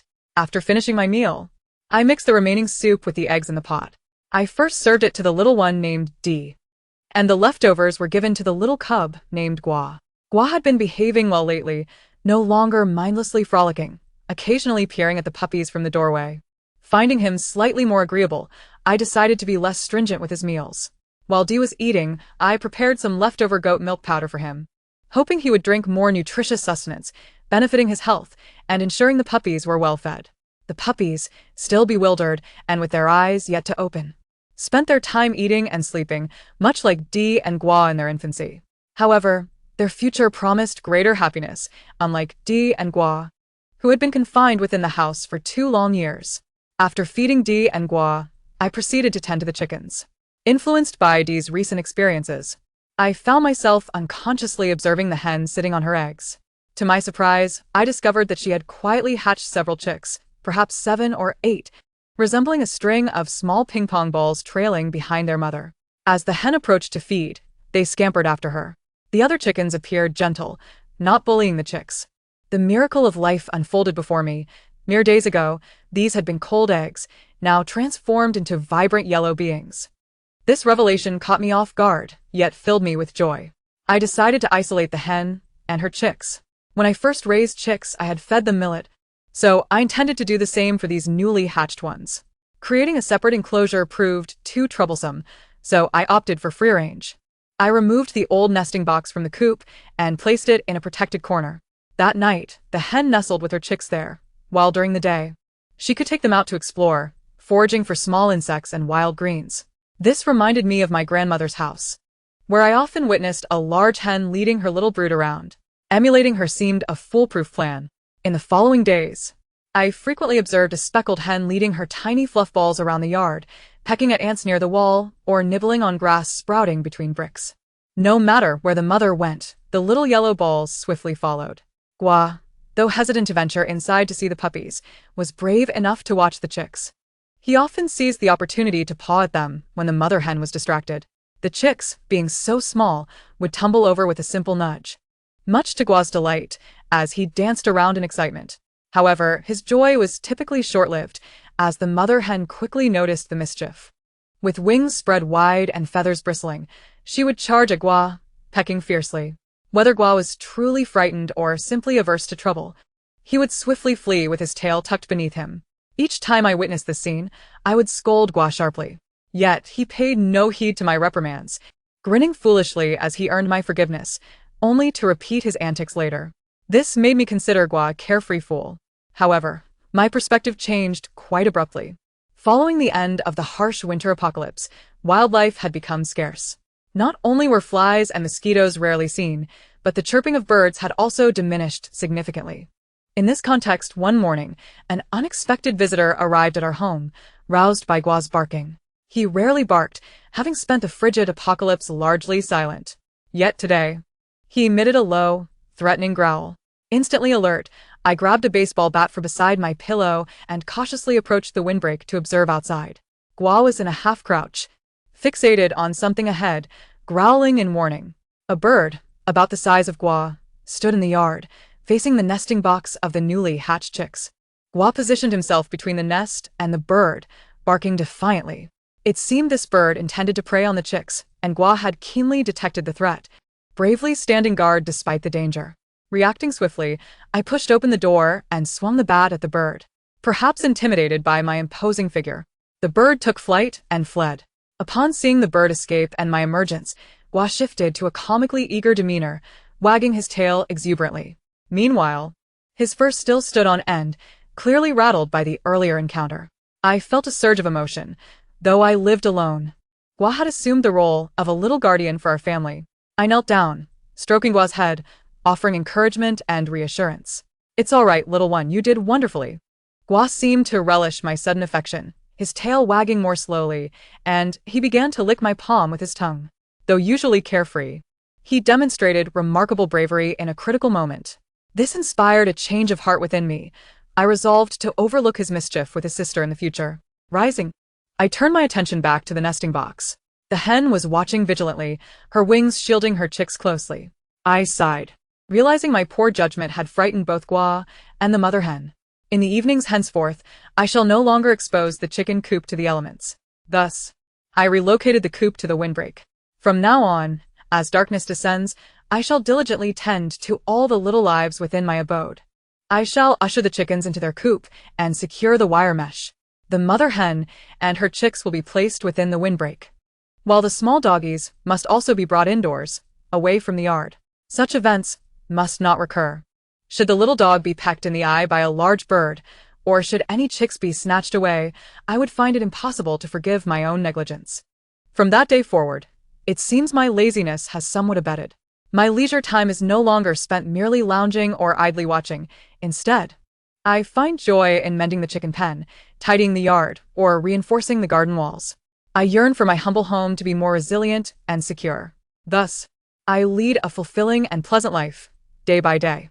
Soon summer arrived. Perhaps due to the prolonged absence of warm weather, this year's summer feels particularly sweltering. Although rain is plentiful, the rainy days do not bring relief. Instead, they contribute to a stifling heat. Yet, there are delightful occurrences as well. A portion of the vegetables in the fields began to ripen abundantly. Cucumbers of all sizes drape from the vines, and the beans dangle in clusters upon their trellises. The eggplants are larger than my palm, and the peppers are exceptionally robust. The tomatoes, still green, weigh down their vines, bending them under the burden.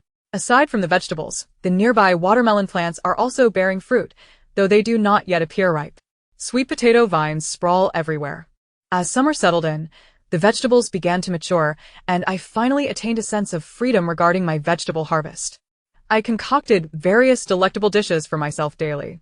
The green beans transformed into dry-fried green beans, sautéed vigorously in hot oil with a generous addition of dried chilies and Sichuan peppercorns, creating a delightful aroma.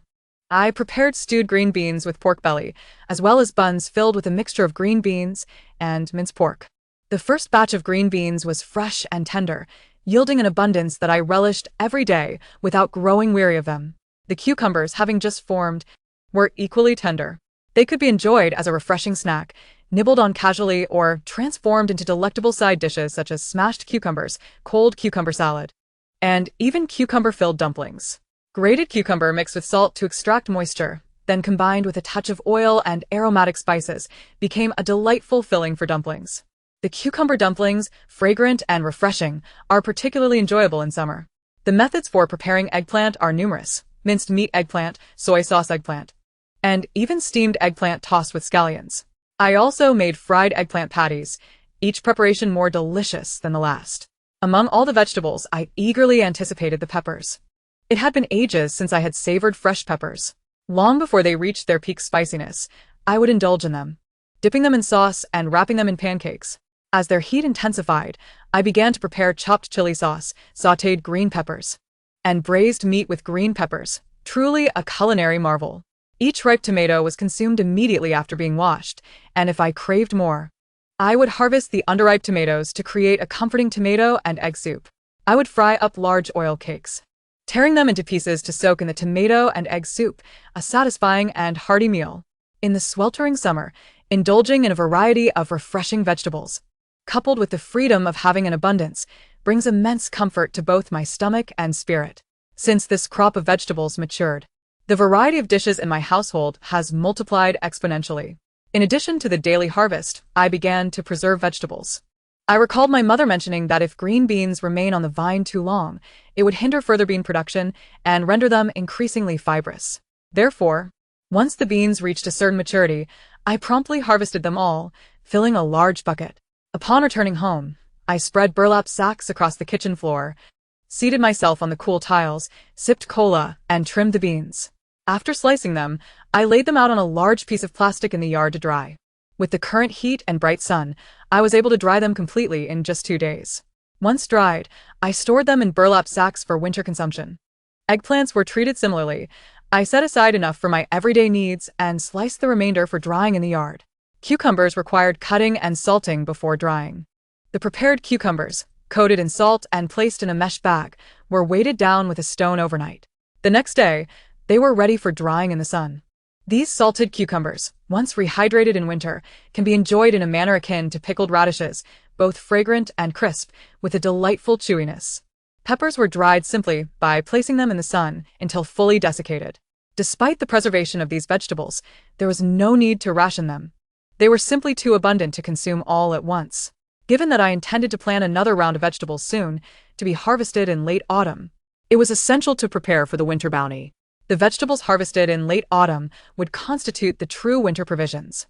When the weather cools, sweet potatoes, cabbages, and radishes can be stored in the basement, providing sustenance throughout the winter. Now, with this round of crops harvested and processed, the remaining immature plants continued to grow. Thus, throughout late spring and early summer, I have not lacked for vegetables. While one might tire of barbecued meat, hot pot, and fried chicken, these everyday vegetables remain endlessly enjoyable. As I reflect on this, I cannot quite comprehend why I am so driven to create ever more delicious dishes for myself. Chapter 61. A summer retreat. With this crop of vegetables, I have preserved 2 sacks of dried green beans, 1 sack of dried eggplants, and 1 sack of dried cucumbers. As the leaves of the various plants begin to yellow and the flowers become sparse, it is time to uproot this batch and sow anew. However, for slower-growing crops such as watermelons, potatoes, sweet potatoes, and pumpkins, there is no need to replant. By the time they ripen, autumn will have arrived, and any new seeds sown will not mature before the snow falls. Now, in the midst of summer, the heat is extraordinary, reaching temperatures of 34 or 35 degrees Celsius. For the region of Inner Mongolia, where temperatures exceeding 30 degrees are already considered quite hot, this summer is notably intense. The first batch of green beans and cucumbers can no longer bear fruit, compelling me to uproot them in this sweltering weather and plant new seeds. These are intended for harvest in late autumn and consumption in winter.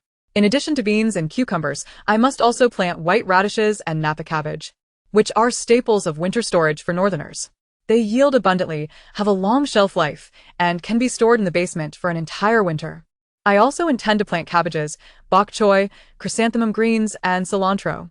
The batch sown in spring has already flowered and produced seeds. They are now quite old and inedible. To ensure my happiness in late autumn and winter, I must endure some hardship, rising early and laboring diligently in the fields. To avoid heatstroke and minimize discomfort, I can only manage to rise at 4 or 5 in the morning, just as dawn breaks. I head to the vegetable patch to uproot the old plants and sow the new seeds. By 8 or 9 o'clock, as the sun rises higher and the heat intensifies, I cease my work. When evening approaches, around 5 or 6, I return with my tools to continue planting. It may sound like a grueling routine, but from 9 in the morning until sunset, I remain indoors to escape the heat. If this were merely an ordinary farmhouse, calling it a retreat from the heat might seem exaggerated. After all, with outdoor temperatures exceeding 30 degrees, the indoors offers little respite. Without air conditioning, remaining indoors for extended periods feels almost unbearable. After much contemplation, I have resolved to create a comfortable retreat for myself to escape the summer heat. Although I lack air conditioning, I do possess a basement. During my previous residence in a community, I would often feel a shiver upon entering the underground parking garage in the sweltering summer. Given that my basement is quite spacious, it must surely be refreshingly cool. However, living directly in the basement, with its high humidity, could adversely affect my joints. Thus, I have set my sights on an unused dark room, situated at the far end of the small west room, complete with a small bed. This dark room is positioned on the cooler side, shielded from direct sunlight, and the temperature is inherently mild. A wardrobe separates the sunny side from the shadowy side, effectively cutting off the primary source of heat. While a small room can become stifling in summer, the entire basement serves as its ventilation source, preventing any oppressive heat and instead providing a delightful coolness. I have opened the wooden panels of the basement, allowing the refreshing chill to permeate the space. The previously untouched bedding, which I had kept rolled up to avoid dust, is now unfurled in preparation for my summer retreat in the small west room. The American vintage-style bedding set adorns the soft comforter, and the cool air from the basement seeps into the fabrics, offering a gentle chill. I have brought the table and the trash bin from the eastern room into the dark room, placing them conveniently in the center of the small bed. Around 9 a.m., I returned from the vegetable garden, my face flushed from the heat, beads of sweat trickling down my cheeks to my chin and neck. Upon entering, I removed my hat and long-sleeved jacket and used a towel to wipe away the perspiration from my face. After cooling down a bit, I headed to the bathroom for a refreshing cold shower and slipped into a loose-fitting nightgown. The sticky sensation of summer vanished, replaced by the soft silk of the nightgown brushing against my skin. I opened the refrigerator and retrieved a bowl of plums picked from the mountains the previous evening. With a large bowl of plums in hand, I stepped into the dark room. Instantly, I was enveloped by the cool air, a sensation so pleasant that I couldn't help but take a deep breath. I placed the plums on the table and settled onto the bed, propping my pillow against the wall while balancing the table on my legs. I turned on a melodramatic series and took a bite of the chilled plum. The plums, not yet fully ripe, were slightly crisp and sweet-tart. The gentle coolness from the basement gradually dispelled all traces of summer heat from my body. As the fatigue from my morning labor began to wane, I decided it was time to prepare a delectable meal for myself. Stepping out of the dark room, I was immediately met by a wave of heat, causing me to grimace slightly. However, I had no choice but to venture out, as I couldn't remain in the dark room indefinitely without cooking. Due to the oppressive summer heat, I only heat the bed once in the morning to prevent dampness. During the day, I rely on an electric cooker and rice cooker for meals that do not require prolonged cooking. With the sun blazing, I have been collecting excess electricity from the solar panels into a small battery, which adequately powers the electric cooker and rice cooker. Today, I plan to prepare a cold eggplant salad and sweet spicy cold noodles. I first boil water in the electric cooker and place the eggplants in a steaming basket above it. I retrieve yesterday's leftover dough from the refrigerator, roll it out into sheets, and cut it into noodles. Next, I prepare the condiments, finely chopping scallions, cilantro, and garlic. Then mixing them with chili flakes in a bowl, drizzling hot oil over them. I add oyster sauce, soy sauce, sugar, and aged vinegar, stirring until well combined. This mixture will be used not only for the cold noodles, but also for the eggplants. Once the eggplants are steamed to tenderness, I remove the steaming basket, mash the eggplants, and mix in a portion of the prepared sauce along with a generous amount of chopped scallions, resulting in a deliciously flavorful sweet-sour cold eggplant dish. I then cook the noodles in boiling water and rinse them under cold water. Once they are done, I pour the noodles into the bowl with the remaining sauce, allowing me to reduce the number of dishes to wash. After thoroughly mixing the noodles, I have a delightful cold noodle dish ready to be savored. I carry the cold noodles and eggplant back into the dark room and begin to enjoy my meal. At this point, I have already worked up a sheen of sweat again. The heat is indeed oppressive. I can hardly fathom how others manage without electricity or air conditioning. I twirled the cold noodles with chopsticks into a large bite and savored it, chewing vigorously before swallowing. It was incredibly refreshing. Then, I took a generous bite of the cold eggplant. The sauce was intensely flavorful, the eggplant soft and tender, with the scallions adding a tangy crunch. It was utterly delightful. After finishing my meal, I promptly took the dishes to the kitchen to wash them. Chapter 62. Weaving willow baskets. The weather has been excessively hot these past few days, leading to a rather simple diet, so I have not allowed the dogs to join me for meals. I have been feeding them dog food separately and preparing some milk powder, which the little ones enjoy immensely. The puppies have grown a bit, now able to open their eyes and stumble about, exploring the world.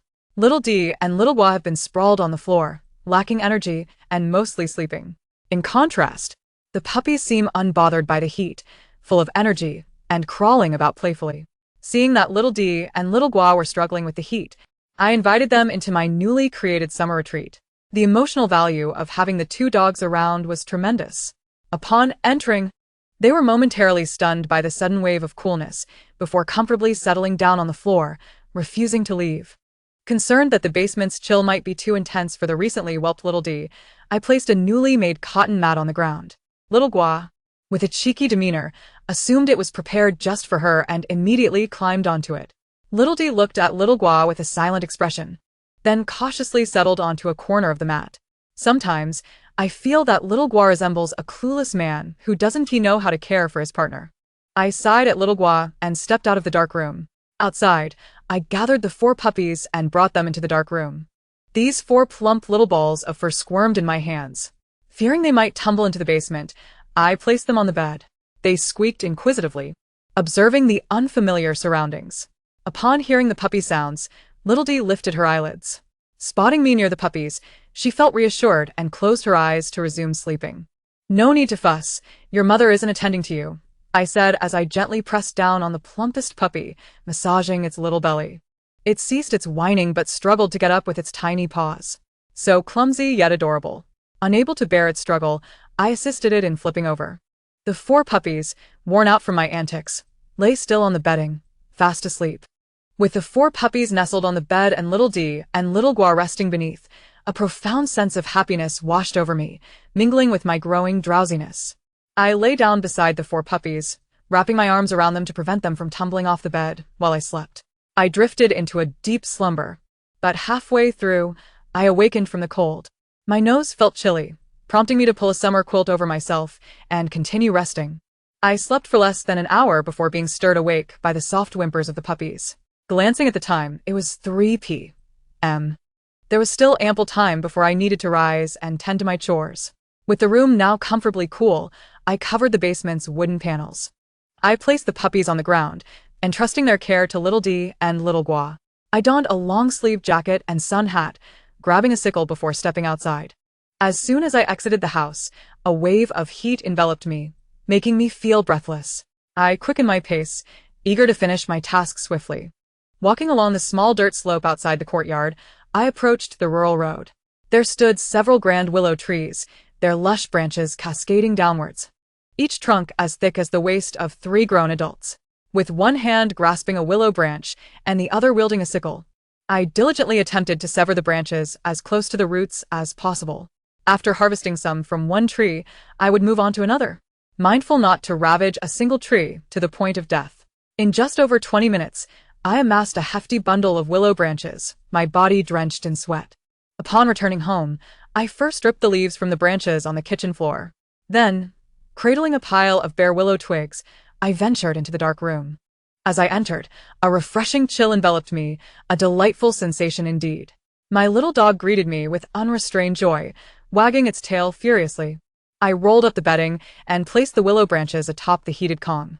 I then retrieved a comprehensive weaving guide from the bookshelf, intent on studying it closely. My goal was to weave a basket, thus eliminating the need for a water bucket when harvesting vegetables.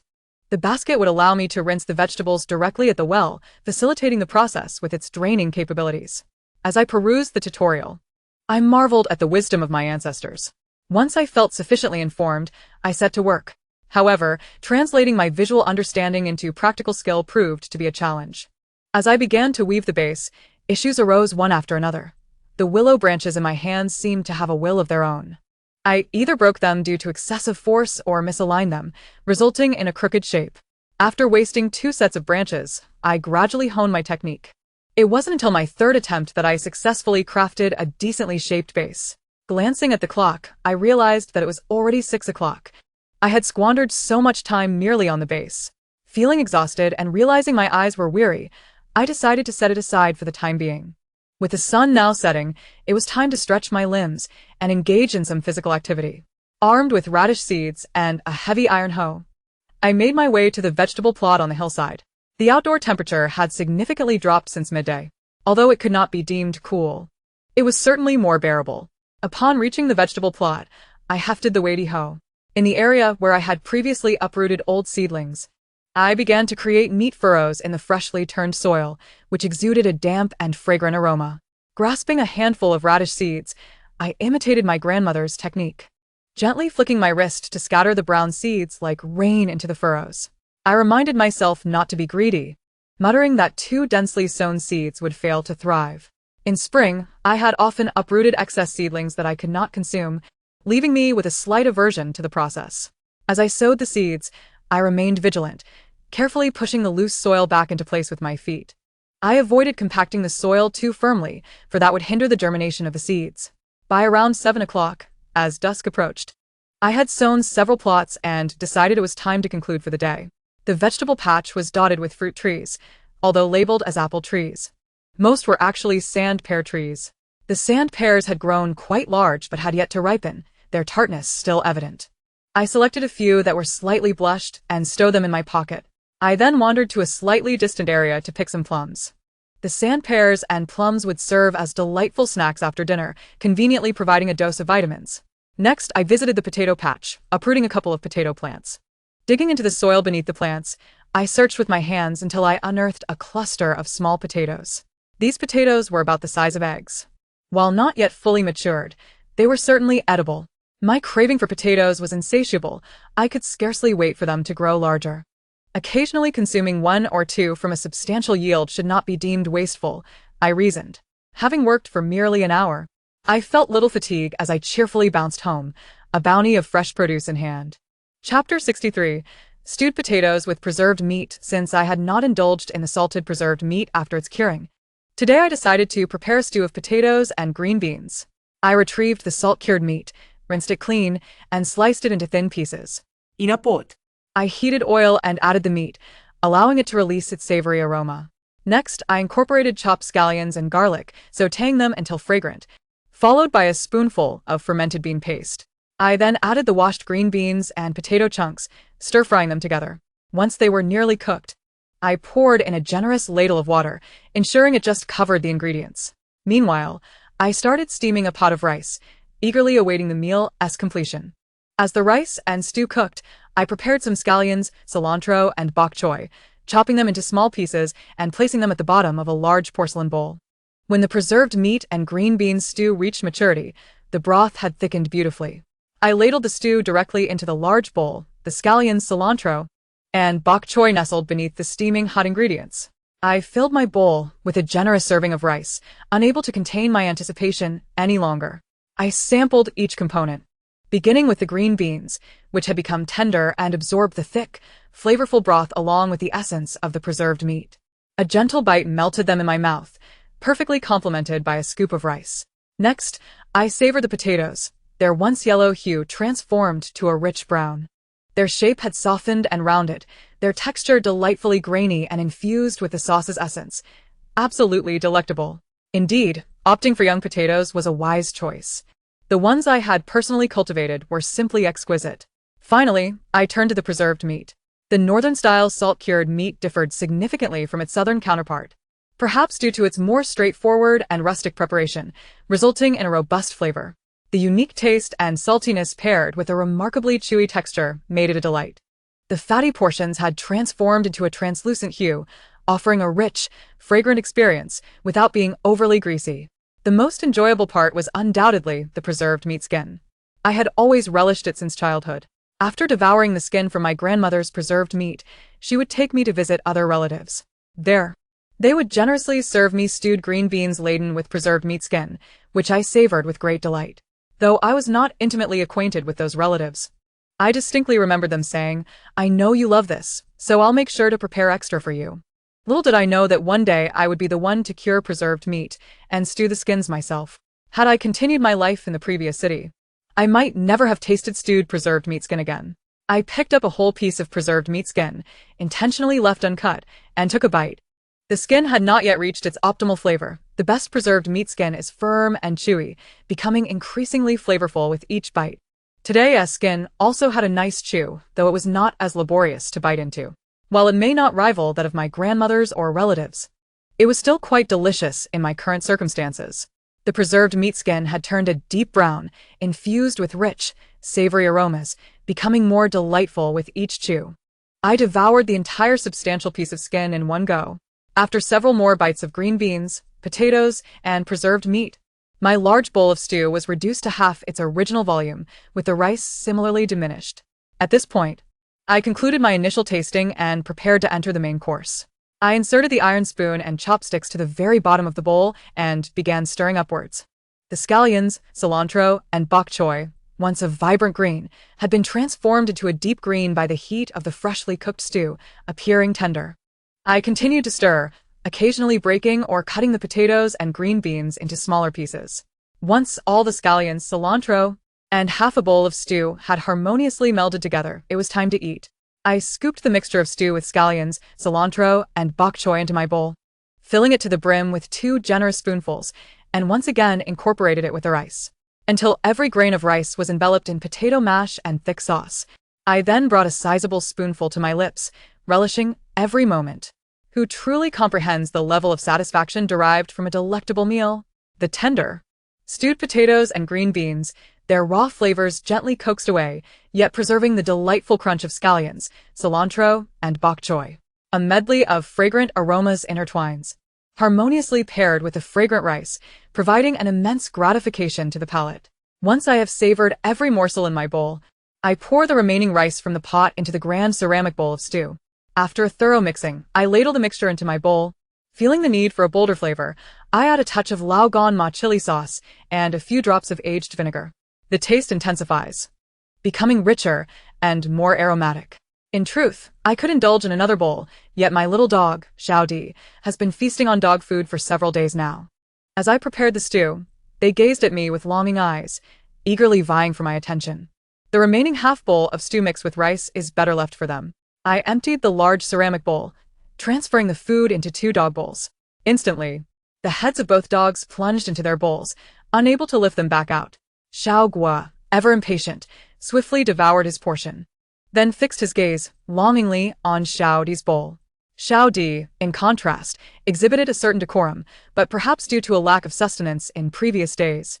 Today, he too hastened his pace. His agile tongue expertly cleaned every last grain of rice.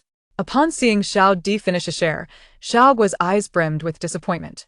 In truth, witnessing the dogs relish their meal brings me a profound sense of fulfillment, akin to receiving validation of my culinary skills, a joy derived from sharing.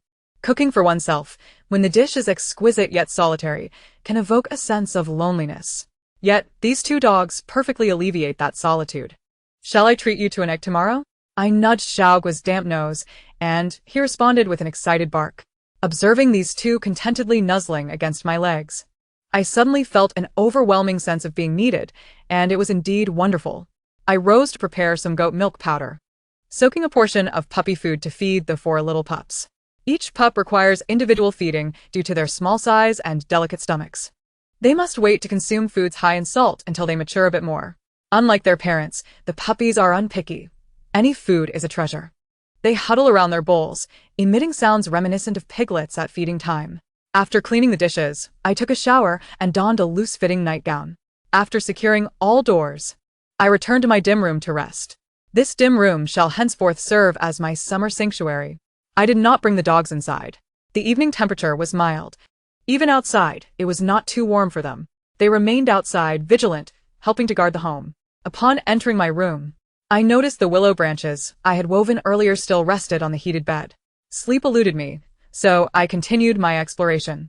Having successfully crafted the base, my technique had improved. Wrapping the remaining parts of the basket proceeded smoothly, and soon I had fashioned a basket of moderate size. Although I spent a bit of time closing it, I ultimately completed my first basket.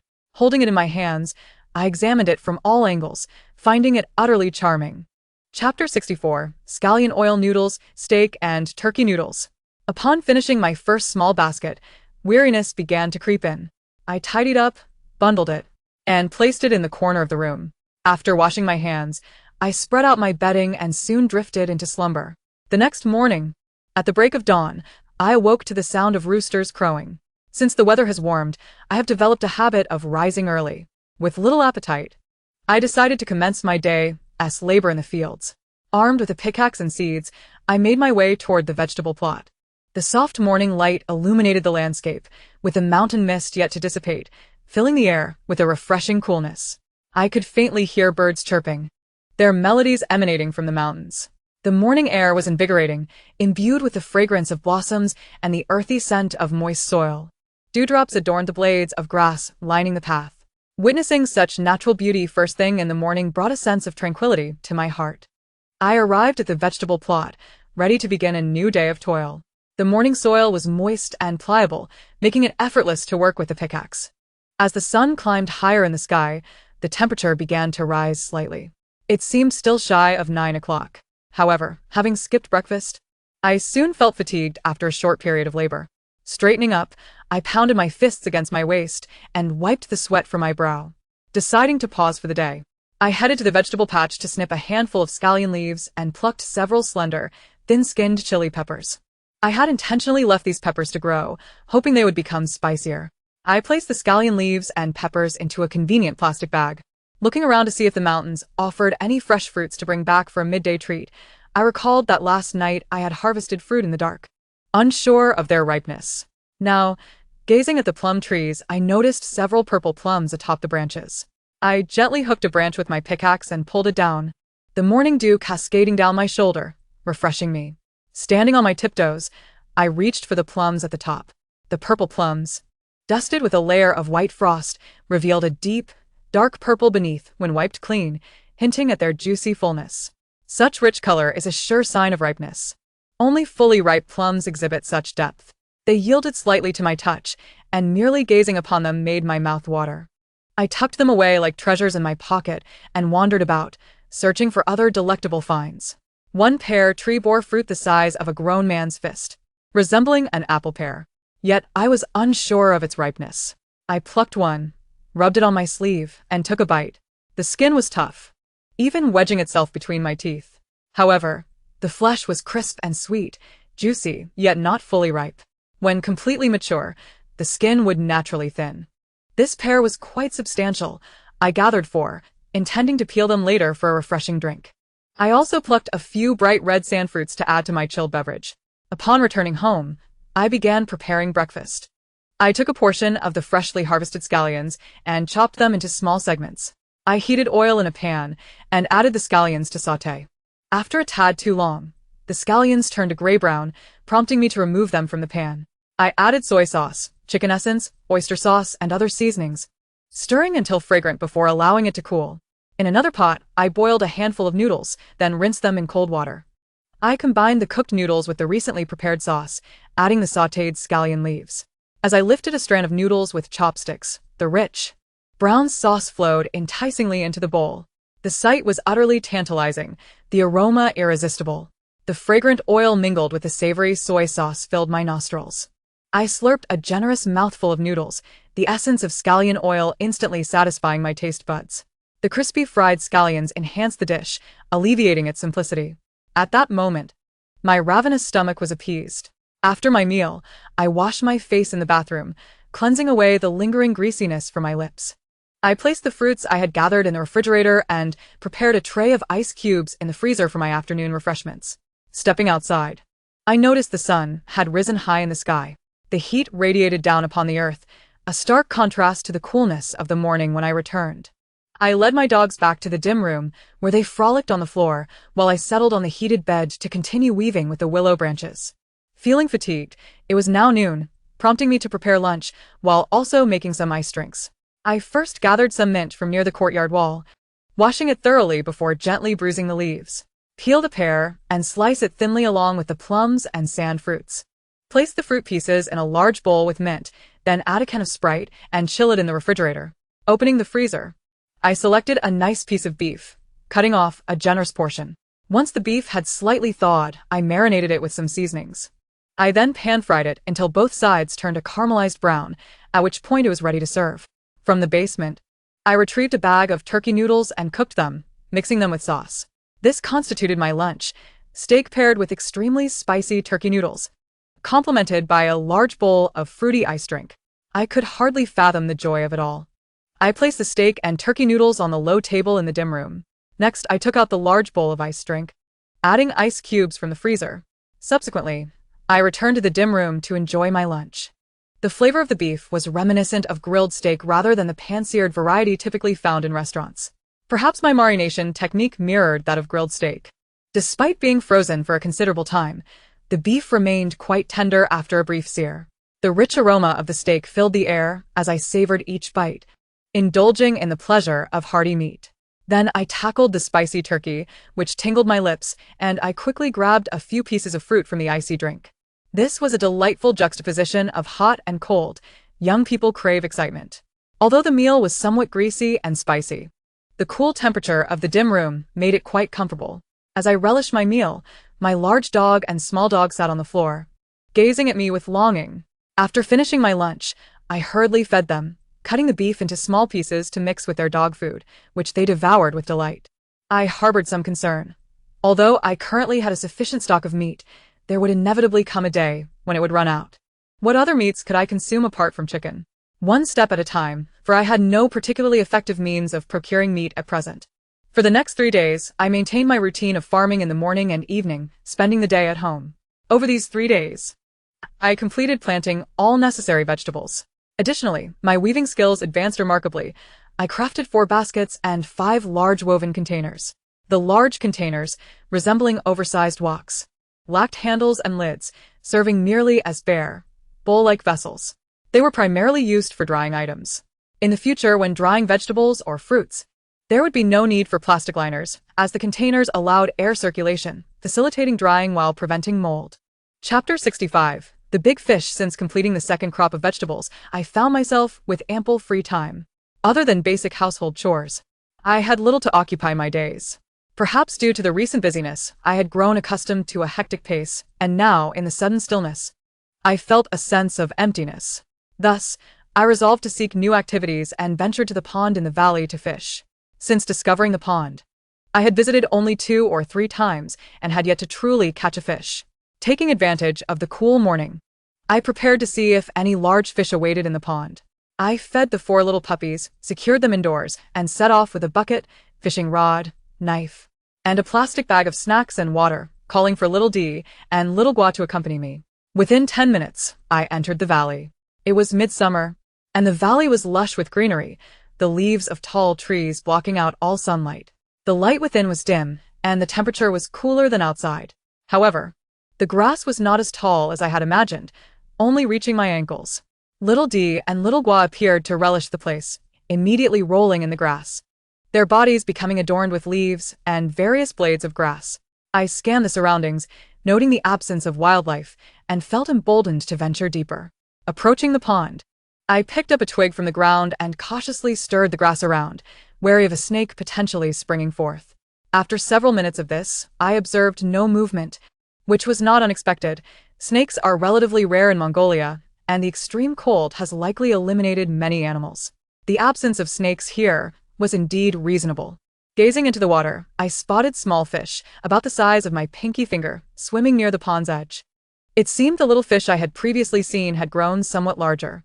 I silently hoped for the appearance of larger fish. Having forgotten to bring a stool, I sat directly on the ground.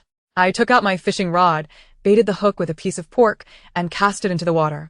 The 2 dogs continued to frolic on the grass, likely unaware of the pond's presence. I had brought them along for companionship and to help keep an eye out for wild animals, but I feared they might leap into the water and disturb the fish. Since they had yet to discover the pond, I kept it a secret and fished in solitude. I had long heard that fishing requires patience, and now I understood why. I sat on the grass for over 20 minutes, my backside growing numb, without any response from the hook. The 2 dogs, having tired from their play, lay on the ground panting. They soon noticed something amiss and scampered toward me, stopping abruptly at the pond's edge, their eyes wide with astonishment. Indeed, they had never encountered a body of water like this. Their little minds were likely racing to comprehend the sight before them. As I felt a pang of guilt for having kept them cooped up indoors without ever seeing a pond, Little Gua suddenly leaped into the water. The splash startled me, and I felt a jolt of surprise. Even without the presence of wildlife to frighten me, Little Gua's impulsive leap was enough to send my heart racing. Once in the water, Little Gua opened its mouth and seemed to be grinning, clearly delighted. Only its little head poked above the surface, with its fur floating around it. It was evident that dogs are naturally adept swimmers, yet a twinge of worry lingered in my heart. I feared that I might have a fear of deep water, or that I had watched too many horror films, imagining a large fish or a snake suddenly dragging Little Gua under. However, I did not wish to spoil its current joy. So, I suppressed my fears and allowed it to play a little longer. After 10 minutes of splashing in the water, I called for Little Gua to come ashore. Though somewhat reluctant, it hesitated for a moment before swimming back to the bank. As it swam, I noticed a change in its demeanor, and then in a flash, it dove deep underwater. This alarmed me, and I called out Little Gua's name frantically from the shore. Seeing my distress, Little D grew anxious and began pacing nervously on the bank. After several tense seconds without any sign of Little Gua resurfacing, Little D hesitated before leaping into the water. Just as Little D jumped in, Little Gua's had emerged, seemingly holding something in its mouth. My immediate concern was for their safety, and I wanted them to come back to me. I picked up the twig I had initially used and prodded Little Gua and Little D with it, urging them toward the shore. Although I knew how to swim, it was limited to pools. I felt too apprehensive to venture into this wild pond. Little D, reassured by Little Gua's safety, swam back to the shore, while Little Gua seemed to sense my anxiety. Perhaps it was aware that I was worried. Or maybe it sensed my anger, but it swam ashore, still clutching its prize. Once on land, my tension eased, and I could finally see what it had caught. To my astonishment, it was a large fish, approximately the length of my forearm. Little Gua struggled to carry it as it flopped around, gasping for air. The fish thrashed wildly, and Little Gua's head swayed in rhythm with the fish's movements, its ears flapping in the commotion, likely buzzing from the excitement. Upon witnessing this scene, I couldn't help but chuckle. This child is both naive and clumsy, yet possesses remarkable strength. Is this not the embodiment of the age-old adage about brawn over brains? However, after the initial shock, an overwhelming sense of joy enveloped me, akin to the delight of winning a minor lottery. Fresh fish, indeed. With this pond, a continuous supply of fish will grace our table in the future. Little Gua truly is a splendid companion. Perhaps overwhelmed, it dropped the fish onto the grassy ground. The fish flopped about, and fearing it might leap back into the water, I swiftly seized the large fish and tossed it into the bucket. With the fish securely contained, I wished to express my affection towards Little Gua and offer some praise. However, as I approached, the fish suddenly quivered violently, shaking off the water clinging to its fur. In an instant, I was drenched, even tasting the essence of dog fur when I inadvertently opened my mouth. Never mind, reasoning with such a simpleton is futile. Rising to my feet, I pondered by the pond for a moment, utterly perplexed about how to catch a second fish. It seemed the bait was inadequate.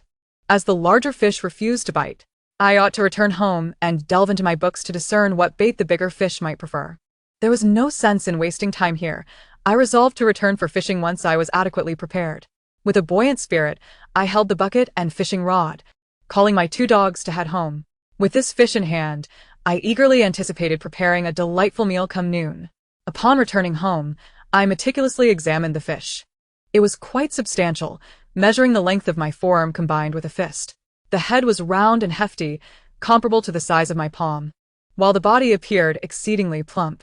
Its back was a deep blue-black, gradually transitioning to a pristine white on the belly. The scales were large, akin to the size of my thumbnail. However, I was at a loss regarding its species, as my knowledge of fish varieties is rather limited. Chapter 66. Clear Stewed Fish. Diced chili fish had despite my ignorance of the species, I possess experience in fish preparation. In the past, when my mother injured her hand and feared infection from water, I took on the task of handling fish during the New Year festivities. Although I had dealt with fish before, I had never killed one. The thought of killing a fish still strikes me as cruel.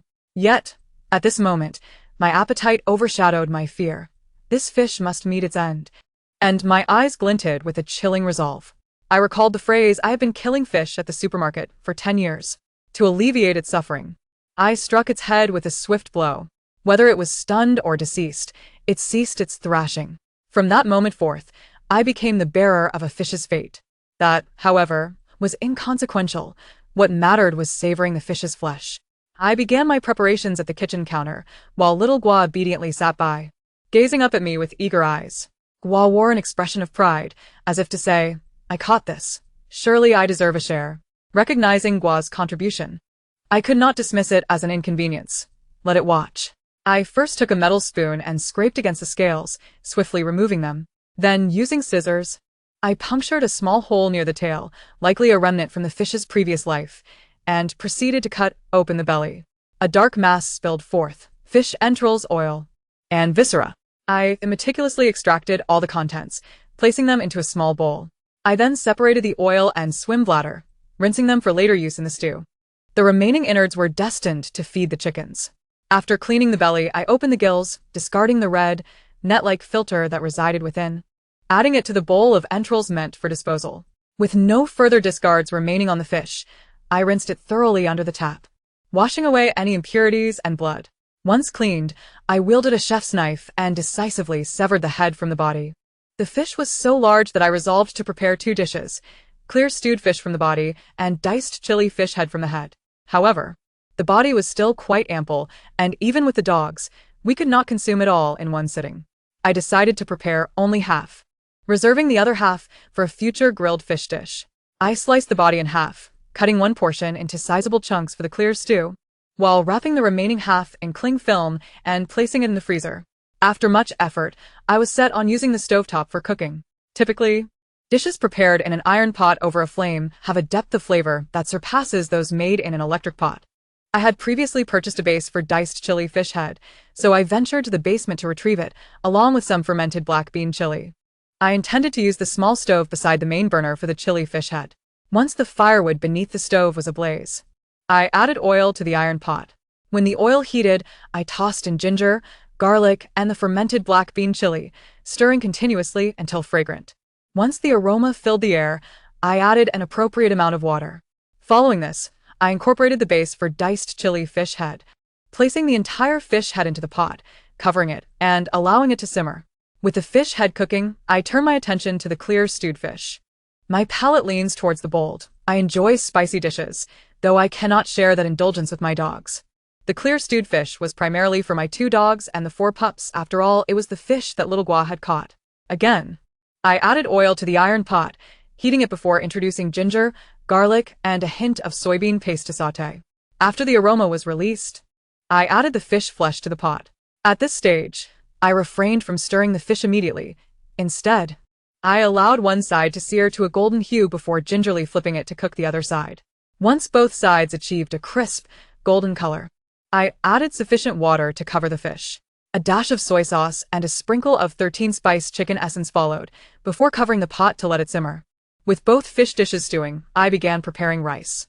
Having set the rice to steam, I found myself impatient as the fish had only been cooking for a few minutes. My anticipation exceeded that of the 2 dogs sitting on the floor. To pass the time, I began cleaning the stovetop and washing the knife, taking the fish entrails outside to feed the chickens. I aimed to keep myself busy, hoping the fish would soon be ready. At the 20-minute mark, I sliced 3 green peppers into segments and added them to the pot with the diced chili fish head. By this time, the enticing aroma of chili mingled with the scent of tender fish had permeated the entire house. Little Gua's drool dripped like strings of pearls onto the floor, while the 4 pups whimpered incessantly. Finally, after what felt like an eternity, the fish was ready. I opened the pot of clear stewed fish, and an irresistible fragrance wafted through the air. The broth appeared milky white, adorned with flecks of green onion and glistening oil atop. It was simply delectable. I swallowed hard and quickly ladled the fish into a bowl. Half of the fish yielded a generous portion of meat, from which I selected 3 substantial pieces, carefully removing the large bone from the fillet. As I began to pick out the bones, I was delighted to discover that there were no small bones present. Only a single large spine remained. How splendid! I crushed the 3 sizable pieces of fish and added 4 spoonfuls of fish broth, along with 4 spoonfuls of rice, stirring to create a hearty mixture of fish meat and rice. I divided this generous bowl of fish and rice between my 2 larger dogs and the 4 pups. During the harsh winter months, I had trained little Gua well. Despite their cravings, they would not dare to snatch food while I served it. The 4 pups had been confined to the east room in advance. Feast, I announced, and little Gua dove into his bowl, relishing the meal.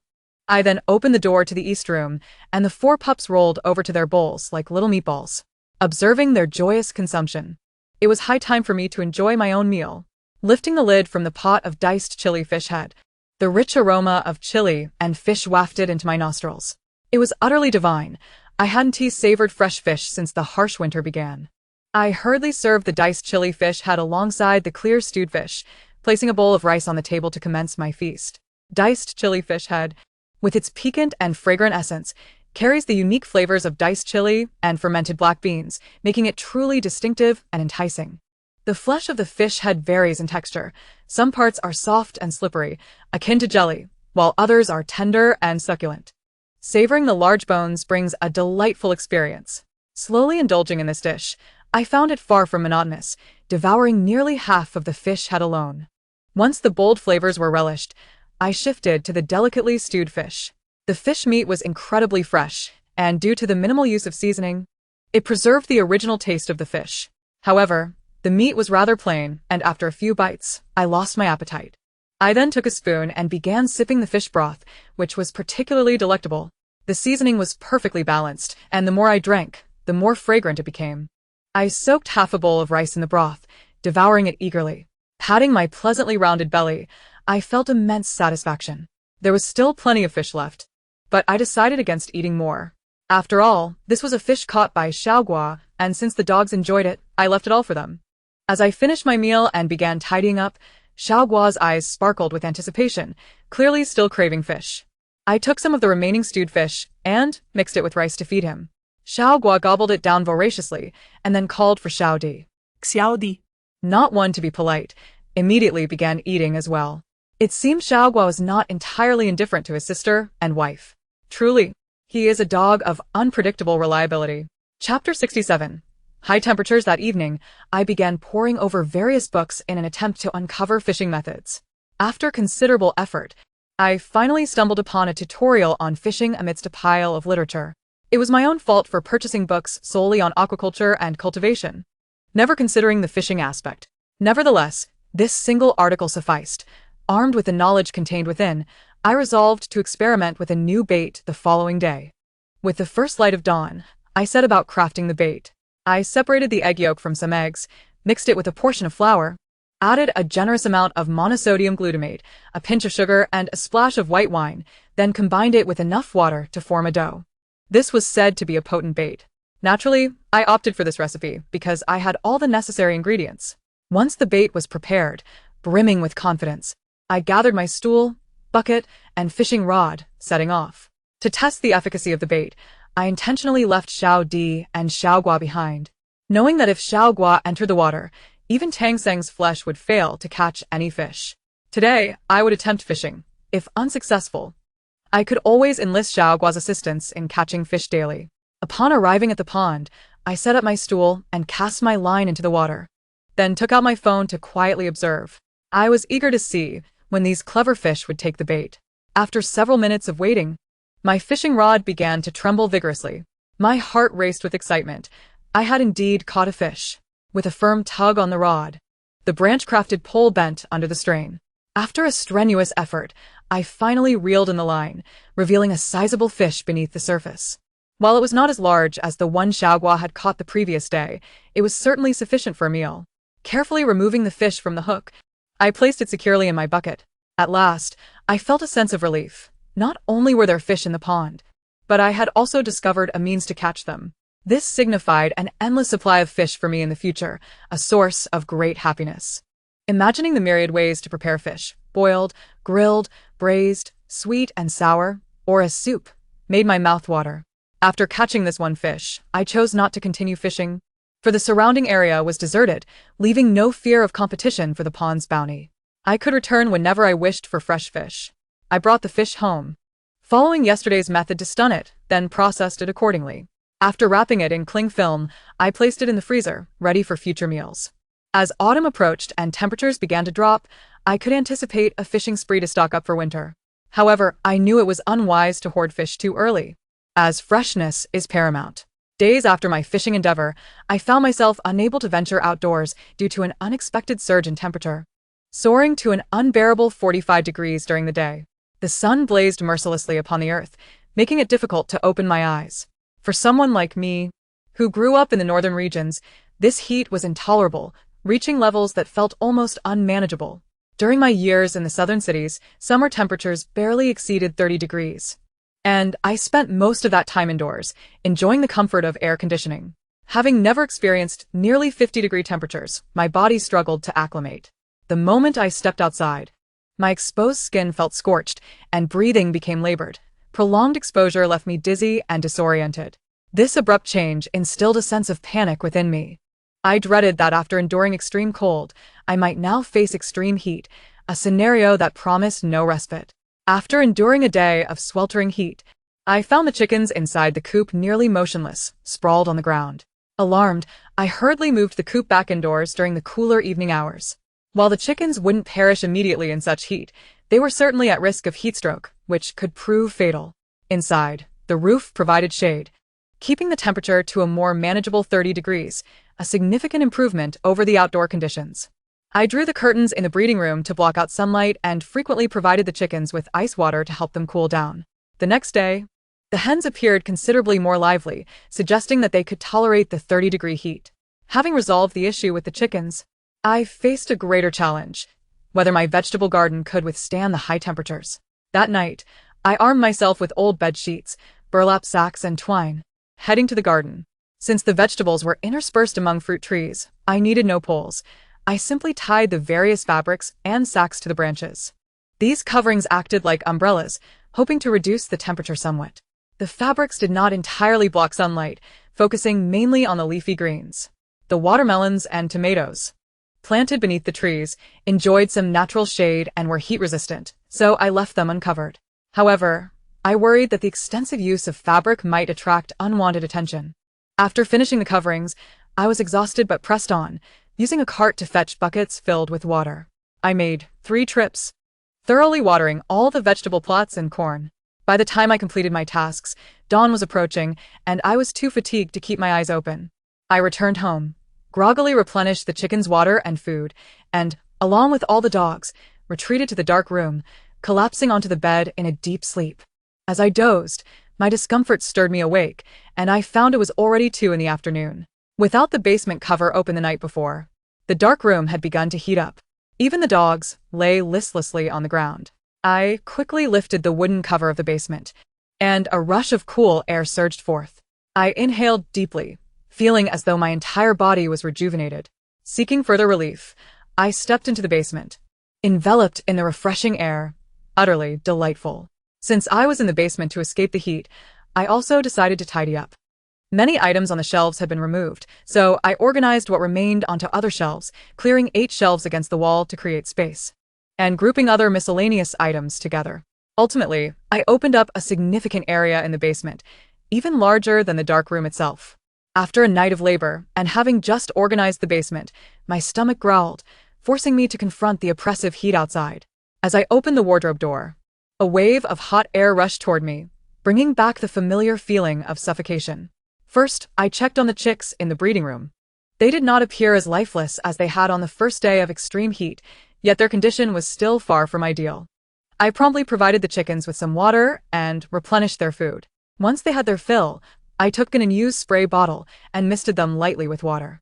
The little chicks were startled at first, fluttering around in a frenzy, but soon discovered the refreshing sensation and stood patiently, awaiting another spray. After tending to the chicks, I commenced preparing dinner. I began by steaming a pot of rice and then washed some scallions, cilantro, and lettuce. I placed the greens in a dark room before heading to the basement to retrieve a box of stir-fry sauce and some ready-to-eat dipping sauce. I then served each of the dogs their share of dog food, as the weather was quite hot, and they had to make do. Checking the time, I estimated the rice was nearly done, and I stepped out from the dark room to fetch it from the kitchen. Chapter 68. Refreshing delicacies. As the dogs enjoyed their meal, I also began to eat. I tore the scallions and cilantro into small pieces, mixed them with some sauce at the bottom of a bowl, and then covered them with steaming hot rice. After pressing the rice down with a spoon, I waited quietly for a few moments. After a brief interval, I scooped a spoonful of stir-fry sauce to place atop the rice, gently bringing the scallions and cilantro up to mix thoroughly with the rice and sauce. As I stirred, the warmth of the rice released the fragrant aroma of the scallions and cilantro. Once well mixed, the vibrant green herbs had transformed into a deep green, softening and melding perfectly with the rice. The morsels of beef and mushrooms from the sauce were interspersed throughout. I took a generous scoop with my spoon and savored it. The rich flavor of the sauce combined with the crispness of the scallions and cilantro, along with the delectable beef, was reminiscent of my childhood favorite, scallion rice.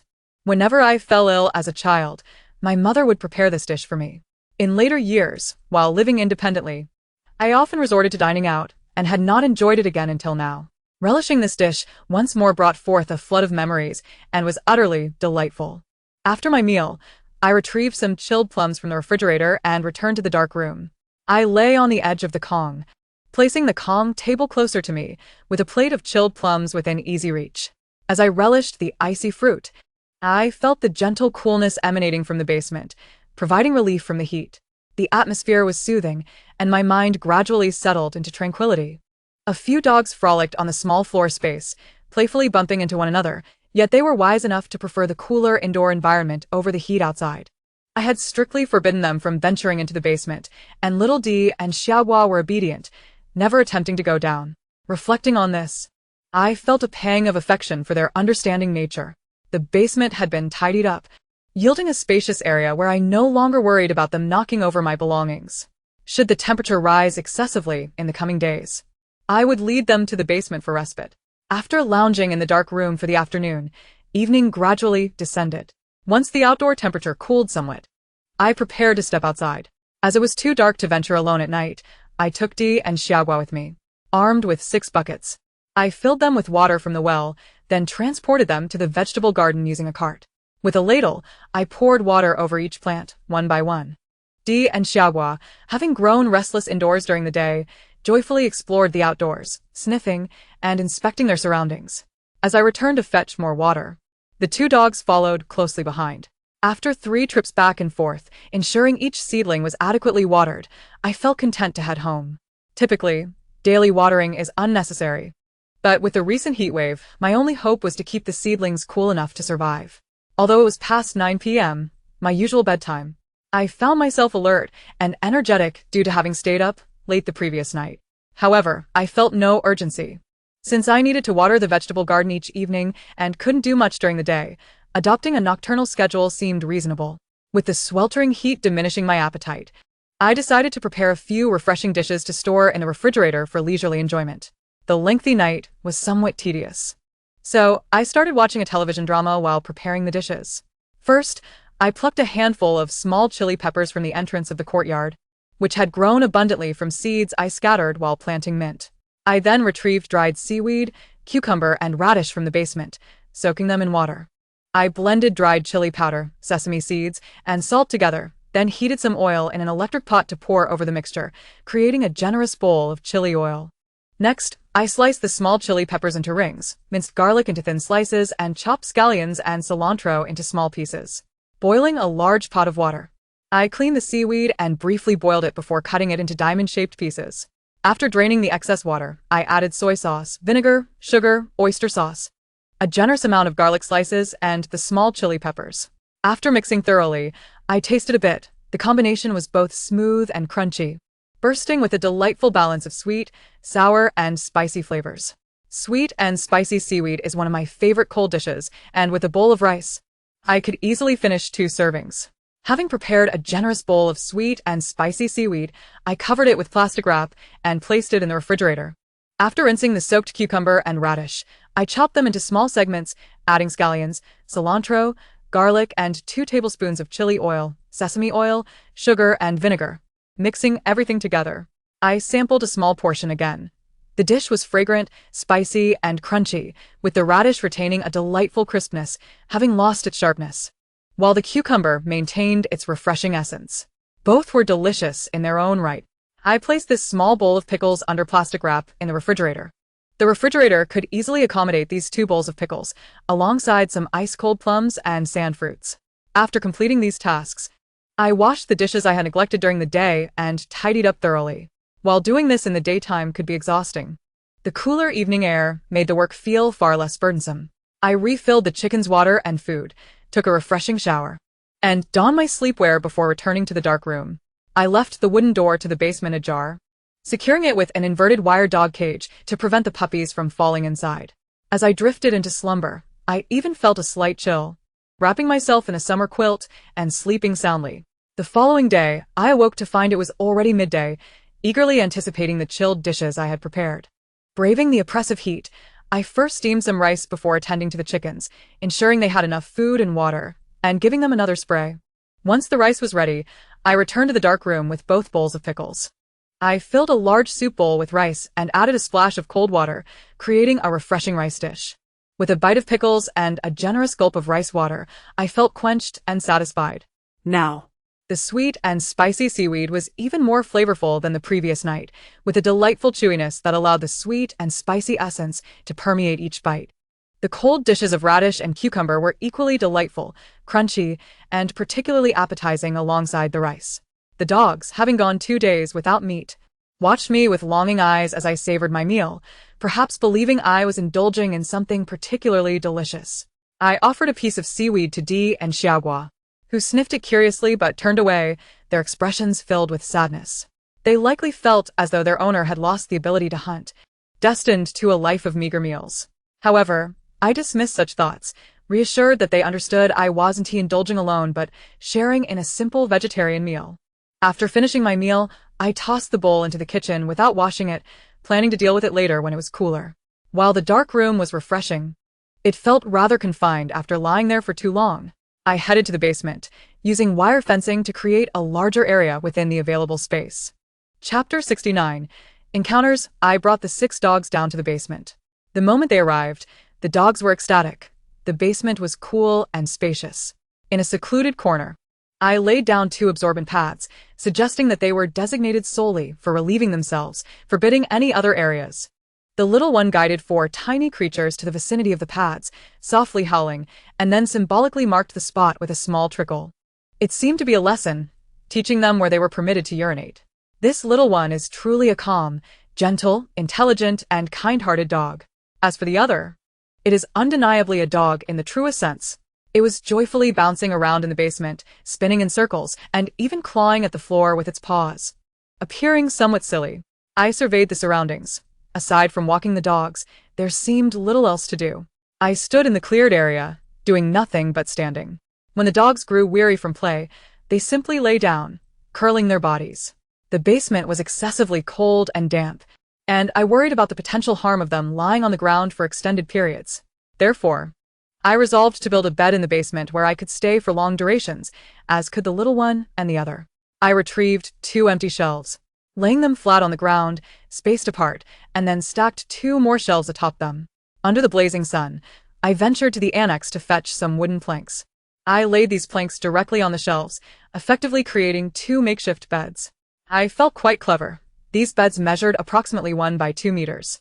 Both beds were moved against the wall, freeing up a substantial area in the basement, ample enough for activities and play with the dogs.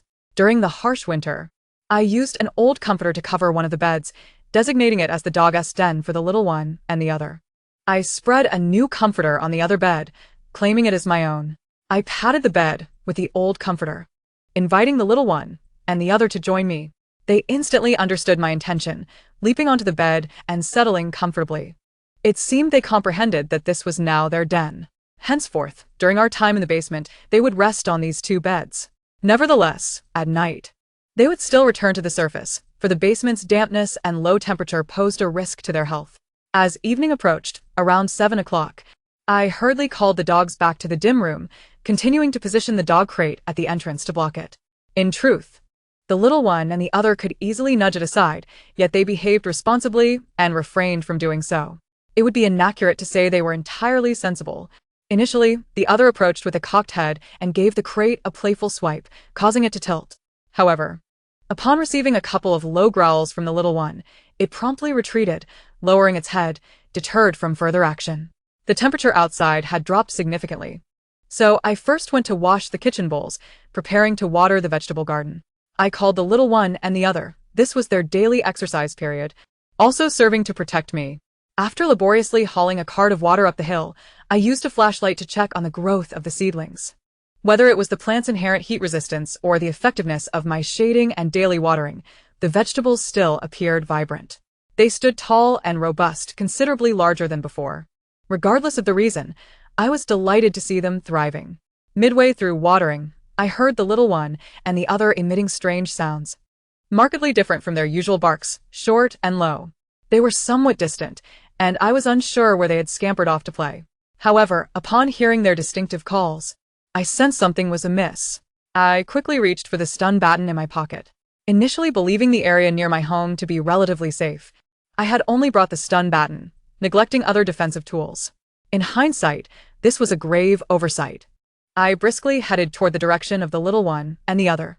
Upon hearing my footsteps, the other remained still while the little one hurried over, tugging at my pant leg, urging me to follow.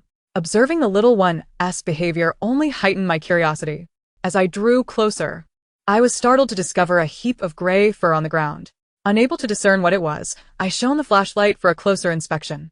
It turned out to be a large gray dog lying on the ground, with 2 tiny puppies desperately nursing at its belly. Seeing such a large creature approach, especially with a glowing object in hand, the large dog tensed up.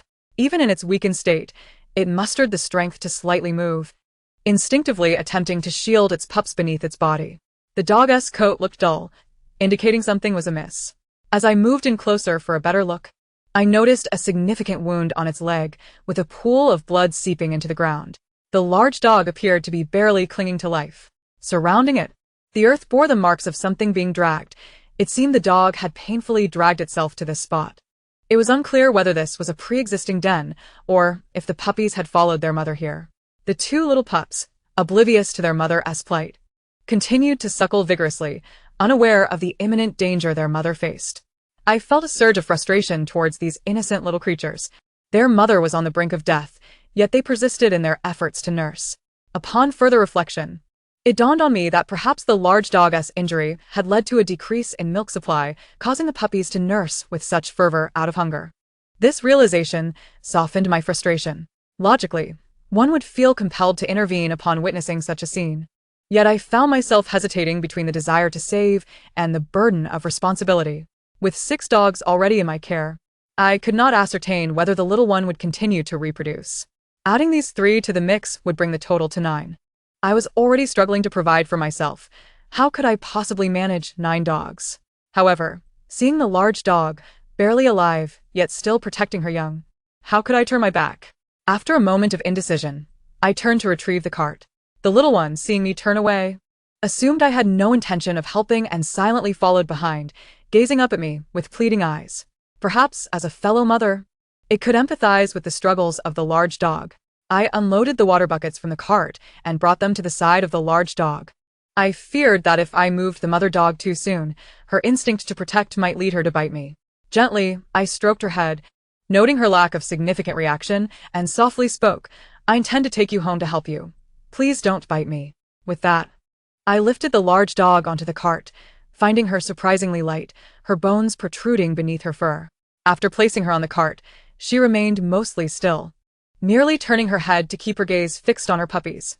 I quickly placed the 2 little ones beside their mother, and she seemed to relax, closing her eyes. I thought to myself, surely she wouldn't pass away so soon. I leaned in closely to observe, relieved to see her belly still rising and falling. She was still breathing. Upon arriving home, I carried the large dog into the small west room, placing her on the floor where the little one and the other's mat was already laid out. Initially, the 2 little ones each occupied a mat, but the large dog claimed both. The little one and the other were not small themselves, yet this large dog was truly enormous. Chapter 70. The large dog gazed at me with hollow eyes, seemingly unaware of my intentions. Startled by her gaze, I felt as though I was confronting a villain from a television drama. I was reluctant to remain alone with her, so I hurried back outside to fetch the 2 puppies, with the little one and the other following me in. The entire floor of the dim room was now filled to capacity. The small space accommodated 9 dogs and 1 adult. The 4 puppies from my household crawled about, curiously observing the newcomer and her 2 pups. The little one watched the injured dog with concern, while the other bounced around excitedly. The large dog lay on the bed formed by the 2 mats, while her 2 puppies scurried around her. The chaotic scene overwhelmed me, and I placed my hands on my hips, surveying the room. I first ushered the little one and the other, along with the 4 puppies, out of the dim room. The weather outside wasn't too warm, so I let them go play. Then I hurriedly fetched some water to offer to the large dog. I gently placed a droplet of water at the edge of the dog's mouth. With great effort, it lifted its neck and began to drink. The bowl was almost entirely emptied, leaving only the bottom. The heat outside was intense, and given the dog's injury, it seemed it had been a long time since it had found a water source. Observing its ability to drink, I surmised it would also be able to eat. I retrieved some eggs from the refrigerator, which I had previously boiled for the dogs as a supplementary meal. There were only 4, all peeled and taken into the dim room. I broke them into small pieces and placed them by the dog's mouth, which eagerly opened and consumed them all. Once it finished, it gently laid its head down again. Noticing the 2 heartless puppies still nursing, I quickly prepared some milk powder. Once it cooled, I picked up the 2, reminiscent of when I used to feed my little ones, and fed them. My hands still remembered the sensation, making the act feel quite natural. The 2 little pups were indeed hungry, appearing to be only a few days old, and they drank a bowl of milk in one go. One even overindulged, spitting some out of its nose, a consequence of not having been fed for so long. Watching me feed the puppies, the large dog's expression shifted. It no longer appeared vacant or defensive. Tears welled in its eyes, and its gaze resembled that of a human, filled with gratitude, emotion, and perhaps a sense of redemption. Its head hung wearily on the cotton mat, gazing at me. I found myself momentarily entranced by its stare, suddenly reminded of the concept of fate. Perhaps this was destiny. Having encountered and rescued it, I felt compelled to ensure its survival. Treating it with the same care, as I did my beloved little ones. After feeding the two puppies, they no longer sought milk from their mother and nestled into the large dog's embrace, falling asleep. I began to examine the large dog's injuries, only to discover that the wounds were not confined to a single leg. There were numerous grievous injuries, stretching from its lower back down to its legs. It appeared as though something had tightly constricted its waist, digging deep into its flesh. The wounds on its legs suggested that the dog had struggled fiercely, with something akin to barbed wire lacerating its skin, creating a series of concentric wounds. The pattern indicated that it had fought valiantly for an extended period, shifting the constricting object to rest momentarily before continuing its desperate struggle until it finally broke free at the narrower part of its thigh. Upon seeing these wounds, I could not help but feel a pang of sorrow, tears streaming down my face. Had it not been for the two puppies waiting for their mother to return for milk, I feared it would have succumbed to its injuries long ago. The long drag marks in the dirt suggested that it had clawed its way back, desperately dragging its hind legs. The large pool of blood on the ground was certainly not all of its blood. Rather, it had bled while making its way home to its pups. My heart ached, my fingers trembling with emotion. Witnessing the suffering of such a noble creature filled me with regret for having hesitated to help it. After thoroughly inspecting the wounds, I hurried to gather the necessary medical supplies: iodine, cotton swabs, amoxicillin, and anti-inflammatory medication for dogs. I carefully trimmed the long fur from its lower back to its thigh.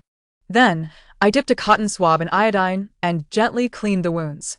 The dog shuddered violently as the swab touched its skin, but it remained still with its eyes tightly shut, perhaps understanding that I was tending to its injuries. I meticulously applied iodine to its legs twice, noting that the wounds appeared relatively fresh. Otherwise, they would have begun to fester in this heat.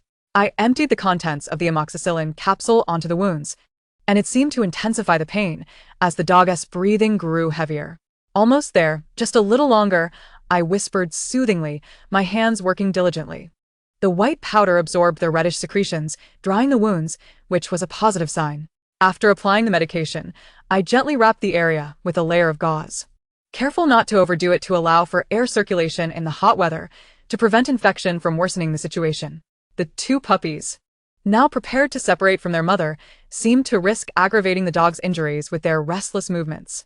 I placed a soft cotton pad in a cardboard box and settled the puppies inside, snugly beside the large dog. Perhaps due to having consumed the eggs, the large dog seemed to have regained some strength, lifting its head more easily than before. It glanced at its sleeping puppies, nestled close, and then closed its eyes, content to rest. Outside, my other dog, Xiaogua, grew impatient, eager to join but unable to enter. It began howling like a wolf, prompting the large dog to raise its eyelids to peer outside. I swiftly exited and delivered a couple of firm slaps to Xiaogua, silencing it immediately. With the large dog's wounds addressed, I realized the garden still needed watering. Taking a deep breath, I harnessed the cart and continued to the vegetable patch.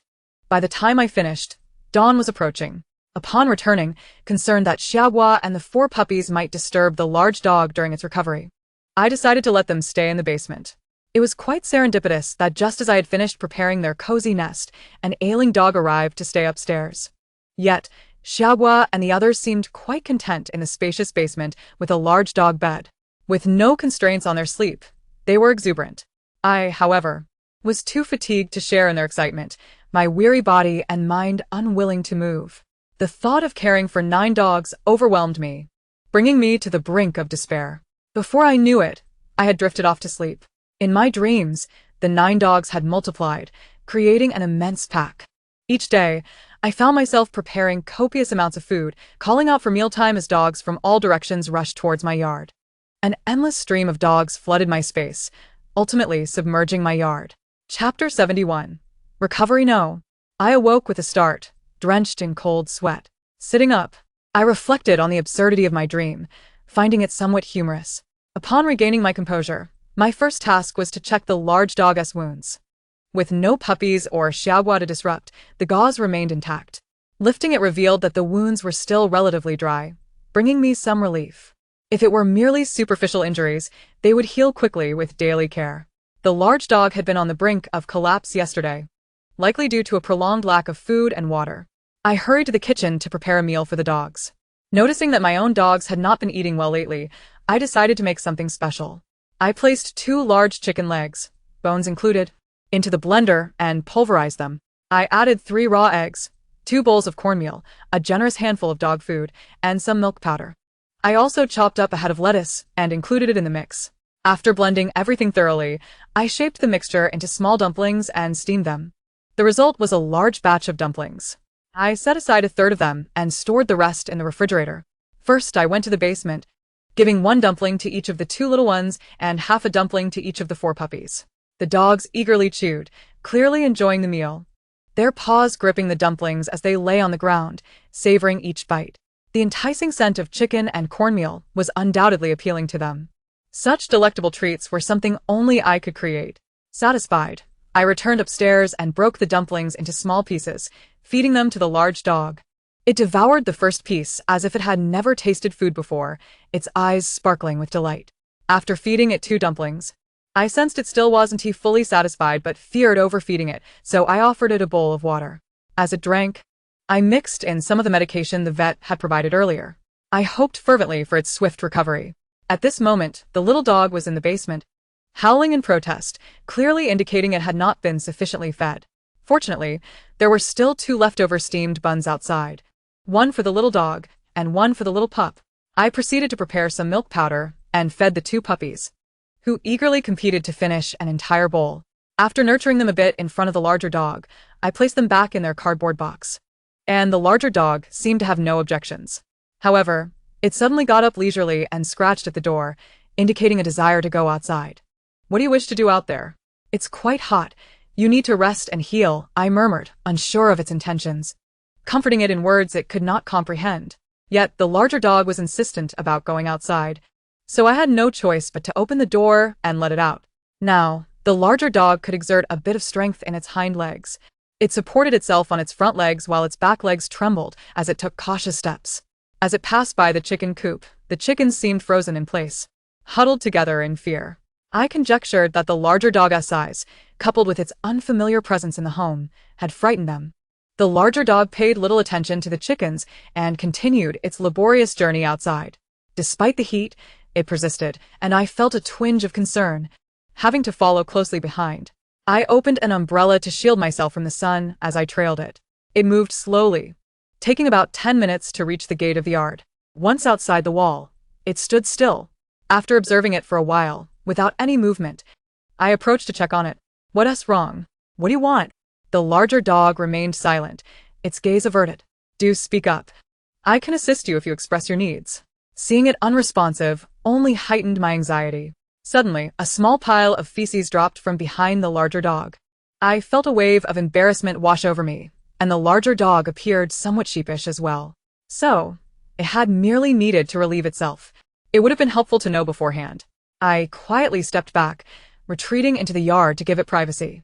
I must admit, this dog displayed remarkable understanding. Having only been here for a day, it already knew not to defecate on my territory. Such a sense of propriety. If only the little pup could exhibit the same discernment. Just as I was pondering this, the larger dog finished its business and began to amble back. Concerned it might strain its injury, I approached and gently patted its head. Noticing it did not resist, I carefully avoided the injured area and lifted it back into the dim room. After placing it on the soft mat, the larger dog seemed exhausted, closing its eyes and dozing off almost instantly. I thought it best to create a larger sleeping area for it, so I gathered my sewing tools and headed to the basement. After some time, when I finally emerged, the little pup eagerly wagged its tail against my leg.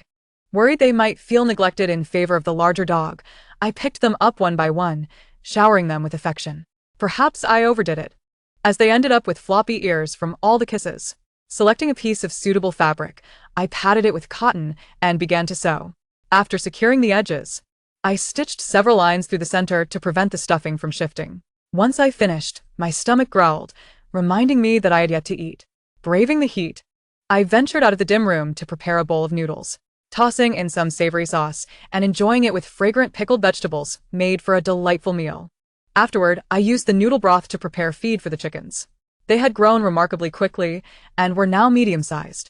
With a total of 22 chickens in the coop, it felt a bit cramped, and given the heat, I feared they might suffer from heat stroke. I resolved to build them a larger enclosure that evening. Having been busy since waking in the afternoon, I decided to rest for a while, as the temperature outside had yet to cool down. I returned to the dark room and indulged in a deep sleep, waking up again around 8 in the evening, rejuvenated and ready to resume my tasks. I first took out the steamed buns to feed the dogs, then went outside to construct a new chicken coop. I fenced off a portion of a shady side of the breeding area with wire mesh, intending to place the newly grown chicks there to keep them cool. Upon entering the small west room from outside and passing the breeding area, I noticed both sides were enclosed with wire mesh, creating a corridor in the middle. After finishing the construction, I brought the dogs out of the basement. Though it was cool down there, I worried it might be detrimental to their health. I let them run around in the living room and yard to warm up and expel any chill from their bodies. While the 4 puppies were playfully crawling around the east room, I closed the door and took the little pup and the little dog to water the crops. The crops and vegetables in the field were thriving, seemingly unaffected by the weather. Perhaps they could tolerate the temperature, and with my timely watering, they had not suffered much. After watering, I returned and applied another round of medicine to the larger dog's leg. The previous powder had mostly absorbed or fallen off. So I gently dabbed the wound with iodine on a cotton swab and then applied fresh medication. The wound had stabilized considerably, so I decided against using a bandage this time. Once everything was settled, the dawn was approaching, and a wave of sleepiness washed over me, drawing me into a sweet slumber. Chapter 72. Under surveillance in the following days, my routine remained quite consistent. I would wake in the afternoon to prepare and eat meals, then tackle some chores in the basement. As night fell and the temperature dropped, I would venture outside to water the fields and gather some fruits and vegetables to bring back. Each evening, I would carry the larger dog outside to relieve itself, and upon bringing it back, I would administer its medication. After 7 days of this routine, the larger dog's spirit began to improve significantly. It no longer required me to carry it outside to urinate. It managed to walk on its own, albeit with a slight limp, and its pace quickened compared to before. On the 8th afternoon, upon awakening, I noticed that its wound had scabbed over nicely, and further medication was no longer necessary. I took a fish from the refrigerator and began to stew it. I reserved half for myself, and after cooking the other half until tender, picked out the bones and mixed it with a large bowl of noodles. I shared this meal with the larger dog and the little pup, who devoured it as if it had never eaten before. At times, I found myself puzzled about how the larger dog had survived. Where had it taken refuge during the harsh, frigid apocalypse? If it had an owner, it seemed as if it had never tasted food from a household. Yet, what was the use of pondering such matters? It was a mystery beyond my grasp, so I chose to let it be. After watering the vegetable patch that evening, I felt a pang of hunger again. I returned to the kitchen to prepare a late-night snack. Upon entering the back room to rummage for food, I heard some clucking sounds from the chickens, likely indicating that the larger dog had gone out to relieve itself. I stepped outside to check on its leg and observed that it was moving swiftly, seemingly unaffected by its wound, indicating a swift recovery was on the horizon. Grabbing a metal basin, I began tossing in potatoes, startling the larger dog. It glanced back at me in the kitchen, paused momentarily, and then continued its slow trek outside. That was when I noticed it had started to limp. Unlike earlier, it now walked with a pronounced limp, moving slowly, with one leg. What a clever dog. Fearing I might shoo it away, it pretended to be injured to elicit my sympathy. Sometimes, when one is at a loss for words, laughter becomes the only response. Alone in the kitchen, I chuckled helplessly, marveling at how this creature, with an air of elegance, could feign injury just to snag a meal. Nevertheless, even though it was healing, it remained quite weak, and it was crucial to ensure it received proper nutrition. After nightfall, I took my fishing rod and the little pup to the pond for some fishing. The night was dark, with the faint moonlight obscured by the lush trees. I felt a twinge of apprehension, and the little pup, sensing my unease, huddled closely beside me. I set a flashlight on the ground, gripping the fishing rod with one hand while gently stroking the little pup's head with the other, silently hoping for a quick catch. Perhaps due to the warm weather, the fish were active at night. Within just a few minutes, my fishing rod began to twitch. Excitedly, I stood up and pulled with all my might, reeling in a sizable fish, rivaling the one the little pup had caught earlier. Carefully, I removed the hook and placed the fish into a bucket of water. Once again, I settled down and resumed my fishing. The thought of returning every day was indeed daunting. I preferred to endure a little longer tonight. hoping to catch a few more fish and subsequently minimize my visits to this eerie ravine after dark. Fortunately, my dear companion, the little dog, was by my side. A truly obedient girl. After an hour of fishing, I had successfully caught 4 fish, 2 large and 2 small, which would suffice for our meals for a while. I carefully gathered my fishing rod and made my way home, navigating around the pond. The little dog stayed close to my leg, following me step by step. Upon arriving home and opening the storm door, the little melon burst forth like a firecracker, bouncing around and sniffing both me and the little dog as if to say, "What delicious treats have you two brought back?" I chose to ignore its antics and headed straight to the kitchen to tend to the fish in the bucket. In no time, I had prepared all 4 fish, placing them in the freezer. After taking a shower, I intended to return to my dark room to sleep. However, I remembered that carrying the bucket had been cumbersome and that I had forgotten to lock the front door. Armed with a flashlight, I stepped outside to secure the door. Just as I was about to close it, the beam of my flashlight caught a glimpse of something green and luminous outside. Surely, I must have been mistaken? Perhaps I was simply too exhausted, my head spinning and my vision shimmering. Nevertheless, unease lingered, prompting me to take another look. Shining the flashlight toward the source of the light, I discovered 4 pairs of glowing green eyes. My heart raced. What could that be? A beast, surely. Initially, I was taken aback, but once I grasped the situation, I swiftly closed the door and began locking it. My hands trembled as I fumbled with the lock, finally managing to secure it. My heart pounded in my chest as I ran back inside, feeling weak and shaky. If it were indeed a beast, it could easily scale my walls. My thoughts raced as I securely bolted the storm door and locked the main door from the inside, feeling a slight sense of relief. Surely, the fishy scent from my late-night fishing had attracted the creature. Was I now a target for some wild beast? What could it be? A tiger? A wolf? A bear? Or perhaps a smaller fox or badger? I silently prayed it would be the latter, as at least I could defend myself against such creatures. Returning to my dark room, I lay in bed, still shaken and unable to sleep. I reflected on how the bitter cold had just subsided, and after only a few peaceful days, I was once again under threat from wild beasts. With so many dogs surrounding me, did that not render them all potential prey? The little dog, whom I had raised since she was a pup, was like my own daughter. The mere thought of her being torn apart by a ferocious beast pierced my heart like a knife. The more I pondered, the more restless I became, ultimately succumbing to anxiety and hiding beneath the covers, sobbing quietly. I lost track of time, finally drifting off to sleep as dawn began to break. Upon waking the next day, my mind was still preoccupied with the threat of the beasts, contemplating how to confront them. I rummaged through the basement and retrieved a collection of steel balls and a slingshot. If all else failed, I could resort to using the slingshot to frighten them away until they dared not approach me again. Yet, I worried that the slingshot might prove ineffective. If the beasts held a grudge, would my demise not come swifter? The entire day passed in a haze, my thoughts scattered, and I lacked the motivation to prepare a fish meal for the dogs. I hastily threw together a simple meal for myself. Before nightfall, with the sun still warm upon my back, I took the cart to water the vegetables. The garden absolutely required attention. It was a necessity to venture out. If I had to choose a time to go outside, I would much prefer the heat of the day to the ominous darkness of night. As I watered the crops, I remained vigilant, my free hand tightly gripping the electric baton. Should a beast approach, I would strike its neck without hesitation. I continued to water until every plant was tended to, yet I saw no sign of the creatures. Still, I did not linger, quickly tidying up the bucket before making my way home. Before long, night descended. The large dog needed to relieve itself, and I was filled with trepidation at the thought of beasts lurking outside. I signaled for it to do its business within the yard. The large dog refused, insisting on going out, but I remained resolute, unwilling to risk the life I had just rescued. Seeing my determination, the large dog ultimately conceded, relieving itself at the gate before returning indoors.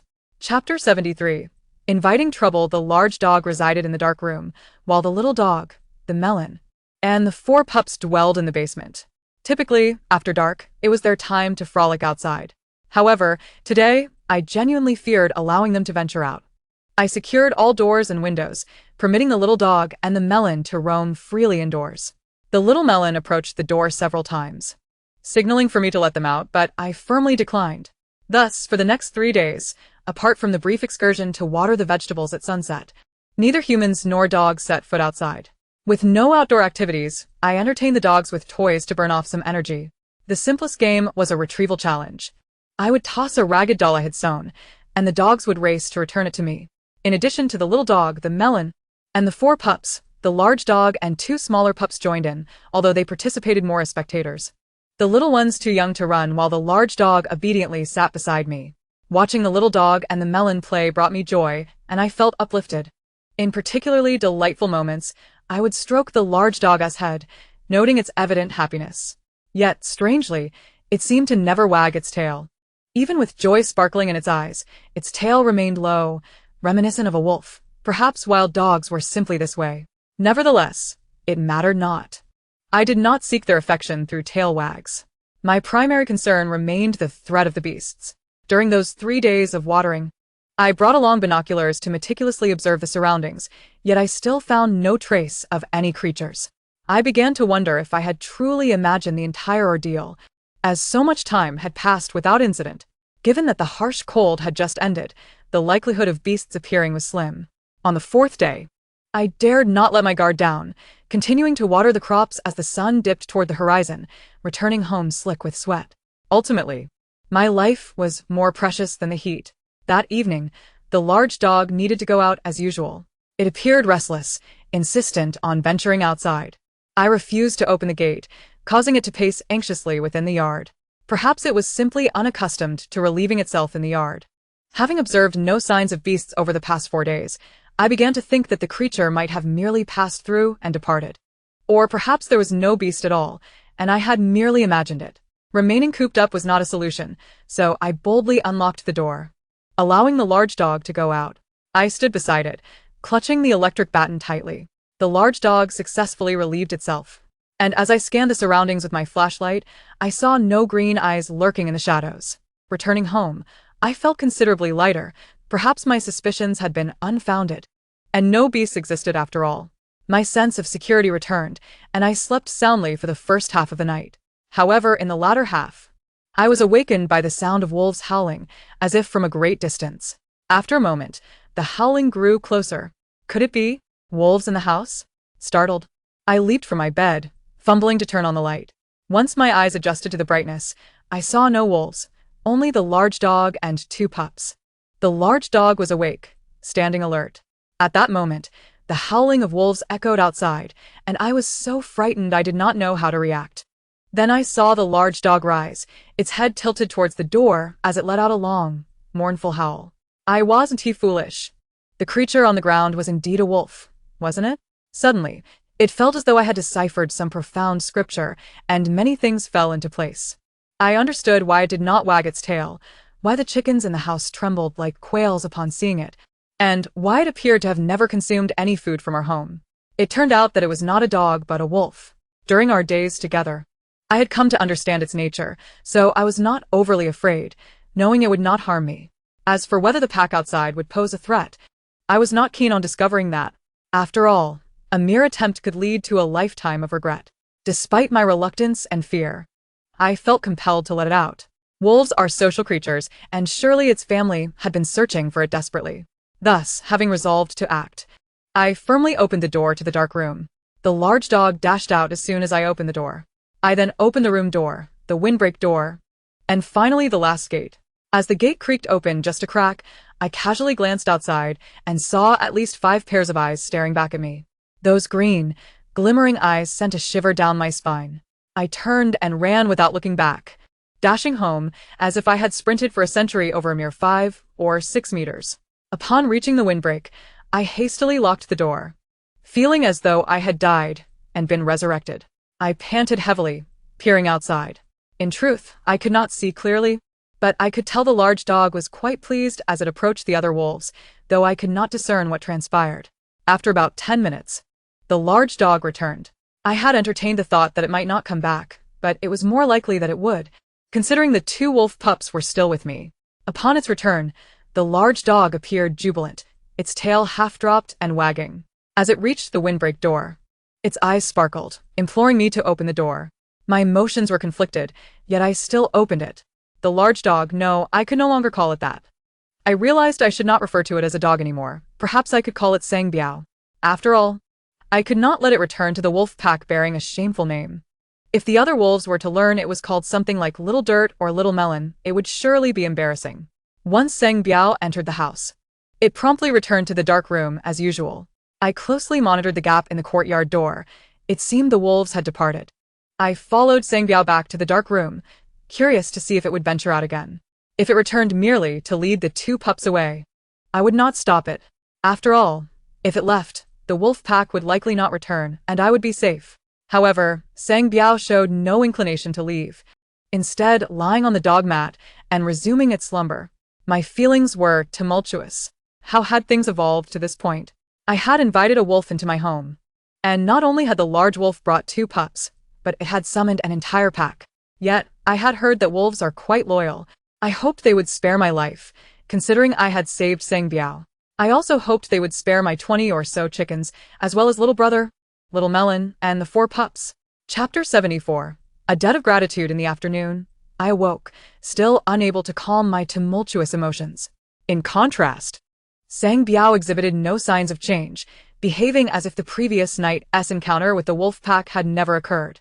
If it were not a mother wolf, I might liken it to a scoundrel, who, after airing the previous day, pretends nothing has happened the next day, hoping for a light-hearted resolution. But it was merely a small creature. I could not hold it accountable. Since witnessing the wolf pack, my fear of venturing outside had only intensified. Nonetheless, I still needed to water the plants. With the heat so intense, a day without watering could spell disaster for my crops. I devised a plan. I would take Sang Biao with me to water the plants. According to the narratives in television dramas, if the wolf pack were to attack, Sang Biao would likely protect me. Thus, I mustered my courage, loaded a cart with water, and opened the courtyard door. Just as I was about to step outside, I was taken aback by the sight before me.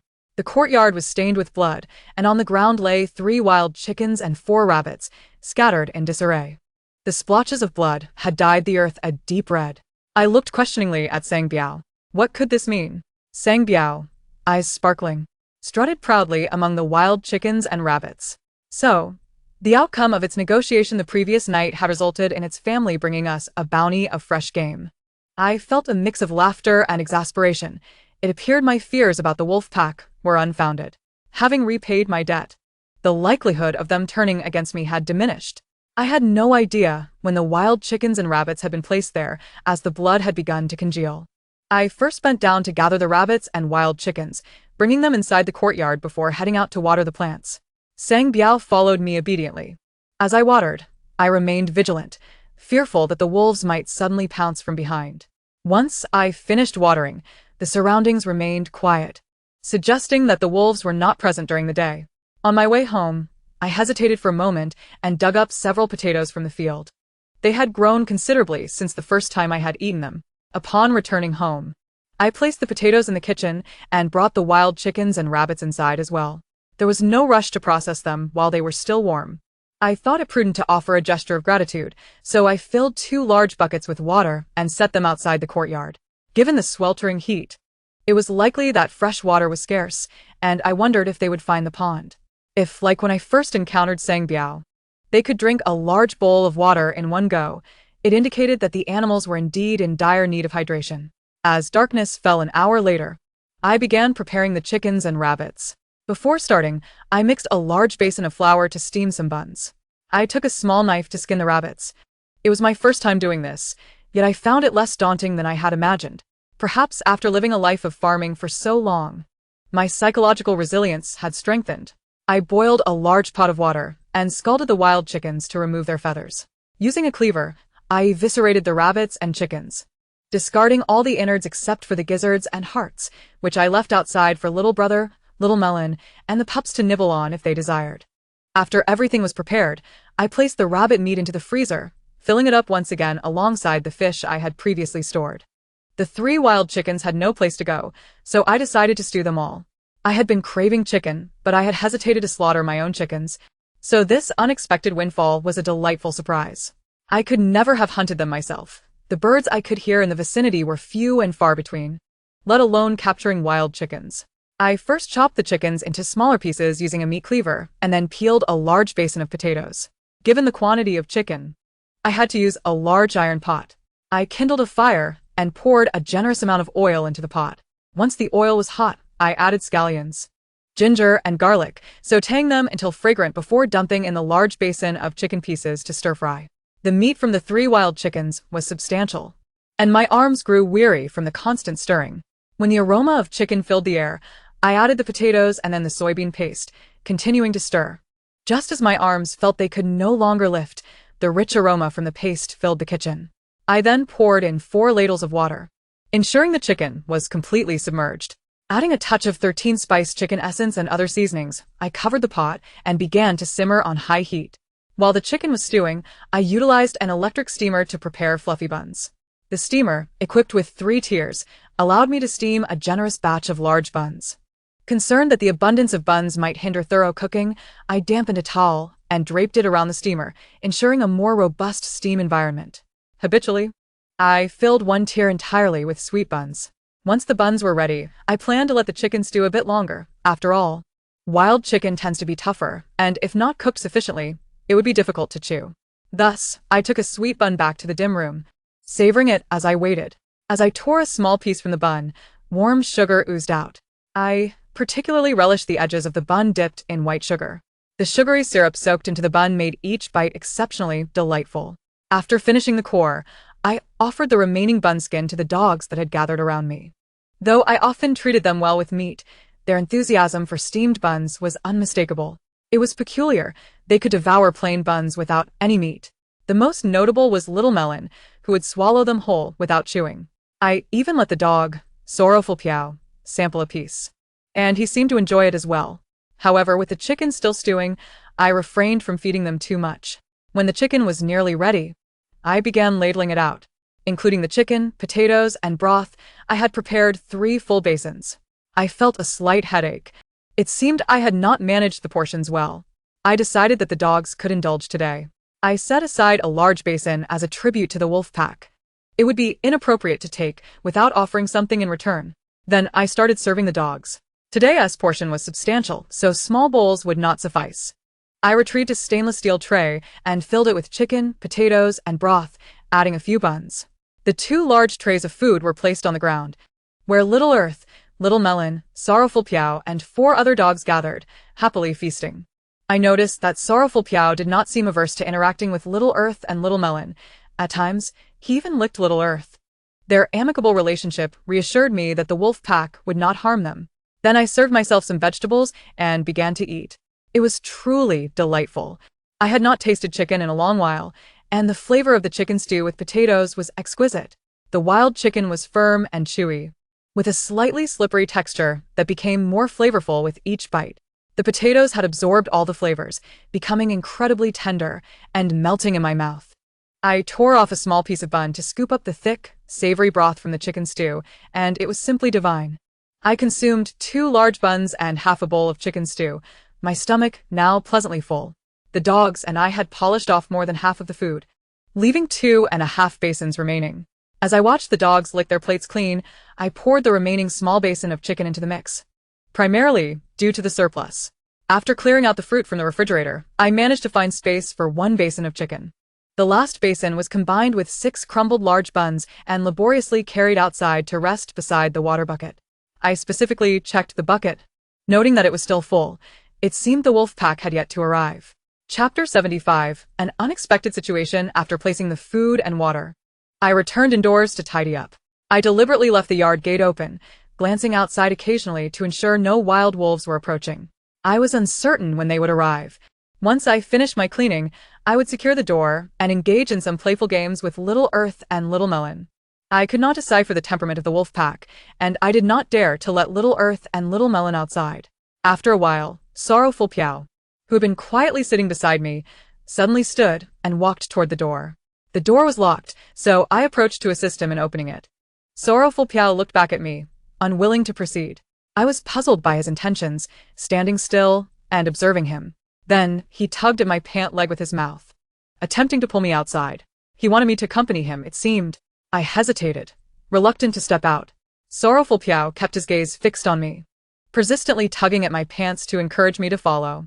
Perhaps he wished to introduce me to the wolf pack. I understood. After much deliberation, I resolved to step out with Sorrowful Piao to assess the situation. As long as the issue with the wolves remained unresolved, I would remain in constant anxiety. I could not continue living this way.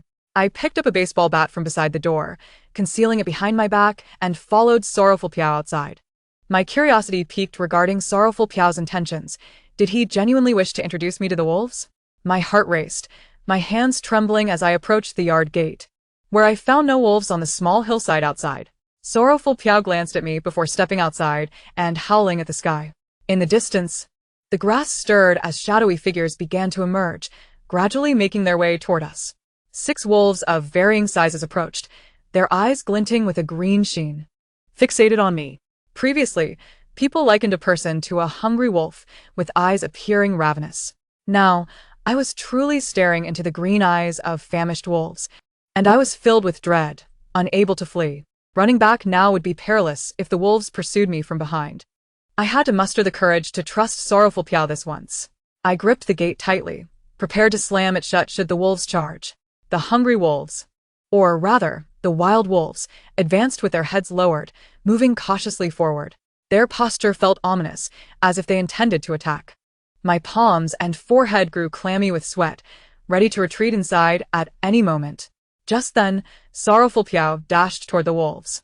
Beneath the moonlight, I could finally discern their movements. Sorrowful Piao approached the largest wolf, affectionately rubbing against it. This was the first time I had witnessed such tenderness among wolves, and indeed the first time I had seen wild wolves in reality. The largest wolf, initially wary of me, softened its stance as Sorrowful Piao nuzzled close. Soon, all 7 wolves were affectionately bumping against one another, leaving me in a daze, struggling to identify which one was Sorrowful Piao amidst their affectionate chaos. What a pack of wolves they were! As they engaged in their affectionate displays, I found myself frozen, caught between uncertainty and fear. After 7 or 8 minutes, one wolf made its way to the basin of chicken stew and took a few bites. I recognized it was Sorrowful Piao. After sampling a few morsels, he glanced back at the pack, perhaps signaling for them to join him. Then, the largest wolf ambled over to partake in the meal. Though its pace was slow, it devoured the food with impressive vigor, quickly creating a hollow in the basin. It appeared that this largest wolf was the leader of the pack. After about 10 minutes, the leader paused from eating and surveyed the area. Subsequently, the remaining wolves approached, clustering together to eat side by side. I stood at the gate, even able to hear the crunching of bones as they feasted on the chicken. The leader cast a glance in my direction before moving to drink from the water bucket. As long as the wolves ate, the leader drank from the bucket, indicating a desperate thirst for water. After a while, Sorrowful Piao let out a few low whines and walked back toward me, nudging my pant leg with his head. The other wolves gradually approached, sitting about a meter away from me. I was uncertain how to respond. Inexplicably, I crouched down and stroked Sorrowful Piao's head. We maintained this position for several minutes, locked in a silent standoff. Then, the leader fixed its gaze on me, stepping forward to lick the back of my hand, which startled me into immobility. Fearing it might bite me, after a couple of licks, it turned away and resumed drinking from the water bucket. Suddenly, 3 playful young wolves scampered over, mimicking Sorrowful Piao's behavior by nudging my pant leg. The remaining 2 adult wolves remained behind, following the leader to drink. It appears that the Wolf King has acknowledged my presence, welcoming me into the fold of the pack. My heart swells with joy. Could this mean I have a guardian from now on? Overcome with happiness, I boldly reached out to stroke the soft fur of the little wolf's head.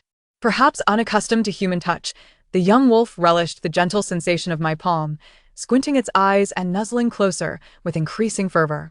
The Wolf King let out a couple of low howls, prompting the little wolves to frolic over to the water source.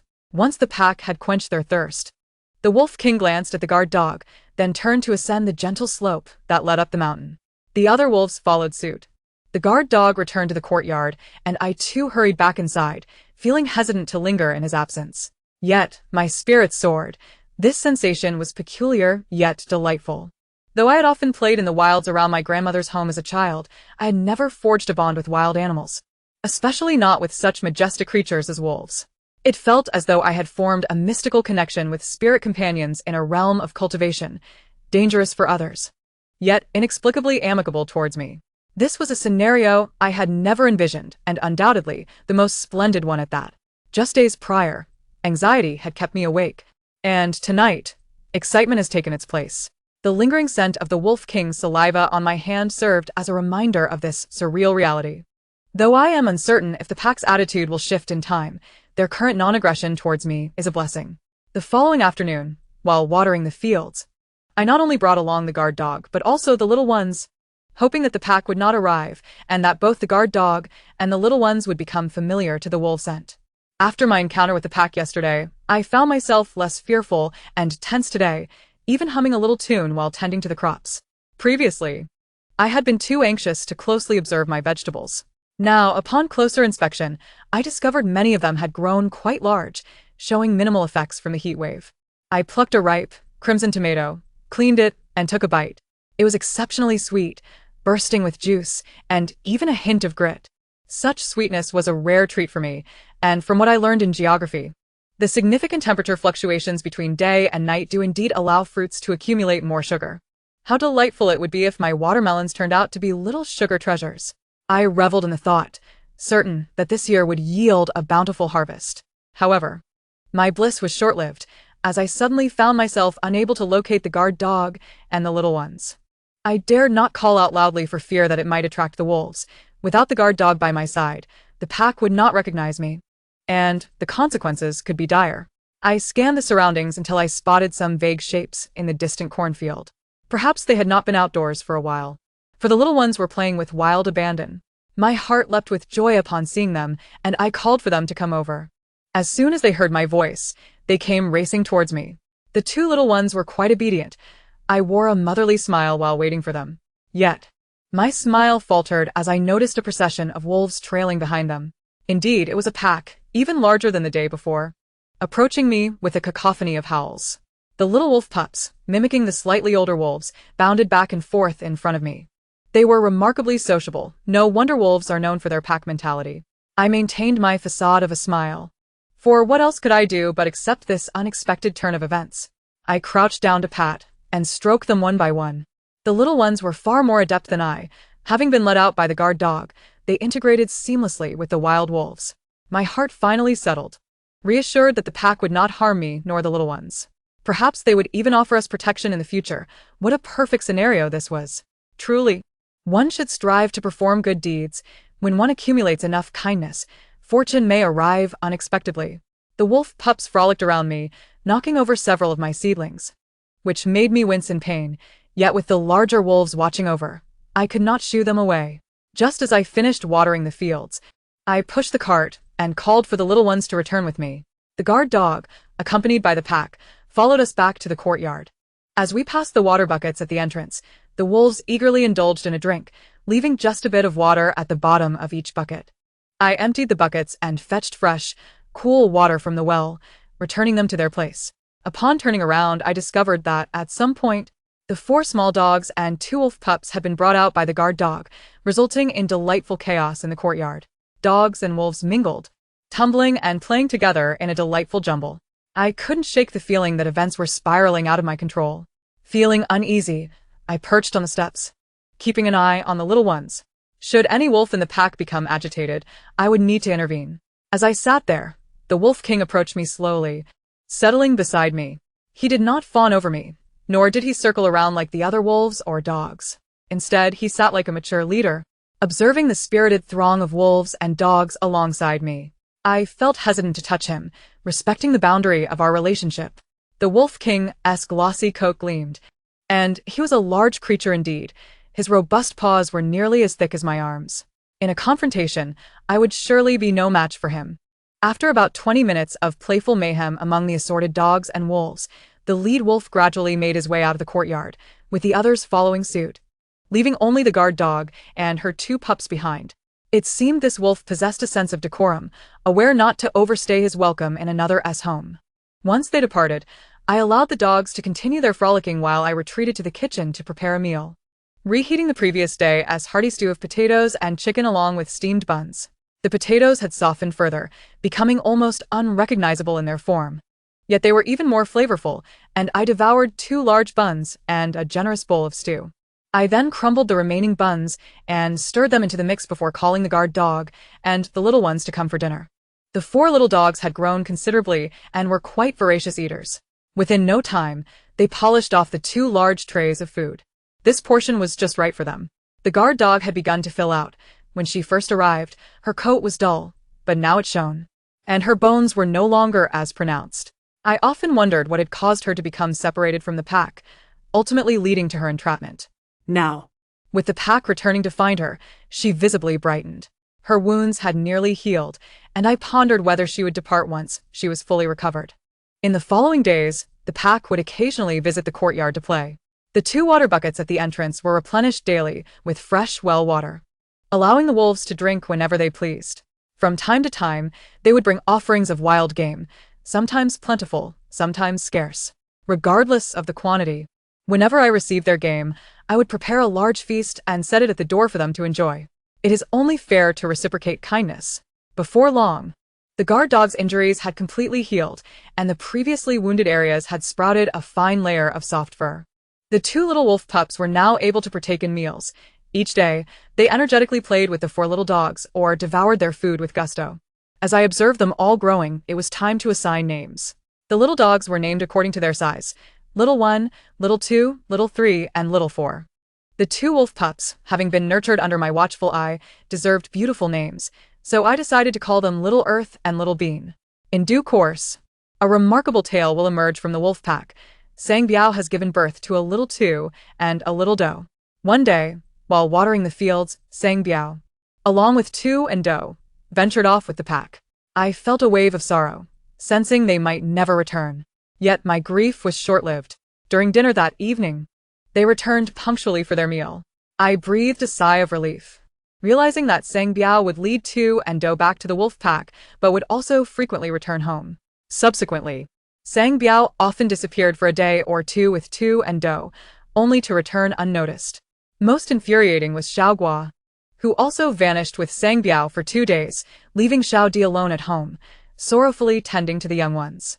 Increasingly, I could see the shadow of a husband in Xiao Guo, who, regardless of the household matters, gallivanted away.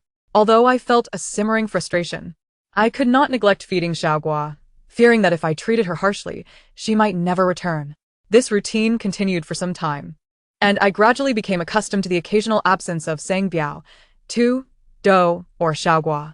Yet, Xiao Di remained steadfastly by my side, affirming my belief that she is indeed my beloved daughter. Each day, she accompanied me in watering the vegetables, fishing, and even watching me while I did chores. Lying on the threshold, human lifespans far exceed those of dogs, and I dared not contemplate the day when the obedient Xiao Di might leave me. The thought filled me with sorrow. However, parting is an essential theme of life. There was no need for me to preemptively fret about the future. I focused instead on being kinder to Xiao Di and Xiao Guo. When the time comes for life to fade away, I wish to feel no regret. Chapter 77. Refreshing. It has been an entire month since I treated Sang Biao. Unbeknownst to me, the external temperature has returned to normal. Upon waking at noon, I no longer felt stifled. Even venturing into the yard became bearable. Thus, I adjusted my routine, retiring at 10 in the evening and rising around 5 or 6 in the morning. Nevertheless, during peak sunlight, I still sought refuge in the dark room, indulging in chilled fruits and my phone. While watering in the morning, I suddenly realized that the watermelons had grown quite large, some comparable to basketballs, indicating they were ripe. Gently tapping the rind, I felt the entire watermelon quiver, a sure sign of ripeness. I selected the one with the most pronounced tremor and brought it home. Reverently, I polished my knife and made the first incision. The blade barely penetrated the watermelon by a centimeter when a crisp crack echoed, and the entire watermelon gently split open. A unique fragrance wafted forth, and through the fissure, I could faintly discern the luscious red interior.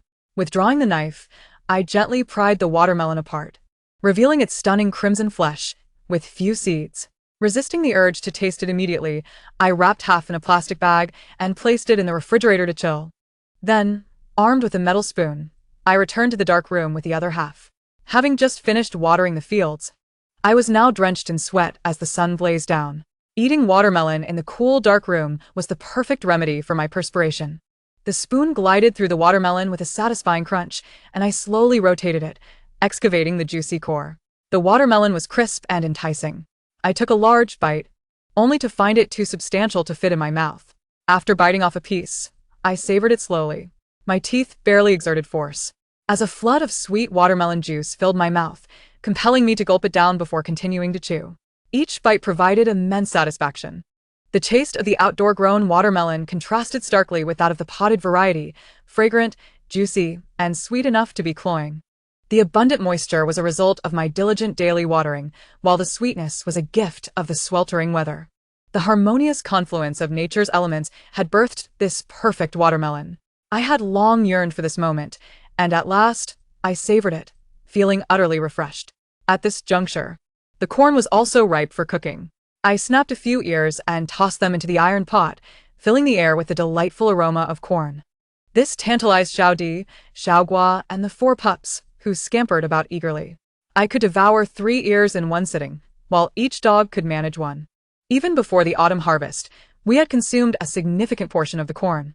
Seizing the opportunity of the tender corn, I set aside some to cook and freeze for winter cravings. Before long, a gentle rain fell, drenching the earth for 2 consecutive days. After the rain, a refreshing coolness permeated the air, and the temperature gracefully dropped to 24 degrees. Following the autumn rain comes the season for mushroom picking, and 2 days after the downpour, mushrooms abound. As a child, I adored foraging for mushrooms, and I could not let this opportunity slip by. Early one morning, I took my handmade willow basket and ventured out with Xiao Di and Xiao Gua to gather mushrooms. In the past, one had to journey far to find mushrooms, seeking out uninhabited woodlands. Nearby forests were stripped bare by shepherds tending their flocks. However, the situation has changed. The surroundings are tranquil with no homes in sight, indicating that mushrooms must be present wherever there are woods. I realized I had never taken Xiao Di and Xiao Gua anywhere beyond the fields and gardens. Today, I led them into the more distant woods, where they frolicked with excitement, racing through the unfamiliar terrain, their bodies dampened by dew on the grass. I did not restrain them. After all, it was a rare outing. I grew curious, though, as Xiao Gua often vanished for days. She must frequently roam the wild. Yet she seemed overly exhilarated. I could only narcissistically assume that it was my presence that brought her such joy. Upon reaching the woods, I began to diligently search for mushrooms, only picking those I recognized and steering clear of others. First, I scoured the pine grove, where I found a bountiful collection of round, plump pine mushrooms.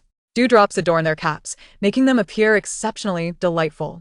I carefully harvested the mushrooms, trimming the dirt from their bases with my small knife before placing them gently in my basket.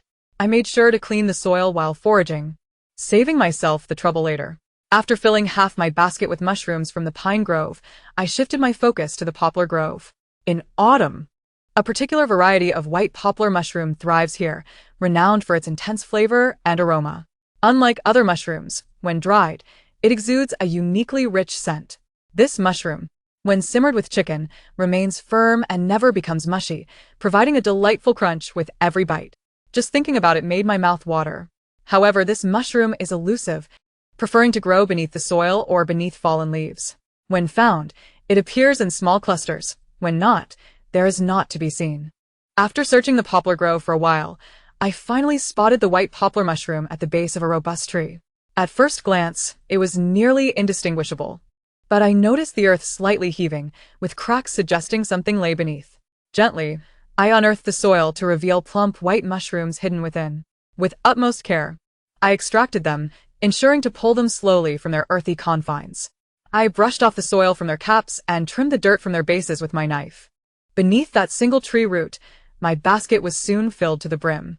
With no other containers at hand, I refrained from being greedy and decided to return home with Xiao Di and Xiao Gua. Before departing, I made a mental note of this location, intending to return tomorrow. I aimed to harvest every last mushroom here. With so many, I could dry them and relish them throughout winter without ever tiring of the taste. Upon arriving home, I retrieved the woven basket and carefully arranged the mushrooms within. Just then, the sun emerged, casting its scorching rays upon the mushrooms. Although the temperature has dropped, the autumn sun is often referred to as the autumn tiger, and its ability to dry mushrooms is unparalleled. It seems I must prepare for the autumn harvest. There are many tasks to accomplish in the fall. The more food I store, the better I can ensure a comfortable winter. I cannot afford to squander too much time foraging for mushrooms. I strive to complete a harvest in a single day. Rising early the next morning, I kneaded dough and cooked 5 large oil cakes. For breakfast, I enjoyed half a cake with tomato and egg soup. I then tore a half cake into pieces, soaking it in the leftover fish soup from the night before, serving it to the dogs for their midday meal. Stay at home, and I'll prepare a delicious feast for you when I return, I gently reassured little Four, patting its small head. I filled 2 bottles with well water, packed 2 large oil cakes, a can of beef sauce, green onions, and cilantro into a plastic bag, and tucked it into my backpack. Pulling a small cart loaded with my backpack for baskets and 2 buckets, I made my way to the poplar grove I had visited the day before. Chapter 78. An unexpected arrival. I drew the cart into the heart of the woods and began searching for mushrooms with my baskets. Whenever I spotted a small mound of earth or a pile of decaying leaves, I gently prodded it with a stick to inspect. A slight circular outline indicated the presence of poplar mushrooms. Discovering a cluster of mushrooms meant I could fill half a basket, just as I had done the previous day. I used a small knife to cut away the soil from the base of each mushroom. Thus, I gathered basket after basket of pristine, plump mushrooms. For lunch, I spread beef sauce on a large cake, rolled it up with green onions and cilantro, and savored the meal. After walking and working, the food tasted exquisite. Once I finished my wrap and drank half a bottle of mineral water, I resumed my mushroom foraging. As the sun began to set, I had filled 4 baskets and 2 buckets to the brim. The grove had been thoroughly searched. Even if there were a few stragglers, they were likely few in number. Just as I was preparing to return home, I noticed a stunning expanse of wildflowers, their petals reminiscent of roses in vivid red hues. Although I could not identify the species, their fragrance was enchanting. If flowers are to be picked, let them be gathered. Do not wait until there are none left to pluck, I thought to myself. Adhering to this principle, I cut the majority of the wildflowers at their roots, intending to dry them as petals at home. With the cart laden, I returned as the sun dipped below the horizon. Upon arriving home, I wasted no time and immediately spread the mushrooms out to dry. Freshly picked wild mushrooms must be kept close together overnight, otherwise they will spoil by morning. However, they cannot be left outside, as the evening dew would render them damp and lead to rot. I placed them temporarily on the windshield and in the kitchen's empty space. After all the mushrooms were laid out to dry, I gathered a beautiful bouquet and placed it in a striking glass bottle on the coffee table, creating a lovely display. I promptly processed the remaining flowers, gently removing the petals and spreading them out in a basket to dry in the shade, avoiding direct sunlight to prevent discoloration. The next day, when the sun emerged, I moved the mushrooms outdoors. The willow-woven basket proved insufficient, so I spread burlap sacks on the ground to dry the mushrooms upon them. Once the mushrooms were adequately dried, I turned my attention to the chicken coop. With the cooler weather, the chickens needed to be kept outside. San Biao recognized the chickens and would not allow the wolf pack to attack them. I re-established the coop in its original corner, housing the chickens within. The previously small chicks had now grown, and I could distinguish between the newcomers and the older birds due to my daily care. Just as I finished tidying the coop and was about to rest, I heard a series of honking sounds. Initially, I thought nothing of it, assuming it was merely a 3-wheeled vehicle passing by. Then it suddenly dawned on me. There was indeed a 3-wheeler. Before I could prepare myself, the vehicle appeared in my line of sight, and the occupants had already spotted me. I hurriedly retreated into the house, grabbing a baseball bat and the electric prod I kept on the windowsill. At that moment, Little D and Little Gua also rushed over, having never encountered anyone other than myself. Upon seeing the approaching vehicle, they immediately assumed a defensive posture. As the vehicle halted at the entrance of my yard, 4 men disembarked, intensifying Little D and Little Gua's anxiety. I grasped the baseball bat and approached the gate, observing them closely. One man appeared to be in his 50s, accompanied by 2 in their 40s and another in his 20s. The elder man, though not intimidating in appearance, bore a kind expression. Still, I remained tense, maintaining silence as I scrutinized them, tightly gripping the baseball bat. Little Gua, having learned from the wolf pack, assumed an intimidating demeanor, lowering its neck and growling softly. "Hello. Please do not be alarmed. We are from the town government." The man in his 50s stepped forward with a smile, addressing me. "Is there something you need?" I attempted to project an air of menace, asking coldly and distantly. "With the high temperatures subsiding, we are here to assess the population," the elder explained. Noticing my lack of response, he continued, "Have you been living here for long?" You may be unaware of the situation outside. I nodded in silence. The number of survivors in our town is quite small. Many perished during the bitter cold years. You are aware of the recent heat wave, I presume? He paused. And I nodded again. During the heat, an infectious disease erupted, a virulent virus that affected many nations, leading to near extinction among those who survived the harsh winter. He paused again, and I nodded once more. Currently, the global population is fewer than one. Several towns have banded together for survival, now residing in the White Town base. We have come at the behest of our superiors to seek out other survivors. Upon hearing this, I realized he was suggesting I relocate to a post-apocalyptic survival base. I doubted their good intentions. They likely sought to gather more women for the purpose of procreation. Thus, I promptly declined, stating that I had no desire to live in the base. Little Gua seemed to sense the tension in my tone, growling more loudly. The man speaking to me glanced at the dogs and took a step back. It's all right. This is voluntary. You can choose to come or continue living independently. I am merely here to tally the numbers and convey some information.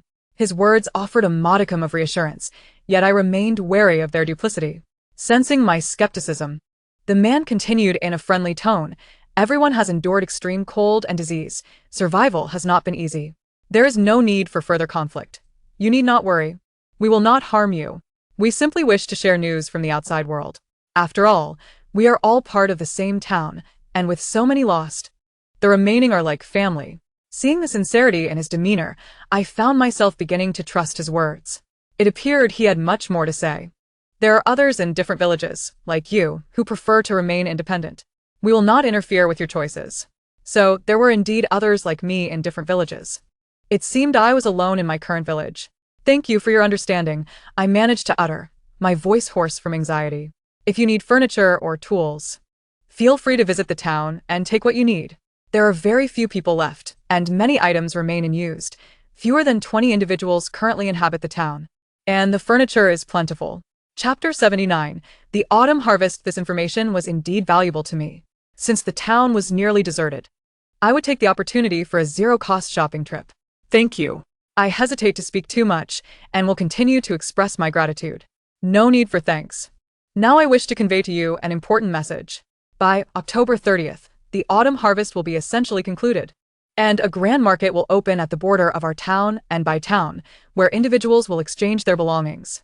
If you find yourself in need of anything, feel free to bring your own supplies and peruse. Now we arrive at the crux of the matter. This is the truly significant information. Upon hearing of the market's opening, I felt delighted, as I could exchange for many much-needed items. I inquired further, asking about the location where several towns would gather. It is in by town. If you wish to come over, you may do so at any time. It is merely a half-day's walk. Upon realizing I was probing about the base, the man eagerly explained, All right, I will consider it. Thank you. I thought to myself that I needed to ponder this matter privately. After he had shared what he needed to say, he began to turn and walk towards the tricycle. While walking, he remarked that if I needed assistance, I could always reach out to them, and since there was nothing else, they would take their leave. I must say, they exhibited a considerable sense of propriety, saying what needed to be said before departing. Just as I breathed a sigh of relief, the young man approached me. Sister, do you not recognize me?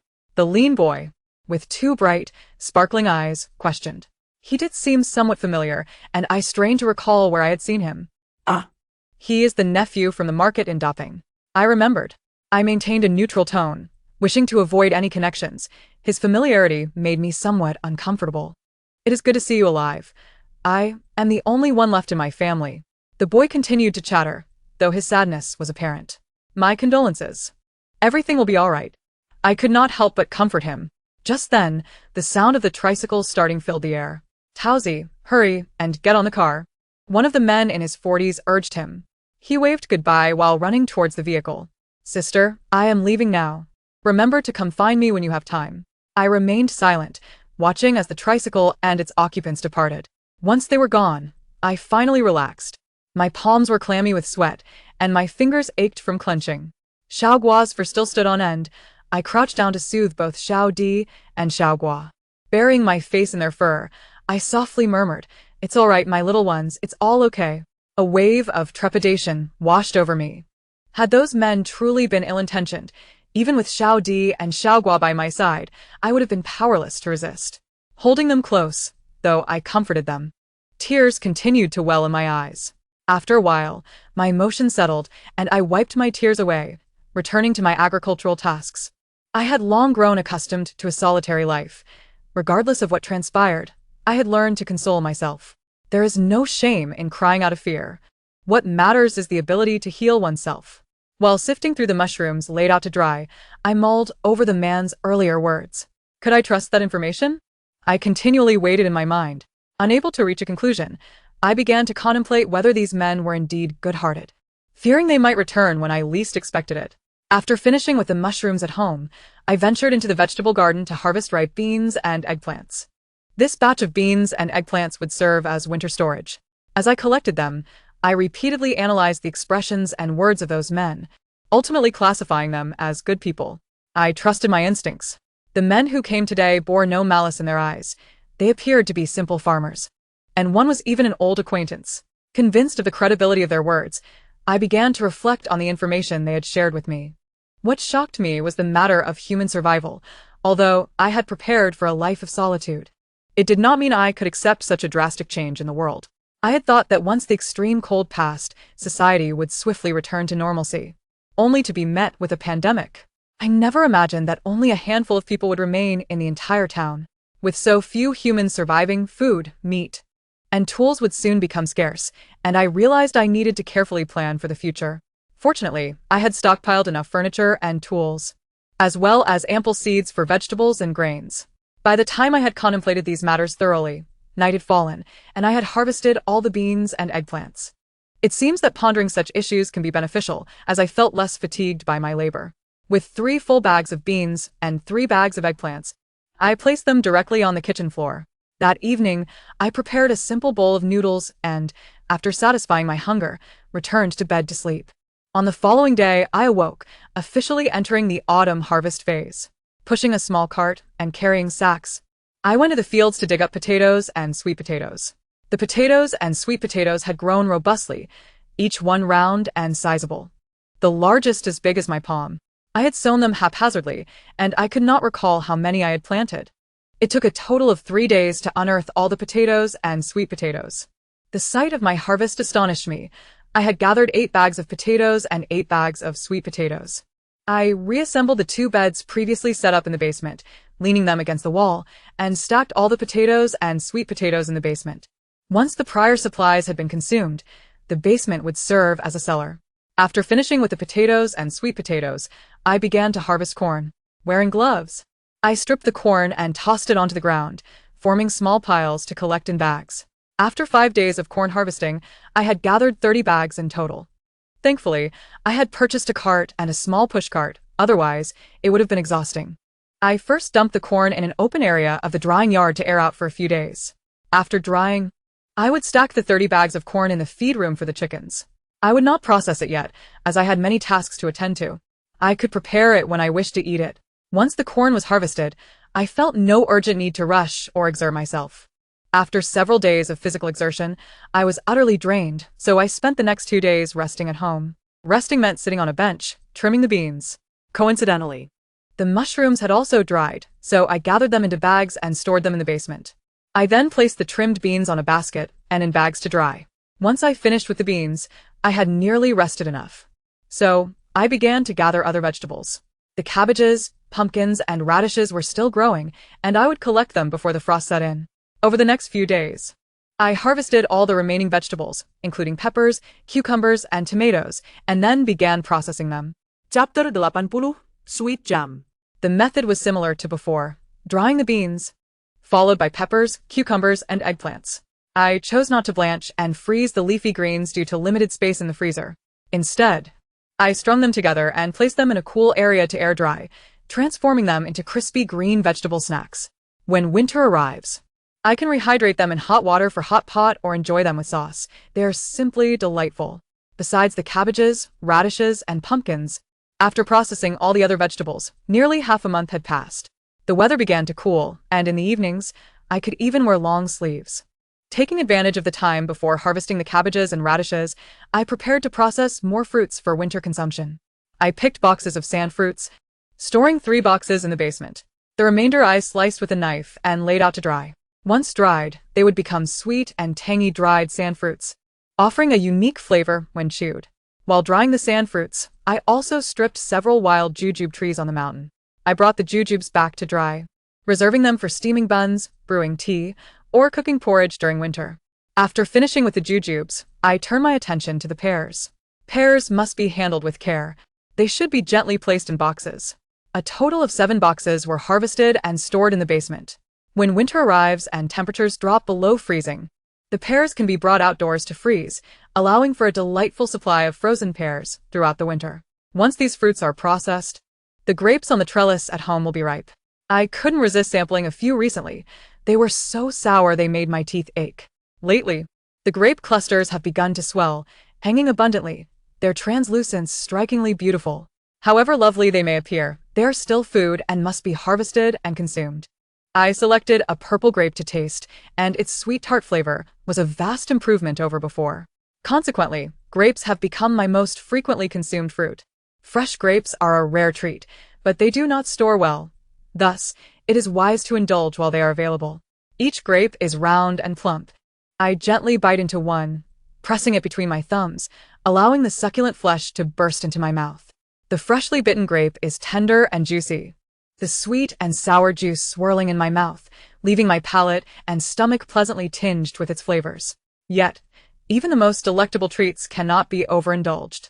The remaining grapes are divided. Half are left in the back room to dry into raisins, while the other half will be transformed into grape jam. Initially, I intended to make grape preserves, but due to the limited quantity and absence of preservatives, the shelf life of the preserves would be too short, leading me to abandon that idea. The recipe for grape jam is straightforward, though the preparation can be somewhat tedious. First, the skins of the grapes must be meticulously peeled off and the seeds extracted.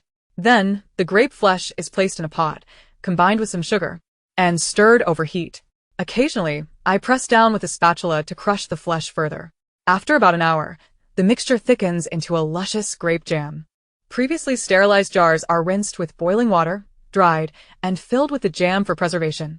I managed to produce 4 jars of grape jam, and upon tasting a spoonful, I was enveloped in the rich aroma of grapes. In winter, it can serve as a delightful treat, perfect for pairing with other foods, such as steamed buns, or diluted with water to create grape juice. After tending to the harvest within the yard, I turned my attention to the outside. The sapodilla tree by the gate has yet to bear fruit, so it requires no immediate attention. I plucked all the mint leaves and spread them in the yard to dry, storing them in the basement once they were ready. After processing all the fruits and vegetables inside and out, the weather began to cool. I gazed at the plump watermelons scattered across the ground, pondering my dilemma. I had planted too many, and though I started eating them while the weather was still warm, many remained as the chill set in. Watermelons do not have a long shelf life. Neglecting them too long will lead to spoilage. My daily fruit shifted from grapes to watermelon, consumed from morning till night. Whenever hunger struck, I would indulge. After satisfying my cravings, I would use a juicer to make refreshing watermelon juice. Eventually, a few became too much to manage. So, I decided to apply the same method I used for grape jam to create watermelon jam. The only difference was the need to remove the seeds from the watermelon. The flesh could remain intact during juicing. Watermelon yields less jam than grapes, likely due to its higher water content. From 5 large watermelons, I produced only 2 jars of jam. The thick and enticing red jam, when sampled, was overwhelmingly sweet, almost to the point of discomfort, reminiscent of eating honey directly. It might serve well as a filling for steamed buns. I also saved the watermelon rinds from those I had juiced for jam. I carefully removed the red flesh, leaving just the white part. After washing them thoroughly, I peeled off the dark, tough skin. Cut into strips, they were laid out to dry in the sun. Once dried, they could be used to stew with meat in winter or tossed in water for a refreshing salad. The texture of the watermelon strips is smooth, and whether served cold or stewed, they bear a striking resemblance to winter melon, perhaps even more delectable. As I contemplated whether to harvest the cabbage, radishes, and pumpkins, I suddenly recalled the grove of hazelnut trees on the back hill. It was time to gather the hazelnuts. Fortunately, Sang Biao had returned recently, so I took him, along with Xiao Di and Xiao Gua, to the back hill to collect hazelnuts. When it comes to wild edibles, I feel as though I am enjoying a zero-cost shopping spree. As the more I collect, the more invigorated I feel. The autumn wind was brisk, and the scenery on the back hill appeared somewhat desolate. The forest, with its patches of yellow amidst the green, signified the arrival of late autumn. The hazelnut trees were not tall, the highest barely reached my head. With tender green leaves speckled with yellow, I could easily reach the hazelnuts with a simple stretch. After an entire day of gathering, I filled a large sack with hazelnuts, which would be delightful roasted in winter. After collecting the hazelnuts, the temperature continued to drop. Finally, it was time to harvest the cabbages, radishes, and pumpkins. This proved to be the most laborious task, taking nearly 10 days to complete. Harvesting the pumpkins was straightforward. I simply picked them and brought them home. In total, I gathered over 30 pumpkins, each the size of a small stool. There was no way I could consume them all, so I planned to bring several to the upcoming exchange market for trading. As for the cabbages, I lost count of how many I harvested, but they now filled the kitchen floor. I collected 5 bags of radishes, still in excess. Next year, I must be more judicious with my planting. I cannot consume this abundance alone throughout winter. Before the frost set in, I ventured into the poplar grove for one last batch of mushrooms. These mushrooms were larger and more abundant than the last time, featuring not only the white poplar mushrooms, but also yellow ones. However, I focused primarily on the white poplar mushrooms, gathering double the amount from before. I am not particularly fond of the yellow poplar mushrooms, so I only collected 2 baskets of those. The bustling autumn harvest has kept me on my toes, and I emerged from it noticeably thinner. However, that's of little concern. Winter is approaching, and I shall take care to plumb myself up. Living alone often leads me to lose track of the date. After a long day, I checked and realized it was already October 20th. I have resolved to attend the exchange market on October 30th. Before that, I should head into town to procure some furniture. Chapter 81. Another round of zero-cost shopping after the autumn harvest. I took a couple of days to rest and recuperate before heading to town to select furniture. My aspirations were rather ambitious, as I intended to acquire more than I could transport with a small cart. Walking would exhaust me, let alone hauling a substantial load. I decided to drive the small truck. The diesel in the basement was sufficient for my needs. The town was nearly deserted, with everyone having gone to buy town, leaving the village empty. Thus, driving there posed little risk. In the evening, I would encounter even fewer people, making it all the safer. Today, Sang Biao happened to be home, so I planned to take him along. I filled the small truck with diesel, then loaded Sang Biao, Xiao Gua, and Xiao Di into the vehicle. After securely locking the house and yard doors, I set off. As the truck began to move, the dogs were startled. But soon they grew curious and began to observe the changing scenery outside. Seeing their curiosity eased my worries, allowing me to focus on driving. The road was devoid of any other travelers, and I parked at the furniture store I frequented. After disembarking, I brought the 3 dogs and the wolf with me. The furniture store was now in a state of disrepair, lacking the vibrancy it once had. Most items had been cleared away, and I could not recall what had been there before. What remained were primarily heavy pieces that were difficult to move. The wolf and dogs sniffed around, seemingly intrigued by the surroundings. Armed with a flashlight, I began my search for usable furniture, only to suddenly catch a glimpse of a figure in the corner. A shiver coursed through me, and in an instant, cold sweat broke out. At that moment, the wolfhound also noticed her, emitting a professional wolf-like growl that sent a jolt through me, as I had never heard such a sound from it before. The little one, however, made a whimper that was distinctly different. Indeed, no matter how well it tried to mimic, it could not replicate the authentic howl of a wolf. Had there not been a living person present, I might have laughed at its attempts. Nevertheless, I decided to focus on the task at hand and save my mockery for another time. In the corner stood a girl dressed in tattered athletic wear with short hair, her petite frame unmistakably indicating her gender. Crouched on the ground, she gripped a wooden stick, her eyes filled with wariness. I recognized her fear, as it mirrored my own during the day strangers invaded my home. Although I did not consider myself a saint, I could not bear to see her trapped in a state of isolation and terror as I had been. We were both in search of something, and I hoped we could coexist without interference. I gently broke the silence, and upon hearing my words, she paused to contemplate before slowly rising, her grip on the stick loosening slightly. She then turned on her flashlight, and we each began to search for our desired items. What I most cherished and needed was a heated table, something I could not do without daily. The more the merrier. The remaining heated tables in the store were particularly heavy, being the model I had previously appreciated but had refrained from purchasing. They resembled fine rosewood furniture, with gracefully curved legs that exuded artistic beauty. Such exquisite items, now available for free, made me grateful I had not spent money on them before. I promptly loaded the last 4 heated tables onto the truck. Next, I spotted a yellow rosewood coffee table, which was even more stunning, with a simple yet elegant design that felt solid and substantial to the touch, gleaming with a rich luster that suggested great value. The reason it had not been taken was likely its weight and bulk, but I gritted my teeth and, despite trembling legs, managed to hoist it onto the truck. I also claimed the remaining 5 stepladders without hesitation. A large, yellow swing chair caught my eye, its frame ample enough to accommodate at least 3 people. How delightful it would be to have it sway gently in the yard. I tentatively attempted to move it, managing to shift only one side. But it was too cumbersome to lift. Just as I was about to give up, the girl approached and stood on the other side to assist. "Let me give you a hand," she said, her voice hoarse, suggesting she, too, was not accustomed to speaking often. "Thank you," I replied. And together we heaved the chair onto the truck. I then noticed a set of cream-colored sofas, a pair of armchairs, and a 3-seater couch, entirely cohesive. After laboriously loading the 2 armchairs onto the truck, the girl helped me lift the 3-seater as well. We scavenged 5 rugs, and soon found ourselves with little else of value to claim. I followed the girl to see what she needed, assisting her in loading a bed onto her truck. It turned out her vehicle was parked behind the furniture store, explaining why I had not noticed it earlier. With an unspoken understanding, we refrained from further conversation and parted ways. Our next destination was the Grand Curtain Store, where I hoped to find some leftover fabric to take home. The condition of the curtain store mirrored the previous locations, disheveled and ransacked, yet I could still discern items worth salvaging.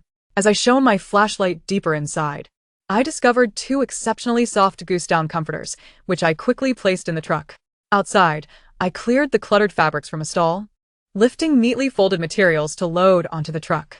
I also retrieved 2 burlap sacks of cotton, a significant amount of thread, 2 fine cotton mattresses, and several straw mats. Just as I was preparing to leave, I suddenly remembered something and dashed back. A sewing machine sat gleaming in plain sight, astonishingly untouched. Without hesitation, I lifted the entire machine onto the truck, grinning widely as I drove off to explore other areas. The sewing machine was undoubtedly the most valuable find of this expedition, saving me considerable time on future sewing projects. I still needed an air conditioner, but households in this northern town typically did not install them. As darkness descended, I scrutinized my surroundings and finally spotted an air conditioning unit attached to a well-furnished 2-story villa. Cautiously, I climbed through a shattered window on the first floor, praying that the occupants had not met with any misfortune. Upon reaching the second floor, where the air conditioning unit was located, I breathed a sigh of relief. Nothing frightening was in sight. After considerable effort, I successfully removed both the air conditioning unit and its external compressor, loading them onto the truck before heading home. By the time I arrived, it was already 2 a.m. I unloaded everything from the truck and, fueled by determination, set off once more. Meanwhile, my companions in the back seat were sound asleep, oblivious to the world. My first stop was the supermarket, which, as I had anticipated, was nearly void of supplies. Undeterred, I pressed on, knowing this was to be expected. The next stop was the hardware store, which was similarly bare. However, I managed to find some sturdy plastic boards that could be repurposed for constructing chicken coops or rain shelters. In a corner, I stumbled upon a large bundle of plastic sheeting and sunshade fabric, likely left behind by others due to its bulk. To me, it was a treasure, and I loaded it all onto the truck. Next, I ventured into a restaurant, not in search of food but rather tableware. Unsurprisingly, the iron woks in the back kitchen had been overlooked. These woks, seasoned by skilled chefs, would be a delight to use at home. I gathered 4 iron woks from 3 different casual dining establishments. I also snatched up 2 oversized slotted spoons and found only a single kitchen knife, with the rest presumably taken. At a noodle shop, I collected 7 clay pots, which would be perfect for boiling noodles. I had no need for other utensils at home, so I left them behind. However, the restaurant's tables and chairs were quite appealing, prompting me to take 2 chairs and 2 tables. The table appeared far more functional than the round one I owned. Finally, I drove to the lumber mill, a place I knew well. It seemed that someone had already been here, as many items were missing. Yet, I was delighted to find a small portion of my favorite 1 square meter wooden boards, now covered in dust. I gathered 30 boards in total along with as much usable timber as I could manage to load into the truck. In the end, I discovered an electric saw lying on the factory floor and decided to take it as well. Although it seemed different from a chainsaw, I figured it was better to take it than leave it behind. Climbing into the truck bed, I organized the items inside, managing to clear a small space. Not wanting to waste the opportunity, I resolved to find a few more things to fill it completely, especially since this would be my last trip. I approached a seemingly decent house, preparing to search inside. However, upon entering, I was met with the sight of a corpse leaning against the wall by the door. Startled, I took a step back, and after regaining my composure, I reassured myself that this was a normal occurrence. Each time I ventured out for supplies, I would encounter such sights, and I needed to learn to adapt. Once I steadied myself, I found a sheet on a bed inside the house and draped it over the body, silently offering my condolences for its untimely fate. Afterward, I exited the house, feeling that taking the owner's belongings would feel more like theft, and thus I abandoned that location. Although I had comforted myself that this was normal, I felt disinclined to search any further. I opted instead for another nearby store, a barbershop. The front room and display cases were entirely emptied of items. Beneath the chair adjacent to the wash basin, I discovered a hollow space and unearthed a large box. Inside, I found over 20 new towels. Although my home was not lacking in towels, abundance is a virtue, and I deemed it prudent to take them. I then scoured the back room, primarily in search of hairdressing tools. At last, I stumbled upon 2 brand new hairdressing scissors tucked away in a drawer, which I pocketed with the intention of bringing them along. Adjacent to this drawer were 2 smaller ones, both locked. Initially, I contemplated leaving them be, but then realized that the townsfolk had relocated to the White Town base. If the owner of the house were still alive, they would have long since retrieved the contents of these small cabinets. However, since they remained locked, it seemed likely that the owner had passed. Thus, I decided to pry them open and see what lay within. If it were gold, I would take it. If it held sentimental value, I would leave it untouched. With a firm strike on the padlock using a solid object, it yielded with a single blow. Inside were 3 exquisitely wrapped red boxes. Upon opening them, I was greeted by gold. One box contained a plethora of round gold nuggets, totaling over 20. Another held 5 gold rings, and the last contained 3 gold necklaces. This must have belonged to a wealthy family in the town. Adhering to the belief that if I did not take it, someone else surely would, I hesitated briefly before slipping the gold into my pocket. Gold is a universal currency. Taking it today would serve me well in the future. With gold in my pocket, I lost interest in further searching and promptly returned home. The chill in the air had intensified, and upon arriving, I felt my hands grow cold. I decided against unloading my finds that evening, opting instead to organize everything the following day. After boiling a kettle of hot water to wash my face and warm my feet, I nestled into my bed in the dim room and succumbed to sleep. Given the current weather, the dark room was no longer suitable as a primary bedroom. As I drifted off, I resolved to tidy the master bedroom in the east room the next day and move there. Upon awakening in the morning, I prioritized moving my bedroom. I began by cleaning the heated bed, sofa, and floor in the east room. Then, I took the bedding outside to bask in the sunlight, draping it over the courtyard wall. While the bedding dried, I organized the various items I had brought back over the past few days.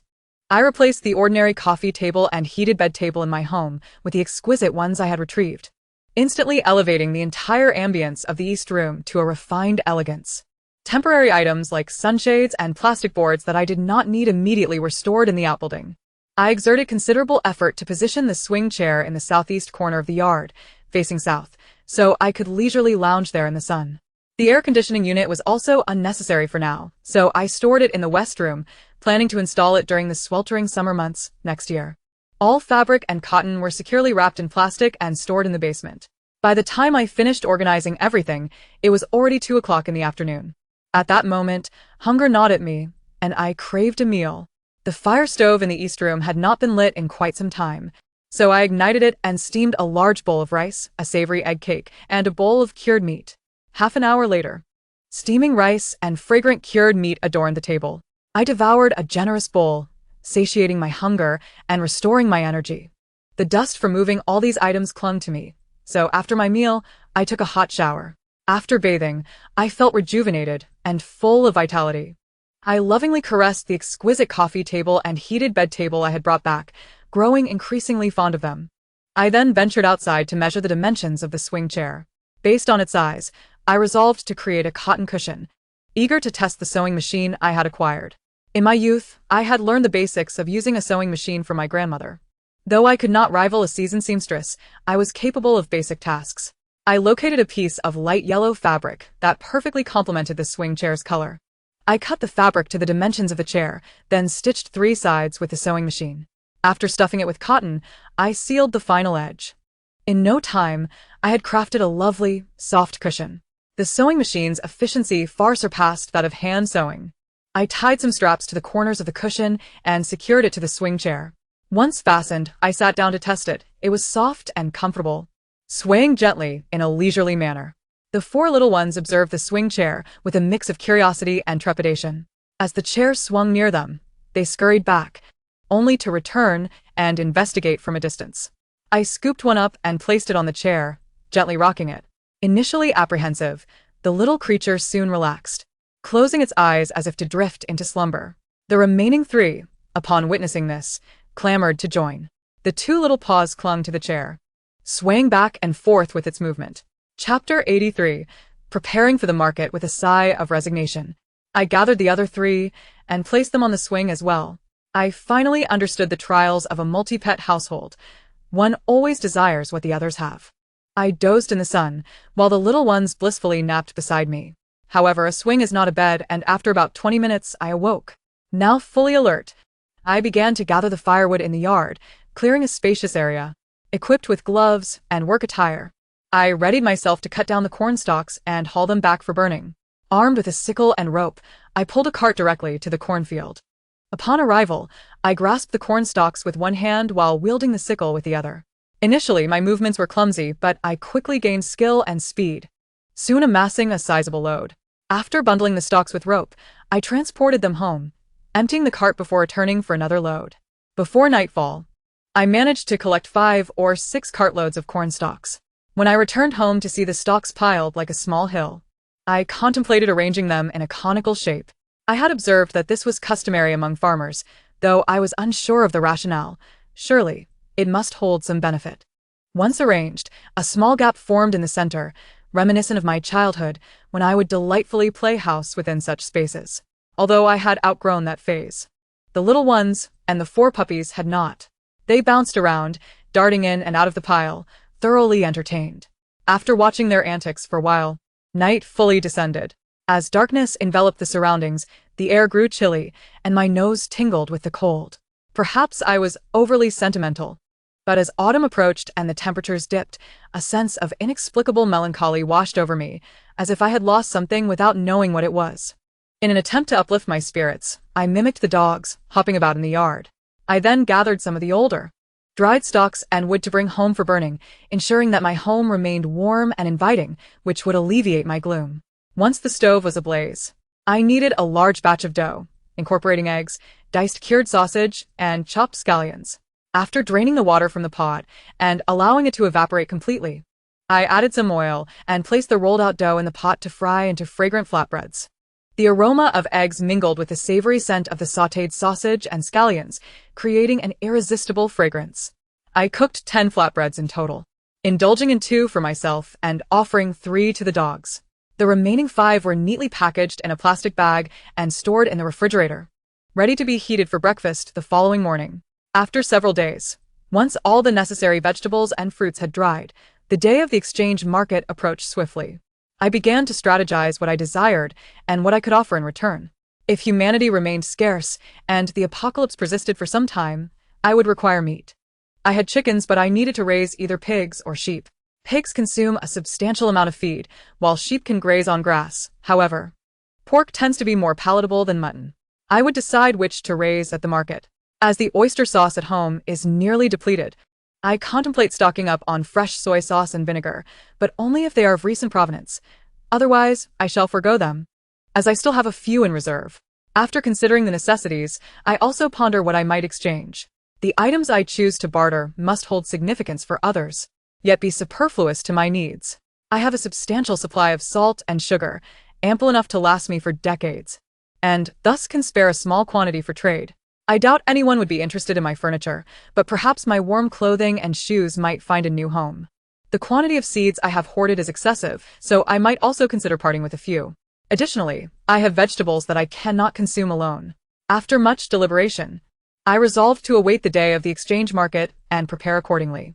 As I contemplated these matters, I began to assess my mode of transportation. A small group arrived that day with tricycles, suggesting a considerable number of vehicles at the base. During this frigid season, such vehicles are unlikely to suffer damage, and it is reasonable to assume that many have stocked up on diesel. Thus, the likelihood of numerous individuals driving to the market seems high. Given the distance, walking would be perilous and time-consuming. Hence, I decided to drive. On the day of the exchange market, I arose early, loading my carefully selected supplies into the vehicle: 15 bags of salt, 5 bags of sugar, 10 heads of cabbage, 50 pounds of potatoes, 50 pounds of sweet potatoes, 3 boxes of eggs, and various garments and blankets. I also brought along 6 new chickens, 2 roosters, and 4 hens. This constituted my entire inventory. I opted to bring a bit more than necessary, trusting that I would determine its utility once at the market. For self-defense, I equipped myself with 2 stun guns, a compound bow, and a mace. I yearned to explore the outside world, to observe the interactions of its inhabitants, and ascertain whether my existence in this apocalyptic realm was indeed secure. I hoped that my defensive tools would prove beneficial. Finally, I donned my worn clothing. Dressing too well might arouse suspicion. Appearing more ragged could serve as a form of protection. After securing my vehicle, I prepared to set off. Initially, I had no intention of bringing Little Melon, but his exuberance as I started the engine compelled me to include him, leaving Little Earth behind. As I readied to take Little Melon with me, the reanimated dog appeared at my doorstep. I was uncertain whether he sensed my impending departure, or if it was mere coincidence that he turned up so early. He sat at the entrance, gazing at me with intent, clearly wishing to accompany me. I returned to my room, gathered my wolf and dog along with my provisions, and set off in the car. Without navigation, I relied on my memory of the boundary between my town and our own. The first part of the journey was tranquil, devoid of encounters. Upon reaching the area near the town and the border with my town, I spotted a few vehicles, but more notably, people traversing with heavy sacks. In what was once a desolate expanse, a considerable assembly of individuals had gathered. This must be the exchange market. As I hesitated regarding where to park, I noticed a group of men wielding sticks standing beside rows of vehicles. Their arms bore red armbands, likely indicating a security detail. It seemed that was the designated parking area. Yet I felt a twinge of disbelief. What if I parked there and they robbed me? I opted for a distant parking spot, using binoculars to survey the scene. Only when I observed 5 vehicles departing safely did I feel assured. I cautiously maneuvered my car into an empty space, disembarking with 4 bags of salt in hand. I left the wolf and Little Melon in the car, ensuring the windows were slightly ajar. I gently patted their heads, whispering a promise to return soon. The wolf and dog seemed to understand, lying obediently in the back seat, showing no desire to follow me. I draped my coat over them, hoping they would remain unseen in my absence. Chapter 84. Piglets. The market was merely 20 to 30 meters from the parking lot. Should any trouble arise, I could swiftly return. The patrolling men regarded me with only a cursory glance, which provided immense reassurance. The more they treated me as a stranger, the safer I felt. Upon entering the bustling market, I was struck by the vibrancy of activity. Everything imaginable was for sale. Indeed, the rural populace displayed remarkable self-sufficiency. Despite the harsh conditions that claimed many lives, they had cultivated an abundance of grains, vegetables, and fruits this year. The market teemed with various fruits and vegetables, along with exchanges of grain, and even some wild game. However, prices varied widely. Different stalls had distinct demands. Some vegetable vendors insisted on meat in exchange, while others required salt. After inquiring around, I discovered that salt and meat were currently the most valuable and scarce commodities. Several vendors selling chickens quoted exorbitant prices. Likely due to the extreme cold that had decimated poultry stocks, a single chicken could fetch 2 sacks of grain. After considerable searching, I finally located a few vendors offering piglets, presumably raised by local farmers who had managed to keep a few. These sellers banded together, protecting their piglets with a formidable presence of 6 or 7 burly men. How much for the piglets? I mustered the courage to inquire, immediately feeling a twinge of embarrassment. Perhaps I should have asked what they were willing to exchange. What do you have to offer? A robust man queried, his voice gruff. What do you desire? I countered, reluctant to disclose my possessions immediately, allowing them to assert their preferences. I suspect what we want may not align with your offerings, he replied thoughtfully, withholding his desires. You must tell me what you seek, so I can determine if I possess it, I insisted, realizing they had not yet divulged their asking price. Instead engaging in a psychological game, I silently critiqued their business acumen, contrary to the stereotype of rural simplicity. Would you be willing to exchange for salt? He finally revealed. I realized they were seeking salt, but I had only a limited supply. How much salt for a single piglet? Certainly no less than 10 bags. He stated with a gravity that left me wide-eyed. The demand seemed outrageous. Could it truly be that $10 worth of salt could now procure a piglet? Noticing my astonishment, he softened slightly. If that feels excessive, we could settle for 8 bags. I lack that much salt. What else could I offer? I replied, aware that my salt supply was barely sufficient for a single piglet. 3 chickens could also exchange for 1 piglet, he offered dismissively, convinced I could not afford it. 10 bags of salt and 3 chickens along with 2 boxes of eggs, for 3 piglets. Would you accept this offer? His expression shifted as he considered my proposal. Momentarily caught off guard, he turned to a companion for counsel, who nodded after a moment of contemplation. Very well, we have a deal. I felt a wave of relief wash over me. I had managed to secure 3 piglets for what seemed a modest exchange. Perhaps the piglets were merely of great value to someone like me, who lacked them, just as they found chickens to be precious. My industrious mother would surely appreciate my future endeavors in acquiring more chicks. Her offspring would serve as my currency for trade. I expressed my desire for 1 male and 2 females, glancing into the cage. The man who had been conversing with me pointed out the piglets in the enclosure, describing them with enthusiasm. These are all from the same litter. You may mix and match with others if you prefer, but they are all quite healthy. Just then, amidst my negotiations, I heard a familiar voice. Looking up, I recognized the man from whom I had previously purchased piglets. Ah, it's you, he exclaimed, astonished. Momentarily lost for words. It's me, indeed. I gazed at the male proprietor, who greeted me with a smile. Goodness, my dear, your fate is quite remarkable. I never thought I would see you again. The proprietor, delighted to see me, began speaking to me with great enthusiasm. Are you associated with the family selling pigs? I couldn't help but ask, recalling how he had conversed with the burly man just moments ago. Yes, indeed. During the bitter cold. It was so frigid that we nearly kept all the pigs together for collective care. It was quite a struggle. We almost didn't make it through. The proprietor nodded earnestly as he recounted the hardships of that extreme winter. It's all in the past now, though.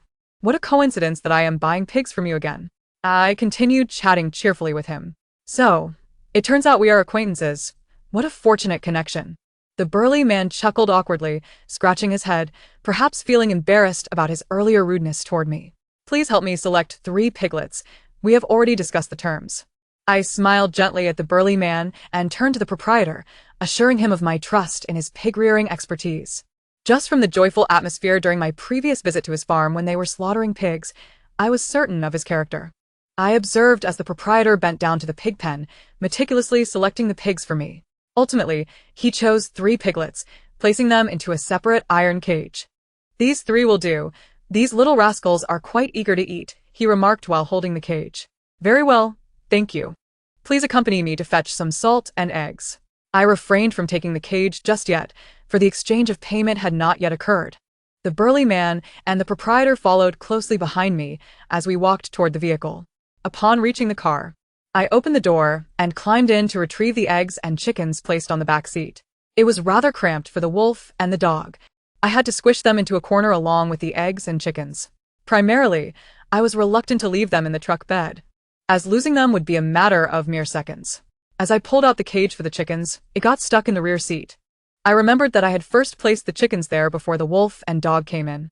In a moment of desperation, I forgot that 2 burly men were still watching the situation from outside.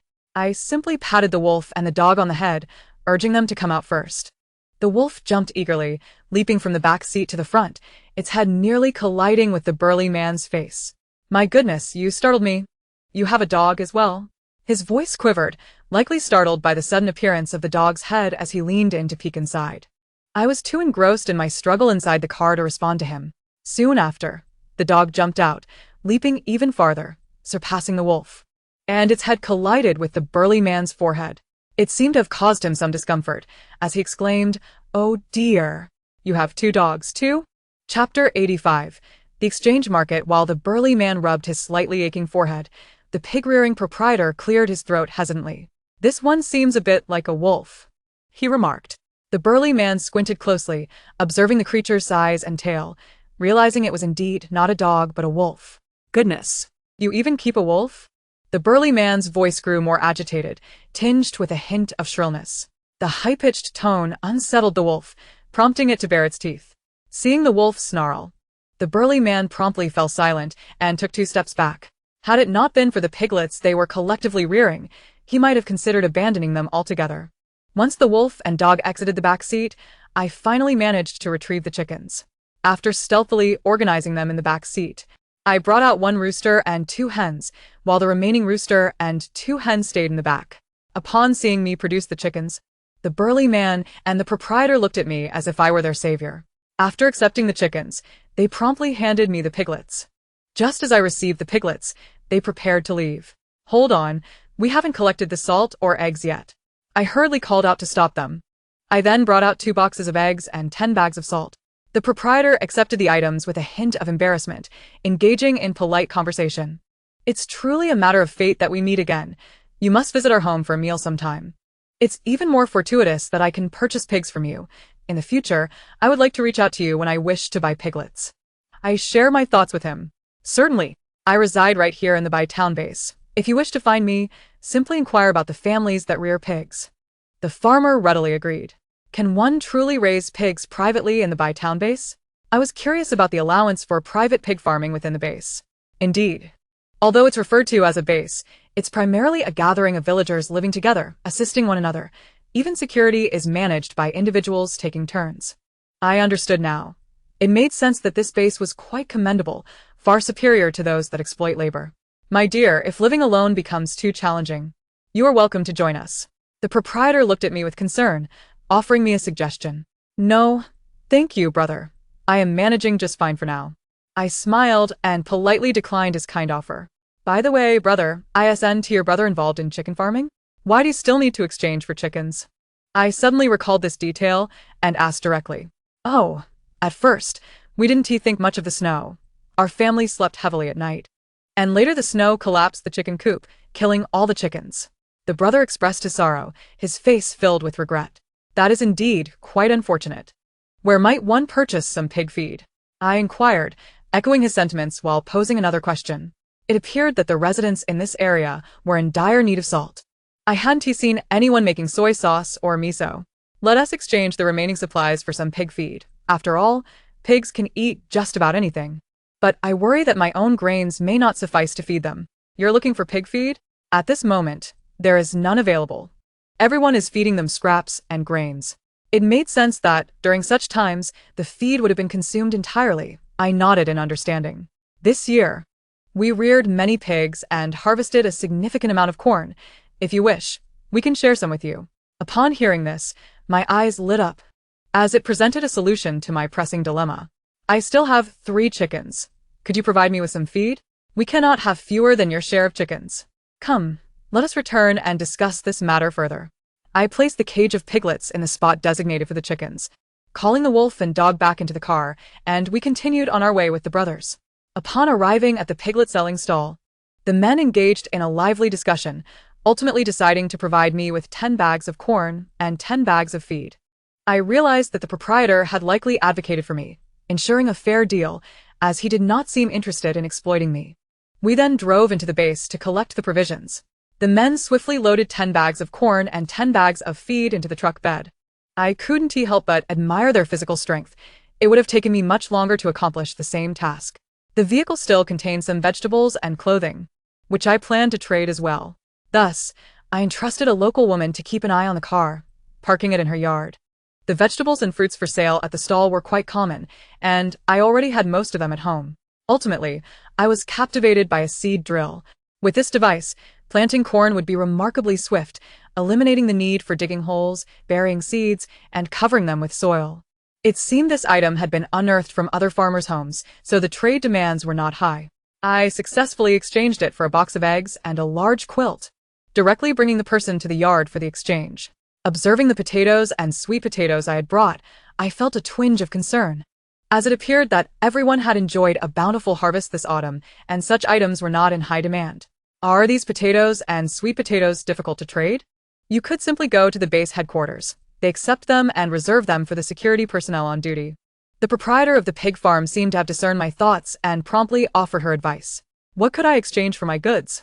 The base is replete with supplies scavenged from various sources, including furniture and tools.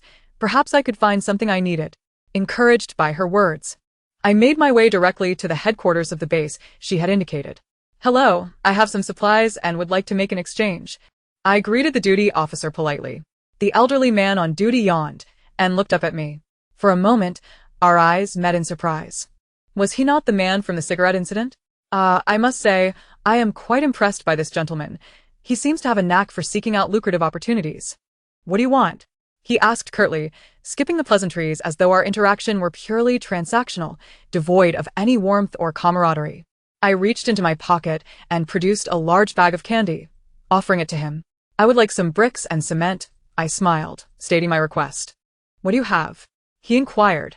50 pounds of potatoes, 50 pounds of sweet potatoes, 10 heads of cabbage, 2 bags of salt, 3 pairs of cotton shoes, and 2 cotton jackets.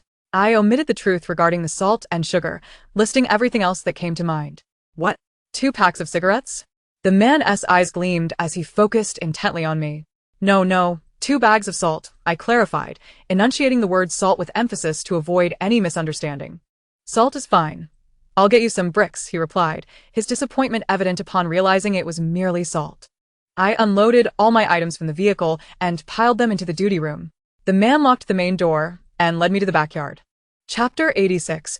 Constructing the pig pen despite its shortcomings, the base was still operational, and my thoughts were filled with the sight of towering bricks. After bringing the truck around, I began loading bricks onto it, filling every available space except for the corn and husks. I tossed 2 bags of cement onto the truck and requested 2 trowels, deeming the task complete. Once finished, I approached the front room to apologize to the elderly man, only to find him engaged in conversation with another individual. Commander of the base, this exchange market has been quite successful. Everyone is actively trading supplies, the man reported. Commander of the base? What does that entail? Is he the one in charge? I pondered, incredulous that the man known for his penny-pinching ways could hold such a position. As the man departed after his report, I directly posed my question to the elderly gentleman. Are you the commander of the base? Such a high rank. How did you rise so quickly? The man flashed a grin. It's all about a box of cigarettes. This response left me momentarily bewildered and feeling somewhat embarrassed. I fished another bag of candy from my pocket and handed it to him. Here's another for you when you're struggling to quit smoking. A bit of sugar water can help. I should be on my way now. With that, I turned to leave. By this time, the exchange market was nearing its end, so I returned the truck to the courtyard. Upon seeing the male proprietor, I handed him 2 bags of candy. Oh, dear, what is this for? He protested, refusing to accept them. Could you accompany me, along with your friends? I am concerned about the safety of transporting so many items. Even if you don't give me candy, I was just discussing with my friends about offering you a ride. Let us go, he replied with a hearty laugh, taking the candy and preparing to call for help. Please accept it. I can't just take your corn without offering something in return. The candy is for the children to enjoy, I insisted. Seeing my resolve, he relented. The male proprietor, along with 2 other men, climbed onto a dilapidated 3-wheeled vehicle, similar to the one that had brought the news to my home. I drove ahead while they followed slowly behind. Thus, we traveled from the border of by town to the junction of our village and town. I waved vigorously out of the window, signaling that they could stop here. The men, seeing my signal, turned their vehicle around and headed home. With the company of the gentleman, I felt incredibly safe on the road. Once we reached our town, they departed, and the latter portion of my journey was relatively quiet. By the time I arrived home, it was past 8 in the evening. Exhausted and lacking the energy to cook, I grabbed a bag of crunchy noodles, munched on them, and collapsed onto the bed, falling into a deep slumber. The next morning, I rose early and followed the elder's instructions to feed the piglets, then began contemplating the construction of a pig pen. Lacking experience, I repeatedly perused a tutorial from a book. I understood that constructing a building poorly was not an option. I needed to master the instructions. After studying for over an hour, I began my work. Near the outdoor restroom at the grain drying area, I cleared a substantial space, intending to build the pig pen there. I decided to construct it sizable, thinking that I might raise other animals in the future. First, I mix cement with sandy soil, adding well water, and using a shovel to blend it all together. The slurry was thick and sticky, clinging to the shovel with relentless tenacity, leaving my arms and back aching from the effort. As I laid bricks, one hand held the brick while the other applied the mortar, layer by layer. The mortar often squeezed out between the bricks, and with a trowel, I would smooth it over in other areas. After 5 days, I finally built the walls to my desired height. I then commenced constructing the roof, aiming for a design that was half open air and half covered, providing shade in summer and warmth in winter by sealing the exposed section with plastic sheets. After 2 days of climbing up and down, my back ached, but after 3 days of diligent work, the structure was completed. I added a feeding trough inside the pen and excavated a drainage outlet near the restroom's waste pit. Now, the feeding trough in the pig pen was more robust and durable, and the drainage outlet allowed pig waste to flow directly into the pit. The pig pen was situated a distance from the house, minimizing odor during entry and exit. Now, I only had to wait for the pig pen to dry, and during this drying period, I had other tasks to attend to. I retrieved narrower wooden boards from the west wing and, using a nail gun and electric saw, constructed a large wooden bed for the piglets. Though it was a wooden bed, its height was only about 10 centimeters, primarily intended to keep them dry and warm. After half a day, I successfully secured the piglet bed. To prevent splinters from injuring the piglets, I used a sander to smooth the bed surfaces. It felt wonderfully smooth to the touch, and I could easily envision how comfortable the piglets would be lying upon it. I positioned the wooden bed far from the drainage outlet, allowing the piglets to distinguish between their sleeping area and their waste area. Since constructing the pig pen, I had made it a habit to check on it several times a day to ensure it was drying. I repeatedly whispered to myself, "Dry quickly, dry quickly." I truly do not wish to clean up pig waste any longer. After several days of anticipation, the structure was finally dry. Without delay, I placed the 3 little ones into the pig pen. Having been cooped up in a cage for so long, they were ecstatic to explore their new space. The past few days had left me utterly exhausted. The smell from the piglets was far more pungent than that of dogs, and cleaning up after them had proven quite a challenge. Henceforth, I would only need to clean it periodically. Having finally set aside my concerns about the piglets, I resolved to gather as much firewood as possible before the weather turned cold. With the autumn harvest concluded, I began ascending the mountain daily to collect branches. I focused on trees that had perished during the extreme cold. Now, those trees were desiccated and, after enduring days of scorching sun, had become brittle enough to snap with ease. With nimble hands and feet, gathering branches proved to be quite manageable. The branches of fruit trees possess a delightful aroma, and when fashioned into charcoal, they can serve as an excellent medium for barbecuing.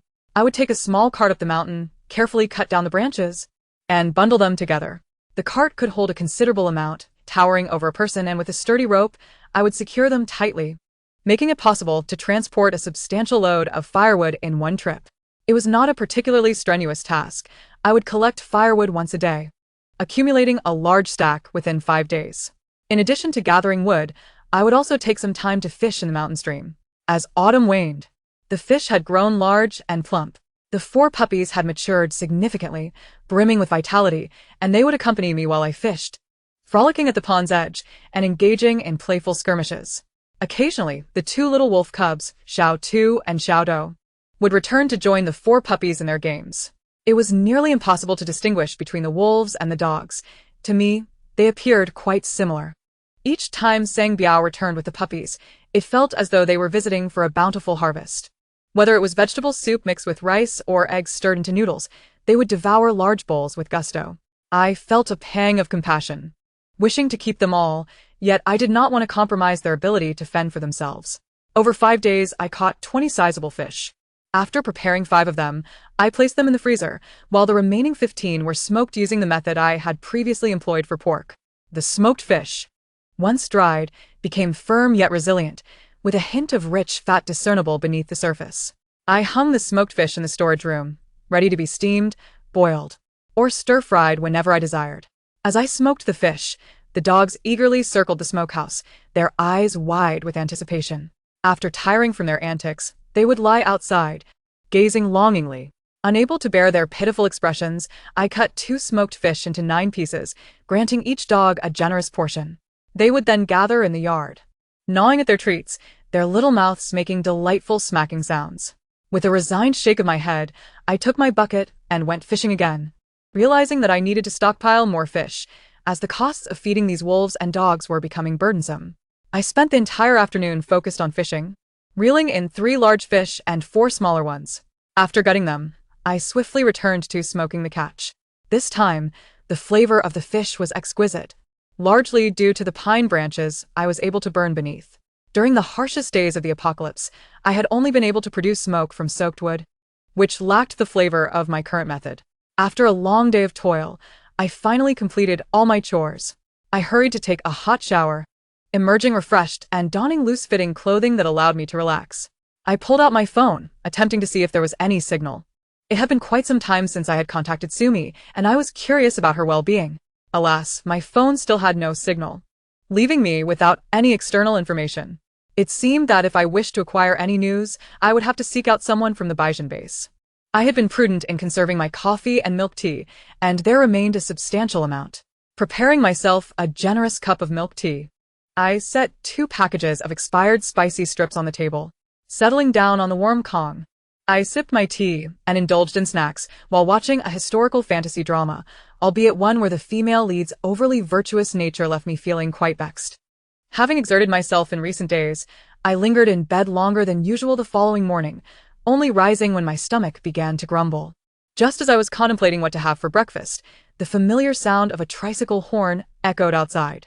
Goodness, solitude in the apocalypse was hardly a peaceful affair. With a resigned shake of my head, I donned my clothes, slipped my electric baton into my pocket, and stepped outside. Upon my exit, I spotted Xiaoguo and Sang Biao, teeth bared, growling towards the door. Even before I opened the gate, they were eager to charge out and defend their territory. The 4 puppies appeared more relaxed, seemingly oblivious to the commotion, simply tilting their heads in curiosity. Peering through the crack of the door, I confirmed that it was indeed the same group of individuals from before, including the older brother who had delivered messages previously, accompanied by his nephew from the greenhouse, whom I remembered as Tauzi. 2 others had changed. They were the pig farmer and a robust man I had encountered at the trading market. Maintaining a cautious demeanor, I tightened my grip on the electric baton and opened the gate. Rather than allowing them inside, I chose to step out. Xiaoguo and Sang Biao followed closely behind me. The pig farmer and the robust man had clearly seen the dogs before, as they did not appear overly surprised, though they took a considerable step back. The young boy and the man I had spoken with previously were visibly startled. They had never encountered Sang Biao, who was now a formidable presence. "Is there something you need?" I inquired, noting that the pig farmer had joined them, and feeling somewhat embarrassed to display the impatience I had shown last time. "We came to ask if you have many puppies at home," the pig farmer stated, shifting the conversation from the previous man. It seemed he had been sent to negotiate, likely due to his amicable relationship with me. So, they were interested in puppies. I was somewhat puzzled. Was there a scarcity of dogs at the base? Dogs? I echoed softly, but before I could elaborate, the pig farmer continued, "You see, our families are engaged in pig farming, and every night we must send someone to keep watch, fearing thieves." I nodded, encouraging him to proceed. "Several families wish to have a dog. There are 2 male dogs at the base, but no female dogs. We were hoping to find a puppy. On the day of the trading market, no one had dogs for sale. We remembered you had brought a dog last time, so we thought we might come to see if you have any extra puppies to trade." I understood now. They sought a dog for protection. I had initially assumed they were seeking my assistance for something else. Clearly, the man who had previously delivered messages and the young boy had accompanied the pig farmer. I indeed had puppies, but they lived a life of comfort with me, free to roam and well-fed. I was reluctant to send them to a life of hardship elsewhere. "We would take good care of them," the pig farmer insisted. "We raise pigs and occasionally we sell meat, so the puppies would eat well." Upon hearing that I had dogs, the pig farmer's expression brightened, and he began to persuade me further. Noticing my hesitation, he added, "We brought some items to trade. Take a look and let us know if you're interested." I silently deliberated. I had previously considered this dilemma, with so many dogs at home, and the prospect of Xiaoguo and the 4 dogs producing more puppies. I might not be able to sustain them all. Moreover, Sang Biao often returned with his 2 cubs, seeking sustenance. Even if I could afford their upkeep, I could not guarantee a meat-rich diet for them all. However, I wondered if they would be well treated if I entrusted them to someone else. If they were to be restrained and confined, living their lives in a small space, I would vehemently oppose such an arrangement. The more I contemplated, the more conflicted I became, glancing at the group before me. Yet, considering their long journey and the supplies they had brought, I realized that if a trade were to occur, they likely would not skimp on the care of the dogs. After much contemplation, I finally spoke up. If you truly need a dog, I can agree to the trade, but I have a few conditions. Upon hearing my words, the pig farmer's eyes lit up with hope, and he nodded eagerly. Sister, what request do you have? The puppy should not be tethered continuously, fearing it may get lost. It should be kept in the yard. During the cold winter nights, it must be allowed inside. My dog has not endured much hardship and lacks resilience. Left outside for just a few days, it could succumb to the freezing temperatures. After listening to my concerns, the pig farmer pondered for a moment before nodding decisively. I can do that. This puppy is precious to us. Once taken home, it will be cared for like family. We are not a cruel household. We will not let it suffer. The sincerity in his expression instilled my trust. I nodded in agreement and turned to walk towards the yard. I have always believed in the integrity of this family selling pigs, and given the scarcity of dogs in this post-apocalyptic world, they would not mistreat it. In the yard, four little bundles were curiously tilting their heads to watch the outside world, each one evoking a pang of reluctance in me. After much hesitation, I steeled myself and picked up Little One and Little Two. Little Earth has always been unguarded with me, showing no reaction as I carried the two puppies outside. Little One and Little Two are a male and female pair, capable of producing offspring in the future, assuming I have come to terms with the unconventional ethics involved. The pig farmer's face lit up when he saw me emerge, cradling the two fluffy, round creatures. Oh, my sister, having two is wonderful, he exclaimed, reaching out with a smile. This one is male, and that one is female. If cared for well, they can have puppies. We shall give any offspring to kind, wealthy families, ensuring they do not suffer. After imparting my instructions, I extended my hands to pass him the puppies. They've grown quite hefty. They must be easy to care for. You've done well, sister, he remarked, inspecting them closely. The two puppies, unfamiliar with anyone but me, surprisingly showed no fear upon seeing the pig farmer. Their little tails wagged excitedly. As he embraced them, they eagerly licked his hands. This sight brought me a measure of comfort. It seemed the puppies had taken a liking to him and would not be overly homesick. Thank you, sister. I am truly grateful. I will take good care of them. At night, if they hear anything, they will bark. And I won't leave them tied up outside to suffer, he assured me. Hearing his words, I felt reassured that the little ones would not endure any hardship. The farmer then led me to the back of his tricycle, requesting that I take away the items loaded onto it. I was already feeling quite sorrowful about parting with the puppies and had little inclination to retrieve their belongings. However, I reconsidered.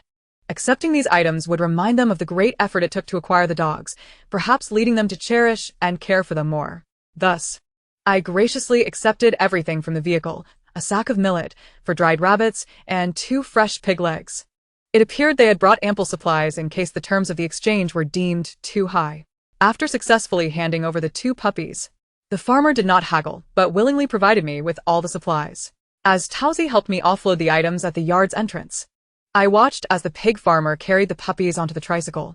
Sang Biao and Little Melon stamped their feet anxiously, observing the farmer loading the dogs onto the vehicle. Yet, seeing my calm demeanor, they refrained from any rash actions. Trusting was one thing. Feeling reluctant was another. I am naturally prone to tears, and I felt the moisture welling up in my eyes, my nose tinged with sorrow. My heart ached, but I knew this was the right decision. With the apocalypse waning, the world outside is in dire need of dogs, and continuing the propagation of their species is a noble endeavor. Moreover, I would no longer be burdened by the care of a large pack. Rationally speaking, this was a win-win situation. As I comforted myself with this reasoning, I observed the 2 puppies happily licking the pig farmer's hands. Tazi stood beside me, watching my reaction to the dogs. Sister, don't be too sad. We're in this together. I will keep an eye on them, and if they dare mistreat those 2 puppies, I will sneak them back to you overnight. He reassured me, scratching his head. What a bright and kind-hearted young boy he is. Thank you, Towsy, I replied, smiling up at him. Sister, you know my name? He seemed pleasantly surprised that I recalled it. Yes, the last person who visited called you that, and I remembered. I patiently answered his question. Just then, the sound of the tricycle starting up broke the moment. "Sister, I'm leaving now, but I'll come back to play with you when I have the chance," he said, retreating toward the tricycle, smiling and waving goodbye. Seeing his optimistic smile, I waved back with a smile of my own. I began moving a pile of dried rabbits and pig legs into the house. After cutting a large portion of the pig leg into small pieces, I brought the meat over to Little Earth and Little Melon. Upon seeing the meat, Little Melon, who had previously appeared anxious, immediately devoured it hungrily. Little Earth sniffed and began to eat at a leisurely pace. "I'm sorry, Little Earth, we have too many dogs. But Little One and Little Two will have a good life in their new home," I murmured, petting Little Earth's head. Though Little Earth may not understand my words, I hoped it wouldn't be too sorrowful. However, I soon realized my worries were unwarranted. In the following days, Little Earth showed no signs of distress or a search for the two puppies. Perhaps dogs truly possess short memories, which would be a blessing for it. The two pig legs at home posed a dilemma. They were quite substantial, each weighing over 20 pounds. With no room left in the freezer or refrigerator, I could only coat them in salt and set them on a shelf in the back room to air dry. I hoped this would prevent spoilage. Having completed all necessary outdoor tasks, I now awaited the onset of winter. Wintering involves keeping the house warm and cozy, aside from essential chores. It's a time for eating, drinking, and resting at home. I was on the threshold of wintering, with only the final step remaining, pickling vegetables. I had already pickled sauerkraut last year, so that posed no challenge. I simply needed to coat the cabbage with salt, place it in a water vat, and press it down with a large stone. In due time, I would have crisp and tangy sauerkraut to enjoy. This year's bountiful vegetable harvest left me with plenty of fresh produce, specifically set aside for pickling. Chapter 89. Late autumn pickling. I moved several small jars into the back room. If this winter is not too harsh, I will pickle the vegetables there. High indoor temperatures can spoil pickled goods. I started with the simplest recipe, washing cucumbers, peppers, green beans, and radishes thoroughly and allowing them to dry. These vegetables would be pickled in the small jars I had brought home from others. I placed the peppers and green beans at the bottom, layered them with salt, and then packed the cucumbers and radishes tightly on top. I poured in cooled boiled water, just enough to cover the vegetables, but not too much. A clean, large stone pressed down on top. With just the right amount of salt, I would achieve a jar of tangy pickles, which I enjoy.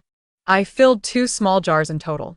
The pickles made this way retain the vegetables' original flavors, crisp and tangy. They can be chopped up for direct consumption, used in noodle dishes, or even incorporated into dumplings and stir-fries. Next, I prepared to pickle some more complex, richly flavored pickles.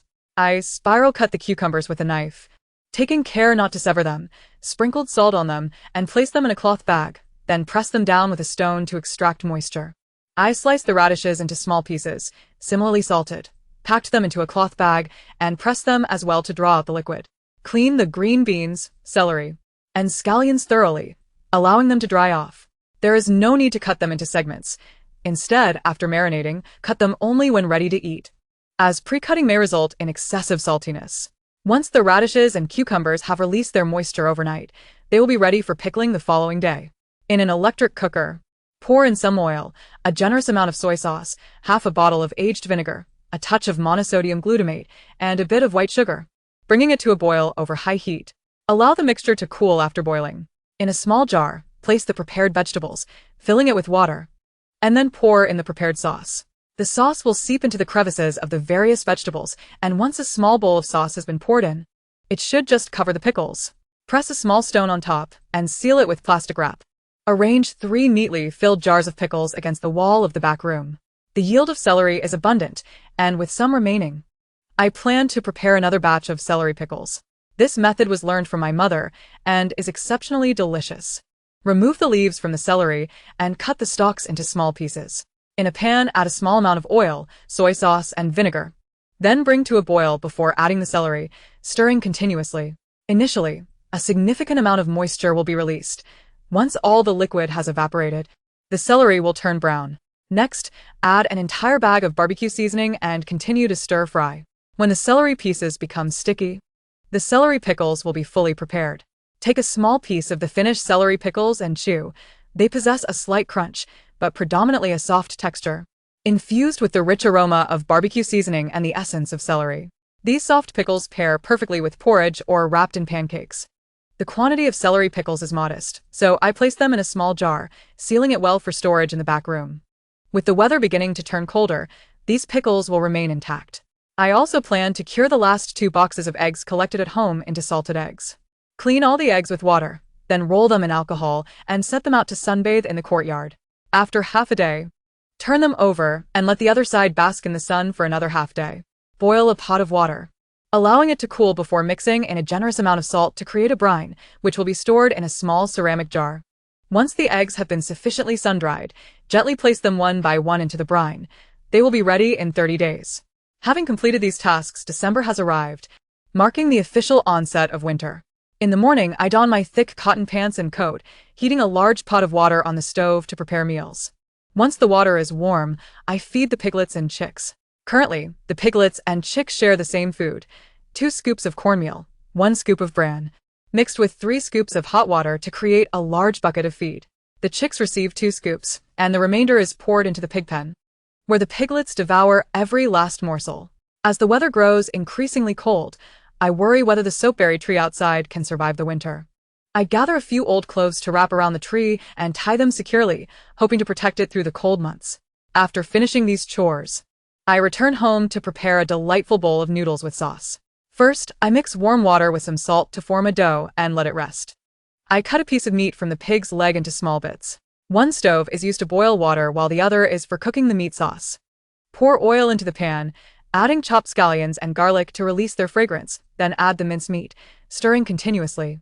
Once a rich aroma of meat is released, incorporate some soybean paste and a blend of spices, stirring until fragrant before adding a spoonful of water. When the water has evaporated sufficiently, it is ready to serve. The water is boiling, so I roll out the dough into thin pancakes and cut them into 5 mm wide noodles. These are placed into the boiling water until they float, at which point I add a generous handful of lettuce. After a minute, I retrieve them. I serve myself a large bowl first, leaving the remainder in the pot to soak. Adding a generous spoonful of sauce to the noodles, I sit at the table, mixing and savoring each mouthful. Before long, I finish an entire bowl, beads of sweat forming on my forehead. Returning to the kitchen, I lift the pot lid. The remaining noodles and broth have thickened considerably. I transfer all the noodles to a metal tray, pouring half of the meat sauce over them and mixing thoroughly. Setting aside a small bowl and leaving the rest on the ground, I call over my dogs, Xiao Di, Xiao Gua, and the other 2, and soon they are all huddled together, finishing off the meal. The small bowl left is for Sang Biao, meant for when he returns at night. Around 7 or 8 in the evening, Sang Biao indeed comes back. I magically present the small bowl of meat sauce noodles from the back room to him. Without hesitation, he devours it in 3 bites and then leisurely strolls away. Xiao San and Xiao Si, accustomed to the wild, follow him up the mountain. As evening falls, sleepiness overtakes me, and I lie down on the warm Kang to rest. In the middle of the night, I am awakened by Xiao Gua's barking. I had intended to take a brief nap, but I realize I have slept longer than expected. Xiao Gua is outside playing, having forgotten to be brought inside at bedtime, and now barks, causing me some concern. I suspect it may be wolves, as they sometimes come to drink from the water outside the yard. However, I cannot afford to be complacent. Quietly, I dress, taking my stun baton and compound bow, and stealthily approach the windbreak. After observing for 2 minutes, I notice someone climbing over the wall from outside. Xiao Gua stands at the yard gate, head lowered, fur bristling on his back, barking at 2 intruders. I feel a surge of anxiety. My hands and feet grow cold, and beads of sweat form on my brow, my heart racing wildly. Having lived alone for so long, this is the first time I have encountered real intruders. There are 3 of them, and while I initially considered hiding inside, my Xiao Gua is still outside. The intruders see the dog and, cursing, approach Xiao Gua wielding a stick.